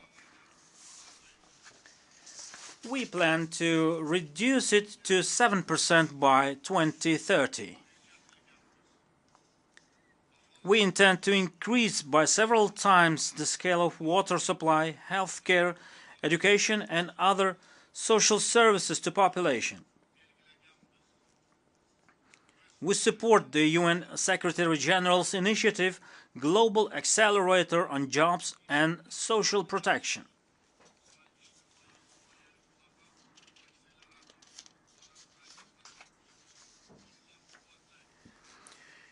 In order to share best practices within the framework of this initiative, we propose to hold in 2024 in our country the World Conference titled Social Protection, the Path Towards Development, under the auspices of the United Nations.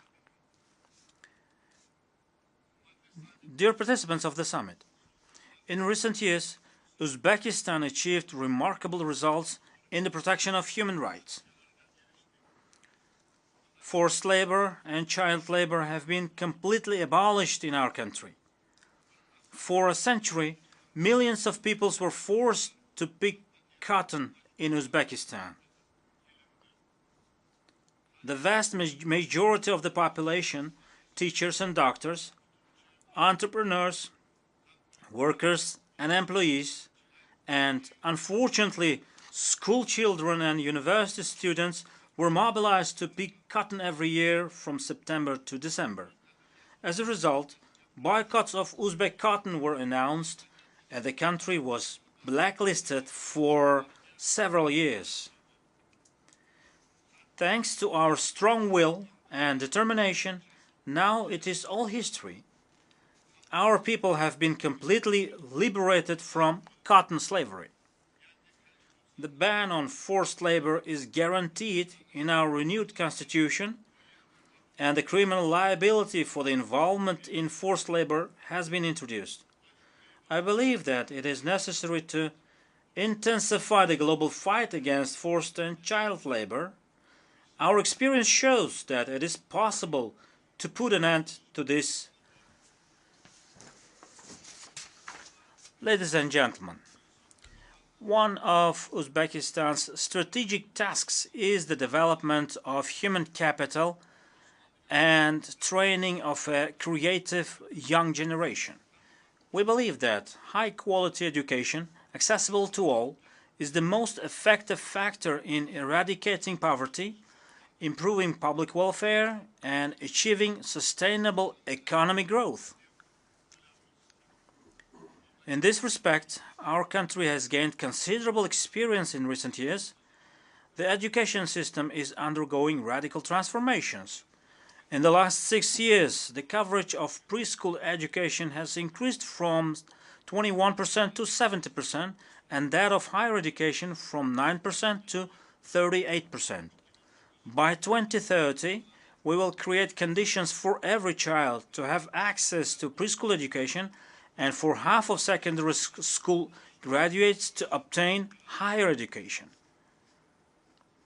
Dear heads of delegations, in recent years, Central Asia has embarked on a path of good neighborliness, stability, joint partnership, and progress. Thanks to our joint efforts, Uzbekistan has managed to address problems of state borders, transport corridors, and water use with all its neighbors. Mutual trade between the countries of the region has grown by more than 2.5 times, and the number of joint ventures has increased 5-fold. Our region has become a promising center for economic development, transport and communications bridge connecting East and West, North and South. This has led to a growing interest in our country. Central Asia's openness to the world is becoming the main condition for ensuring the region's security and stable development. It is safe to say that our people unite around a growing sense of regional identity, and this sense is growing ever stronger. It's not only our history that is common, but also our future and our vital interests that are shared. Expanding our regional cooperation is and will be our only choice. I'm convinced that with the support of the international community, Central Asia will continue on the path of unity. In this regard, transforming Central Asia into a peaceful and prosperous region will henceforth remain a priority goal of Uzbekistan's foreign policy. Distinguished participants of the summit, in Central Asia, where almost half of the population belongs to the younger generation, the issues of youth and creating opportunities for fulfilling their potential have an utmost importance. In order to strengthen cooperation in this sphere, the countries of our region have recently signed an agreement on the common dimensions of the youth policy. We are currently interested in establishing effective cooperation with the United Nations and its specialized structures, studying best practices and achievements of other regions. In this regard, I propose to establish a working group at the United Nations to support the youth development in Central Asia.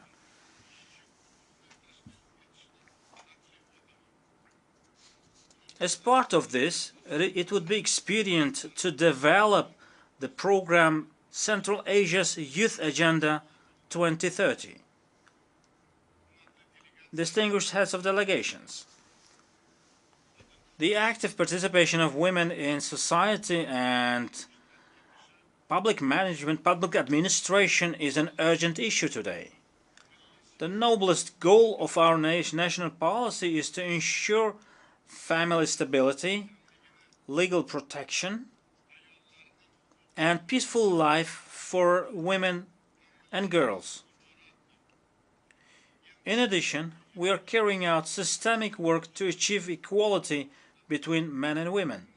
For example, last year, 49% of university enrollments accounted for girls.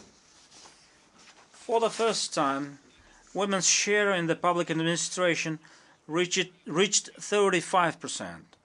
A special law has been passed to protect women and minors from domestic violence. We are interested in further expansion of cooperation with UN Women.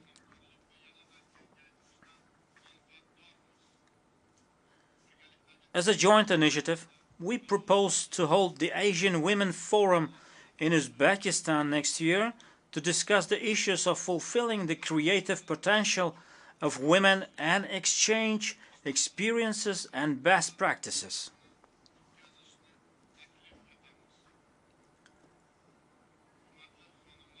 Ladies and gentlemen, currently the world is facing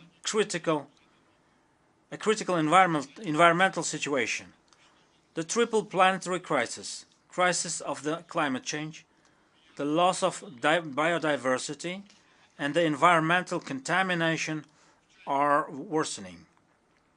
In such challenging conditions, while Central Asian countries grapple with the RLC tragedy, the region is becoming one of the most vulnerable parts of the world in the face of climate change. Uzbekistan is doing its best to mitigate the consequences of the RLC tragedy, which remains a global problem. In recent years, 1.7 million hectares of green areas with drought-tolerant plants had been created on the dried-up bed of the RLC. The support of the international community is essential for us to continue these vital efforts. Over the next 30 years, the air temperature in our region has increased by 1.5 degrees. This is more than twice the global average warming. As a result, nearly 1/3 of the total area of glaciers in the region has melted. If this tendency continues, the flow of the two major rivers in our region, Amu Darya and Sidarya, may decrease by 15% in the next 20 years. It is expected that per capita water supply will decrease by 25% and agricultural yields by 40%. Unless we take timely and effective measures, the consequences of these problems will seriously undermine our region's socio-economic stability. Given this context, we support the establishment of the position of the Special Representative of the UN Secretary-General for Water Resources. We are in favor of attracting and introducing the state-of-the-art technologies in the process of establishing a water-saving technologies platform in Central Asia using the United Nations water mechanism.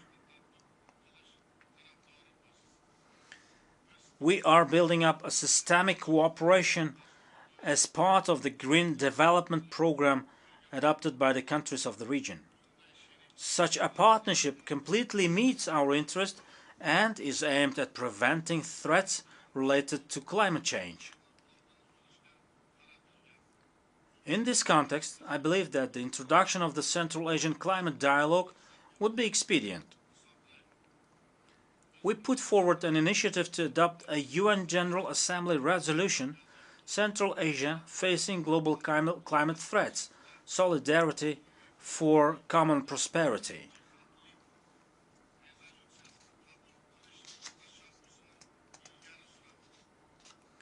We propose to discuss its substance at the International Climate Forum to be held in Samarkand next year.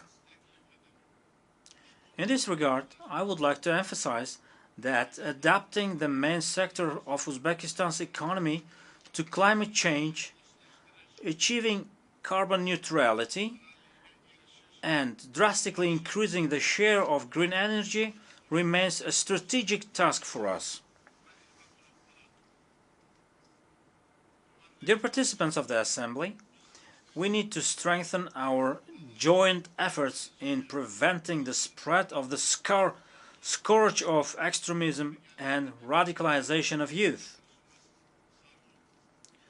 Last March in Tashkent, the Joint Plan of Action for the implementation of the United Nations Global Counterterrorism Strategy in Central Asia was adopted. As part of our national strategy on countering extremism and terrorism, we are placing a particular emphasis on this matter. This includes helping people affected by extremist ideas to return to a normal life and their reintegration into society. We have gained unique experience in this regard. We have conducted the humanitarian Operation Meher, which means benevolence in English 5 times. As part of that operation, we have repatriated to our country more than 530 citizens, primarily women and children from conflict zones in the Middle East and Afghanistan. They have all received medical, psychological, social assistance and other support. In June this year, here at the United Nations headquarters, the international community learned the stories from people repatriated to our country and embarked on a new life.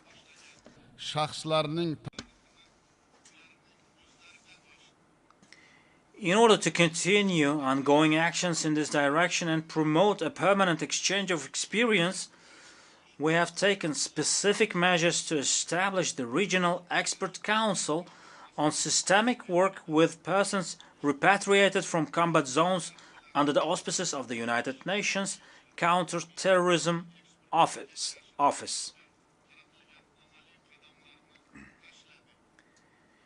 United Nations member states must be more unified and work together to combat common threats such as international terrorism. I would like to emphasize another important matter. We believe that the recent manifestations of religious intolerance and Islamophobia that have taken place in some countries are unacceptable. In order to promote globally the ideas of religious tolerance and cooperation, we propose to establish in Uzbekistan the International Center for Interreligious Dialogue and Cooperation under the auspices of UNESCO.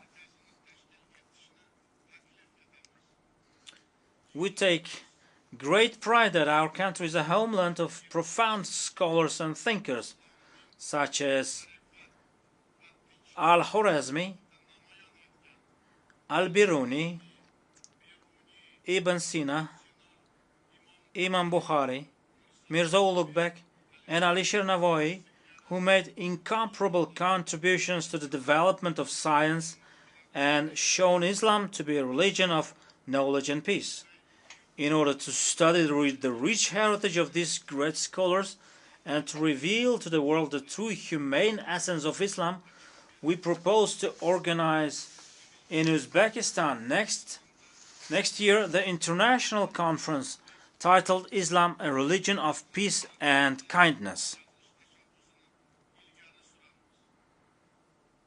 Esteemed participants of the session, the developments in Afghanistan directly impact international security. The country is facing a new situation and demands a unique approach to resolving the Afghan issue. leaving Afghanistan again alone with its own problems would be a grave mistake. Ignoring, isolating, and imposing sanctions only exacerbates the hardships faced by the ordinary Afghan people. We believe that humanitarian aid to the Afghan people should not be reduced. We call for the development of appropriate mechanisms to utilize Afghanistan's frozen international assets to address the acute social problems in this country. We need an open, peaceful, and sustainable Afghanistan that is actively engaged in regional cooperation initiatives and is ready for mutually beneficial partnerships with its neighbors and other countries. Standing here at this high rostrum, I urge the international community to come together in resolving the issue of Afghanistan. I believe it is essential that under the leadership of the United Nations, we jointly develop a flexible and constructive approach to the Afghan issue.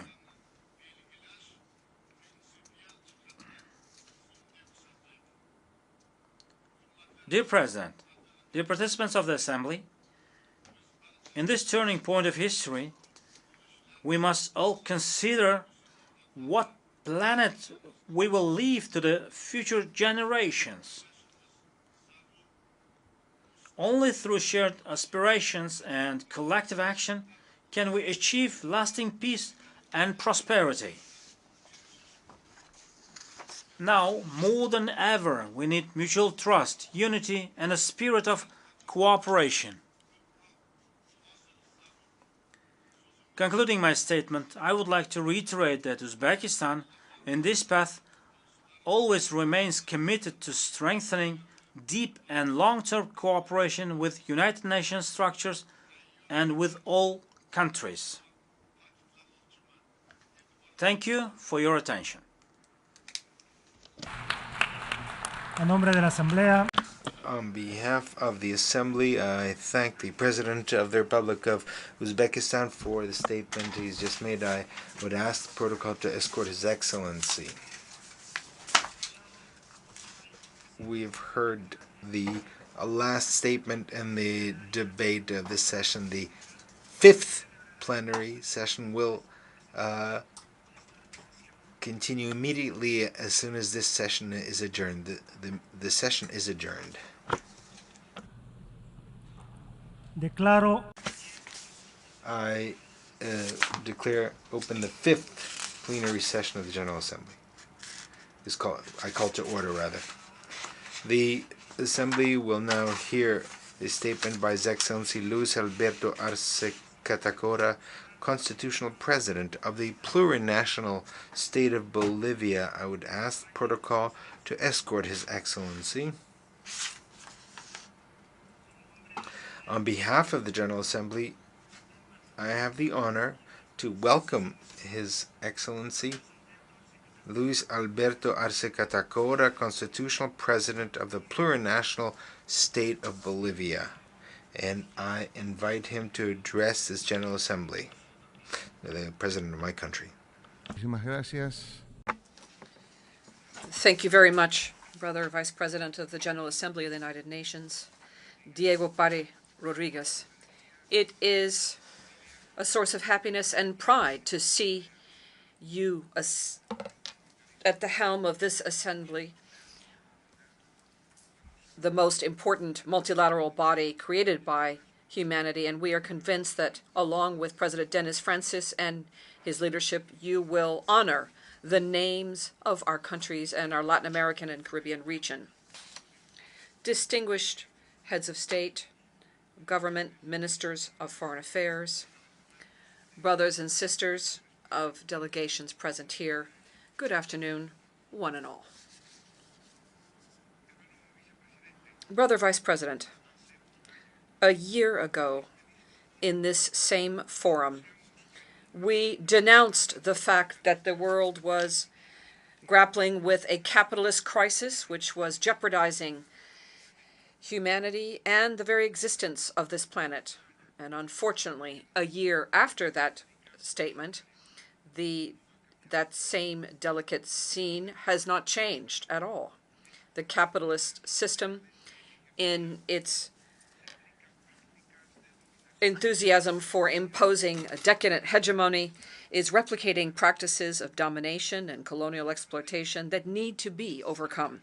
Unfortunately, many of the brilliant proposals that emerged within this assembly have been ignored, or they were simply omitted due to interests that are part and parcel of the savage capitalist system of exploitation, which prioritizes production and reproduction of capital rather than safeguarding the lives of human beings and the very existence of the planet.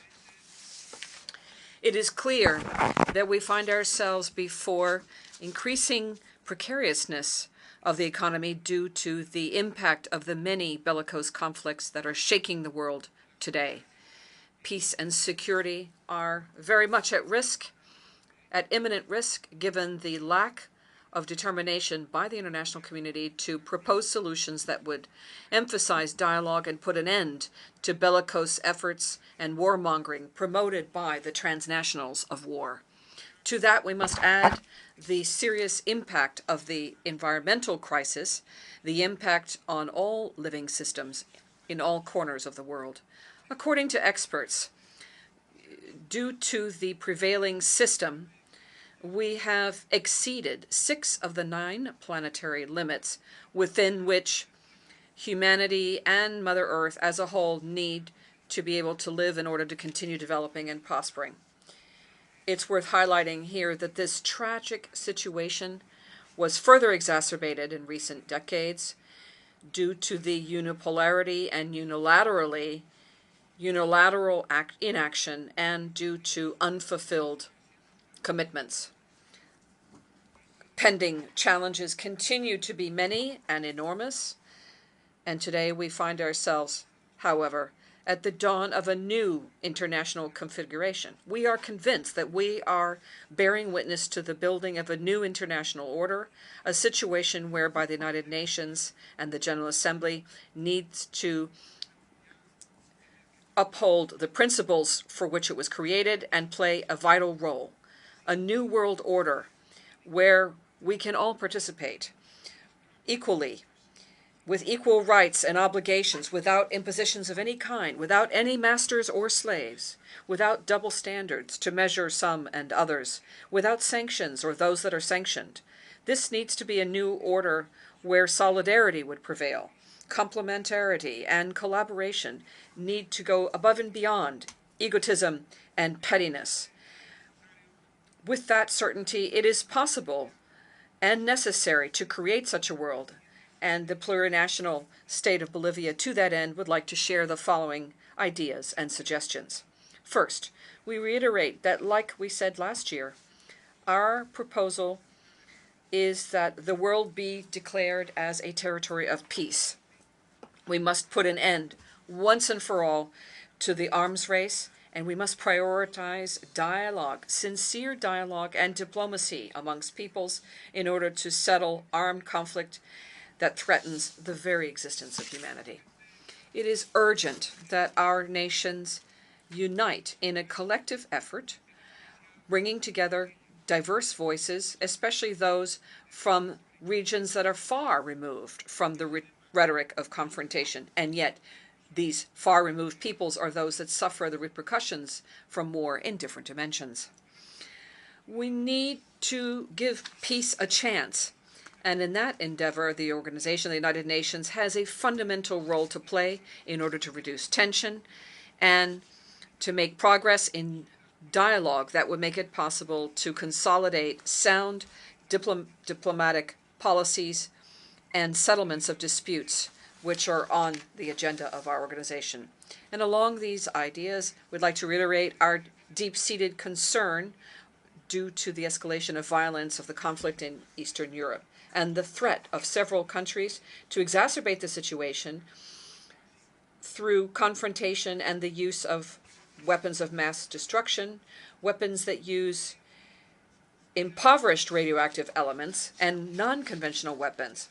which are banned by international law through various international instruments which are binding. We note with great alarm that military expenditures around the world have reached historical numbers. Up to April of 2023, the world invested more than $2.24 trillion in weapons and the industry of war. If those resources were to be invested in peace, in mediation, in dialogue, in the development of peoples, and invested in life rather than investing in destruction and death, we would not find ourselves on the verge of a crisis which further exacerbates inequality around the world and which are contrary to the very objectives set forth in this scenario and further exacerbate poverty around the world. The ways and means of waging war should not be unlimited. An increasing number of countries is seeking to use outer space in order to improve their military capacity with a view to protect their national security and yet further endangering the peace and security of our planet in doing so. We deeply regret that maintaining peace and security has become a goal which is increasingly challenging. A genuine pace can only be achieved through the effective implementation of the mechanisms set forth in the United Nations Charter and in the complete elimination of all types of weapons.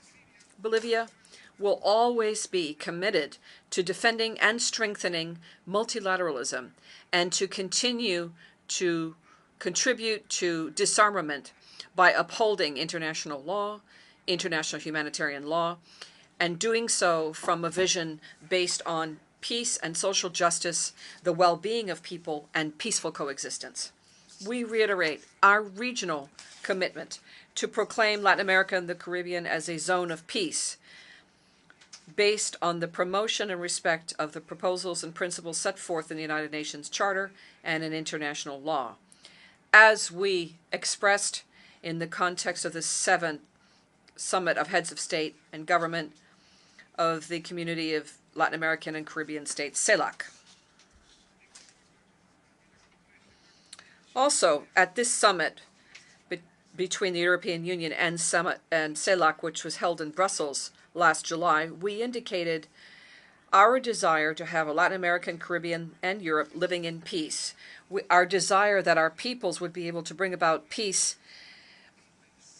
in a capitalist model which cannot actually offer us peace, and thereby abandon practices which in past histories have not been satisfactory in terms of achieving an equitable and complementary relationship between our regions. It's necessary to therefore break the international unfair order, which is smothering our peoples, and we feel it is time now to debate within the context of the United Nations how to build a new covenant for the future. But to do that, we need to recall the past. We need to resolve the present and prepare ourselves for the future. We are compelled to address the needs of present generations and future generations in an equitable manner. We cannot allow a child to die of hunger today in order to ensure the meal of a child that has not yet been born. Eliminating poverty and inequality today will prevent unimaginable conflicts of economic distribution and environmental conflict in the future. To build trust, we need to abandon petty interests and work through reciprocity. For example, by freeing all transfers of technology that enable us to save lives and restore Mother Earth.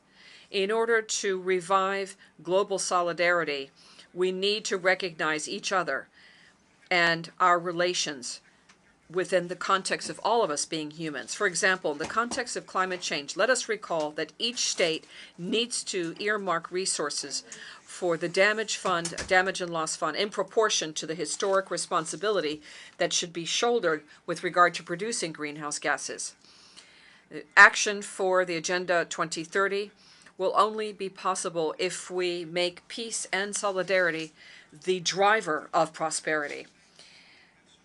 We must be bold and transform war expenditures and those on death into investments for life. And with these resources, we can overcome and meet the goals of sustainable development. This is the only way to make Mother Earth sustainable within a space that functions in a safe way for all humanity. It's the only sustainable, fair, environmental, and socially appropriate way to convert the system into one that is progressive. We must achieve these goals in a fair and equitable manner for all, without any political or financial impositions. Third, it's necessary and urgent to change the capitalist system in a time of neoliberalism, which multiplies and reproduces forms of domination, exploitation, and exclusion for the great majority.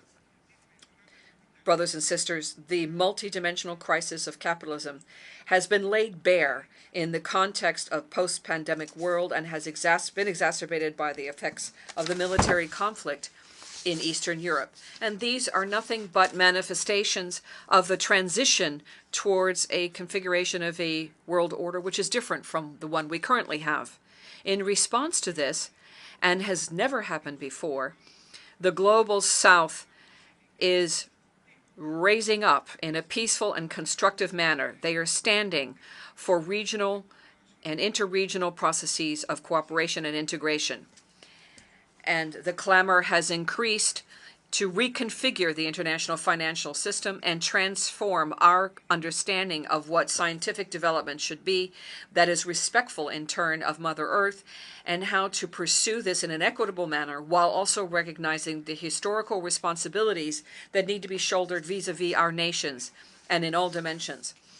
Given the irreversible march towards a multipolar world, it is undeniable that each strength influences new initiatives and economic integration, trade, and cooperation amongst countries. The surgence and emergence of trade blocs such as Asia, Africa, South America, or the BRICS make it possible today for nations to have access to international markets without needing to compromise their sovereignty. And in that context, despite the adverse international context, Bolivia has implemented the Economic and Social Development Plan 2021-2025, which is entitled Rebuilding Our Economy to Live Well Towards Industrialization and Replacement of Imports. And this plan lays the foundation in order to grapple with the global economic crisis and to develop public policy to strengthen our national economy and promote our development capacity. And in this regard, action developed for the purposes of economic rebuilding and building our economic system to be more productive exceeded 6% in 2021, and management in 2022 achieved 3.5%. And in 2022, our nominal GDP increased by $40,703 billion in 2021 and reached $44 billion in 2022, which is the highest figure in our history. Likewise, the GDP per capita increased by 7.4% over the figure for 2021, achieving a figure of $3.6 billion, again, the highest figure in the history of our country. I should also mention here that what is happening this year, we see accumulated inflation, which is only of 1.6%, which is the lowest figure for our region and much lower than many countries on the planet. This indicator was achieved by us without raising interest rates, without practicing neoliberal monetary policy, and especially without reaching into the pockets of the poorest of our people, which is where inflation lives. The achievements of our country are based mainly on a horizon which is a civilizing horizon based on living well and reivindicating the culture and life of a community, respecting living together in harmony, in balance, and in complementarity with all other human beings, while also being in harmony with Mother Earth and nature. 4. The climate crisis requires concrete action and renewed commitments. Bolivia has suggested, through recognition of the Mother Earth in the General Assembly and through the resolution approved in April of 2009, an effort for the entire international community to become aware of the importance of restoring our natural processes for the very survival of the human being on this planet, and providing for an alternative vision to, which is anti-colonial, an alternative to capitalism and mercantilism. In this understanding, our vision is based on sustainability of development and is deeply rooted in our vision of living well and in harmony with nature. This vision is born of the millennial and ancestral thoughts of our peoples and the indigenous peoples in our nations, which are the very foundation of our plurinationality. With regard to increasing needs and mitigation of adaptation to the climate crisis and the losses and growing damage, it's important that all countries assume their responsibilities. And in this context, the developed nations must assume their share of responsibility due to the climate debt and compensation for historical reparation to developing countries. The first step is to fulfill their promises and meet the pledges with regard to financial provision, transfer of technology, and capacity building. In this problematic world, one common denominator is the issue of fragmenting countries for the most poor, and the scarcity of water is only increasing with the evaporation of fresh water. We urge this Assembly to provide action and address this problem, a problem which is affecting the poorest of the 5 continents and which is beginning to affect all sectors of society. Bolivia would highlight here that this year, by consensus, the conservation and sustainable use of marine biodiversity of areas beyond national jurisdiction, the BBNJ, was adopted by consensus because it is a significant step towards protecting our oceans and the sustainability and use of our resources, benefiting the developed nations especially those that are landlocked. This treaty will establish rules and regulations to prevent the sustainable exploitation of resources, will protect the interests of landlocked countries, and will prevent the exhaustion of marine resources. The BBNJ Treaty is a historic opportunity to mark the difference in protecting our oceans because they are a common good of all humanity. And in this context, we highlight the special mention for the indigenous peoples and landlocked countries. Together, we can ensure that the oceans will continue to be sources of life and prosperity for present generation and future generations in an equitable manner. 5, we must continue promoting a broader view of human rights and democracy. Despite the progress achieved, the world continues to be an unequal world. And while it's true that peoples shape their own destiny, it is also true that for our peoples to live well, this has been undermined for centuries due to legal, economic, and ideological colonialism. You know better than anyone that it has not been possible to exercise the right to development due to history. The systematic transfer of wealth from the south to the north has put us at a disadvantage up until today. We have had to navigate the waters of a crisis imposed only on the south, which is not the same than to talk about economic, social, and cultural rights as to talk about health, education, food, access to knowledge, and technology in a continent where, in another, in the south and in the north, it's not the same. In this context, it's not possible to plan without also addressing the historical responsibilities. Without assuming those responsibilities, we cannot fulfill our potential as peoples and make possible our right to development. In the plurinational state of Bolivia, we have understood that democracy is not possible without development.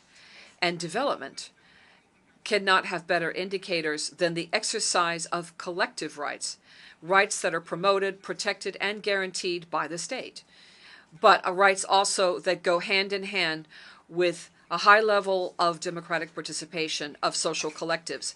In Bolivia, we have understood that economic stability also requires substantive change in food sovereignty, access to intercultural and multilingual education, in sexual and reproductive health for Bolivian women. From our experience, I would like to highlight that the active participation of indigenous peoples in the affairs of state has made our recent achievements possible, and that is why I call on this assembly to continue making progress towards strengthening the rights and participation of indigenous peoples. Another topic of great interest to my country are the rights of women. It is estimated that in the world 736 million women, that is 1 out of 3 women around the world, have been victims of physical violence or sexual violence.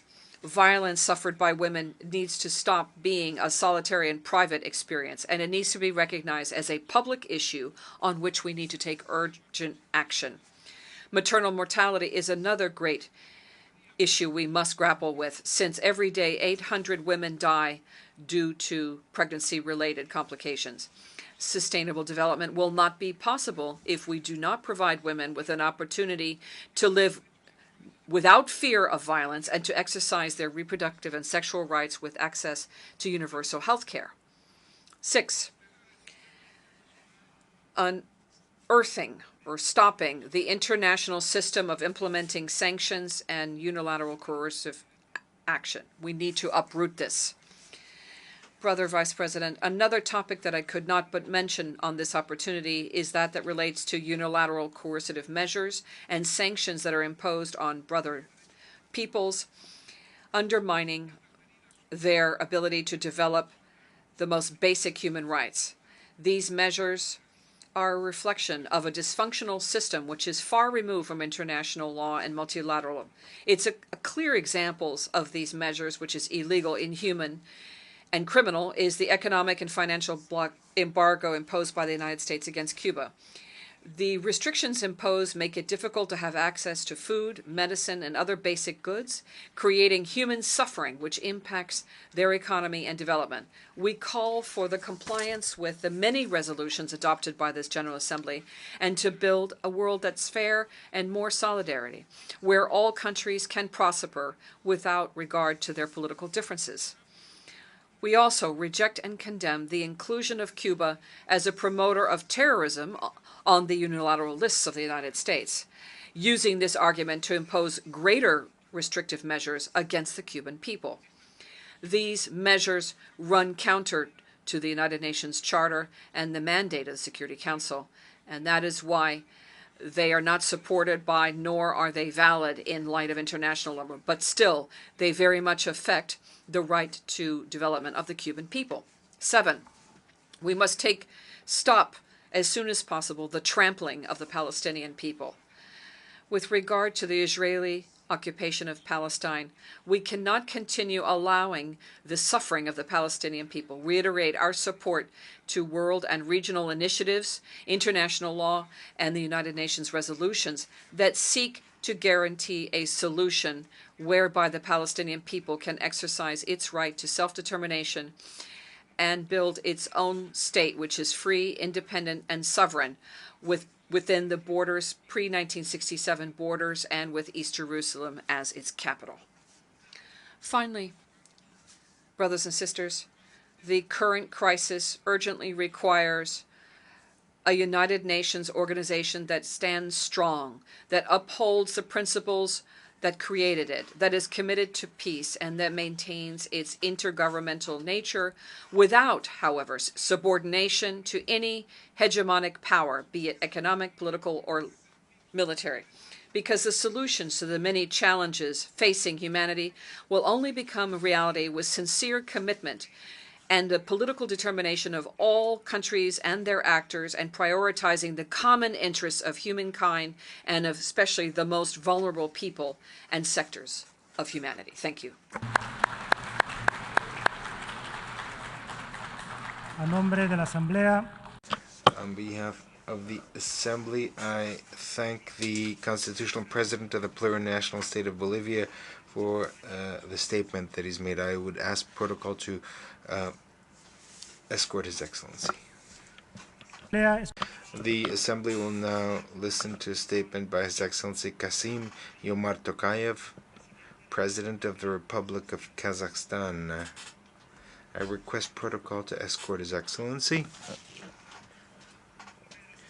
On behalf of the General Assembly, I have the honor to welcome His Excellency Kassym-Jomart Tokayev, President of the Republic of Kazakhstan, and I invite him to address this assembly, the General Assembly. Mr. President, Mr. Secretary General, ladies and gentlemen, today humanity faces enormous shifts unseen in a century and has entered yet another period of geopolitical confrontation.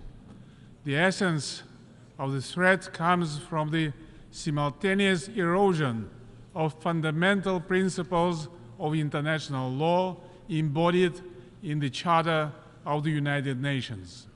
The displacement of these pillars puts an increasingly heavy burden on the existing structure of international relations and creates confrontations. The pattern of non-compliance, suspension, and withdrawal from key international legal instruments is extremely concerning, as it could lead to the point of no return. This situation disrupts the trading system, weakens the supply chains that drive economic life, damages food security, and accelerates inflation. Current negative trends further exacerbate human suffering. 108 million people are forcibly displaced, more than 1 billion live in poverty, and 2 billion do not have access to essential medicines. The ultimate result is humanity's loss of confidence in the future stable development of the world. The younger generations no longer believe that the world they inherit will be a better one. Therefore, Kazakhstan finds it necessary to restate its unwavering commitment to the principles of the United Nations Charter. The leaders gathered here are responsible for the fate and future of humankind. Yet, as we approach the United Nations 80th anniversary, we have come almost full cycle to the organization's point of departure. The resolution of political issues by force, in fact, results only in deadlock. Dialogue is the only way to create a conducive environment that enables agreement on new principles and norms. Despite best efforts, conflicts persist in many regions of the world. We urge all parties to seek diplomatic solutions to the conflicts based on the UN Charter and universally recognized international law. In this regard, Kazakhstan commends all efforts and plans proposed by different states and groups of countries in support of a political settlement of the Ukrainian crisis. Diplomacy and dialogue should always prevail in seeking the resolution of international disputes. We must therefore together exert the greatest efforts to stabilize the only system of global institutions we have. We will not succeed in tackling these challenges without a comprehensive reform of the Security Council. It's an urgent need of our time that meets the interests of the vast majority of humanity. I'm strongly convinced that the voices of middle powers and all developing countries in the Council need to be amplified and clearly heard. Since the Security Council appears unable to move beyond deadlock, it should become more representative so that other countries, including Kazakhstan, can play a greater role in the maintenance of peace and security.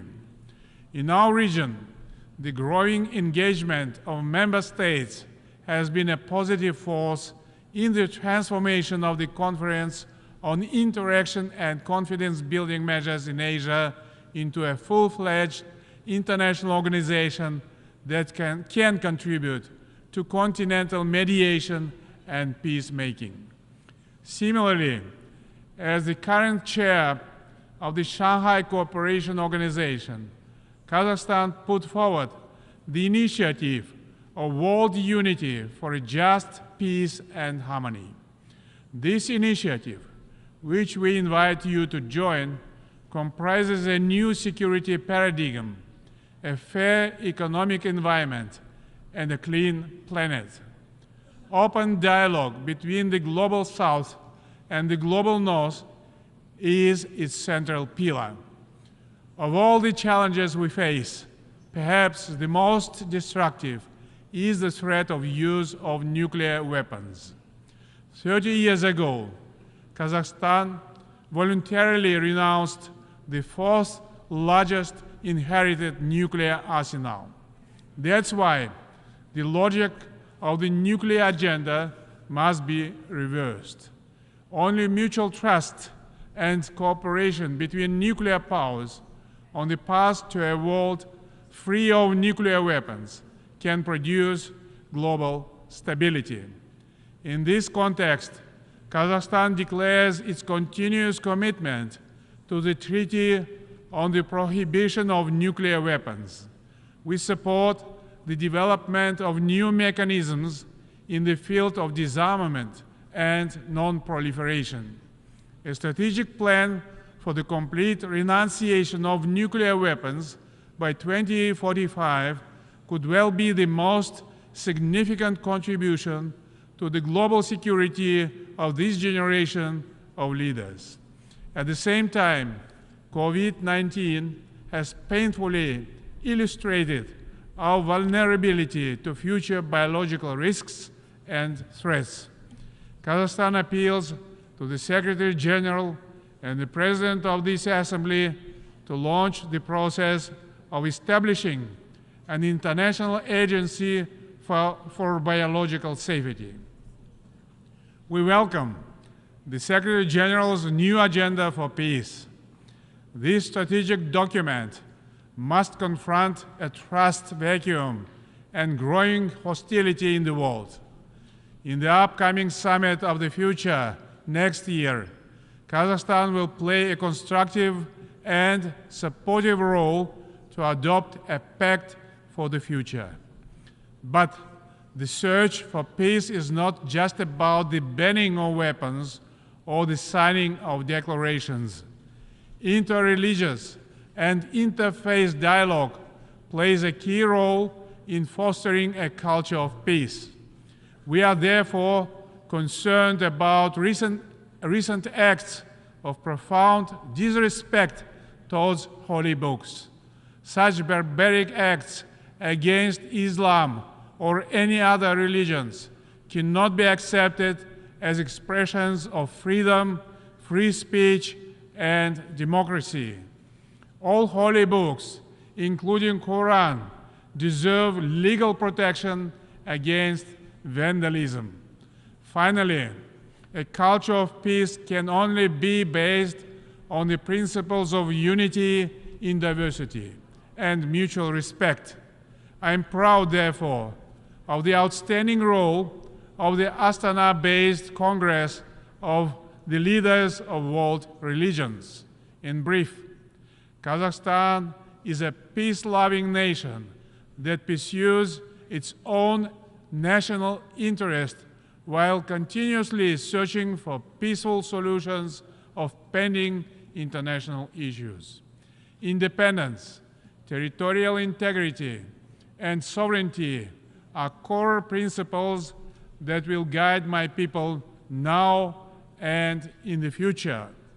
We will continue cooperation with our major allies on all strategic issues. Ladies and gentlemen, we need new assessments that will enable us to tackle pressing global economic problems while ensuring the right to development. To do this, we require an open, transparent, and inclusive multilateral trading system based on WTO principles and rules. We also need to think about a better global food security system. Nearly 10% of the world's population faced hunger last year. We must boost voluntary information exchange on food security, including volumes of production, and the export on import of food products. In concert, we must enable the transparent tracking of funding from the international community in response to food crisis. Kazakhstan is ready to act as a regional food supply hub. We have all the required resources, infrastructure, and logistics in place for these purposes.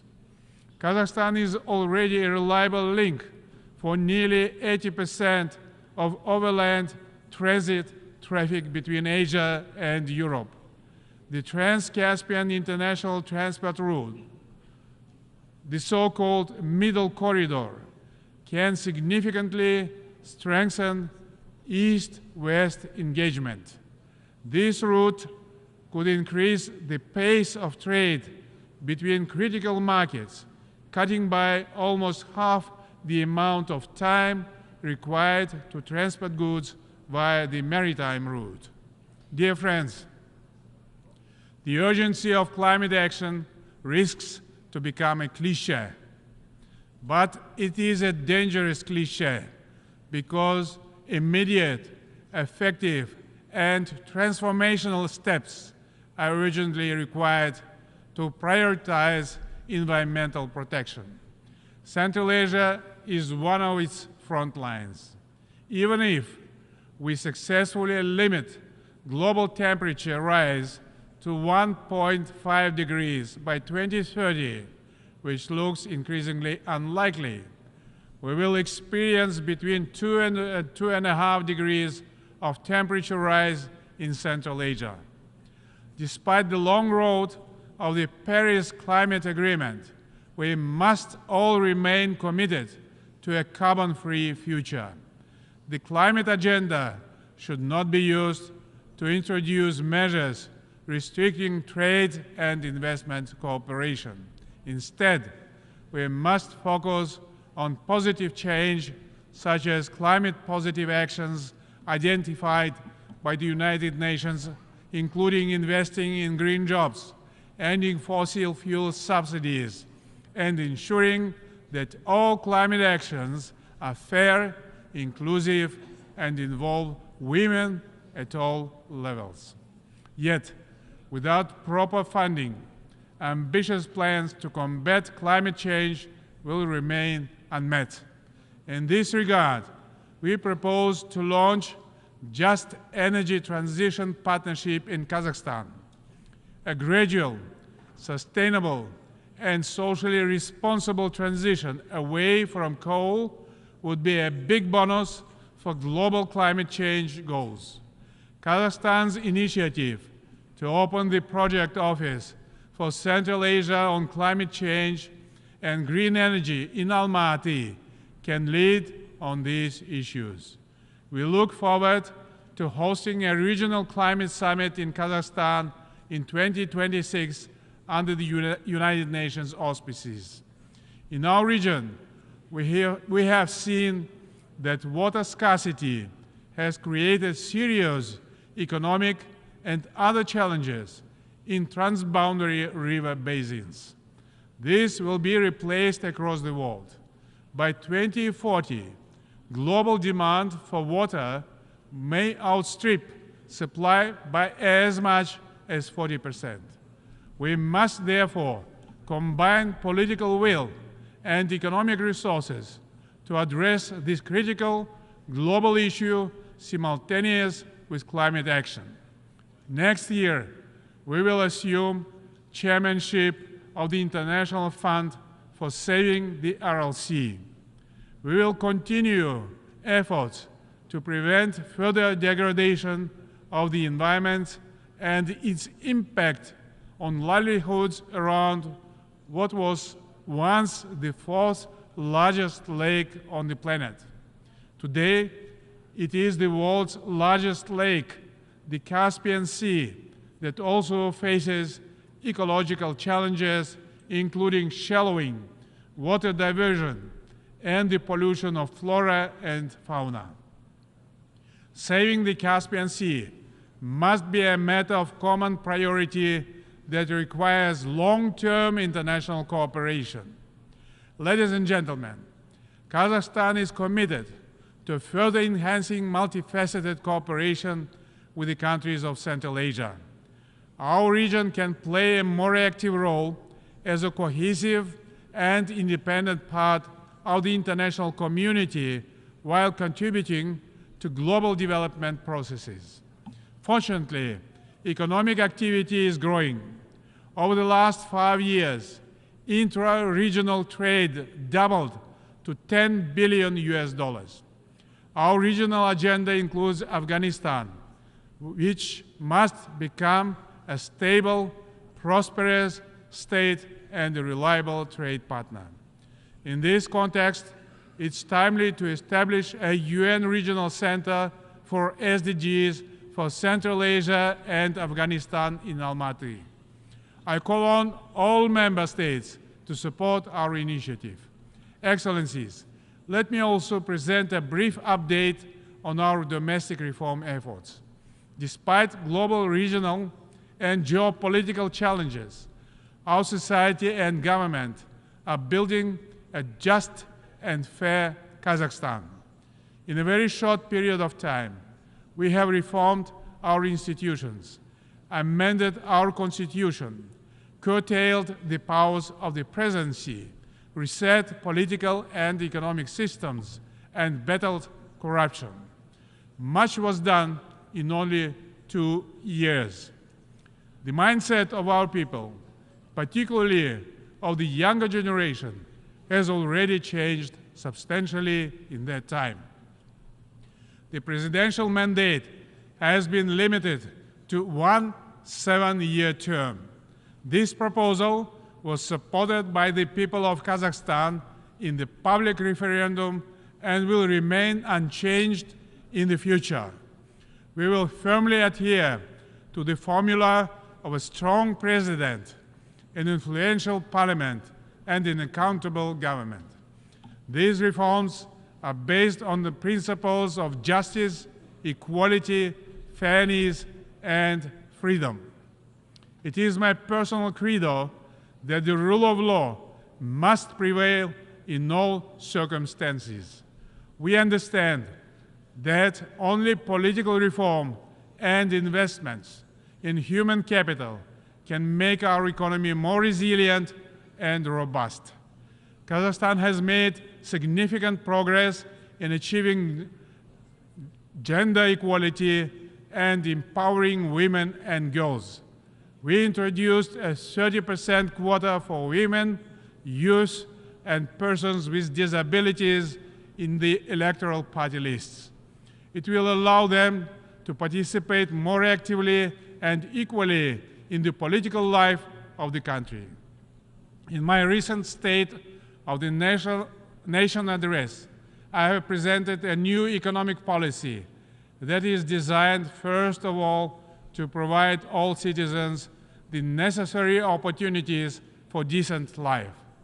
We are giving great attention and value to young people who work hard and, with the support of the government, will contribute to the sustainable development of the country and its leading position in international fora. The health, well-being, and good education of the younger generation are key priorities of Kazakhstan's state policy. I place my hope in the younger generation. They will drive our country into the future. At home and abroad, we are working for that better future. Let us rekindle the spirit of unity and collective action that underpins the United Nations. Let us remember that our shared commitment to a better world transcends our differences. Kazakhstan stands ready to collaborate with all member states in the pursuit of a brighter, more just, and sustainable world. Thank you for your attention. A nombre de la Asamblea. On behalf of the General Assembly, I would like to thank the President of the Republic of Kazakhstan for the statement just made, and I request protocol to escort His Excellency. The Assembly will now hear an address by His Excellency, Mr. Sayyid Ibrahim Raisi, President of the Islamic Republic of Iran. I request protocol to escort His Excellency.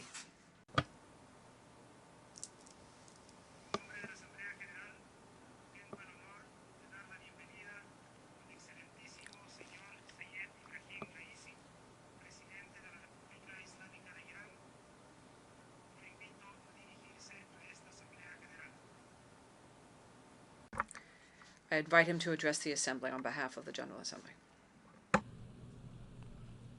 Assalamu alaikum. Bismillah ar-Rahman ar-Rahim. Alhamdulillahi Rabbil Alameen. Wa sallallahu ala Sayyidina wa Nabiyyina Muhammadin wa alihi at-tahirin wa sahbihi al-muntajabin. فبشر عباد الذين يستمعون القول فيتبعون احسنه. آقای رئیس، انتخاب جناب عالی را به ریاست 78مین نشست مجمع عمومی سازمان ملل متحد تبریک میگویم. I congratulate you and give you felicitations on the 78th General Assembly of the United Nations.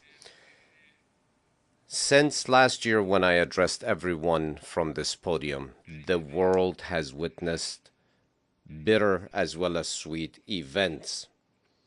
But the world, nearly 8 decades following the establishment of the United Nations, the new session of the General Assembly commences as the world is experiencing unprecedented and historic changes.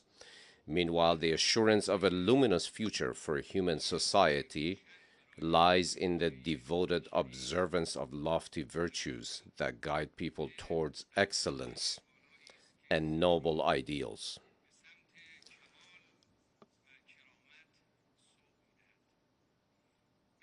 What better source than the word of the Creator to encapsulate the essence of humanity and elevate the inherent values of mankind. Distinguished delegates, ladies and gentlemen, the Holy Quran beckons humanity towards rationality, spirituality, the truth, and justice.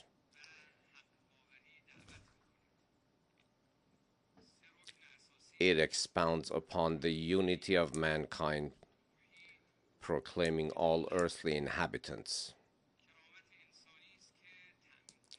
It seeks to guide all towards human dignity, which will lead to the blessings sought by mankind. What has the Quran said to infuriate and focus the attention of those who seek power and hold the reins of power? The Quran says, humans do not accept oppression. And with this pursuit, you will be able to reach elevated divine values. The Quran speaks of equality among humans. It says that they were all created equally from a single mother and father. The Quran, even though there are differences, natural differences between men and women, sees them as completing one another and direct in the eyes of the Creator and equal in the eyes of the Creator. The Quran defends the sanctity of the family and sees children as gifts entrusted to us by God. Moreover, the Quran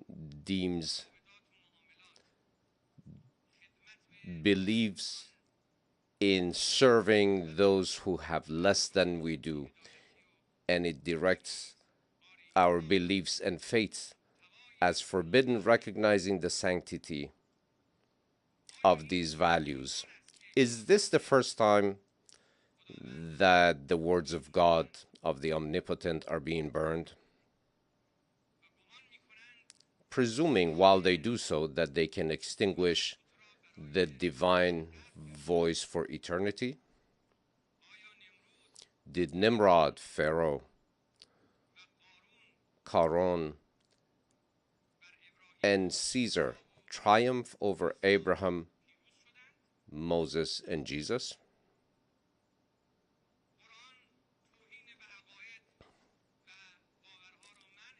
The Quran forbids all forms of violence in human interactions and deems respect towards Abraham, Moses, and Jesus on par and equal to with the sanctity for the Prophet Muhammad, peace be upon him.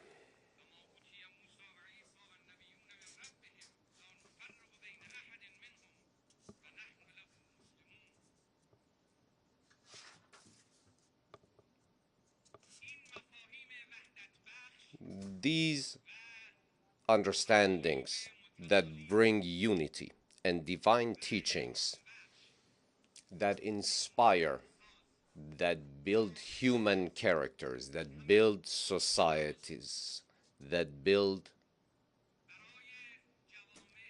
progress for human societies will never be burned, is eternal. They remain impervious. The fires of disrespect will not overcome the truth and the divine truth. Mr. President, Islamophobia and cultural apartheid witnessed in Western countries, evident in actions ranging from the desecration of the Holy Quran to the ban on hijab in schools and numerous other deplorable discriminations, are not worthy of human dignity. Even more concerning is that behind the scene there seems to be an agenda which seeks to divert attention with using the tool of freedom of speech. As one Westerner said, now that the West is faced with a crisis of identity, sees the world as a jungle and presents itself in the best of lights as a beautiful garden. And some potent interests see this fabrication as their tools of choice. These apartheid has targeted the Muslim community, particularly the immigrants who are themselves victims of colonial policies. In alignment with all adherents of faith and advocates for freedom, we firmly believe that reverence for religions should hold a prominent position on the United Nations agenda in order to indoctrinate the proper framework for respect to all world religions. Concurrently with the war on Islam, we are also seeing a war against the framework of the family. The family is the most fundamental column that has supported human development, which is now under attack. Today, crimes against humanity are not just the occupation of lands an oppression against people and mass killings, but it's also a concerted attack on the family itself. That is also a crime against humanity. The protection of the nucleus of the family, made up of the sanctity of marriage between a man and a woman, is an inherent truth to be accepted by the entire world. The proper teachings of the populations at large throughout the world, unless done so within the framework of the family, will not yield the desired results. These are divine words: mother, father, natural words and concepts such as family. Actions that can be seen as wanting to bring cessation to the human race itself.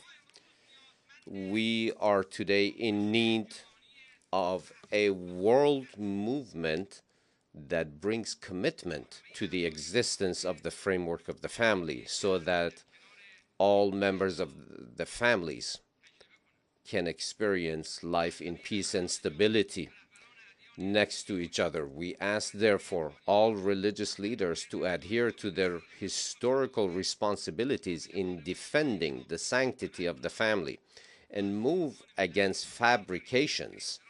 We expect from the United Nations to put a very high priority on its agenda and give the proper protection to the framework of the family. Ladies and gentlemen, we find ourselves at a critical junction in history. The global landscape is also undergoing a paradigm shift towards an emerging international order, a trajectory that is not reversible.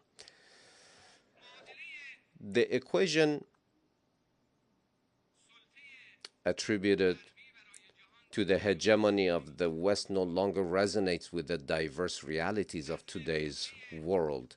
The former old liberal order, catering to the ambitions of voracious rulers whose hunger has no end, and to that of the capitalist, has been relegated to obsolescence.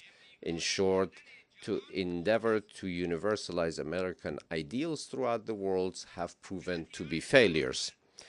The Iranian nation takes pride in having instrumentally unmasked the true nature of the rulers in both the East and West through its Islamic Revolution. In conjunction with other nations of West Asia, Iran has played a significant role in defeating the global arrogance. Now that global nations exhibit heightened resistance and awareness as non-Western powers have emerged, there is a collective hope for the establishment of a novel and equitable world order. Central to the forthcoming international order is the abandonment of global arrogance in favor of regional cooperation and orders. The Islamic Republic of Iran advocates for maximum economic and political convergence within and between regions, and is interested in interacting with the global community under the principle of justice. However, as independent nations increasingly align themselves towards cooperation and convergence, certain powers are attempting to incite conflicts in different regions. Employing a Cold War mentality, they strive to reconstitute blocs on a global scale. This regressive endeavor poses a significant threat to the security and prosperity of nations.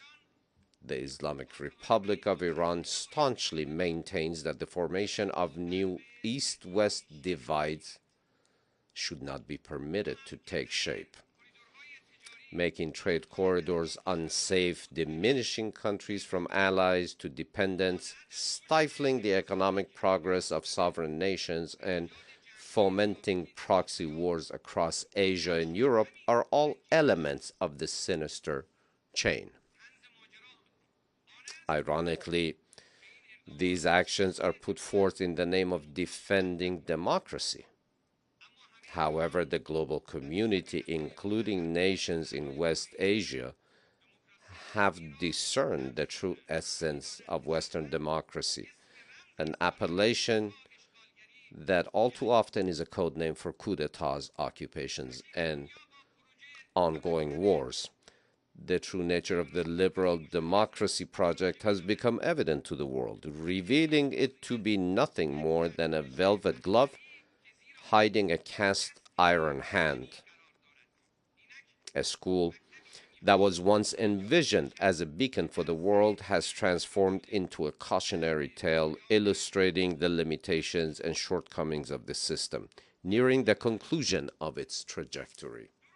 Ladies and gentlemen, right at a time where certain powers are steering the world towards more wars, the Islamic Republic of Iran has put forward a policy of neighborhood and integration. This policy of neighborhood is a benevolent one towards the region and is prioritized on the regional agenda.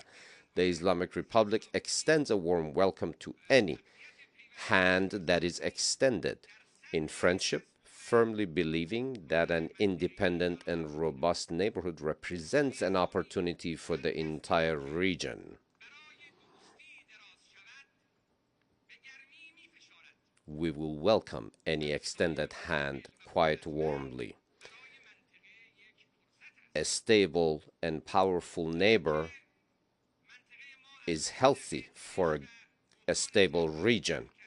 Having traversed 2 decades of imposed tensions and crises within our region, the fruit of resilience from free nations from Syria to Palestine to Yemen to Afghanistan, the future prospects of the region can be secured through the cultivation of profound mutual political trust, fostering extensive economic cooperation, and establishing indigenous security measures. In alignment with this vision, Iran has established a new chapter of constructive relationship with like-minded neighboring countries through membership in regional and international mechanisms such as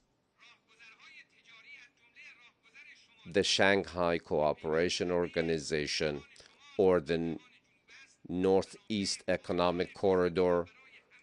We have prioritized these developments in order to bring their benefits and their fruits for all of the people of the region. The Islamic Republic of Iran also stands ready in order to decrease the effects of climate change, to bring her capacity, her national capacity for renewable energy production and share those with other countries. In the security sector, the good neighbor policy seeks to increase regional cooperation and forbidden external meddling from the Caucasus to the Persian Gulf. Any type of foreign presence not only is not part of the solution, but it is the problem itself. From the Caucasus to the Persian Gulf, any type of foreign presence, not only it is not part of a solution, but it is the problem and the difficulty itself. We see the security of the neighbors as our own security, and any type of insecurity for them is insecurity for us. With benevolence and goodwill, we have taken initiatives throughout the region, even though bringing together politics and security needs strengthening. This process needs to be strengthened and can only be realized when it's accompanied by meaningful economic cooperation. The area of Western Asia, due to continued military attacks and occupations, it has been negated many opportunities for progress and development. Now that under the holy leadership of the supreme leader of the Islamic Revolution, Imam Khamenei, we have been able to drive back the rotten foundations of terrorism, we have created new opportunities for the region. The power of the Islamic Republic of Iran is an empowering security, and we seek to extend our hands to neighboring countries in order to bring about new horizons of hope and success for the entire region. We believe that this is a collaborative effort in the Muslim world, and this requires the participation of all, and this is the only pathway to blessings and success in West Asia. The Islamic Republic of Iran has many and rare opportunities for investments, which represent a great opportunity for countries from throughout the world and the region. Mr. President, dear attendees, last year was the year of the victory of the people of Iran. Certain Western nations and their intelligence services during the past year made a grave mistake by the miscalculation that sought to diminish and undervalue and underestimate the power of Iranian people. Since the Islamic Revolution's victory under the leadership of Imam Khomeini, the enemies of Iran, through various and continuous and incessant plots, sought to impose their will on our people. More than 44 years, these policies have been defeated by the Iranian people, and the Iranian people have stood victorious again and again. Now they are faced, the enemies are faced with an Islamic Republic that is, the power of whom is based, and the progress of which is based on profound ties with its people. During the past year, the people of Iran witnessed the most significant waves of a media and psychological war waged against them.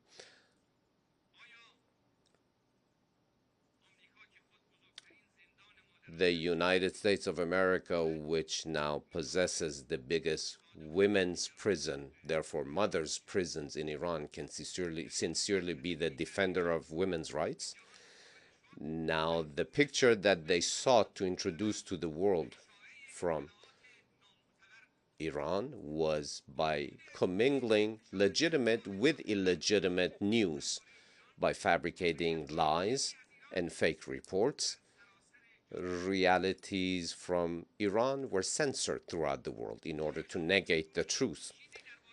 Have you ever heard anything about the chemical bombardment against the Iranian people, those chemical weapons that were supplied by certain European countries to Saddam Hussein? Have you seen those whose bodies are severely and gravely damaged by chemical attacks, who are still alive but in hospital for 35 years? Have you seen their photos and images? Have you seen ill children who cannot overcome immune system diseases because of sanctions imposed on us that prevents obtaining proper medication for their treatment? Have you seen those photos?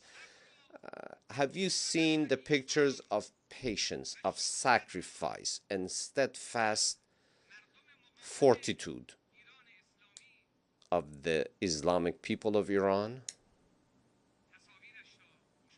Have you seen those pictures?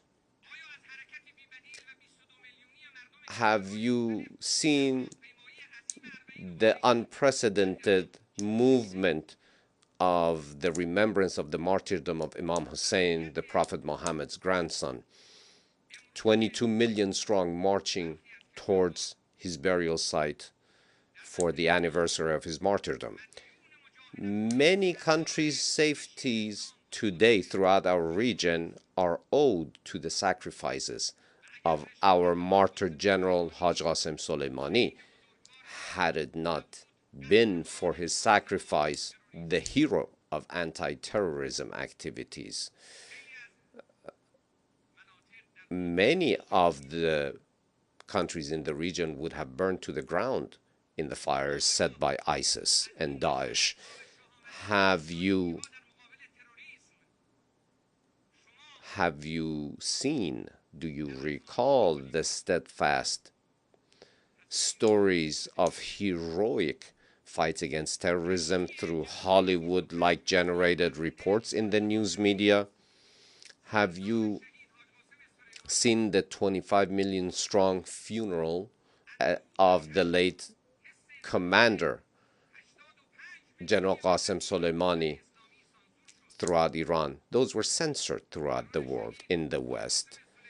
The terrorist act of his assassination was a prize given to Daesh on a silver platter, whom according to certain American officials had confessed that ISIS was an American creation. His killing, his martyrdom, was a gift to that same ISIS. Instead of recognizing him for his sacrifices, he's assassinated. Why? But the Islamic Republic of Iran, through the use of all tools and capacities in order to bring to justice the perpetrators and all those who had a hand in this government-sanctioned act of terror, will not sit until that is done. The blood of the oppressed will not be forgotten, and the robes of the guilty will bring them to justice. Ladies and gentlemen, dear heads of states, representatives, most serious threats in West Asia are extremism and fundamentalism. The eradication of terrorism through an all-encompassing fight against their very roots and the very reasons that gave rise to them throughout the world will not be achieved. The surgical use of terrorists by certain Western governments as a political tool will be overcome by the collective will of the people of the region. Certain intelligence and security services of Western countries, in a very targeted fashion, moving terrorists from area to area in the region in order to be able to capitalize on their devastating capacities. They keep being asked, why have you given refuge again and again to officially recognized terror groups who have the blood of over 17,000 Iranian martyrs on their hands, as well as our head of state, prime minister, and congressional representatives? Why do the Europeans behave in this way? They must give a reasonable answer. Why do they say and portray that they're fighting against terror, however they give refuge to terrorists? This is a double standard. Discrimination in the fight against terrorism is a green light given to terrorists themselves. Iran, who herself has been the biggest target of terrorism, has been at the forefront of fighting terrorism in the region. The people of the region see Iran as a secure partner for their own security, and the occupying regime in Jerusalem is seen as the perpetrator of much of the violence in the region. Has the time not come to bring an end to 7.5 decades of the occupation of Palestinian lands, of the demolition of their homes, of the blood of their women and children, and for the people of Palestine to be recognized officially as a country? The continuation of the occupation of the Zionist regime of certain Syrian and Lebanese and Palestinian territories, and the lack of recognition to the people of Palestine has been a negation of their inherent rights, and the lack of formulation of a proper Palestinian government with its rightful capital in Jerusalem has been a tool used at the hand of certain governments in the region. Certain foundations that have been laid in the region by certain countries based on lies and destruction and occupation, those countries cannot be partners for peace. The situation today in Afghanistan represents another example of foreign meddling in the region, which has led to the killing of over 70,000 men, women, and children. In Afghanistan, Iran insists on an all-encompassing government with the participation of all Afghan groups and population, but the assistance of the world is needed in order to address the crisis of refugees who have been driven from their land, from Afghanistan, a great many of whom are being given refuge in Islamic Iran today. Vis-a-vis the Ukrainian crisis and the war, I would like to remind everyone again of our position, unambiguous position. As the Islamic Republic, we do not stand nor support any war anywhere, not in Europe nor anywhere else. We do not see any war to benefit any sides in Europe. Any type of tension and fanning the flames of violence in Ukraine has been done by the United States of America in order to weaken the European countries. And this is a long-term plan, unfortunately. We support any initiative for a cessation of hostilities and the war, and support any political measure. We fully announce our support for such initiative. Mr. President, ladies and gentlemen, the Americans leaving the JCPOA showed an official trampling upon their commitments by that government. It was an inappropriate response to our fulfillment of commitments within that framework by having broken the agreement within the framework of Resolution 2231 passed by the UN Security Council. It has committed egregious and unilateral crime in the international arena. The United States of America must explain transparently and demonstrate in a verifiable fashion that it does wish to reach a proper conclusion and show her commitment and choose a way, choose a path, either JCPOA or not. And whether the European countries, by the same token, who ignore UN Security Council Resolution 2231 and their commitments within the framework of the JCPOA, they will ultimately lose on this path. Rest assured that nuclear weapons have no place in the defensive doctrine and the military doctrine of the Islamic Republic of Iran. The international organizations, multiple official reports have stated as much. The Islamic Republic of Iran, as 2 decades ago, will never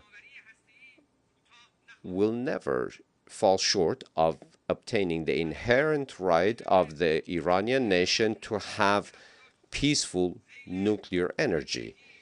Not only we have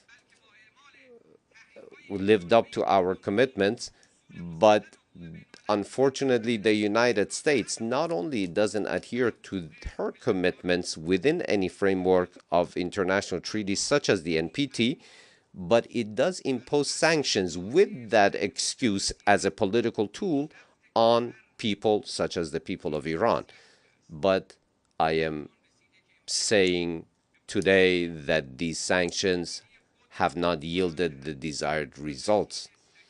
It is time now for the United States to bring a cessation to her traveling on the wrong path and choose the right side. Ladies and gentlemen, humanity is entering a new framework. Old powers will keep their current downward trajectory. They are the past and we are the future. I repeat once again, they represent the past and we represent the future. We are the future. Our viewpoint towards the future is one of hope. The world awaits the day that has been promised by all faiths throughout the world, by all Abrahamic faiths, that ultimate seeker of justice does exist. We do believe that according to divine will, just as divine prophets have promised, justice and fairness will overtake the world. And the rule of the sincere people, those who truly follow the path of the omnipotent, will reverberate throughout the world. A world that rejects ignorance. The world awaits the day in which the old path will come to an end. I do thank you for all of your attention and your presence here today. May the blessings of the Omnipotent be upon you and your loved ones. A nombre de la Asamblea. The Assembly would like to thank the President of the Islamic Republic of Iran for the statement just made, and I request protocol to escort His Excellency. The Assembly will now hear an address by His Excellency Abdelmajid Tebboune, President of the People's Democratic Republic of Algeria. I request protocol to escort His Excellency. On behalf of the General Assembly, it is my honor to welcome His Excellency Abdelmajid Tebboune, President of the People's Democratic Republic of Algeria, and to invite him to address the Assembly.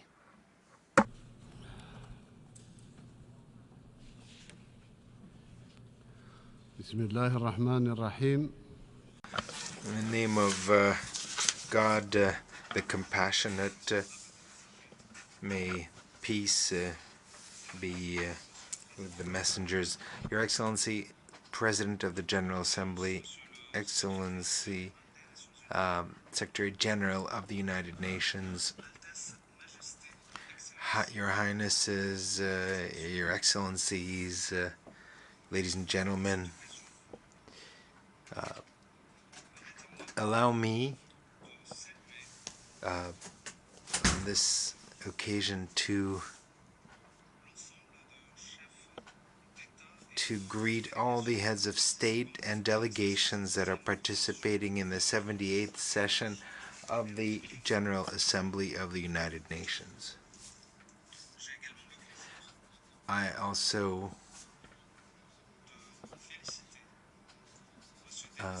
would like to congratulate Mr. Denis Francis for his election to be the president of the session, and I wish him every success in this noble task. I also want to thank Mr. Chaba Koroshi, president of the previous session, for his outstanding work. I would sincerely thank the Secretary General of the United Nations, Mr. Antonio Guterres, and I would like to express my wholehearted support for the efforts that he has undertaken to strengthen the role of our organization and to promote it in order to respond to the aspirations of our peoples. Mr. President, we are here in this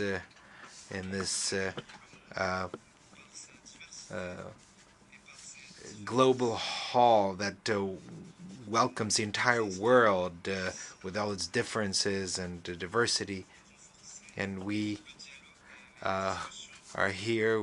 We hope to promote dialogue and discussion amongst us and to make this hall a true basis for making the world a world of cooperation, solidarity, and equality among nations. My country, and this is the case for over 50 years from this noble tribune, has pointed to the dysfunctioning of the global order and has pointed the way towards correcting this global order in order to achieve greater equality among our member states. Mr. President, the conflicts and crises in our world have reached unprecedented levels.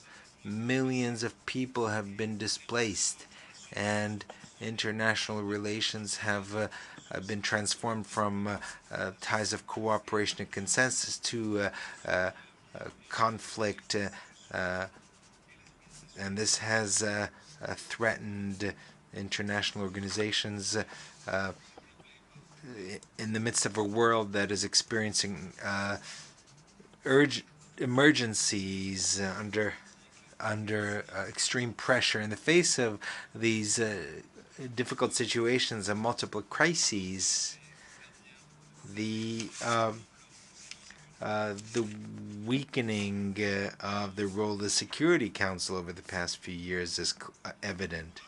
This is a role that is set out in the Charter of the United Nations. That role is to maintain international peace and security,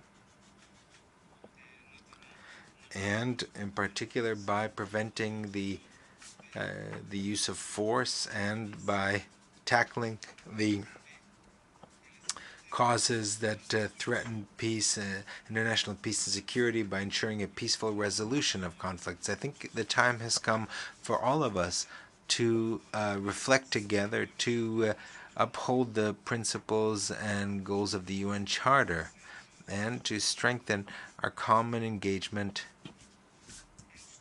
and to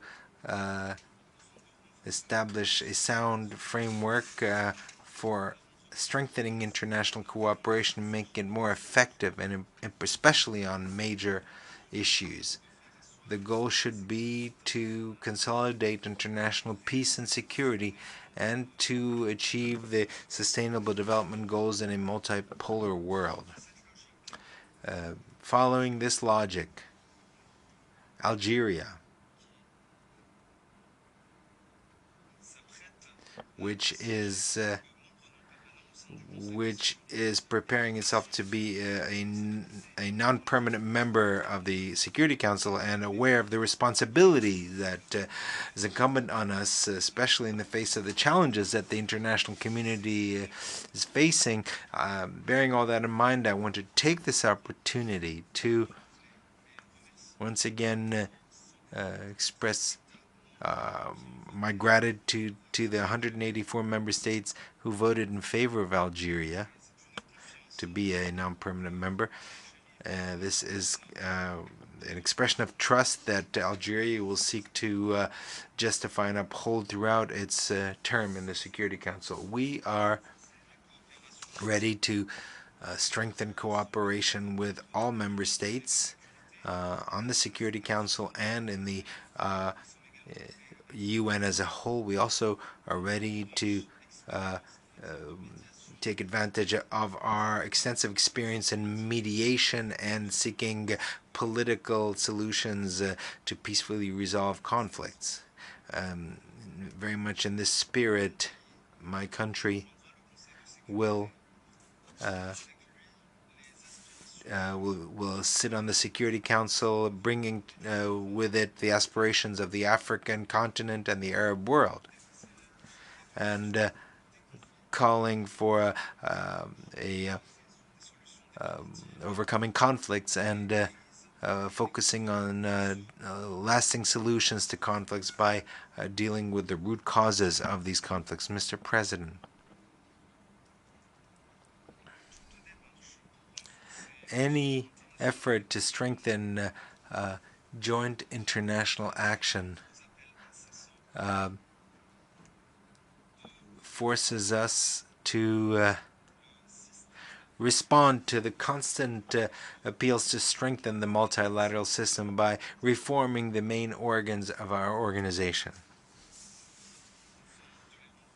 in order to make them more transparent and ensure the necessary balance among the main organs and ensure an equitable geographical distribution, and thus revitalize the central role of the General Assembly as the only organ which truly reflects the diversity of our international community. This is a key element in strengthening equality among states and strengthening the pillar of a true democracy. Also, to make progress on intergovernmental negotiations on reforming the Security Council is essential, based on an inclusive and a comprehensive approach. This should be an absolute priority for the international community in order to find a consensus and to implement a true reform that ensures greater representation and transparency. And here I reiterate the commitment of Algeria with regard to the common African position and the need to put an end to the historic injustice against the African continent. Mr. President, Algeria is aware of the price of freedom. We will never abandon just causes, and we will always support oppressed peoples who are fighting for their freedom. This is why we have always supported the Palestinian cause, in order to allow the brethren Palestinian people to exercise their inalienable rights and to establish their own independent states based on the 4th of June 1967 borders with Jerusalem as the capital, in conformity with the international resolutions and international law. As part of our support for the Palestinian cause, which is a just cause, last year my country, under my own personal supervision, held a summit to bring together the various Palestinian factions at a summit which was crowned with the adoption of the Algiers Declaration. In this context, I would like to reiterate our attachment to the Arab Initiative, Peace Initiative, as a framework for resolving the Palestinian issue and putting an end to the occupation, which is the main cause of instability in the Middle East region. I want to appeal to the conscience of the international community to assume its moral and historical responsibility and allow the Palestinian people to regain their rights and decide on their future. Furthermore, I would like to take this opportunity to call on the International Court of Justice to follow up on the request formulated by the UN General Assembly on the 30th of December of 2022 by giving an advisory opinion regarding the Israeli practices that affect human rights on occupied Palestinian territories, including East Jerusalem. We aspire to towards a victory and to honor the combat of the Palestinian people who have suffered so much and who have sacrificed so much living under occupation. And from this tribune, I also call on the Security Council to adopt a resolution pursuant to which it would guarantee the two-state solution, which enjoys a consensus from the international community, and by virtue of which it would be possible to put an end to the unilateral practices of the occupying authority, starting with the activity of settlement building on occupied Palestinian territory. We once again call on, and I insist on, the need for an extraordinary session of the General Assembly to grant the state of Palestine as status of full-fledged member. And I repeat, we call once again for an extraordinary session in order to grant the state of Palestine the status of permanent member within the United Nations General Assembly. We are proud that what our organization has accomplished in terms of decolonization in a number of regions, and we aspire to a definitive solution and putting an end to the colonization with the last African colony, because indeed an entire people in Western Sahara is deprived of its fundamental right to self-determination. And it is necessary to organize a free and comprehensive referendum under the rules adopted by the Security Council in 1991. This was approved by both parties, and it's time to implement it. It's waiting for that. Given that reality, and given attempts geared to creating legitimacy based on illegitimacy, it is incumbent on the United Nations to preserve the credibility of these resolutions and to support full and complete implementation of the resolutions of our organization and preserve its reputation. In that context, I would reiterate here our support for the Secretary General's efforts, those of the Secretary General of the United Nations and his staff, efforts undertaken to relaunch the negotiating process, direct negotiations, and to organize a referendum to allow the Sahrawi people to self-determination according to the Security Council resolutions. Mr. President, my country is closely following, and with great concern, what is occurring in some countries, friendly nations, sister nations, and we are undertaking every effort in order to find peaceful solutions and to bring points of view and positions closer together.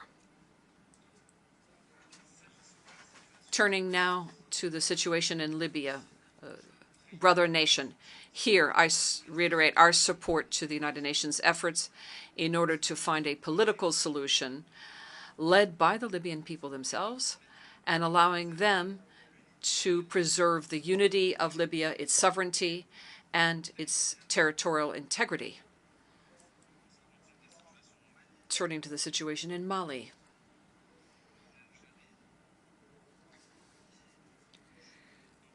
Algeria plays a lead role in the area of international mediation and presides the follow-up committee for implementation of the peace agreement and peace and reconciliation agreement in the Algiers process, is resolute in its efforts to overcome the obstacles in that sister nation. And here we reiterate our position, which is refusing resorting to force in order to settle conflicts. With regard to developments in Niger, a neighboring country, Algeria reiterates its attachment to the return to a constitutional order through peaceful means and to make sure that diplomatic and political solutions prevail while respecting the rule of law.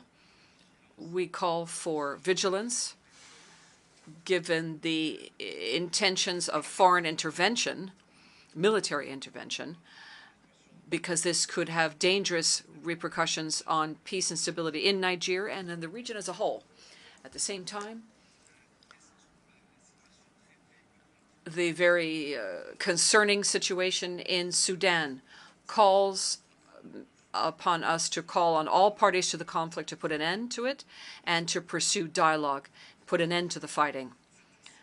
This situation has very serious repercussions on the humanitarian situation in that country. This vulnerable and unstable situation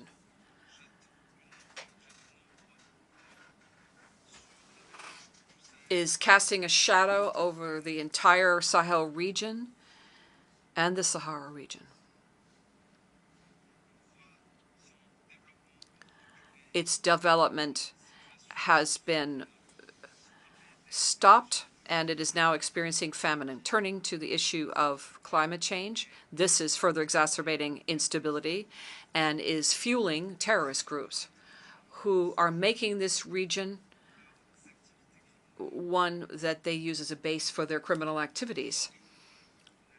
In that context, Algeria will spare no efforts to support development in the region, and we are prepared to share our experience in the area of combating terrorism and violent extremism. We would like to participate in an extraordinary session, and the 16th extraordinary session of the African Union in Malibu in 2022 in that regard. And as a coordinator for fighting terrorism and violent extremism in Africa, we presented a report at that time. This report looked at the development of terrorist threats throughout Africa and mechanisms to address those threats. This is a report that is being looked at a number of different practical mechanisms to strengthen the fight against terrorism in Africa. It also underscores the importance of putting the fight against terrorism as a priority, and one that requires common African action. Moreover, I'd like to look at Algeria's contribution as an international mediator is not confined just to the African continent and our region. We also participate in the Arab Contact Group's efforts geared to relaunching the negotiations between Russia and Ukraine. Mr. President,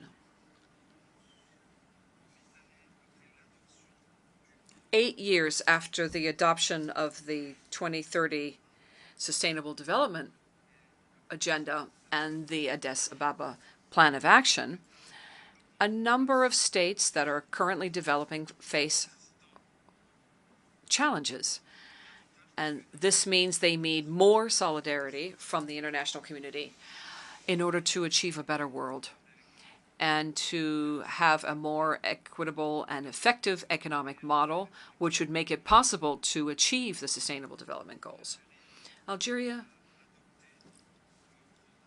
adopted the Sustainable Development Program and has made it a national priority and has integrated it into all the plans, strategies, and programs that were launched by the government.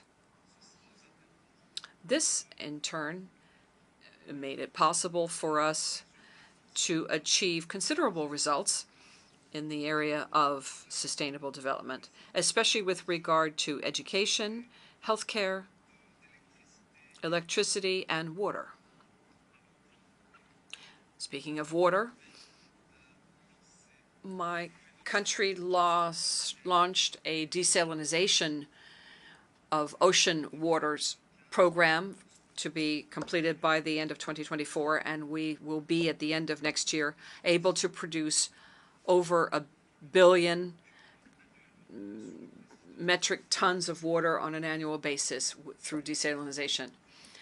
Mr. President, my country has always enjoyed the support of and confidence of the Human Rights Council and is party to most international human rights treaties. We ensure that our cooperation with the Council, the Human Rights Council, and that we work with all of the human rights treaty bodies created in virtue of various human rights treaties, and with regard to the Universal Periodic Review. And to that end, in November of 2022, my country presented its fourth national report in the context of the UPR.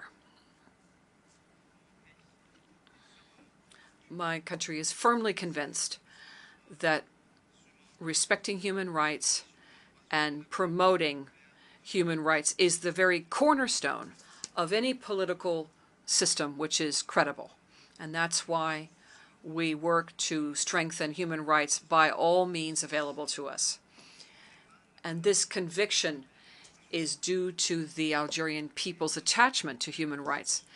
And my country's constitution was amended in 2020 based on our convictions and the belief in the importance of strengthening fundamental freedoms and human rights. The amendments bans any explicit undermining of these freedoms and liberties. It also creates equality between all citizens, men and women, in terms of rights and duties, and strengthens the effective participation of all, especially in the area of promoting women's rights and the empowerment of women economically and politically, and women's participation in positions of responsibility. We are also seeking to guarantee a principle of equality in the labor market and to strengthen the role played by women in the area of peace and security, and strengthening the status of women in all areas of life, be it at the national, continental, or international levels. A practical national plan in the context of implementing Resolution 1325 of the Security Council has been implemented. It was adopted in October 2000, and a plan was adopted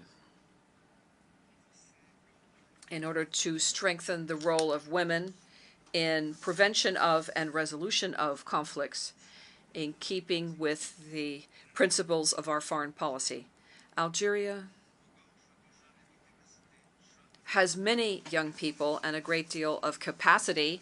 Young people account for 70% of our national population. Algeria, therefore, adopted measures in order to provide institutional management level with the means necessary to build capacity for young people and to integrate young people as a driving force of the process of sustainable development and a driving force behind the economic, political, and cultural arenas. By way of conclusion, we aspire to a world where peace and prosperity would reign, peace and prosperity for all human beings under the aegis of the United Nations. We must show sincere determination and strong commitment in order to meet the legitimate needs of our people so that our people can enjoy this peace and prosperity. May the blessings be upon you. On behalf of the Assembly, I wish to thank the President of the People's Democratic Republic of Algeria for the statement just made, and I request protocol to escort His Excellency.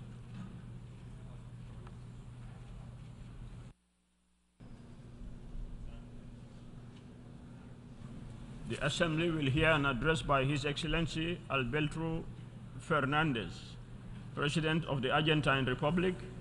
I request protocol to escort His Excellency.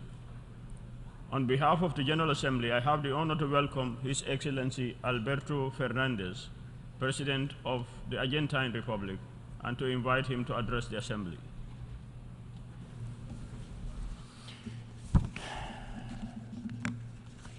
Buenas tardes. Good afternoon. Mr. President, the world is experiencing a time of change. A new era is upon us as humankind is still overcoming the effects of a pandemic that led to the loss of lives of 15 million people, leaving us exposed to the inequality that we're confronted. In the meantime, the climate crisis has subjected our planet to all kinds of extreme events. Cyclones, tornadoes, unexpected flooding, or extensive droughts have affected millions of human beings in every corner of the globe. All this is taking place while a war is continuing, carrying away human lives and unleashing an energy and food crisis of unheard of proportions. As all these calamities are occurring, we are witnessing an astounding technological revolution. The robotization and the acceleration of the process of incorporating artificial intelligence forces us to rethink our education, processes of production, and the preservation of work.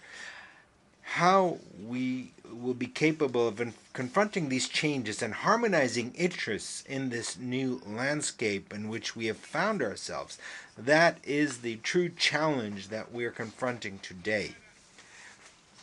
As I speak before this assembly, I confess that I feel duty-bound to be absolutely frank with you. The problems of the world demand solutions.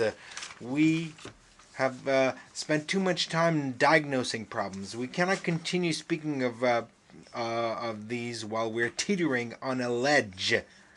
The risks of perpetuating this current situation are very high.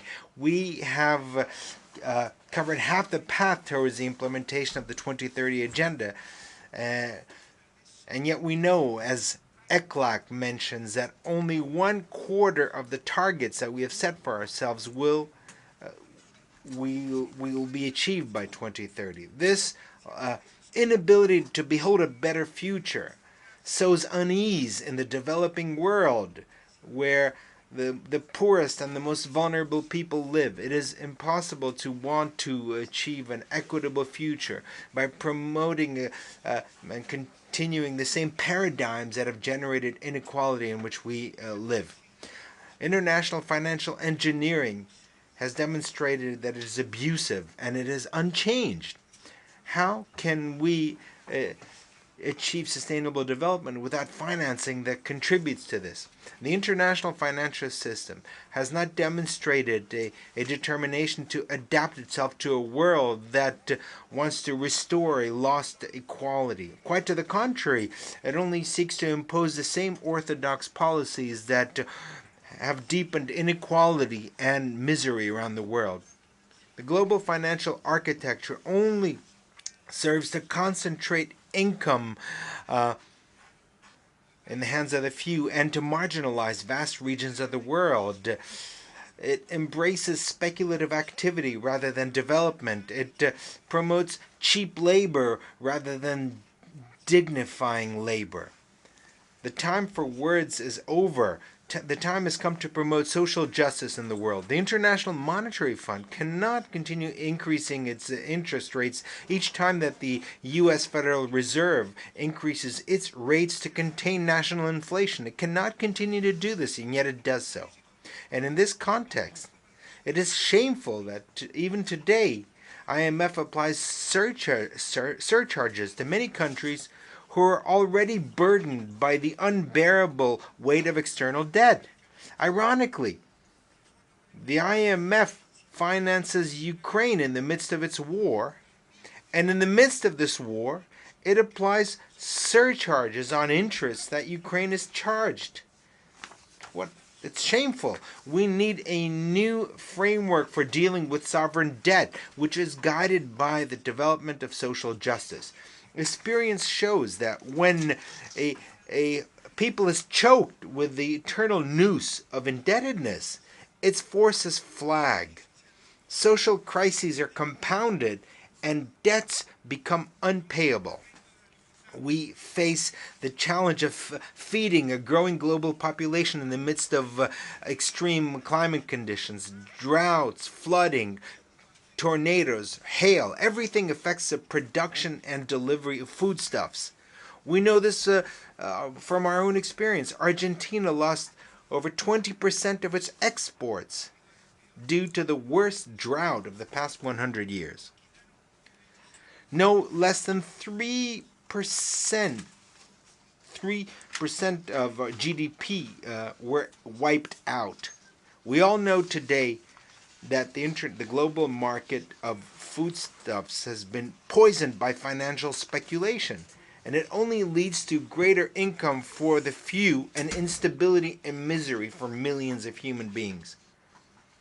To find a long-term solution to the problem of food security, it is essential that there is a system of international commerce of agricultural products that is more fair, more transparent, more equitable, and more predictable. We need to eliminate distortions produced by subsidies, and we need to prohibit foodstuffs from being an object of financial speculation. Both of these things discourage the necessary investments in order to increase production that will help satisfy the growing global demand for foodstuffs. Argentina considers multilateralism as the best tool to find shared solutions to shared problems. It reflects our mission to be guided by solidarity and to cooperate in the striving for collective well-being. Hegemonic agendas have only served to promote distrust, encourage arms races, and limit the possibilities for economic and scientific technological cooperation. In the current context, as we know, there is a confluence that has been provoked by over a decade of accumulated crises, starting from the effects of the financial collapse of 2008 up to the war unleashed by Russia in occupying Ukrainian territory. The effects of this war are there in plain sight. In addition to the terrible humanitarian consequences, the military conflict is generating historic levels of inflation around the world, but with particular impact on the prices of foodstuffs and energy. This situation has also given rise to other tensions less noticed by public opinion, but that also profoundly affect international peace. Just as an example, I'd like to highlight the blockades by Azerbaijan in the Lachin corridor, which have provoked a humanitarian crisis which once again is punishing the Armenian people. Just today, while this assembly is being held, in the news we read that Azerbaijan has started military operations with the goal of taking control of Nagorno-Karabakh. The international community cannot remain indifferent to this reality. It must act preventively to avoid new ethnic, racial, religious, or political persecution. As we've always done, we will continue demanding of the parties to conflicts that they show the wisdom and convene peace negotiations and demand multilateral organizations to regain the strength that they seem to have lost, the strength to uphold international rules. The countries of the global south, we have historically shared our visions about the international system and on the responsibility incumbent on multilateral organizations in the area of development, peace, global security, cooperation, and decolonization. I represent a country that this year will celebrate our 40th anniversary of restoration of democracy, a country that learned from its historic past that it will never again accept violations of human rights, and a country that has promoted as a policy of state the right to memory, to truth, and to justice. We are proud that of these 4 decades of uninterrupted democracy, during which the promotion and protection of human rights have been a fundamental path of the road that we have traveled. Today, UNESCO declared a World Heritage Site the Museum of Remembrance, ESMA, which was a clandestine center of detention, torture, and extermination, in which the dictatorship perpetrated its worst atrocities. By actively preserving memory that the deniers want to conceal, we will make sure that this pain will never again be repeated. In the face of these crimes against humanity, our solution is not revenge but justice. And precisely because we know the horror represented by the disappearance of 30,000 human beings, we have taken this opportunity to reiterate our appeal to adhere to the International Convention for the Protection of Persons Against Forced Disappearance. We need more states to be committed to this so that this crime is completely eradicated. The challenge that we have before us is to consolidate and move forward our efforts on the rights agenda, which means achieving democracies with greater equality among them and equality among its citizens. Human rights admit no kind of regression. If there's regression, those who gain are the advocates of authoritarianism and those who promote a hate discourse. Democracies lose legitimacy, and the crisis of representation that is generated winds up undermining the institutions of the rule of law. Preserving the rule of law is a shared conviction on our continent. This is why we're particularly concerned about what is taking place in Guatemala. The international community must activate the relevant mechanisms that ensure respect for the popular verdict. The climate crisis is a reality that has modified temperatures and atmospheric phenomena around the world, imposing restrictions and obstacles to development. It is therefore essential to resolve problems without delay by implementing an architecture of environmental financing, multilateral one that is just, transparent, equitable, and based on the principle of shared but differentiated responsibilities. Argentina reaffirms its commitment to gender equality and diversity as an essential condition for growth and sustainable development at the national and international level with a human rights approach. We have developed normative frameworks and public policies to promote the equality for all women and to promote diversity. Currently, our country is implementing a national plan of equality within diversity. As part of this integrationist mission embodied in Mercosur and UNASUR, in these 4 years, we have sought to return to the path of integration with Latin America and the Caribbean and strengthen our dialogue with our partners through political coordination based on solidarity and cooperation. As once was the case with the construction of the European Union, the various institutions of integration in Latin America and Caribbean represent a heritage that the region has shared with humankind in search of peace, cooperation, and justice. Our region currently faces a historical opportunity. We have the energy resources and food resources that the world demands. Our development depends on having the capability of taking advantage of these resources. It's important for us to work together in order to carry out infrastructure projects that allow our region's industry to compete. Argentina, Mr. President, condemns terrorism in all its forms and manifestations. These actions constitute a threat to peace and international security and to human dignity.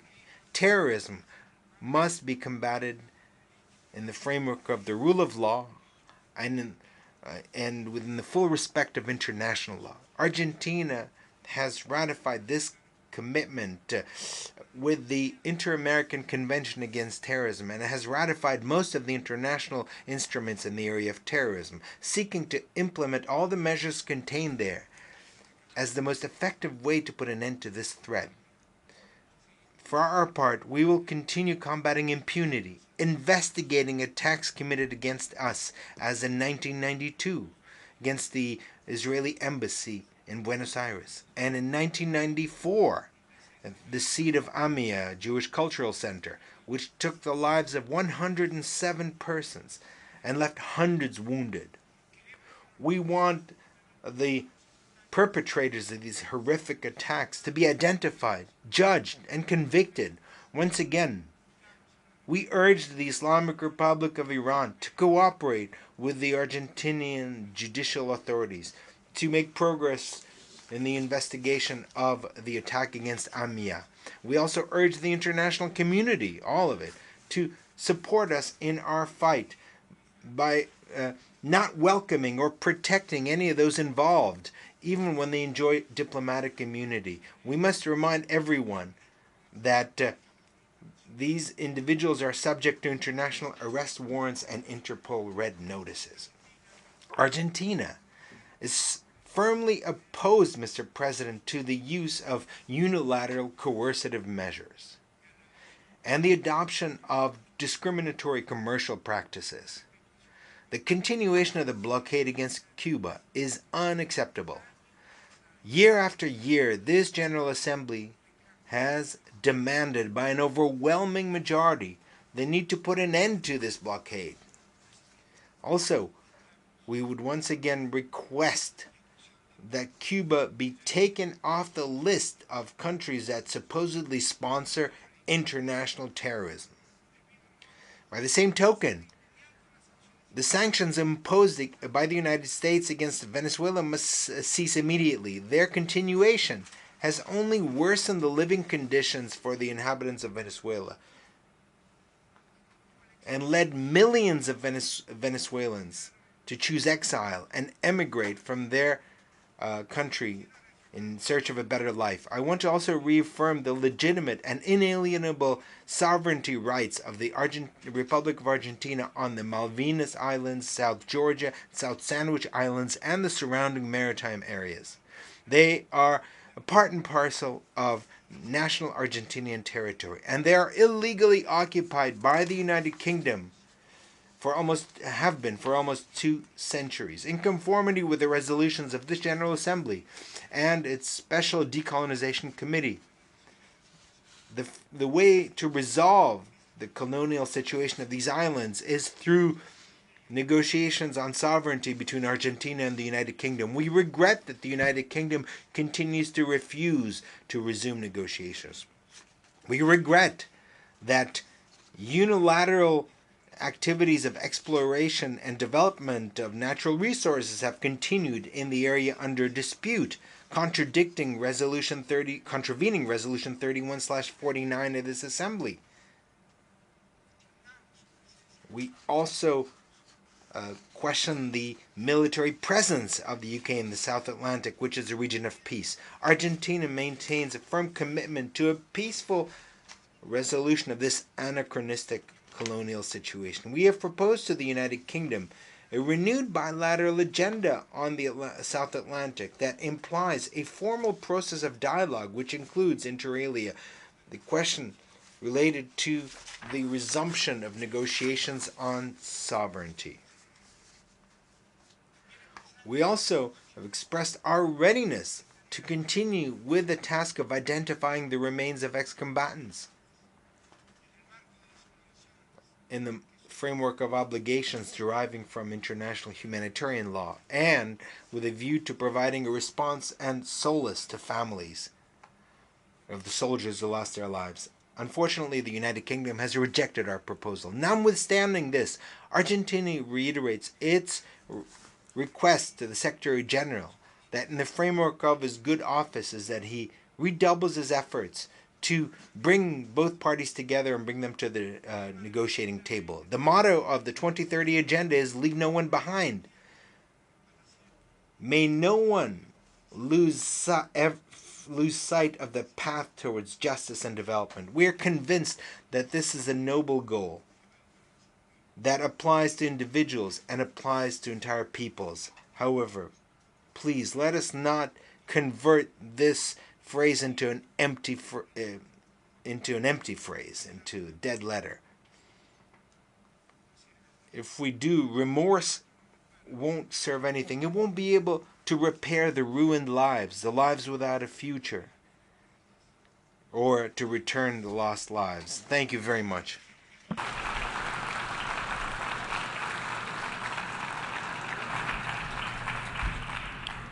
On behalf of the Assembly, I wish to thank the President of the Argentine Republic for the statement just made, and I request protocol to escort His Excellency.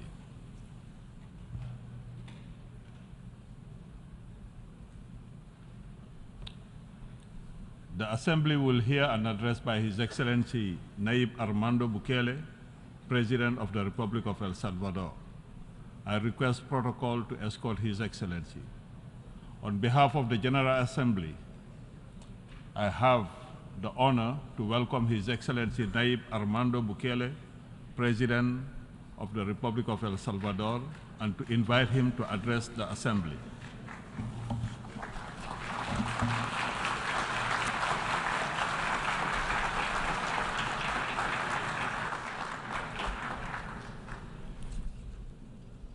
Excelentísimo señor presidente. Your Excellency, President of the General Assembly, heads of state and government,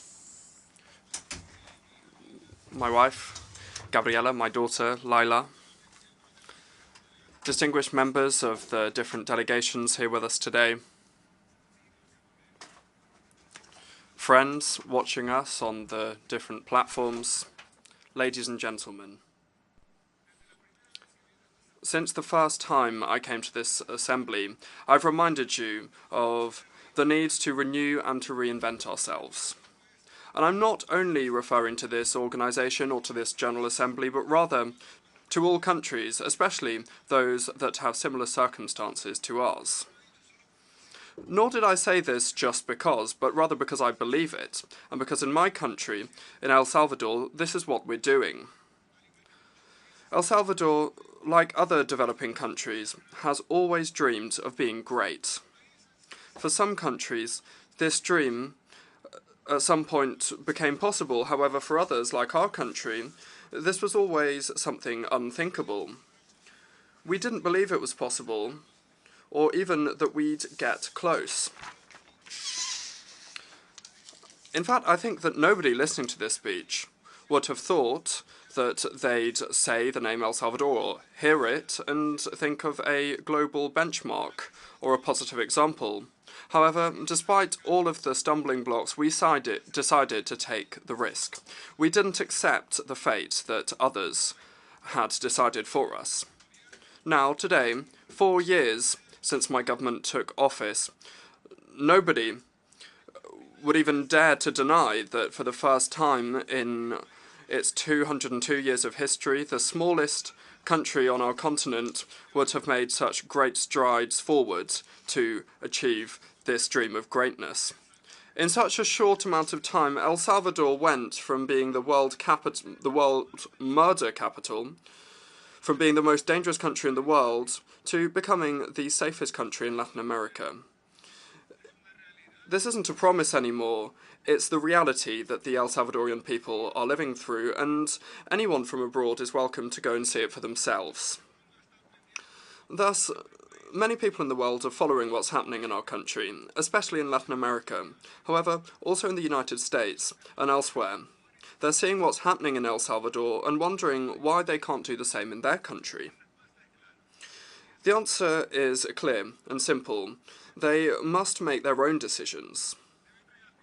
They must reaffirm their right to use common sense, to try their own methods, and to implement their own plans, and to design their own systems. No country has the right to impose its ideas, to impose their way of doing things, even less when these things don't even work in our countries. In every single one of the decisions that we've made, we have reaffirmed our legitimate right to govern ourselves, even if this could have meant making a mistake. However, we didn't make a mistake. We were successful. In fact, we had a resounding success. And so, we didn't only reaffirm our right to make our own decisions, but also our right to be right. There's not one single recipe or single formula that works the same for everyone. However, I do believe that there is one ingredient that all recipes should include, or should at least have the right to include. And this ingredient is courage. it's necessary to have the right attitude, the guts, the determination to do what needs to be done, even when other people are questioning you or criticizing you. For decades, we tried everything that we were told was the right thing for us. And it got us fighting a civil war for things that were far removed from us, because the conflict between the West and the Soviet Union was being waged in our country. More than 85,000 people dead, and one destroyed country later. They told us that actually that wasn't the right recipe, but that now there was a new recipe available. And so they made us sign up to some fake peace agreements. There was no peace in them, and the only thing that they did was enable two different gangs to plunder the loot. They tried each different formula and nothing worked. And then being under foreign powers, the country went to the right, and then later, also under foreign actors, the country went to the left. And that was the situation during the 30-year post-war period, where there were more deaths than during the Civil War, more poverty and more violence. Nobody did anything to change the root causes of the system, nor the institutions, and certainly not the laws either. Everything that happened over those years was done with the support, the consent, and the imposition of those who proclaimed themselves to be the great defenders of human rights and democratic institutionality. Rather than giving us medicine to make us better, in fact, what they were giving us was poison. They claimed that we should continue to do the same as what had been done in the past. They claimed that the same people that had looted our country and killed us should continue to govern or at least share power. However, this time we told them no. We turned down their poison, and for the first time we tried our own remedy. Thank God it worked.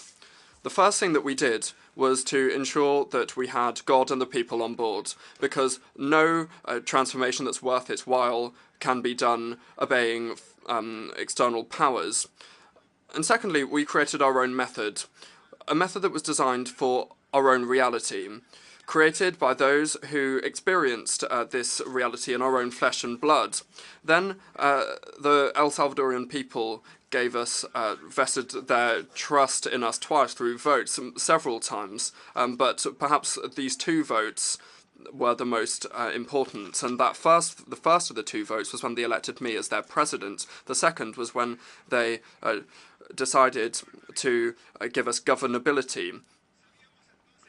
Then we knew that we had an obligation to our people. An obligation to make the decisions required in order to address our most pressing problem, insecurity. We needed to make those decisions. The efforts that were being made to improve health or the economy were pointless if our people continued to be killed. And there was no point in transforming education if the gangs were giving orders in our prisons to murder our children cowardly and forcefully recruit our youth. We couldn't decide to invest millions of dollars in building and improving our road infrastructure if the El Salvadorian people couldn't even walk around the streets. And so we made the decision to purge the judiciary and the prison system, and then we changed laws to ensure that terrorists wouldn't escape out of prison anymore.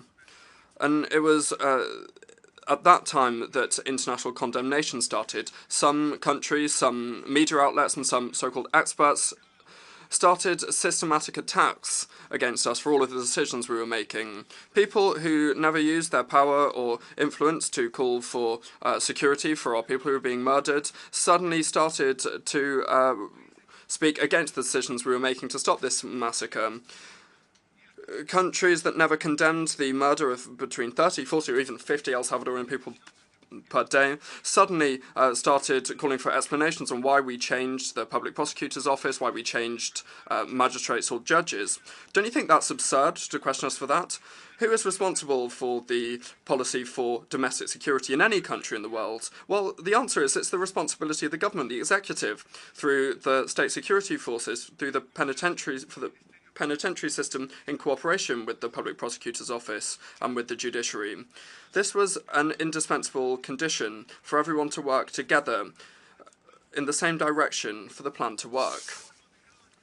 If we had left the same public prosecutor in office, if we had left the same judges in place as before that were being protected by a lot of people, and well, then we would still be the world's murder capital. If we had listened, we would have continued to lose thousands and thousands of El Salvadorian people to terrorists. Thank God we didn't pay any attention to them. Every single one of the decisions that we have made have led us to this point.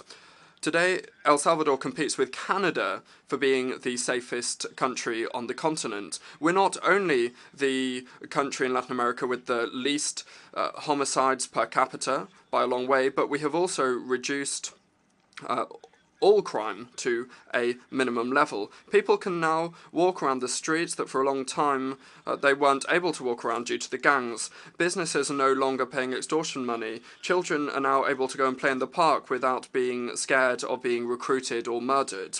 These are things that a lot of you might take for granted, think are basic, to walk around your streets, but in our country they didn't exist.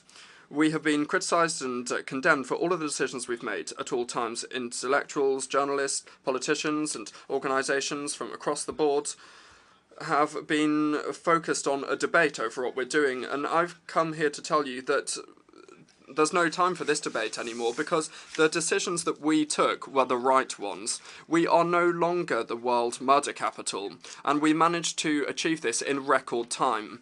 Today, we are a benchmark of security, and nobody can cast doubt on that. The results are there. They are irrefutable. In El Salvador, we did the right thing for El Salvador. And now we benefit from this level of security. We've been able to open up our country to the entire world. In this year alone, we received thousands of athletes at the Central American and Caribbean Games. We are the world epicenter of surf, and we have just signed up to an agreement with Google to digitalize the state and services like education and health. We are receiving more and more tourism, both domestic and from overseas.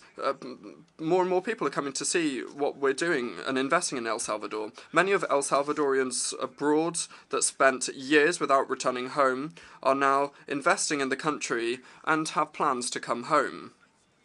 According to a study carried out last year, in 2022, by the International Organization for Migration, a United Nations agency, more than 60% of the El Salvadorian people who live in the United States, there are a lot of El Salvadorians in the United States, plan to return to El Salvador.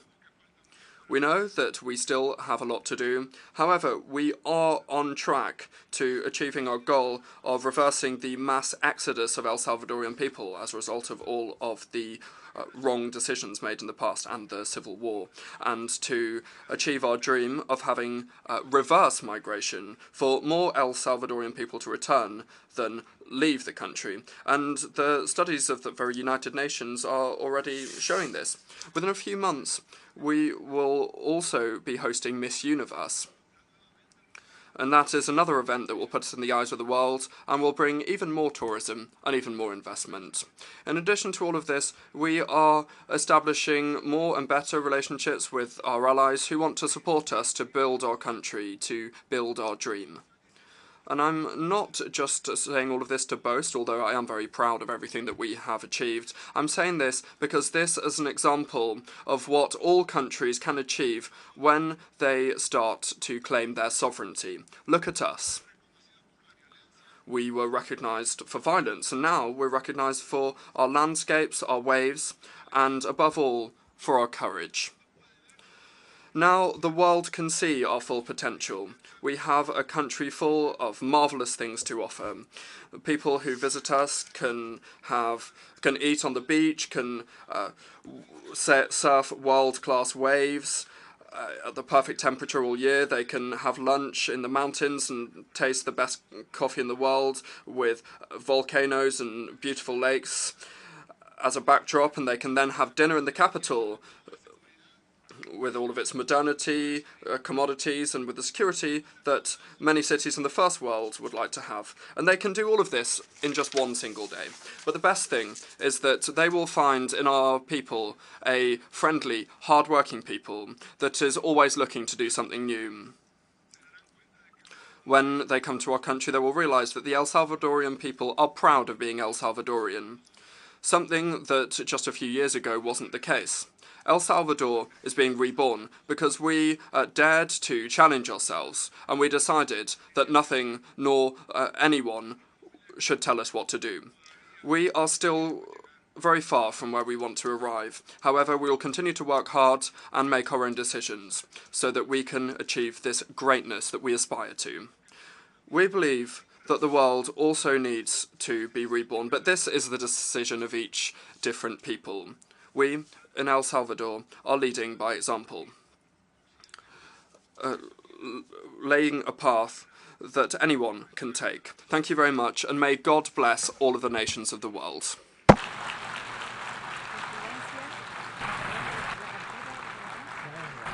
On behalf of the Assembly, I wish to thank the President of the Republic of El Salvador for the statement just made, and I request protocol to escort His Excellency.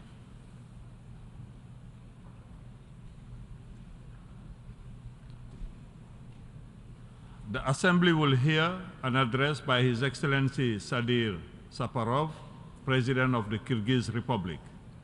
I request protocol to escort His Excellency.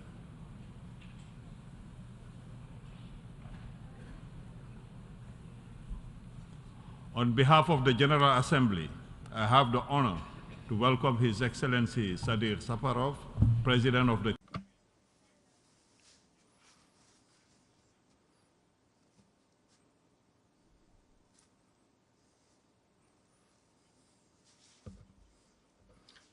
Mr. Secretary General, Mr. President, distinguished heads of delegations, ladies and gentlemen.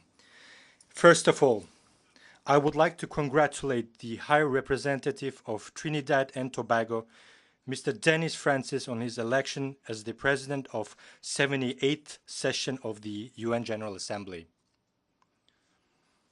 I would like to wish you success and fruitful accomplishments in this important position.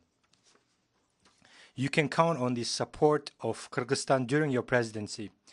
I express my gratitude to the President of previous 77th Session of UN General Assembly, the representative of Friendly Hungary, Mr. Csaba Kureshi, for his active work and support for his international initiatives of Kyrgyzstan.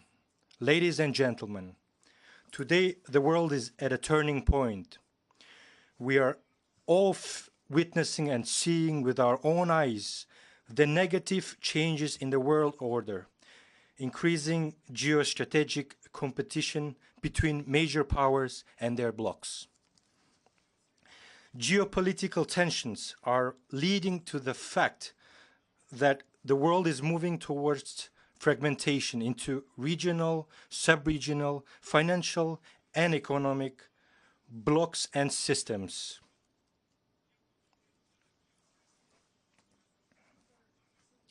It is also obvious that the governments of various countries will be compelled or forced to make economic, technological, geopolitical choices. Among the shocks on a global scale that have not become a thing of the past, I would like to note the spread of coronavirus infection, which cost humanity millions of lives and economic losses exceeding $12 trillion. The world today is experiencing the highest inflation rates and food prices not seen in the last 60 years. the risk of geoeconomic fragmentation, according to the International Monetary Fund, could lead to a drop in global gross domestic product by 7%. The decline in trust between different countries and groups of countries is alarming. However, I am convinced that current global challenges and risks, from climate and crisis and the threat to food security to growing inequality, should, on the contrary, unite all the members of the international community. It is vital to build a multilateral system that does not allow further fragmentation of geopolitical landscape in the world. Were international conditions easier 78 years ago, when the United Nations was just beginning its work after the bloodiest and most destructive war in human history than it is today? Were the contradictions between the countries, especially political and ideological, less acute than in our time? What prevents member states from hearing one another and trying to overcome the differences and establish a dialogue? Over the past years, despite the Iron Curtain and military bloc thinking, the UN has been and remains the most legitimate and commonly recognized platform of diplomacy, uniting developed and developing, large and small countries. Kyrgyzstan strongly supports the UN as the only universal, intergovernmental, international organization mandated by all member states to find solutions to the challenges and threats that constantly arise before humanity. I count on our organization under the leadership of Secretary General Mr. Antonio Guterres and with effective support of member states to find mechanisms and ways to more effectively perform all its functions and assist member states in solving pressing global issues and overcoming challenges. This is especially crucial in supporting sustainable development through the implementation of the 2030 Agenda. I call on all member states to provide unconditional political support to the organization and its Secretary General at this challenging time. I thank UN Secretary General for presenting the new Agenda for Peace policy brief with his vision for the future of multilateral security cooperation. We agree with the main thesis that the driving force behind the new multilateralism must be diplomacy. We are ready to work closely for a close and active work on a development of future pact during the future summit in 2024. Ladies and gentlemen, speaking about Central Asia, I would like to note the following.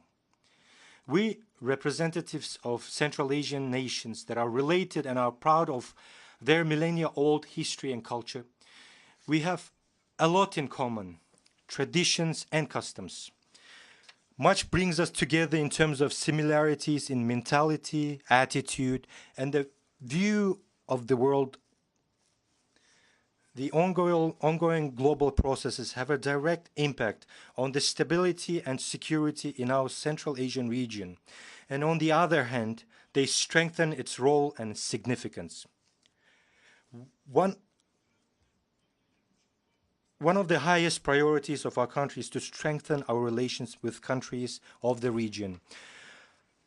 I note with satisfaction that in recent years, regional cooperation in Central Asia has been developing consistently in all directions.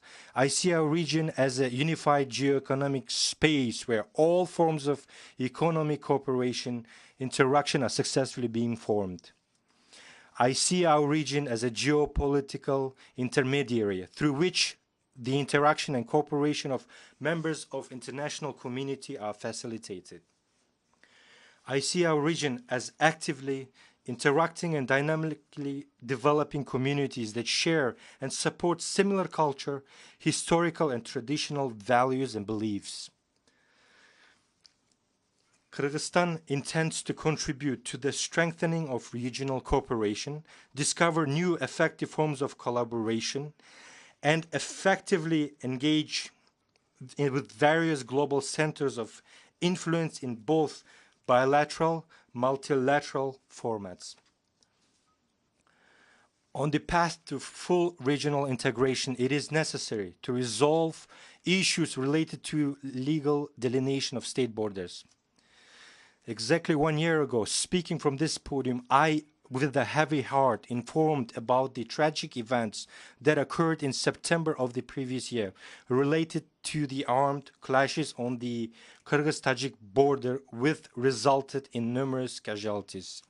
Thanks to restraint of our peace-loving people and the prevailing political will on both sides, we managed to prevent further escalation of conflict and avert a full-scale bloodshed in the region. In this regard, I would like to emphasize that Kyrgyzstan did and will advocate resolving controversial issues exclusively through peaceful diplomatic means based on principles or norms of international law, such as territorial integrity and the non-use of force or the threat of its use. We have never sought to take what belongs to others, but we will not allow anyone to take a single inch of our homeland. We always seek a dialogue and search for mutually acceptable solutions based on trust and mutual respect. Last December, after almost 30 years of negotiations, we signed an agreement with Uzbekistan on legal delineation of the state border. This historic decision reached thanks to demonstrated political will of the leaders of the two states has opened the broadest prospects for mutually beneficial cooperation, peace, and peaceful coexistence of the two countries and its people. We maintain the same approach in our current negotiations. We want to live in peace, harmony, and friendship with all neighbors. Speaking of security and stability in Central Asia, it is essential to consider them in the context of the situation in Afghanistan. I consider it extremely important to remind the international community, that the people of Afghanistan are experiencing significant difficulties which are amplified by the lack of coordinated global stance on the situation in this country. It would not be an exaggeration on my part to say that Afghanistan is threatened by humanitarian crisis with its inevitable consequences for the security of not only the surrounding regions, but also for the entire world community. Kyrgyzstan is interested in a peaceful, stable, and prosperous Afghanistan. We call on the international community to continue providing humanitarian economic assistance to Afghan people. Ladies and gentlemen, just yesterday concluded the SDG summit, which once again reaffirmed the importance of unwavering commitment to sustainable development, identifying challenges in their implementation and outlining specific commitments by states.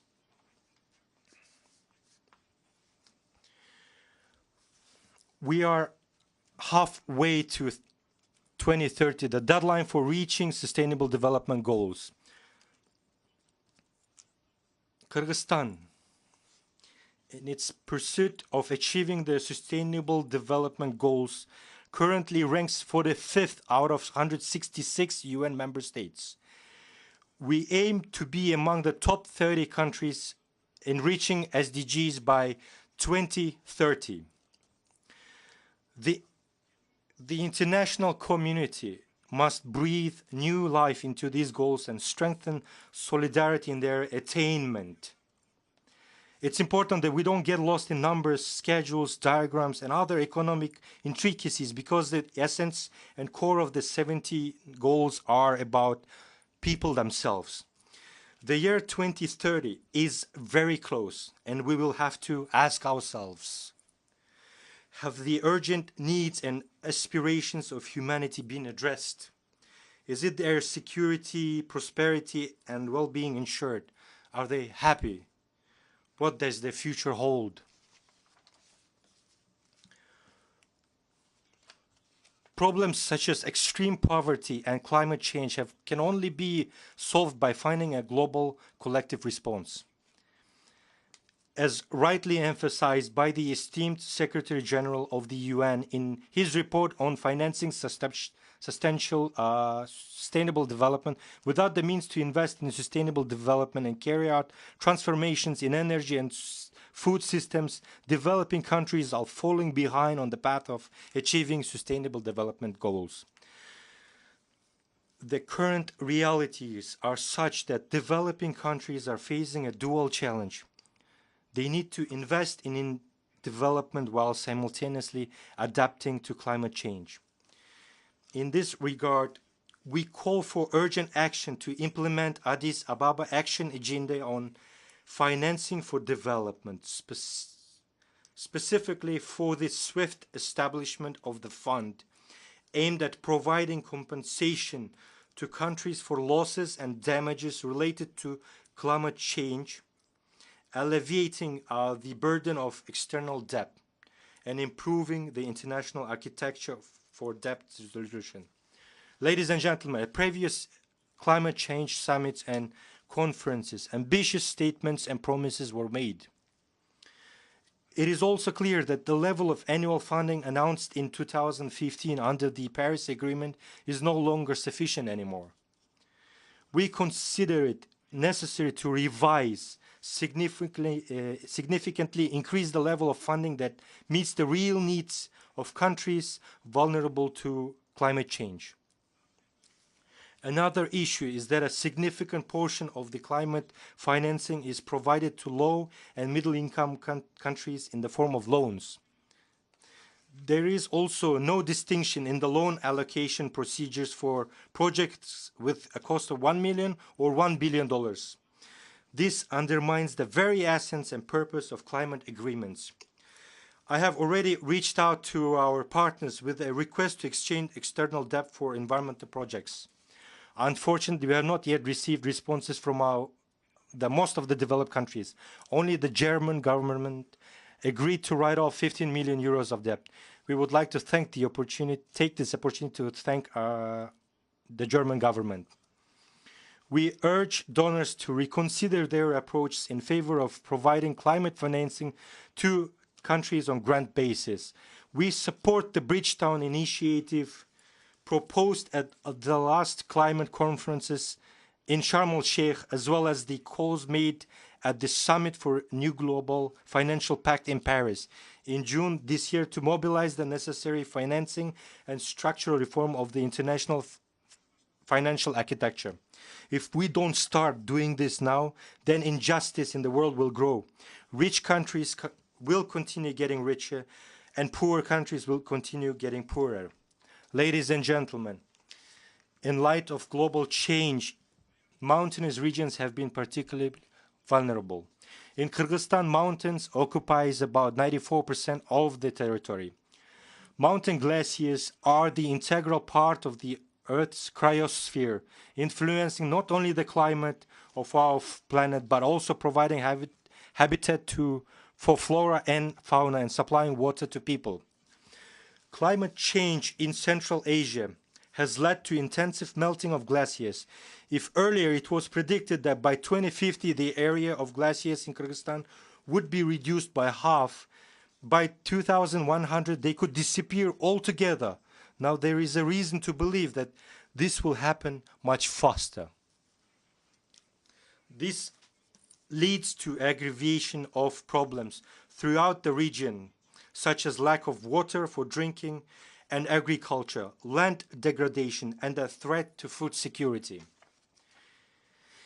In accordance with the latest assessment report of the Intergovernmental Panel on Climate Change, the adverse effects of cryospheric changes are particularly acute for the residents of high mountain regions, where ecosystems have reached the limits of adaptation.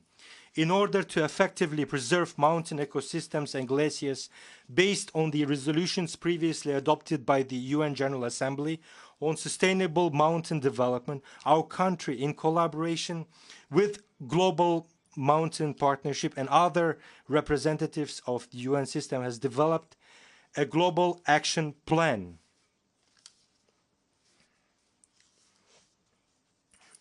We are grateful to all partners, countries, and international organizations for their joint work.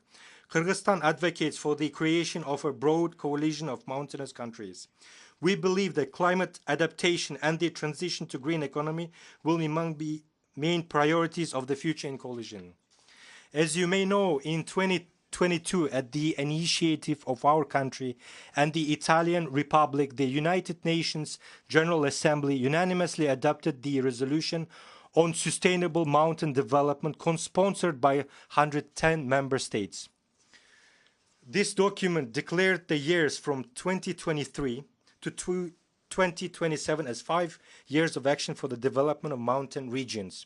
I would like to take this opportunity to express my sincere gratitude to all UN member states for supporting our initiative. To further implement the UN resolution, I have signed a decree on declaring the years from 2023 to 2027 as the 5-year period of action for the development of mountain regions in the Kyrgyz Republic, and a national roadmap for the implementation of the 5-year period of action for the development of mountain regions for 2023 to 2027 has been developed, which will also be adopted shortly. The roadmap includes measures at the global, regional, national levels, including within the framework of existing prospective projects and measures related to SDGs. As the concluding stage of the 5-year action, we plan to host the second Global Mountain Summit, Bishkek Plus 25 in Kyrgyzstan in 2027, 25 years after the first summit. I would like to invite everyone from this distinguished rostrum to actively participate and make concrete commitments to preserve mountain ecosystems.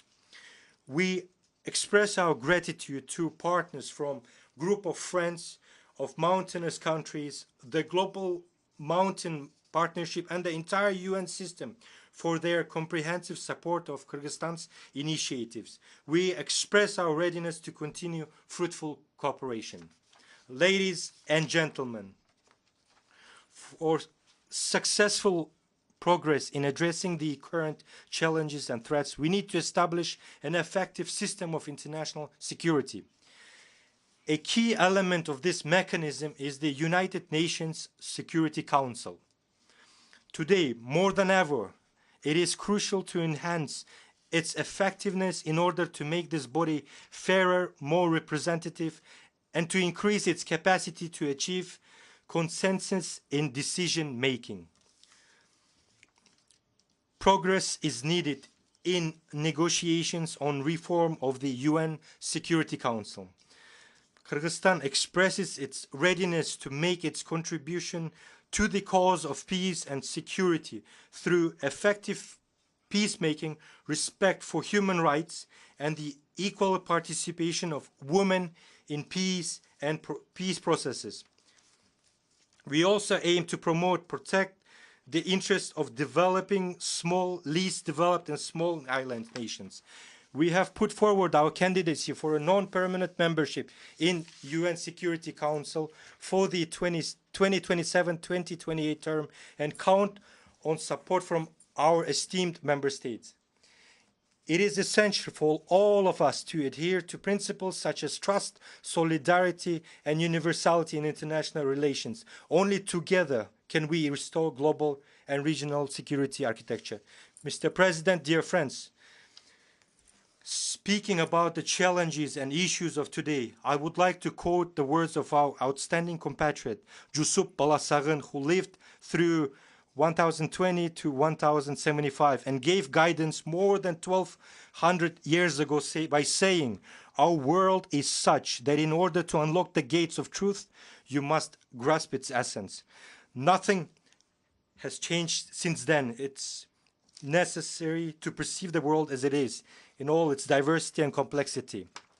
We, the member of states of the UN, must transform our organization into the center of global efforts to prevent conflicts, reach compromise, do everything possible to establish peace and harmony.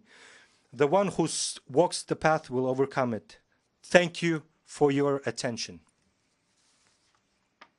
On behalf of the Assembly, I wish to thank the President of the Kyrgyz Republic for the statement just made, and I request protocol to escort His Excellency.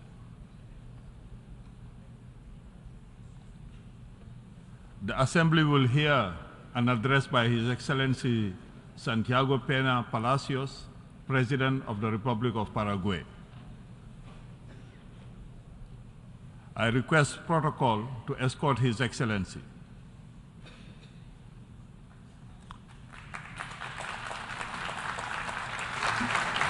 On behalf of the General Assembly, I have the honor to welcome His Excellency Santiago Peña Palacios, President of the Republic of Paraguay, and to invite him to address the Assembly.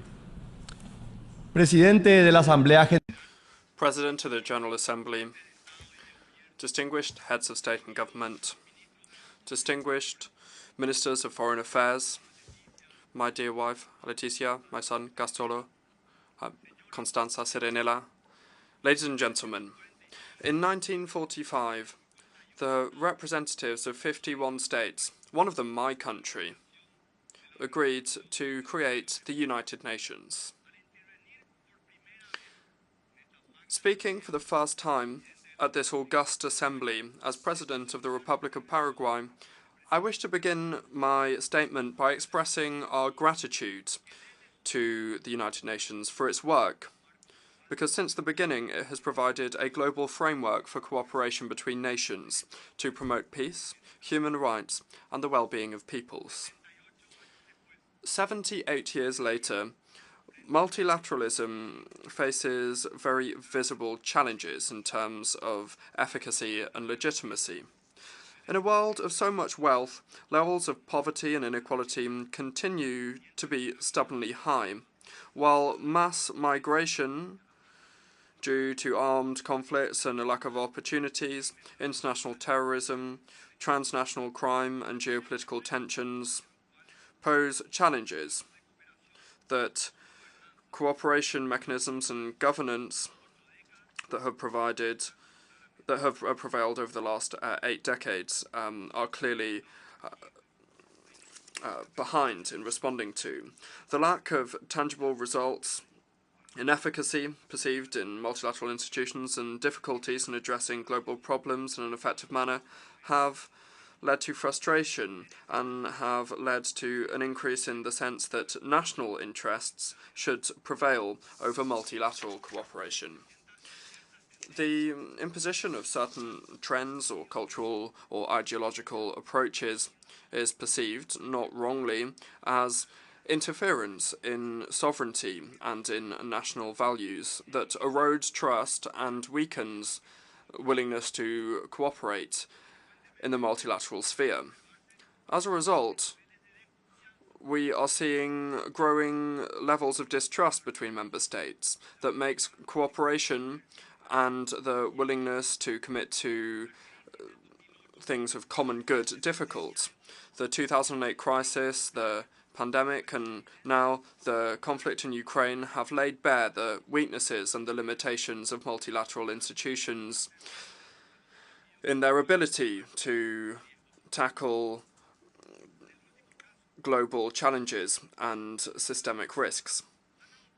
The United Nations, in the last case, and its Security Council have adopted measures whose results, sadly, are far from being encouraging. Despite having suffered the misfortune of 2 unfair wars, one that put us to the edge of extinction as a nation, the spirit and the history of Paraguay compel us to choose dialogue and not force as a mechanism to settle any dispute.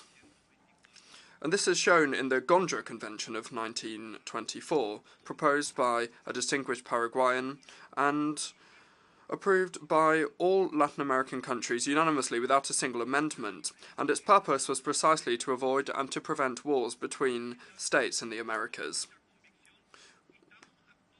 Humbly, however, with a sense of conviction, we are all in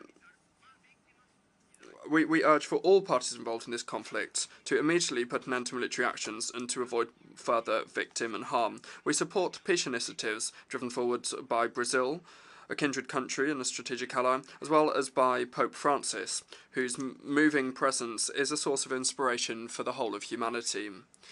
There can be no doubt that we need to work to revise and to reform the mechanisms, means and institutional capacities of multilateral organisations in order to avoid new wars like the one that is afflicting Ukraine.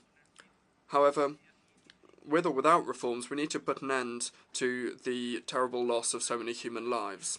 We must work to strengthen the United Nations in order to build new capacities to enable us to respond effectively and efficiently to the ongoing and changing global challenges.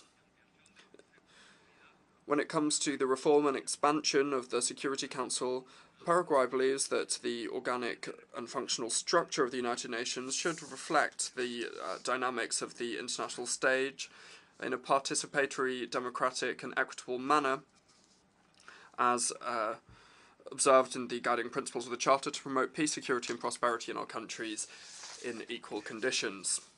In this regard, the government of Paraguay expresses its support to the Republic of China, Taiwan, to become a comprehensive part of the United Nations system. Climate change is a great global challenge, and we must adopt both rigorous as well as fair measures to avoid further damage to the planet and its inhabitants. Trade restrictions based on criteria such as agricultural practices or environmental standards are bringing about discontent and uncertainty, and they are unfair and discriminatory barriers because they seek to extrapolate realities from highly developed regions to developing countries, and they do not take account of their differences, nor do they adequately value the practices to mitigate the environmental effects in these areas. This implies that LDCs should assume responsibility for the environmental damage caused by industrialization in the 19th and 20th centuries when mitigation measures didn't exist, and have the obligation to do this rather at the expense of turning down opportunities for trade expansion, creating jobs and wealth. It is necessary to address these concerns and to promote a more equitable and collaborative approach that takes account of the specific needs and realities of each country in the context of multilateral decisions related to environmental standards. Paraguay has shown the world that we are leaders in hydroelectric energy. We are a clean and sustainable source that meets both our own domestic needs as well as the needs of our neighbours. We have put Paraguay on the map as an example to follow in the transition to a more sustainable world. While other countries are still discussing reducing emissions, we have already taken concrete and effective measures. We are a concrete example of how a nation can use natural resources in a responsible and sustainable manner to promote economic development and at the same time to mitigate climate change. For more than 30 years, we have been adopting sustainable agro-fisheries practices that do not only ensure a prosperous future for our farmers, but also they guarantee the integrity of our land and our water resources. We have acted with a sense of courage and responsibility, basing our public policies on science and on evidence. For years, we were subject to criticism and finger-pointing, unfair finger-pointing. However, today, thanks to the work of several governments, I can certainly tell you that the facts speak for themselves. 44% of Paraguayan territory has conserved its forests. 95% of the legumes and cereals sowed in Paraguay in 2022 are using sustainable technology such as direct sowing and crop rotation. And we've been free from deforestation since 2004 as a result of our zero deforestation policy.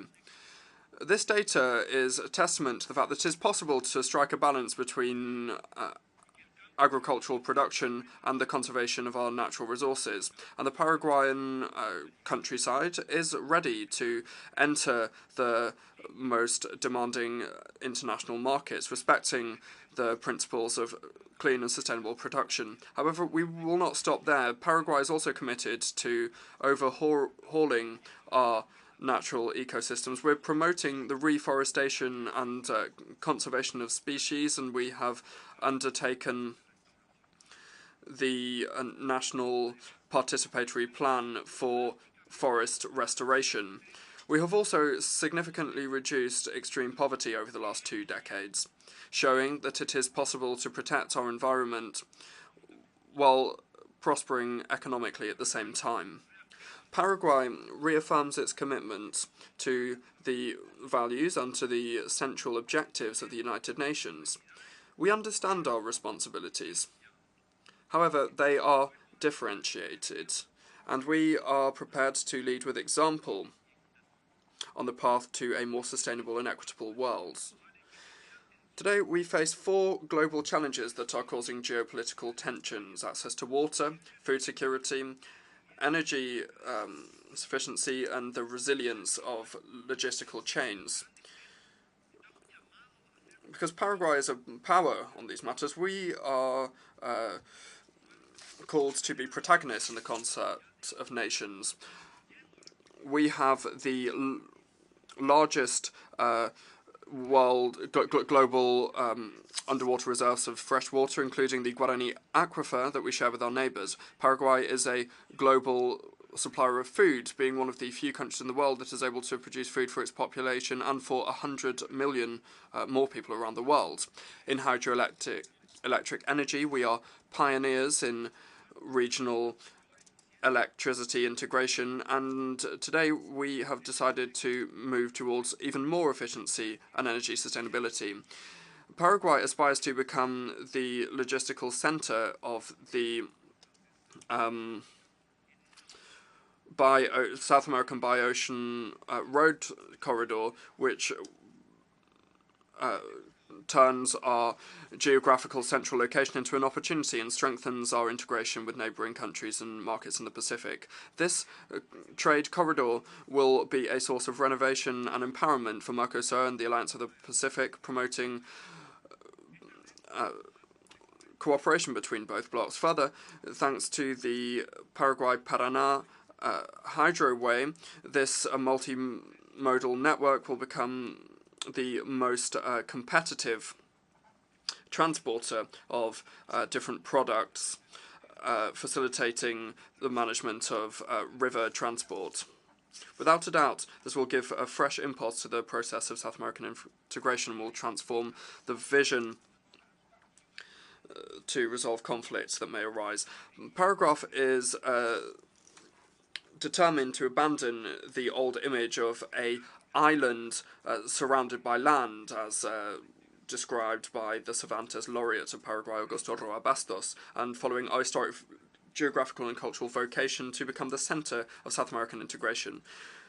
One of our main objectives is to contribute to improving regional integration. In this regard, the aquifers, the bi-ocean corridor, hydroelectric power stations, and navigation on our rivers are delicate processes of balance between integration and the sovereignty of our peoples. We are aware that the progress achieved towards integration, that progress has been achieved towards integration. However, we are far from being satisfied, and we are making progress with courage and determination. Latin America is the region of the world with the highest potential for development. However, we will only be able to develop this potential if we respect ourselves, working together and in harmony, and by respecting each other. Since the last century, the 20th century, we have been moving as a country into a process whereby we are building and strengthening our democratic institutions. This year, we renewed this in our country with a transparent electoral process with broad participation from our citizens, where the Paraguayan people expressed their will with a firm democratic vocation and vested their trust in the rule of law. Paraguay today is living through the longest period of democratic coexistence, with more than 35 uninterrupted years of the values of free, participatory and pluralist democracy, convinced that there is no other acceptable system than being unshakable in upholding human rights and liberty. Paraguay, the country of the prose of Augusto Roa Bastos, the universal music of José Asunción Flores, and guitar with its dulcet tones and Ñanduti lace, Berta Roas. This country has a real rhythm that was born in the spirit of the Guarani language. Now, we call this thing Guarania, and it goes around the world. It's a great ambassador for us. My country values peace and sustainable development and integration between peoples, because we are a country that has been reborn from the ashes, following a war of extermination that stunted the early development process of a nation that, at the dawn of the Industrial Revolution, had already developed one of the first interurban railways of South America. We had shipyards and iron foundries, but above all, we had great human capital and education. Then the massacre in 1870 that annihilated 90% of the male population of Paraguay. The reconstruction process after this was headed up by patriotic compatriots without financial nor technological support, and with a small flow of European migrants that arrived and established themselves in the country despite this bad record. However, as Bernardino Caballero said in his presidential message in 1884, Paraguay has the undeniable merit of having risen from the rubble without having requested support from the outside. We have been steadfast in this, the virtue of the strong, and triumphed, being the maker of our own destiny. It's impossible to not mention the fundamental role of Paraguayan women in their heroic task to rebuild the country. This is not in vain, because Paraguayan women are recognized as the greatest in the Americas, and they are the cornerstone of our nation. With decisive and firm steps forward, Paraguay continues to strengthen its institutionality and its economy. Having been the poorest country in South America for decades, today we are a middle to high income country with high credibility for the international financial markets that are bring us close to the so yearned for investment graduation, with high standards for production, certified production in line with international standards, and transparency, especially in macroeconomic stability and fiscal discipline and monetary discipline, in an ongoing effort to improve public management. Dear friends of the international community, Paraguay is stood to attention and is ready to discharge its mission before history. Thus, we are talking about the rise of a giant. However, we are not saying this in an expansionist way or a grandiose way, but rather with a firm conviction of a proud people, proud of its roots and our heroic history, our courageousness and the profound conviction of our destiny of greatness. Thank you very much. Thank the President of the Republic of Paraguay for the statement just made, and I request protocol to escort His Excellency. The Assembly will hear an address by Her Excellency Dina Ercilia Boluarte Zegara, President of the Republic of Peru. I request protocol to escort Her Excellency.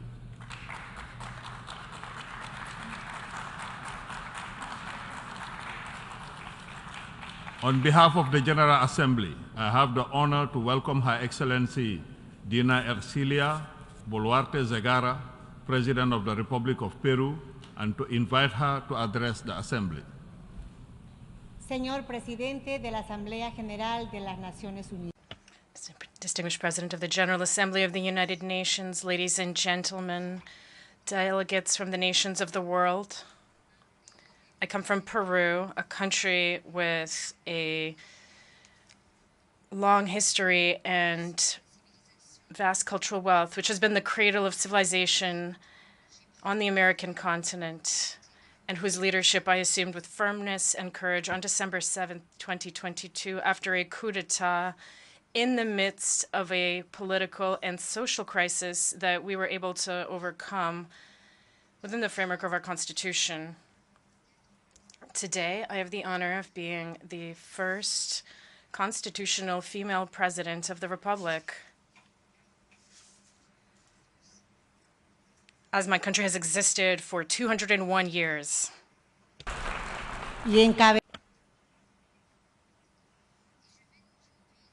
And today, I lead my country's delegation to the United Nations General Assembly.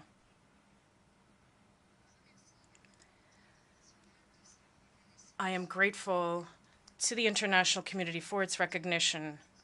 Peru is once again present on the international stage alongside the peoples of the world.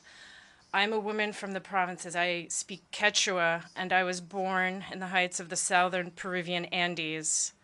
And I lead a government that, in accordance with the law and in the face of titanic challenges, both from nature as well as on the international stage, has brought back stability and hope to a country that seeks to achieve economic development along with social justice. I would like to begin this message by paying a tribute to women, to girls, adolescents, and particularly to my sisters in Peru, a well-deserved tribute. Amanda Warmi Makaya Kachunchu. This is what we say in Quechua, which in the rest of the world means no more violence against women. Mr. President, Peru is a country that respects democracy, the rule of law, human rights, and international law. For this reason, Peru actively promotes Latin American integration and is firmly committed to cooperation between countries. Peru promotes peace, and to achieve peace, it is necessary to implement the Charter of the United Nations and to uphold it in all circumstances. For this reason, Mr. President, we defend the principle of respect for the sovereignty, territorial integrity, and independence of all states. Mr. President, as a daughter of the southern Andean region of my country, I have known firsthand the suffering caused by poverty. That is why I'm fully aware that, as we reaffirmed in the political declaration adopted yesterday, eradicating poverty is the greatest challenge facing the world and constitutes an essential prerequisite for sustainable development. This is the main objective of my government, and it is why we are committed to the implementation of the Sustainable Development Goals of the 2030 Agenda. Today, in this forum, I wish to reaffirm Peru's voice so that the international community gives the highest priority to eradicating poverty. It is a commitment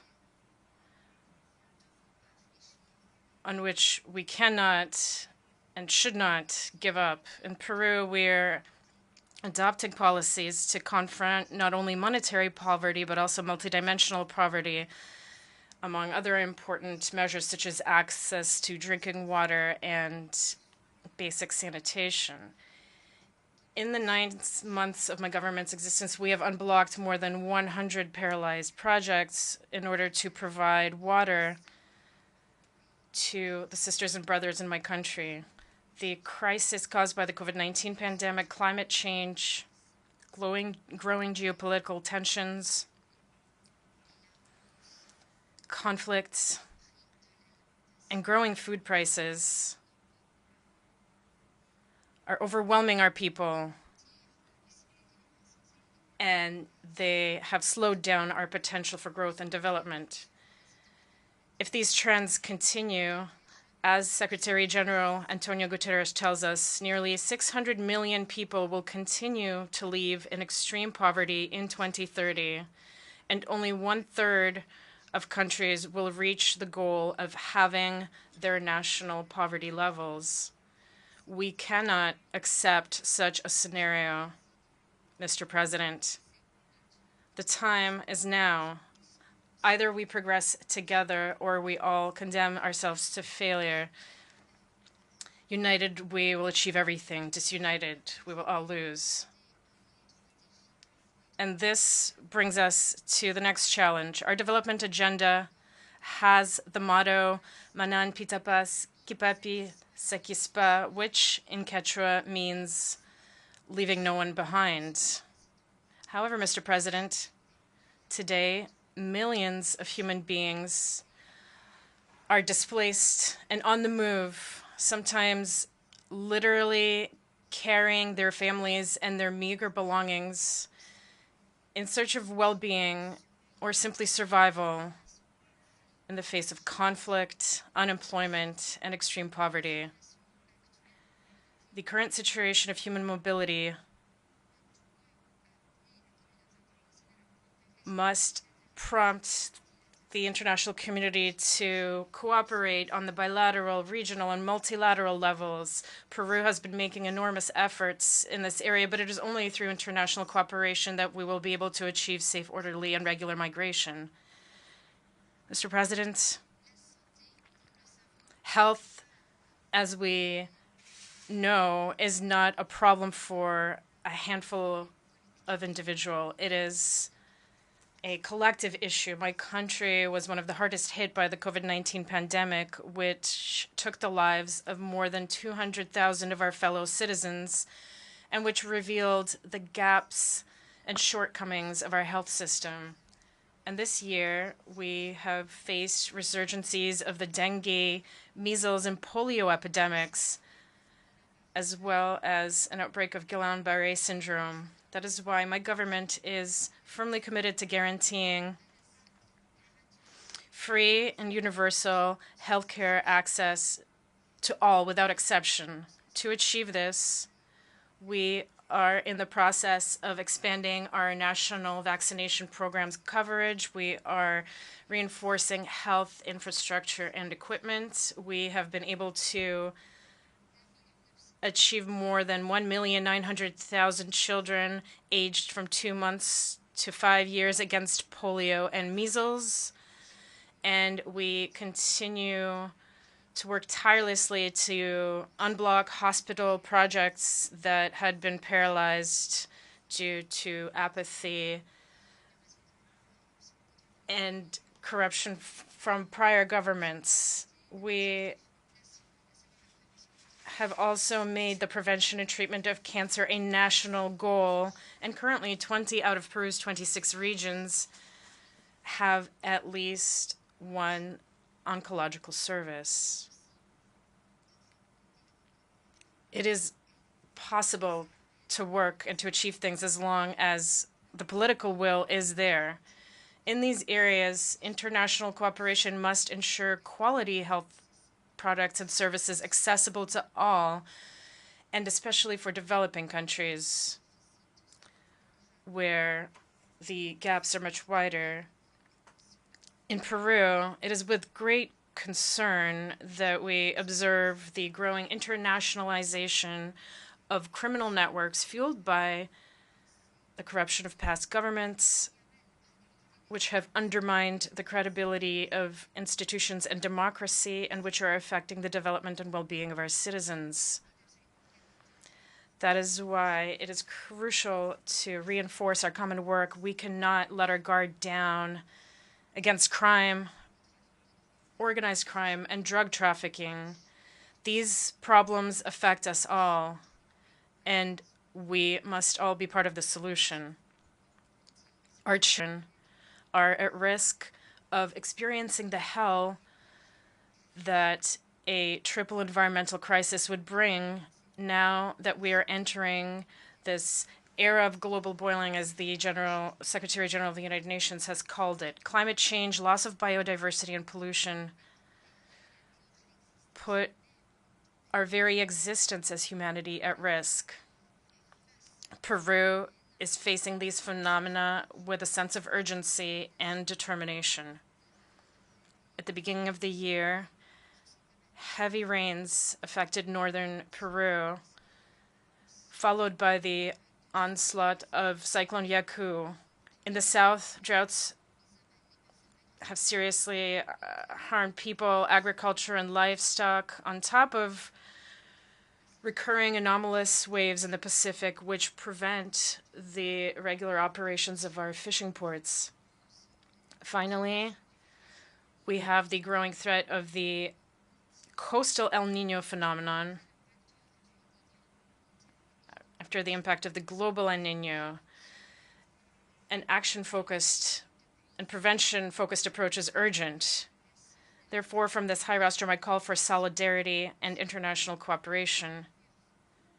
For the first time, a government in my country has undertaken a major campaign against the global El Niño phenomenon with an investment of 4 billion soles, that is to say more than $1 billion. We have also joined the early alerts for all initiative presented by the Secretary General, so that by the end of 2027, all the inhabitants of the planet can be protected against meteorological phenomenon. This, ladies and gentlemen, will help save many lives. In addition, Mr. President, allow me to make a proposal for a compact, a commitment to international cooperation and action in order to immediately address the impact of meteorological phenomena such as El Niño, a pact based on solidarity, resilience, and interdependence. Today, it is Peru that is facing El Niño. Tomorrow,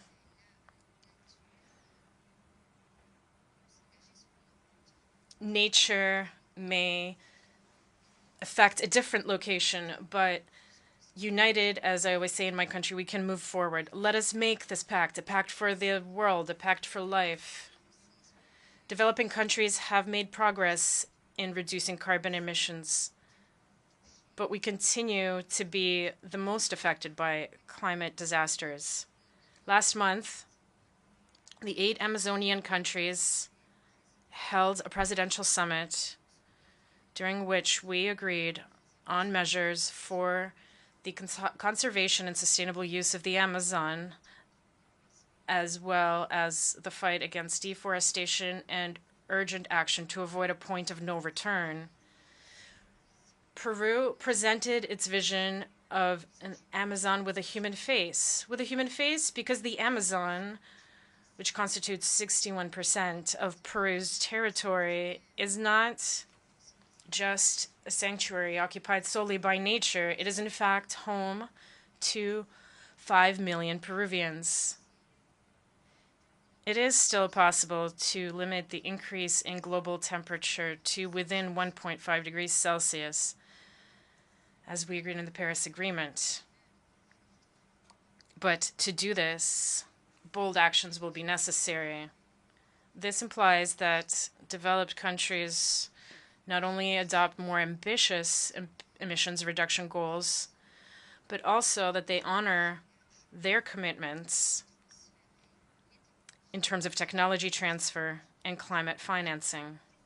Today, more than ever, it is urgent to mobilize the $100 billion annually for climate action in developing countries,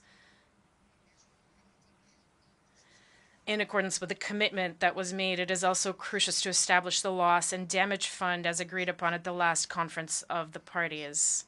Mr. President, here in this hall, I wish to inform you that the Peruvian presidency has submitted a draft treaty whose goal is to protect the marine environment against plastic pollution. In my country, Mr. President, 48 indigenous languages are spoken, and more than 6 million citizens identify as members of one of the indigenous original peoples of Peru, and more than 800,000 identify as Afro-Peruvian. Promoting the full exercise of their rights is a challenge that we share with many other countries. And we have an essential responsibility to continue seeking their inclusion, their well-being, to continue providing them with quality services, promoting respect for their rights, their cultures, and their languages. Mr. President, distinguished delegates, as we are on the verge of commemorating the bicentennial of our consolidation as an independent republic, Peru reiterates its commitment to continue contributing to peace, development, and the conservation of the environment.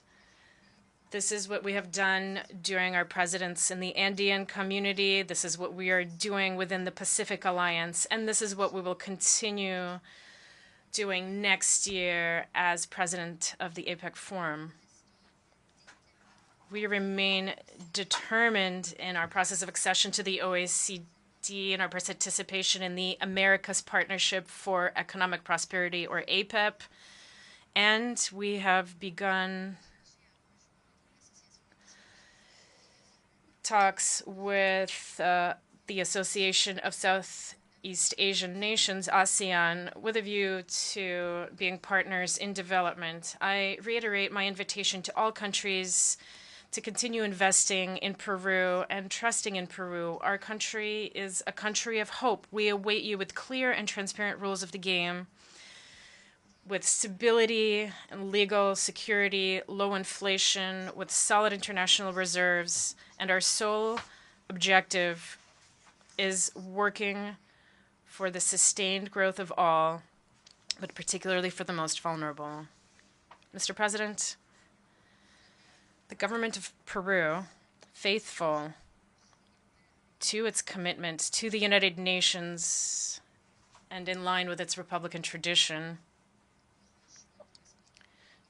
joins with firmness and determination the global goal to strengthen the fight against climate change, to defend peace, democracy, full respect for human rights, international law, sustainable development, and the prosperity to which our people aspire, as it is what is just.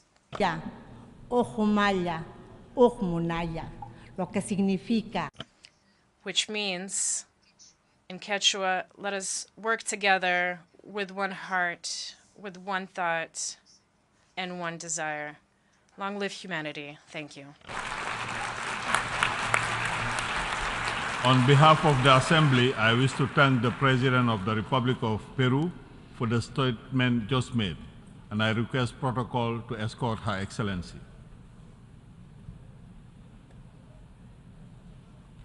The Assembly will hear an address by His Excellency Felipe Jacinto Nyusi, President of the Republic of Mozambique. I request protocol to escort His Excellency.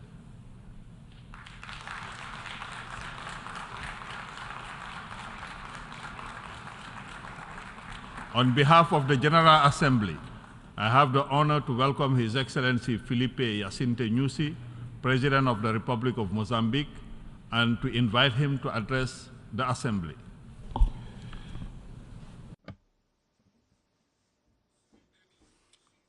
Mr. Dennis Francis, Chairperson of the session of the General Assembly of the United Nations, Engineer Antonio Guterres, Secretary General of the United Nations, heads of states and government, distinguished representatives of member states, esteemed leaders of the system of the United Nations Organization, distinguished invited guests, Excellencies.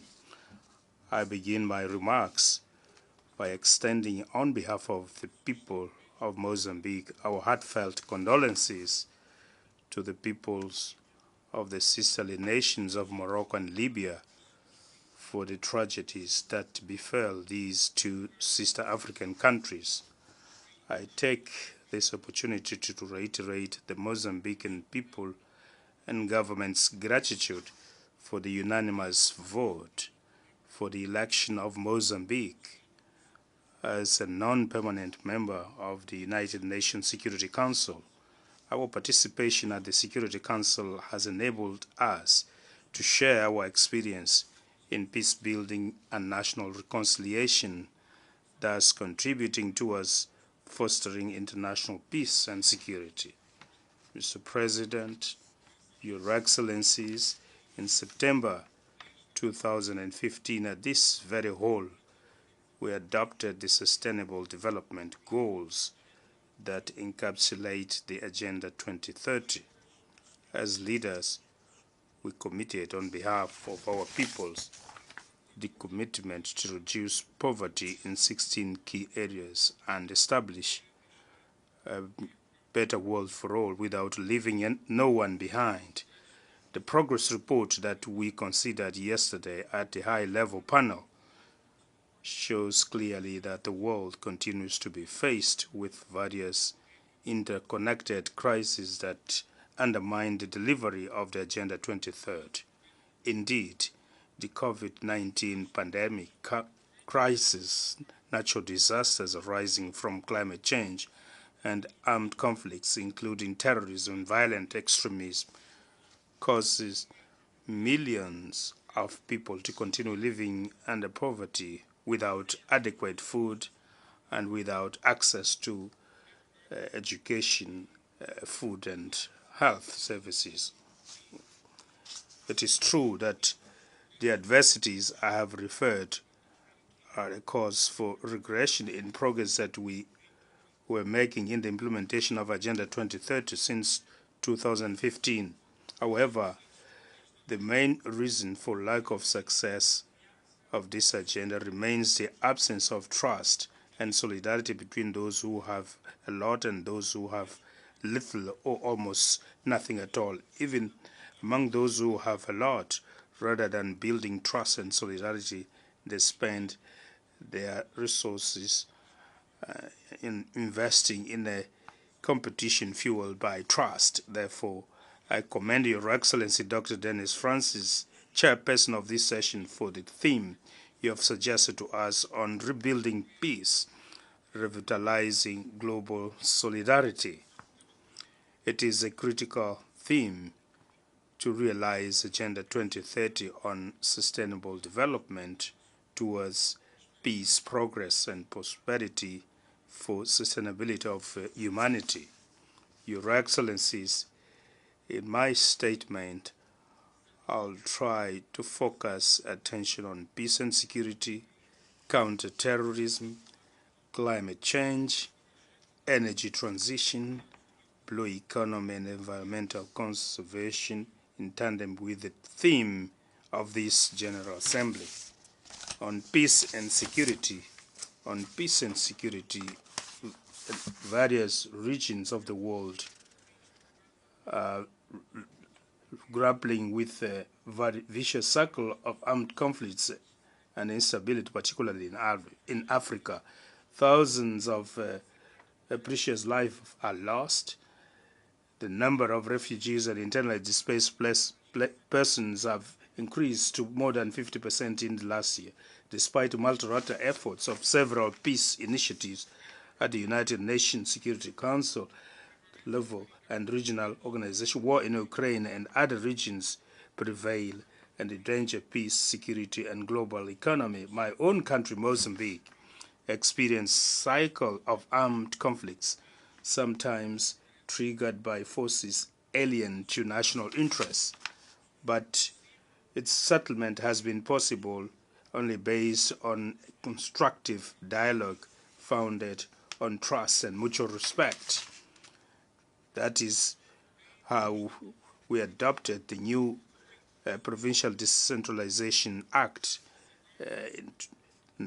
now under implementation and in August 2019, we signed the Peace and Reconciliation Accord, also known as Maputo Accord. In June this year, we closed the last camp of Renamo, a formerly armed opposition party, marking the conclusion of the disarmament and demobilization phase. The crucial phase that follows is the reintegration of ex-combatants into the society, including payment of pensions, although not provided for by law.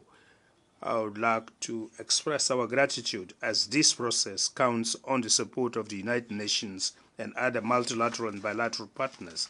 Terrorists, Excellencies, while we seek to close one chapter of the peace and national reconciliation process, Mozambique is confronted by the nefarious phenomenon of terrorism, particularly in Cabo Delgado province in the north of the country. In March this year, during Mozambique's rotational chairpersonship of the Security Council, we had the opportunity to share at length our experience of countering terrorism. On one hand, our strategy focuses on strengthening combat operations by the Mozambican Defense and Security Forces with an initial support of the Rwandan contingent and SADC multilateral force, also named SAMIM. We have been achieving tangible success on the ground, though terrorists continue to create terror and fear in sporadic way in isolated villages. With the improvement of safety and tranquility, populations have been returning in large numbers to their home areas, resuming their normal life. This is a pioneer experience of combining bilateral and multilateral interventions. It is also an example of solution of African problems, first by the Africans themselves. However, the issue arising is the need for a substantial support to these countries that, in a direct manner, countering terrorism with us in Mozambique in order to render the ongoing operation sustainable. At this juncture, the challenge is reconstruction of infrastructures and consolidation of social cohesion, whose actions are undertaken within the framework of Northern Region Resilience and Integrated Development Program, PREDIM, which counts on the support of partners. We would also like to appeal for your solidarity in this other component of countering terrorism. Climate change. Climate change constitutes the main crisis of mankind of this century. This is not a new discovery. Therefore, many species around this subject almost repeat themselves. For a number of decades ago, scientific evidence shows that our planet is at the eve of climate catastrophe. However, despite this evidence and commitments assumed yearly during various conferences on climate change, the situation has been aggravating. The same applies to conflicts. The cause for climate change is lack of confidence or trust, solidarity associated with selfishness of some countries. Countries that pollute. The enriching of these countries is costing the price of disgrace for countries that contribute less with pollution that coincidentally are the poorest country.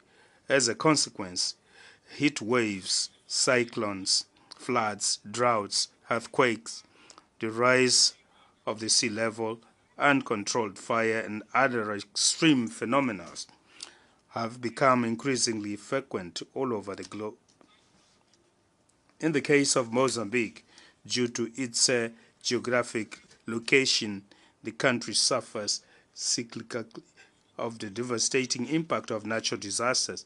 The largest cyclones, Idai, Kenneth, and Freddy, caused hundreds of losses of life, highly costly damages, and losses to the tune of billions of dollars. So far, we have not yet been able to recover just 1/3 of damages recorded. However, support from partners have been well below the pledges and beyond the requirements. In many cases, when these assistance comes, partners have preferred to manage the funds outside agreed mechanisms with the government, causing overlaps in areas of programs which have little impact on the communities. As a consequence, substantial portion of funds are spent in capacity building, conferences, bureaucratic issues, rather than allocating funds to affected people, which once again shows lack of trust and solidarity.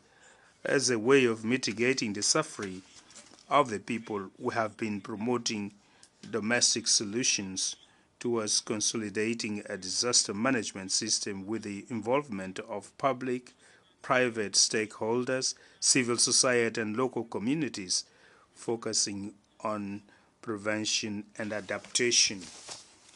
This way, we have managed to reduce the impact of natural disasters, a fact that has merited the recognition of Mozambique at SADC, African Union, and UN agencies. Mr. President, Excellencies, energy transition. Energy transition is a global imperative aimed at building more resilient and sustainable societies. However, we advocate that energy transition should be fair and must work as a launchpad to enable poor countries to find a window of opportunity in the diversification of the energy mix in order to consolidate their economic base. Energy transition requires large investments in power generation projects from clean sources. Once again, we invite the most industrialized countries to be to show more solidarity by implementing their climate fund commitments. Mozambique is a regional reference for the diversity of its energy matrix that includes hydropower dams, in particular Kaurabasa, solar power stations and wind power stations, and construction works for Mpanda Ukua are now underway.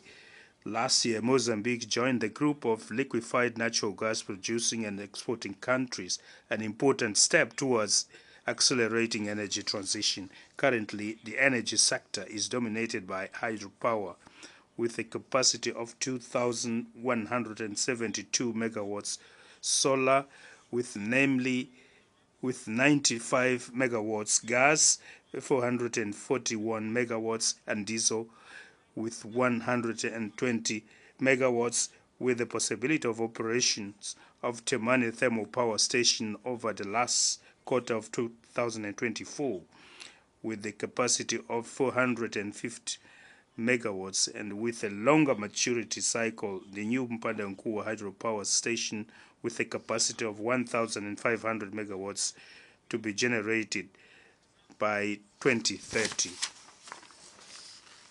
Likewise, Mozambique bets on the development of blue economy to optimize resources from the extensive exclusive economic zone along the coastline of 2,700 kilometers. Environment conservation. We are also a country with a robust environmental legislation that features major international conventions, including the Paris Agreement, the Convention on the Protection of Endangered Species sites, among others. Within the framework of the nationally determined commitment NCD in 2021, Mozambique became the first African country to receive payments from the World Bank Fund for reducing emissions from deforestation and forest degradation. Last year, we launched a regional initiative on the sustainable management of the Miyombo forest that culminated with the adoption of the Maputo Declaration, which was endorsed by 11 SADC member states. Miyombo woodland is the largest tropical forest ecosystem of the world, where three species are predominant, which covers more than 2,574 kilometers along the Great Zambezi Basin across 8 countries of Southern Africa. Under this initiative, which intends to project nature, we count on the support of bilateral and multilateral partners in conservation of the Miombo forest that can largely contribute to capture carbon on the planet. Excellencies, the challenges currently faced by humanity are huge. However, solutions are within our reach. We, the leaders present here, have the historic responsibility of saving the planet for the benefit of future generations. The priority areas requiring urgent actions are clearly identified with the matrix of already defined solutions, of which we highlight 3. First, we need to renew the political will and redouble efforts to accelerate the achievement of targets of Agenda 2030. We do not need to come up with analytical speeches.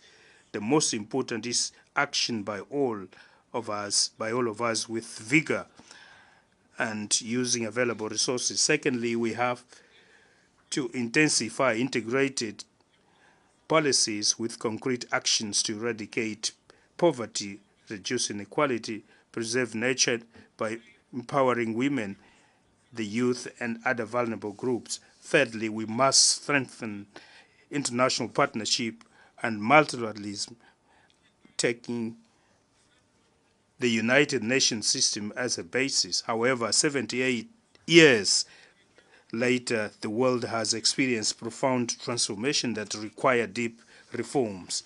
I conclude by appealing for the existence of a more inclusive international financial system that is guided by transparent rules and mutually beneficial rules, where Africa participates as a partner that has a lot to offer to the world and not only a warehouse that supplies cheap commodities to countries or international multinationals, corporations that dominate the international market.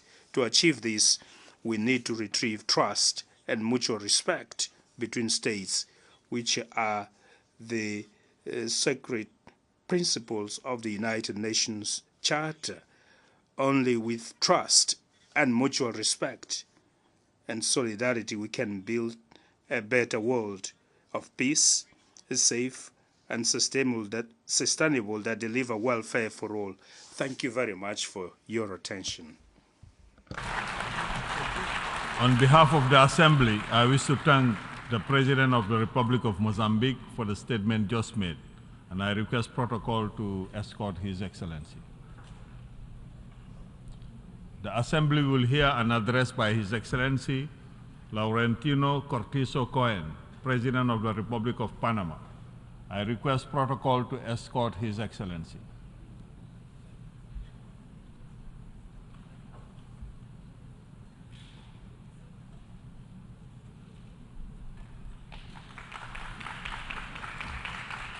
On behalf of the General Assembly, I have the honor to welcome His Excellency Laurentino Cortizo Cohen, President of the Republic of Panama, and to invite him to address the Assembly.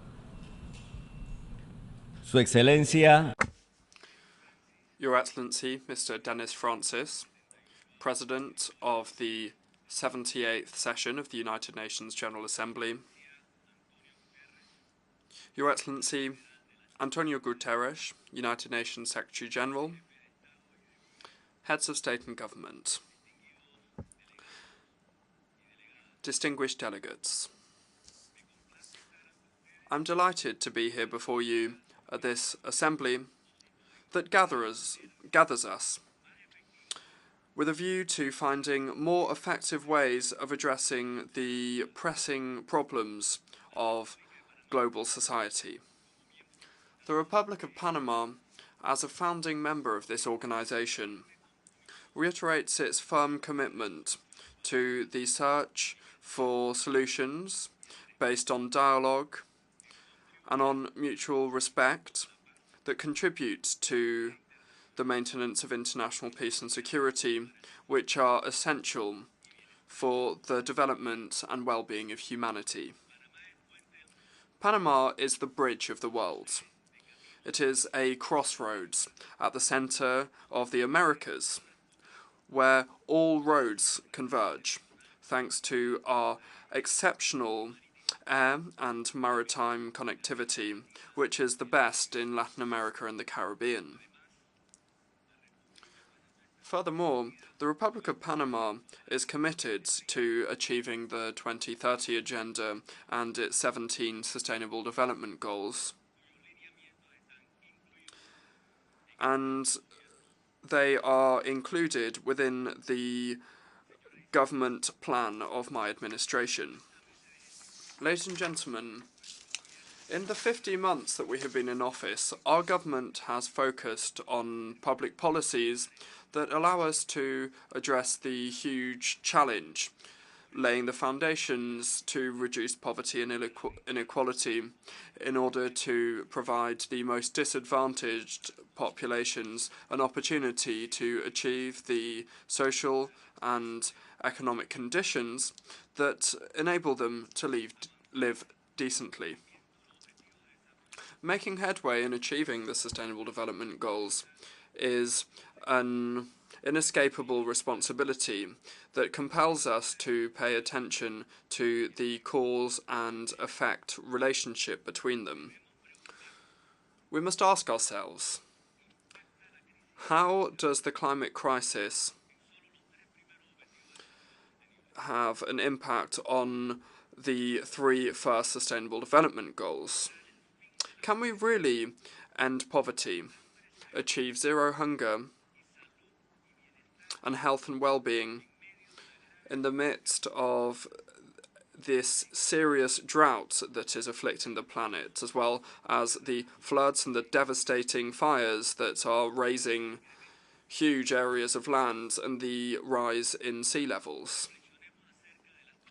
Let us think about the conclusions of the IPCC report that warns us of an escalation of changes to the climate system, unprecedented escalations that are leading us to extreme situations that pose a grave threat to the survival of life on Earth. The climate crisis is a ticking time bomb, and time is running out for all of us. Ladies and gentlemen, the commitment of Panama to human existence is something that has been shown and demonstrated with the decisions that we have made and the consequential actions that we have engaged in. We are a country with huge water resources. Our coasts are bathed by 2 huge oceans, and this makes us particularly aware of the importance of water for our population and for life on Earth. Panama has made extraordinary efforts to preserve our seas, achieving the goal of 30% protected 9 years before 2030, and we have even increased it to 54% this year. Panama, and this is not rhetoric, but rather we have done this with facts, with actions, has become a blue leader. And I can also tell you that Panama is one of the 7 countries in the world that has been declared to be carbon negative. Ladies and gentlemen, in Panama we have established a carbon footprint reduction program with a national green hydrogen and derivatives strategy. Furthermore, since we have been in office in Panama, we have brought in an ambitious energy transition agenda, with the goal being to find and to develop accessible energy that is not polluting in order to reduce our greenhouse gas emissions by at least 24% for 2050. Panama is one of the 15 countries in the world that is most exposed to climate risks and natural risks. In fact, we have already seen in our country the first case of climate displacement when we had to relocate the population of the Karti Sugdup island due to rising sea levels.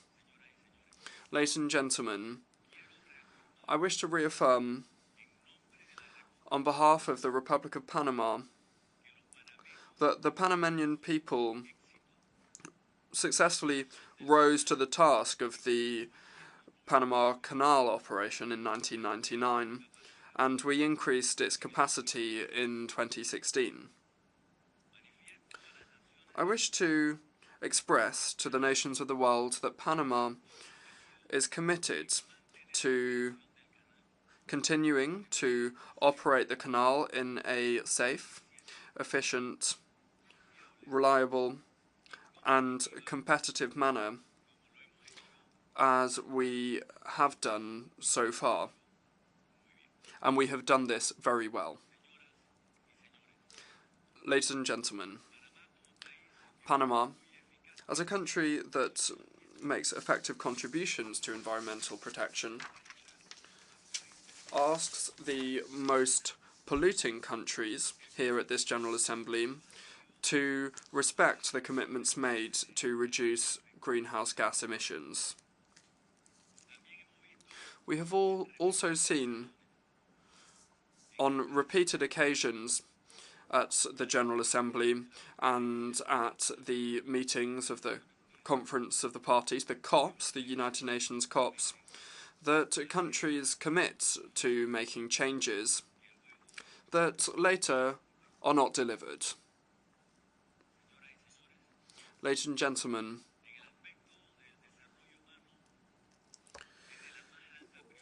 human development is the greatest priority and provides populations opportunities for a more decent life within their own countries. That way, they wouldn't have to abandon their countries and embark on irregular emigration, exposing themselves to human rights violations and often losing their own lives. In this regard, the problem of irregular migration must be addressed multilaterally, with a focus on the respect for human rights and under the principles of solidarity and shared responsibility, with the aspiration being to safeguard the integrity of human life in a safe and orderly manner. Panama is working actively in collaboration with several countries in the region to implement programs to improve care and protection for irregular migrants who enter our country over the border with Colombia, crossing the dangerous Darien jungle, which is the largest natural park in the whole of Central America. Ladies and gentlemen, our country is making colossal efforts to provide solidarity to these irregular migrants, whose number is increasing every year. And this is forcing Panama to allocate significant resources to humanitarian aid. This is an unsustainable situation. It's not something we asked for, it's inhumane and is a painful humanitarian tragedy. We are seeing suffering and death for thousands, hundreds of thousands of migrants who are embarking on this perilous journey. I wish to reiterate to you that this situation is not sustainable. It is a situation that we are victim to and that we are not responsible for. I launch an appeal to the international community to address in its full magnitude the issue of irregular migration, that today is not only concentrated in the Mediterranean, but rather it is a global issue.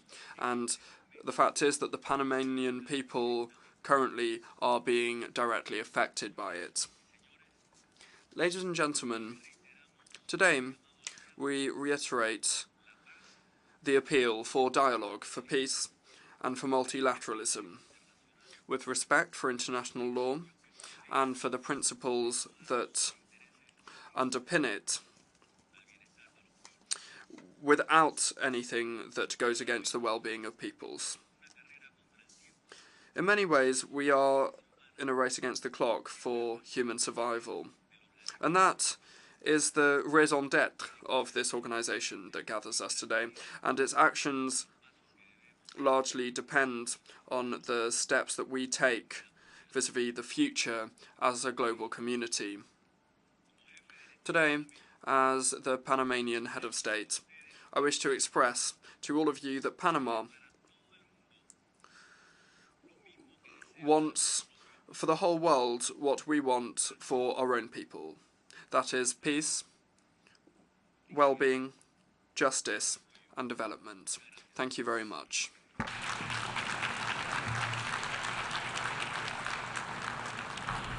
Au nom de l'Assemblée générale, on behalf of the General Assembly, I wish to thank the President of Panama for the statement he just made, and I ask Protocol to please escort His Excellency.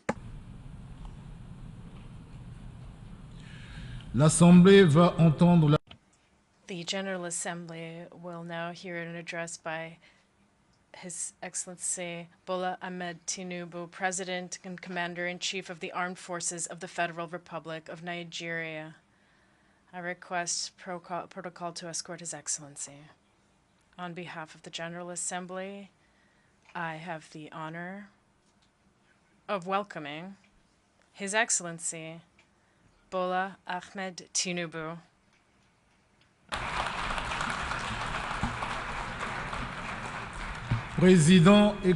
President and Commander-in-Chief of the Armed Forces of the Federal Republic of Nigeria. And I invite him to take the floor.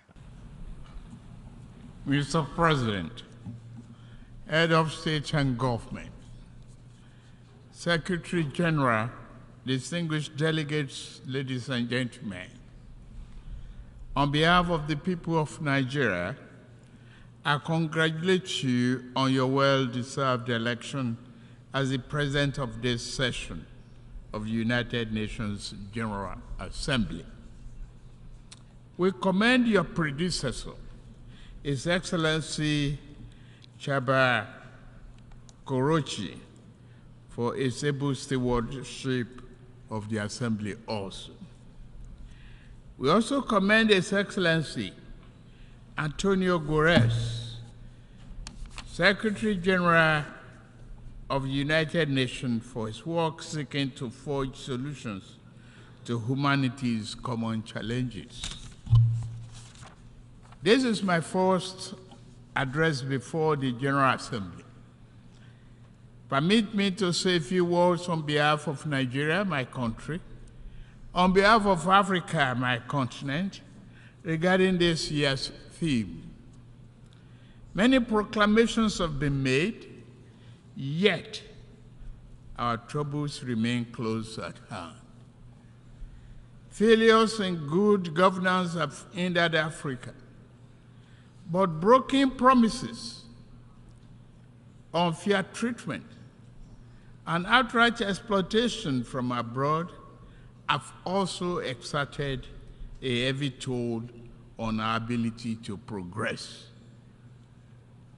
Given this long history, if this year's theme is to mean anything at all, it must mean something special and particular to Africa.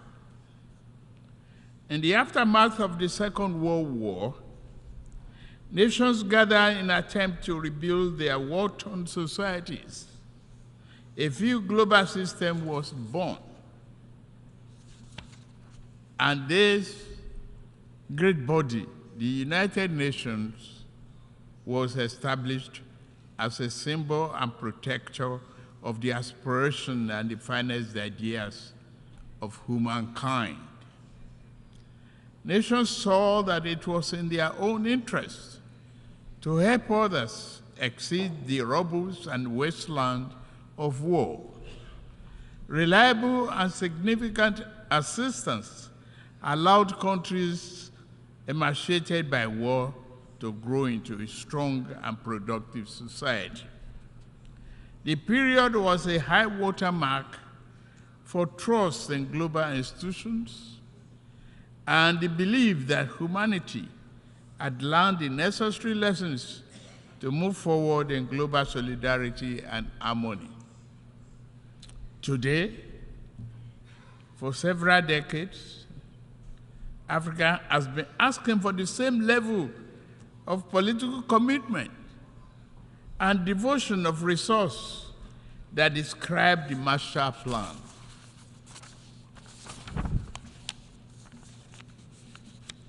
We realize that underlying conditions and causes of economic challenges facing today's Africa are significantly different from those of post-war Europe. We are not asking for identical programs and actions. What we seek is an equal, firm commitment to partnership. We seek enhanced international cooperation with African nations to achieve the 2030 Agenda and Sustainable Development Goals. There are 5 points I want to highlight. First, if this year's theme is to have any importance at all and any impact, global institutions, other nations, and their private sector actors must see Africa as a development priority, not just for Africa, but in the interest of us all as well. Due to both long-standing internal and external factors, Nigerians and Africans' economic structures have been skewed to impede development, industrial expansion, job creation, and the equitable distribution of wealth. If Nigeria is to fulfill its duty to its people, I know, and the rest of Africa, we must create jobs and the belief in a better future for our people. We are pushing for that. We must also lead by example, and we are doing so. To foster economic growth and investors' confidence in Nigeria, I removed the costly and corrupt fuel subsidy while also discarding a noxious exchange rate system in my first few days in office. Other growth and job-oriented firms are in the wings. I'm mindful of the transient hardship that reform can cause. However, it is necessary to go through this phase in order to establish a foundation for durable growth and investment to build the economy our people deserve. We welcome partnerships with those who not mind seeing Nigeria and Africa assume larger roles in the global community. The question is not whether Nigeria is open for business. The question is how much of the world is truly open to doing business with Nigeria, and how African is an equal, mutually beneficial manner. Direct investment in critical industries, opening airports to a wider range and larger quantity of African exports, and meaningful debt relief are important aspects of the cooperation we seek. Second, we must affirm democratic governance as the best guarantor of sovereign will and well-being of the people. Military coups are wrong, as in any titled civilian political arrangement that will perpetuate injustice. The wave-crossing part of Africa does not demonstrate favor towards coup. It is a demand for solution to perennial problem.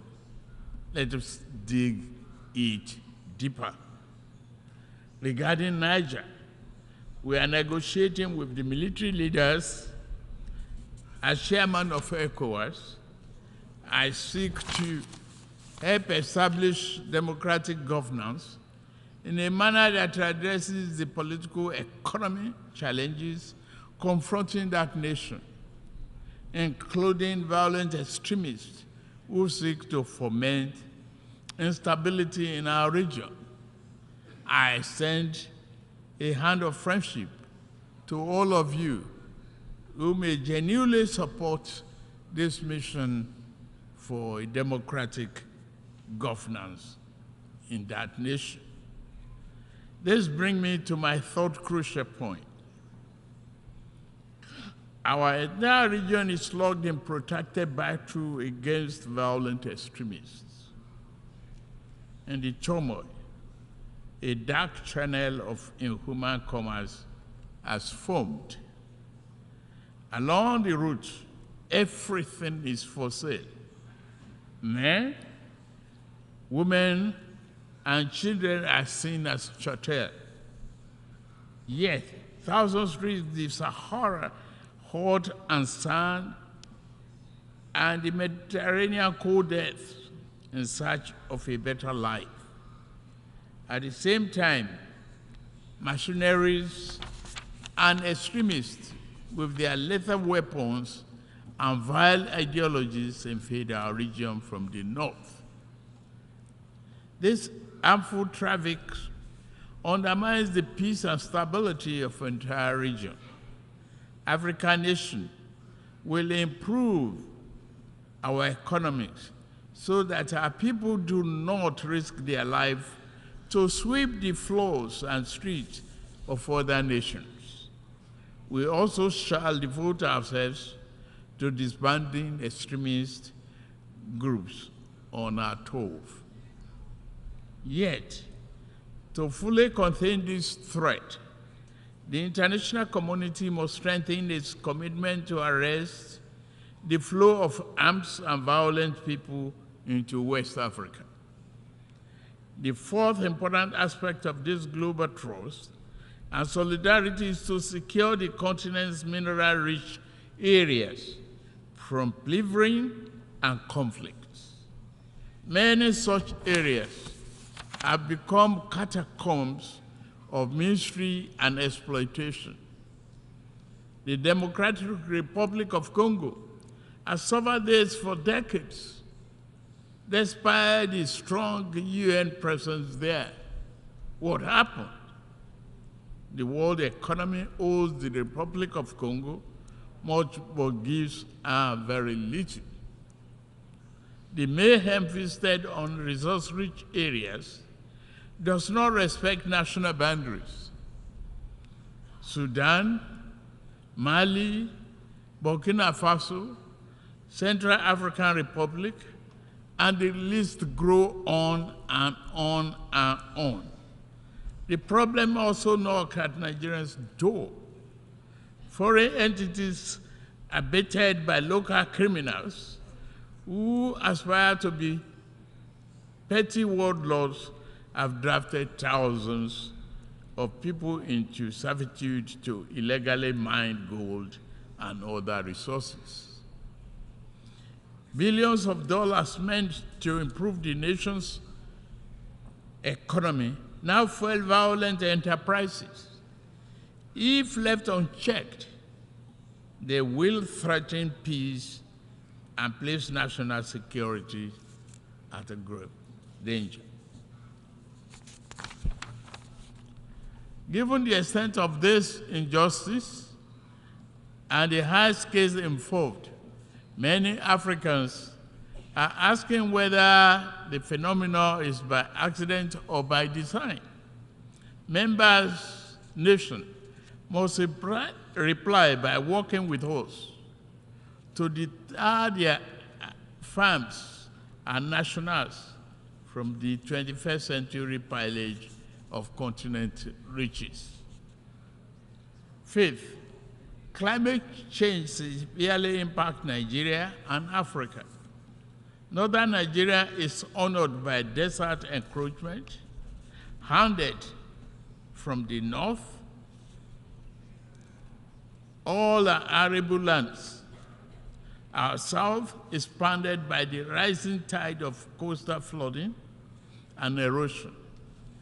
In the middle, the rainy season brings flood that kill and displace multitudes.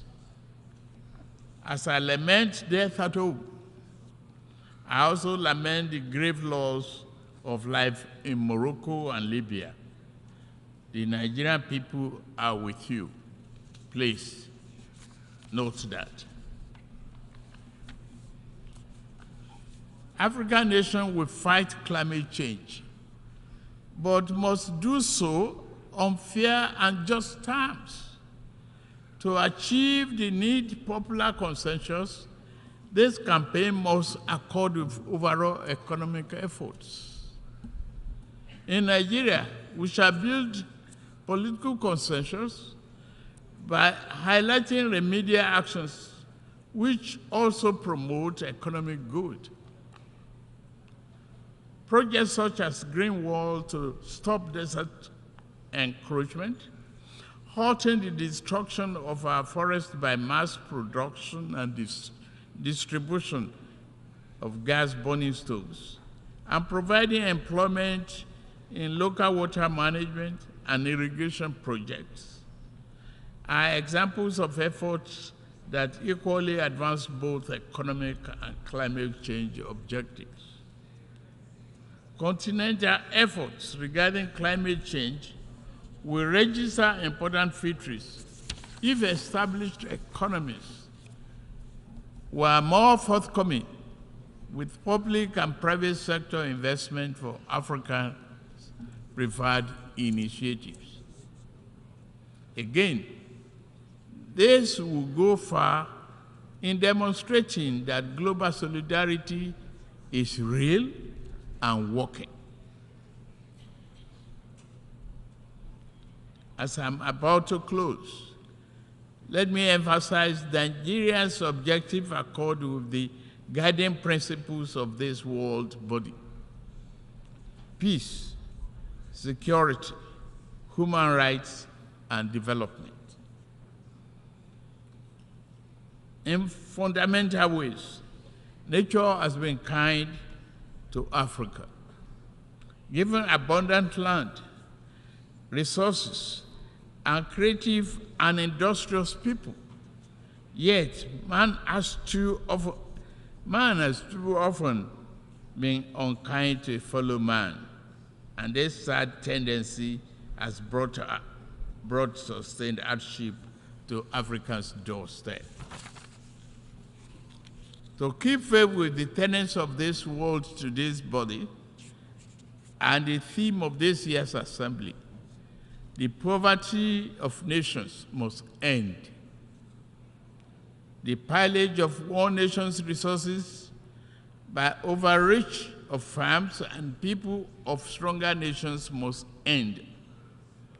The will of the people must be respected. This beautiful, generous, and forgiving planet must be protected.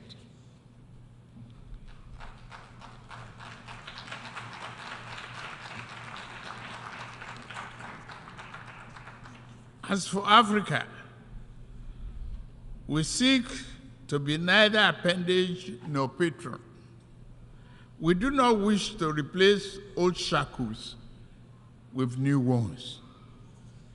Instead, we hope to walk the rich African soil and live under the magnificent African sky, free of the wrongs of the past and clear of the associated encumbrances. We desire a beautiful, prosperous, vibrant, democratic living space for our people. We will do it. To the rest of the world, I say, work with us as true friends and partners. Africa is not a problem to be avoided, nor is it to be pitied. Africa is nothing less than the key to the world's future. I thank you for listening.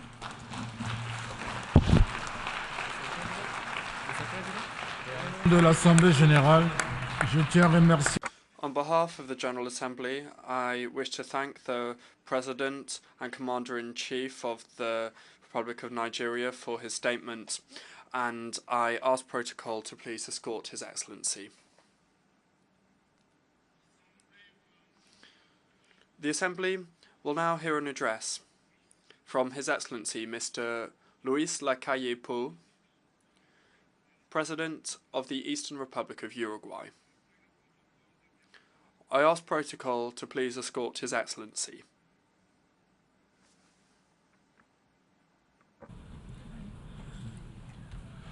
Au nom de l'Assemblée générale, On behalf of the General Assembly,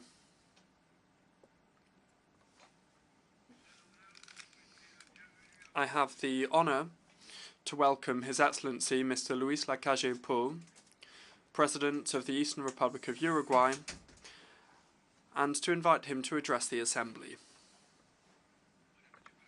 A very good evening, ladies and gentlemen. My greetings to the President of the General Assembly, which are also extended to the United Nations Secretary General, to the heads of state and government, to official delegations, and to this organisation that has worked so much to hold this Assembly today. Today, once again, I am here speaking on behalf of my country. I am here speaking on behalf of my compatriots. We have come here to this forum where more than 190 representatives come to deliver their message from different cultures, different governments, different ideologies, different social situations, different economic, climatic, and geographical situations. However, the fact that all of us are here means that somewhat a long time ago we agreed to work together to achieve the same rights, obligations, and principles.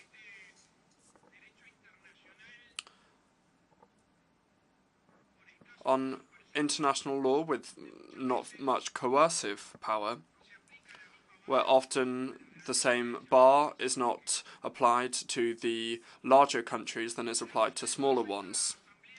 We are back here at the Assembly with a positive vision, an optimistic vision of humanity. However, we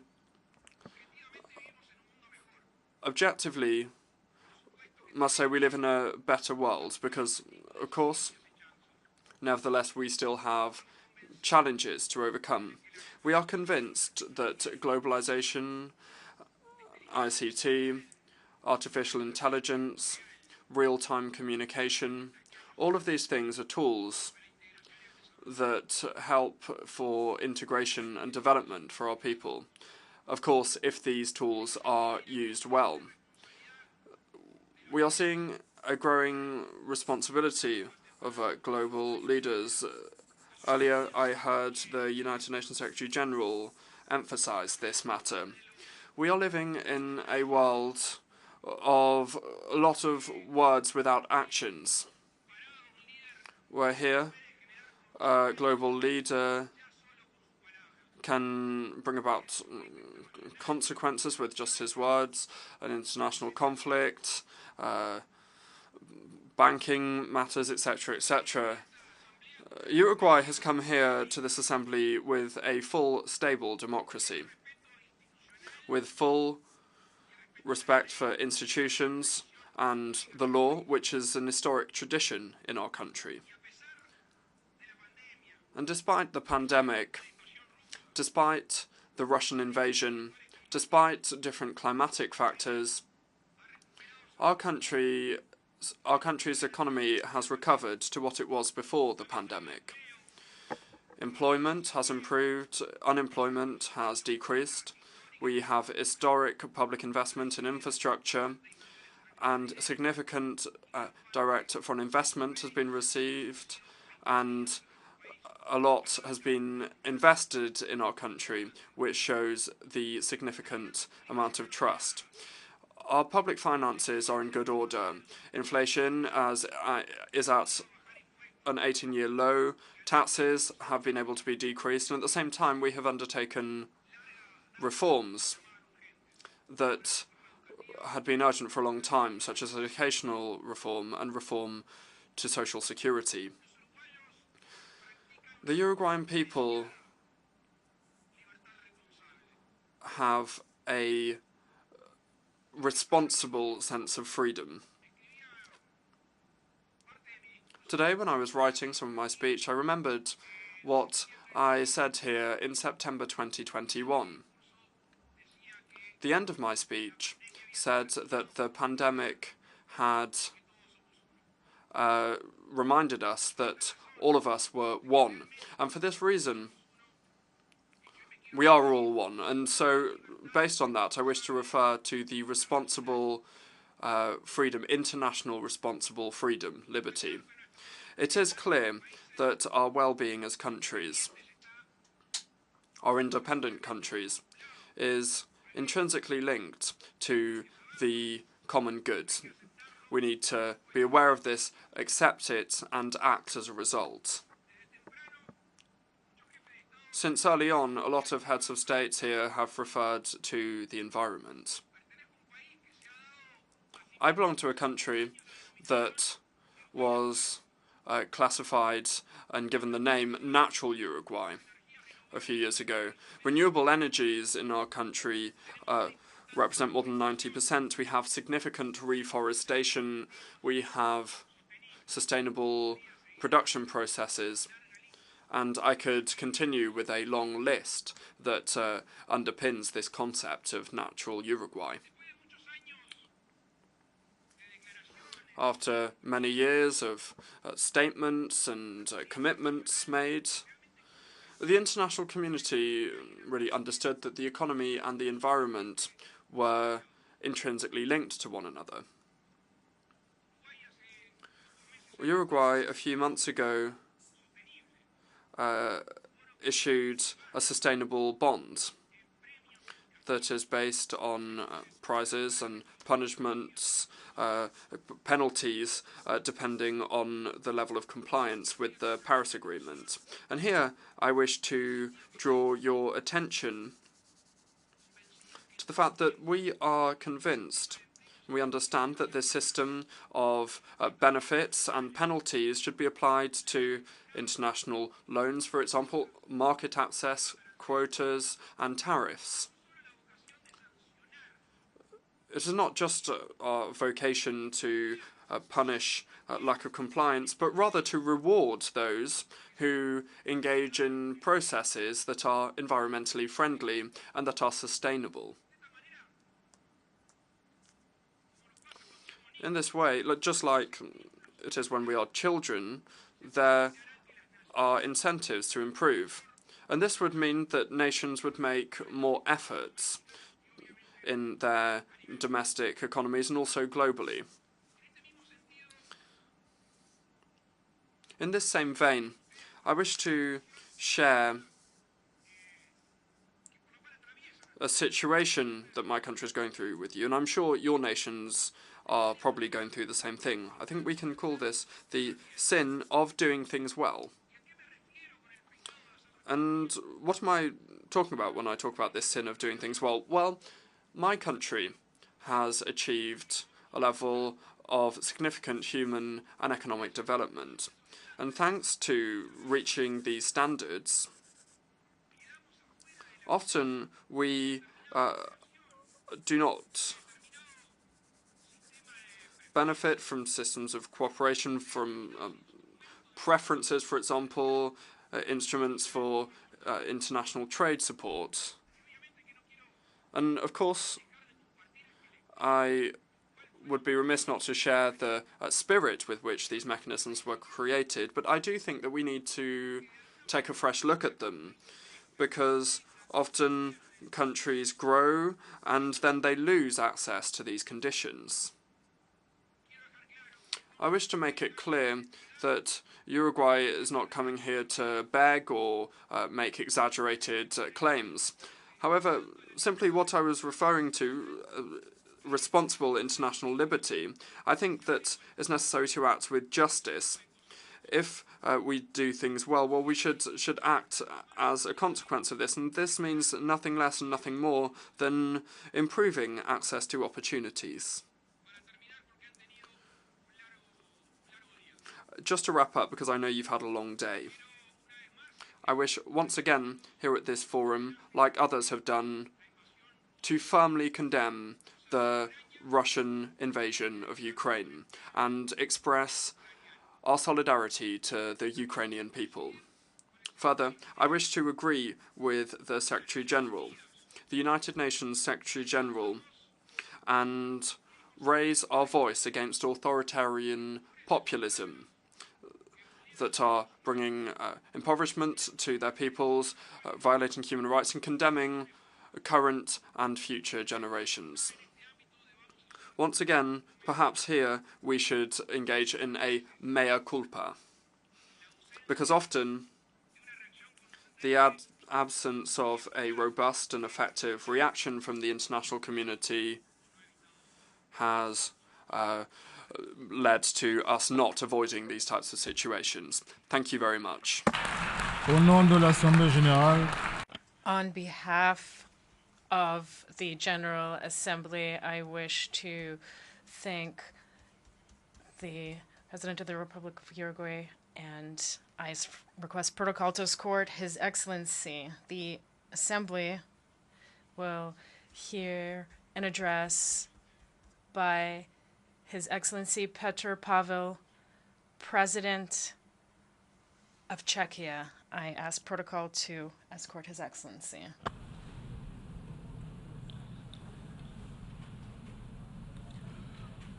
au nom de l'Assemblée générale, j'ai l'honneur de souhaiter. On behalf of the General Assembly, I have the honor to welcome His Excellency Petr Pavel, President of the Czech Republic, and I invite him to address the Assembly. Monsieur le Président, Excellencies, ladies and gentlemen, it is a pleasure and a humbling experience to address this distinguished audience for the first time. This forum carries great responsibility for the shape of humanity's future.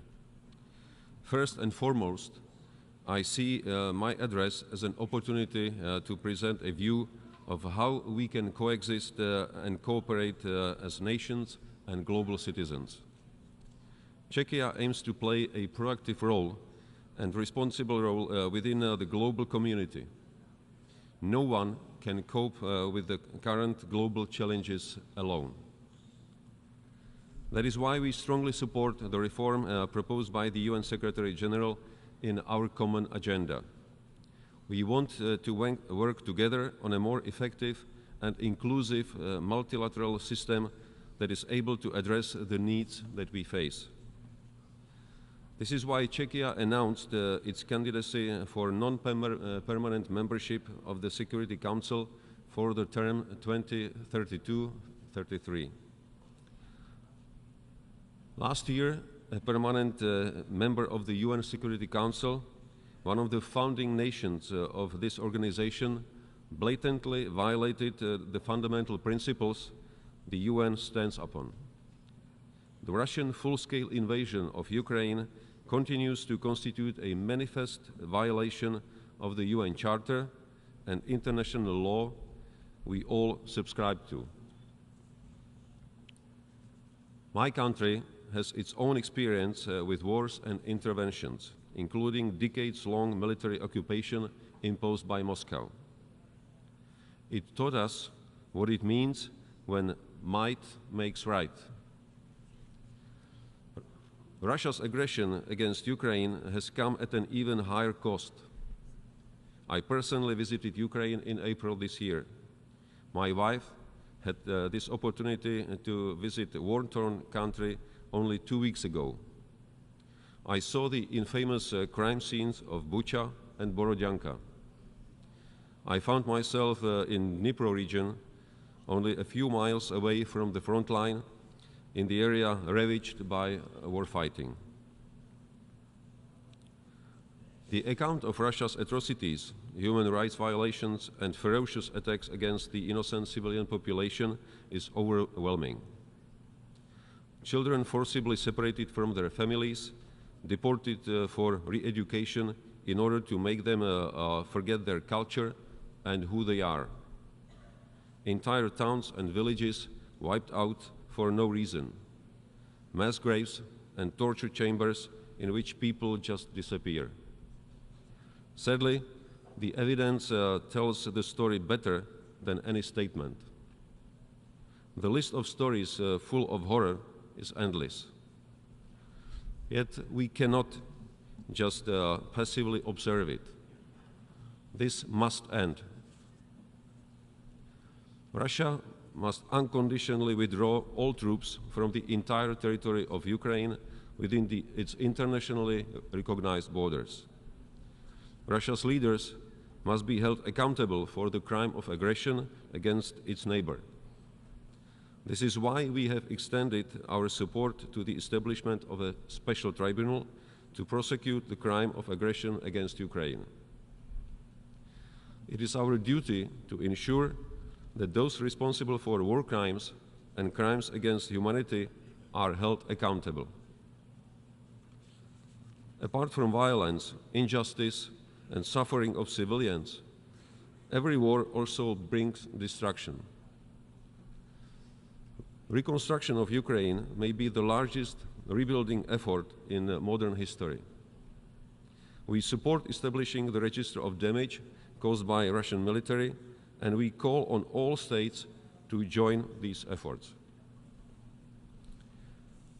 Czechia will support Ukraine in its defense as long as necessary. From day one, we have stood by Ukraine's side and provided the defenders with weapons and ammunition. With the outburst of the Russian aggression against Ukraine, Czechia has also stepped up its support for Russian and Belarusian pro-democratic voices, and Prague has become an important hub for journalists and human rights defenders in need. For over 18 months, Czechia has been providing humanitarian assistance to the war-affected Ukrainian population. Per capita, my country has received more Ukrainian refugees than anybody else, mostly women and children. What Ukrainian people truly deserve is peace. Not just any end of hostilities, but just and durable peace. If it is to be sustainable, it cannot be based on an unjust compromise or conditions imposed by the conqueror. Neither shall it leave hopes for Russia to fulfill its imperial ambitions.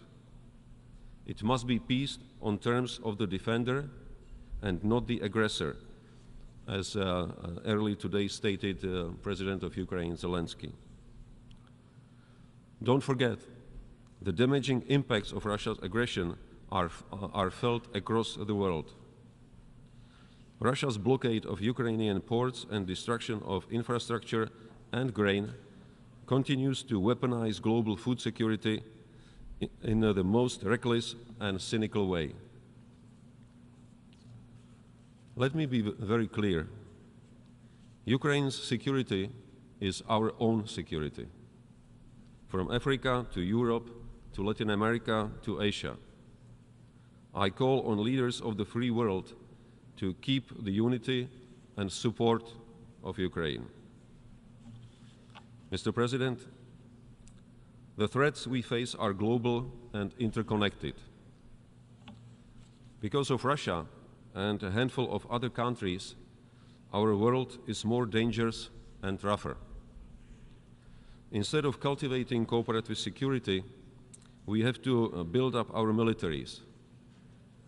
Instead of boosting social cohesion programs and overcoming economic insecurity, we have to boost our defense budgets. Those who contest the international rules steer the wheel of global security backwards into confrontation, and sooner or later at the expense of all of us. Russia's reckless threats to use nuclear weapons, its policy of coercion and intimidation represent a threat to balance and integrity of the whole system of non-proliferation. The announced stationing of nuclear weapons in Belarus is a further irresponsible escalation Czechia condemns in the strongest terms. Unfortunately, Russia's fingerprints can be found in several other current crises. Mr. President, the security, humanitarian and political crises unfolding in Sahel region are more than worrisome. The international community must try to find a way to end the series of military coups and ensure a return to constitutional order. This is the only way countries can effectively protect themselves against terrorism. It is the only way the much-needed economic and social development called for by African people can take place. The region remains vulnerable to numerous political, economic, and climate risks. Its long-term stability, security, and prosperity is crucial. We must offer genuine, pragmatic partnerships. Some countries pretend to be willing to help. In reality, they create economic and political dependencies. These undermine the long-term stability and manipulate the free will of people by spreading lies and disinformation. In Asia and Pacific, Czechia is an active and reliable ally and partner. The word cooperation must remain key for our joint efforts in the region. We deplore China's military actions which raise tensions in the Taiwan Strait and its unfriendly actions against partners in the South China Sea. Any dispute or contagious issue must be solved peacefully. Any potential armed conflict in the region would have negative consequences for the whole world.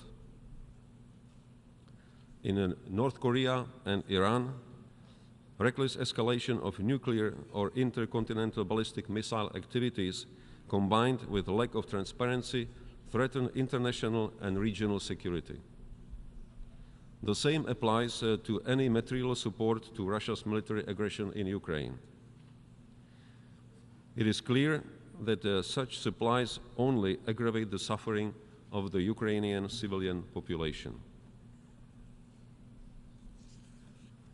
The Middle East remains the world's most volatile region, troubled by spread of conflicts, terrorism, and sectarian violence. Efforts to normalize relations between Israel and its Arab neighbors bring positive steps towards stability and peace in the region. Mr. President, our efforts to maintain peace and security are closely linked with our ability to promote human well-being and sustainable development of our societies. One may ask how a country of 10+ million people can contribute to global ambitions. Having our own national experience with oppression, fundamental rights and freedoms are deeply embedded in our value system and foreign policy. Czechia strives to pursue an active human rights and democracy policy. We are a staunch supporter of international human rights mechanisms. Currently, we are proud to serve as the presidency of the UN Human Rights Council. More than ever, we have to support media freedom to enable access to independent and factual information. Without it, disinformation and propaganda will prevail. Mr. President, the Sustainable Development Goals Summit yesterday sent a strong message of urgency and determination. The 2030 Agenda is a promise to current and future generations which we have to keep. There is an urgent need to highlight the link between peace, security, climate, environment and development on one hand, and human rights, justice and strong institutions on the other. In the latest SDGs index, Czechia is ranked as the 8th most advanced country in the implementation of the Agenda 2030 and its SDGs. Yet we also face many challenges and we need to step up our efforts. Climate change remains the single most destructive threat to the current and future existence and well-being of all humankind. It threatens our lives, livelihoods, food security, prosperity, and ultimately peace and security worldwide. Czechs devote a lot of attention to this issue. It is no coincidence that it was under the Czech presidency of the Council of the European Union last year that we finalized crucial legislation which shows the path towards the green transition of our industry. 30 years after the end of the Cold War, we are witnessing efforts of authoritarian regimes to redefine core principles of multilateral order. Malign actors use cyberspace, disinformation, economic, political and other tools to disrupt democratic processes, to undermine our institutions and to weaken our security. The challenges we face today are significant, and it is apparent that only collective action can ensure a safe and prosperous future for all. In this respect, Czechia recognizes its global responsibility and remains committed to ensuring that no one is left behind. I personally commit to work with the international community to fulfill urgent work that must be done. All the best to you, and thank you for your attention. Au nom de l'Assemblée générale, on behalf of the General Assembly, I wish to thank the President of Czechia for the statement just delivered, and I request protocol to escort His Excellency. The Assembly will now hear an address by His Excellency Cyril Whips, President of the Republic of Palau. I request protocol to escort His Excellency.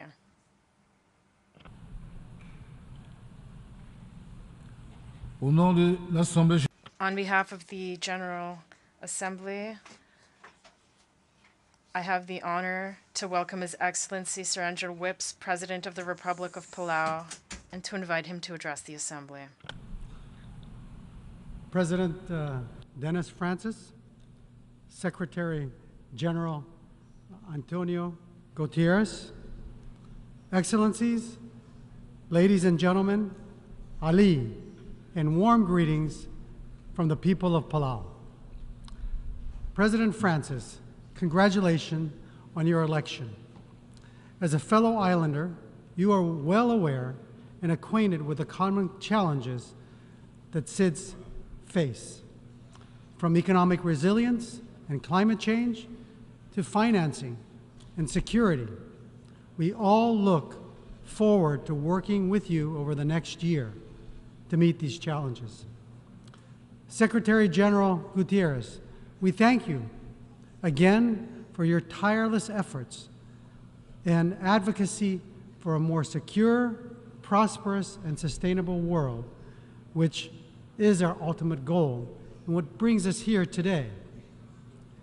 The 2030 Agenda for Sustainable Development is a universal call to action. As a small island developing state, Palau faces economic challenges related to our small population. We are vulnerable to climate change, and we struggle with the high cost of imported foods and goods, and face infrastructure challenges due to our remote location. These shared issues highlight the unique challenges faced by SIDS in our pursuit of sustainable development and a better life for our people. Mr. President, like other SIDS, Palau is working to build a diverse and resilient economy. We are looking to the digital world, which doesn't rely on land mass, but on our determination to succeed. The new perspective is born out of a harsh lesson learned when punches started coming about 7 years ago.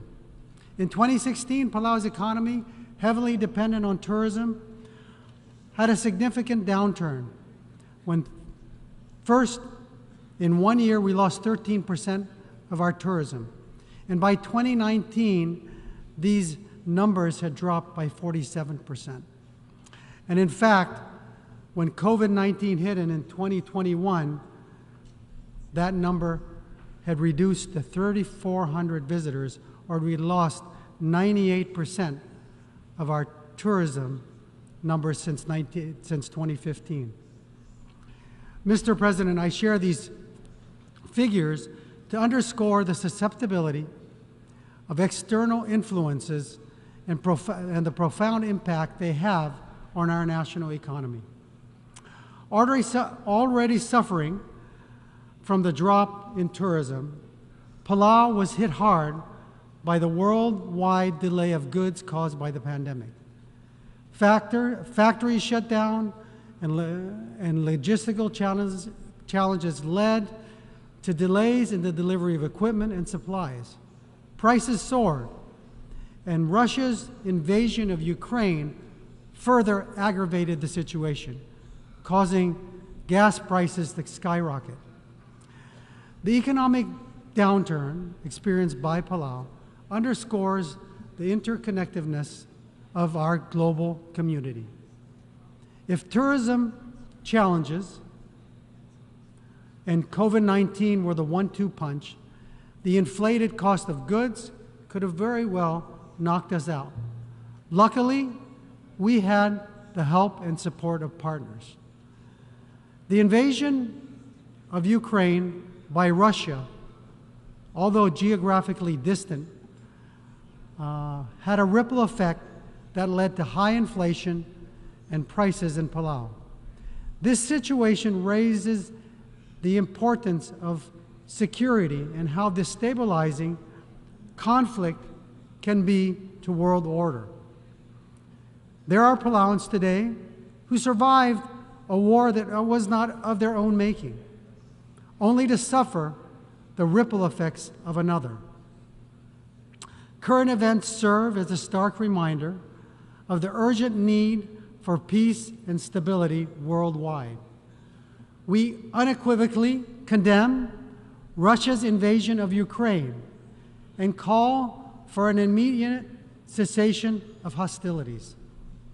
Similarly, we urge the United Nations and all parties involved in the Taiwan Straits to exercise restraint and seek a peaceful resolution to reduce tensions. The well-being and prosperity of nations and their economies are intrinsically linked to global peace and stability. For the last 2 years, we have been striving to build a resilient economy amidst external pressure. A significant challenge has been outmigration. Since 1994, when we gained our independence, nearly half our population has left and seeking new opportunities outside and beyond our shores. The brain drain has not only reduced local capacity, but has hindered growth. We are grateful to partner nations, including the United States, Japan, Taiwan, and Australia, and others that provide assistance in training capacity to upskill our local population as well. And we are encouraged by discussions to promote economic investments and potentially create job opportunities that can help discourage outmigration and promote economic growth. Climate change is the most significant challenge to our progress toward achieving sustainable development.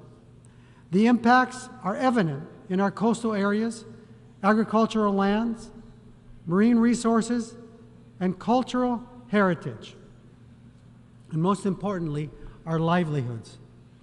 Assisting in mitigating and adapting to these impacts is crucial for our continued progress and survival.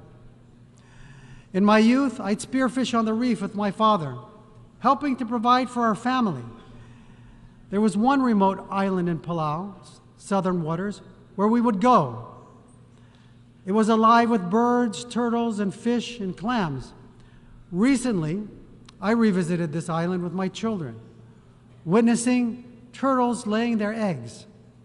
The island had diminished in size by 2/3 due to sea level rise. And sadly, half the turtles' eggs that were laid that night were in the tidal zone and unlikely to survive. This heart-wrenching reality mirrors the fate of our homes and cultures if we fail to take decisive action. We urgently call on the G20 nations, responsible for 80% of global carbon emissions, to uphold their commitments to the Paris Agreement and limit warming to 1.5 degrees. This is crucial to mitigate the climate change impacts like disappearing islands and unhatched turtle eggs. As major emitters, the G20 nations have a crucial role to play in emission reduction and leading the path towards sustainable development. We urge the UN to simplify access to multilateral funds for SIDS and other vulnerable communities. Promoting faster transition, we call on the international community to work with the SIDS to increase access to climate finance. And we believe it's time that we change the metrics we use to determine how we access these funds by using a better index, a multi-vulnerability index, to determine how we help. However, we must ensure that commitments pledged here are acted upon and not forgotten. We have a saying in Palau that goes, Ngora terbesel adao. Let's not be like the foam riding on the waves of the ocean, drifting without settling. This Palauan saying refers to meetings where much is said, but afterwards no action is taken. Despite these challenges, we acknowledge progress that has been made. COP26 in Glasgow, COP27 in Sharm el-Sheikh were successful in leading to green domestic policies in some of the world's largest economies. And we appreciate the support of nations opposing and putting a moratorium on deep sea mining. Proponents argue seabed minerals aid renewable transition. But the reality is we lack the knowledge about the potential impacts on the underwater ecosystems this devastating action could have. Disturbing the ocean bed, we know, could release stored carbon dioxide, which directly contradicts with our efforts to combat climate change. We advocate for a global deep-sea mining moratorium and adhering to the UN Convention on the Law of the Seas precautionary principle. On a positive note, Palau will sign the BB&J instrument tomorrow. Universal participation is crucial, especially from developed countries that can provide the implementation means and engage in areas beyond national jurisdiction activities. This movement signifies global unity in protecting the high seas biodiversity. Palau also would like to take this opportunity and second President Biden's call for the Security Council's reform. We believe such reform would introduce fresh perspectives and allow nations like Japan a permanent seat in the Council, which has seen little change since its establishment in 1945. We propose considering the abolishment of the veto powers, which can obstruct effective UN action. The upcoming summit of the future in 2024 and the 80th anniversary of the United Nations in 2025 present fitting opportunities to demonstrate progress in the Security Council. We also advocate for change regarding the Republic of China's Taiwan unjustly excluded from the UN processes. Despite its remarkable leadership and innovative solutions, Taiwan has collaborated with Palau on many vital issues, such as tourism, agriculture, ocean conservation, climate, gender equality, education, and innovation. And we urge the UN to allow Taiwan's meaningful participation in crucial specialized agencies and processes like the WHO, ICAO, and the UNFCCC. Taiwan's 23 million people have much to offer to the world, and the UN Charter affirms the equal rights of all peoples and nations, and we urge the UN to uphold the vision by allowing Taiwan to participate and contribute. Our world is under siege from war and climate change and threats that undermine sustainable development and have driven many into poverty. The Ukraine crisis exemplifies this, with lives lost, property destroyed, and essential supplies disrupted. These crises are not distant threats, but harsh realities affecting millions, including those in the Pacific Islands. We must act now to improve life across our shared ocean and world. The Palauan story of Tebang, a son, teaches us about unity. Tebang and his friends went to the forest to fell a large tree to be carved into a canoe. Unfortunately, the log ended up in a taro swamp. Unable to move it, Tebang went home to consult his father, who gave him a chant. He returned with all his friends, and together chanting Ikkamu, or we like to say it can move, they began pulling in unison, which allowed the log to be pulled from the swamp to the shoreline to be carved into a canoe. Just as Tebang and his friends moved the log, we too can move mountains if we speak and act together. Our task may be daunting, but remember, Ikkamu.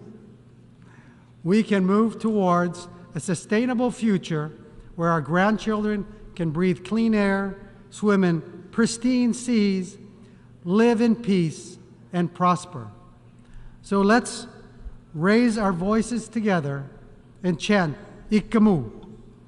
Let's move this world toward a better tomorrow. Together, we are unstoppable. Together, we can ensure a thriving planet for generations to come. Let's seize this moment with unity and determination. Let's unite for a better tomorrow, because together, we can move. We are truly stronger together. Sulang, thank you, and God bless you all.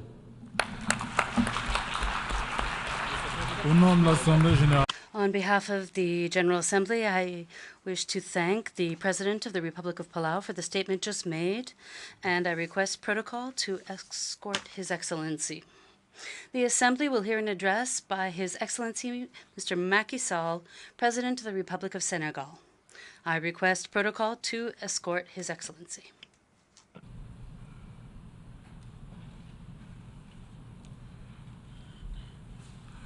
Au nom de l'Assemblée générale, On behalf of the General Assembly, I have the honor to welcome His Excellency Macky Sall, President of the Republic of Senegal, and to invite him to address the Assembly. Je vous remercie, Monsieur le Président. Thank you, Mr. President, President of the General Assembly, dear colleagues, Secretary General, ladies and gentlemen, distinguished delegates. President, on behalf of Senegal, I wish you every success as you preside over the work of the General Assembly. I thank your predecessor, and I renew our support to the Secretary General as he carries out his work in the service of this organization. Since our last session,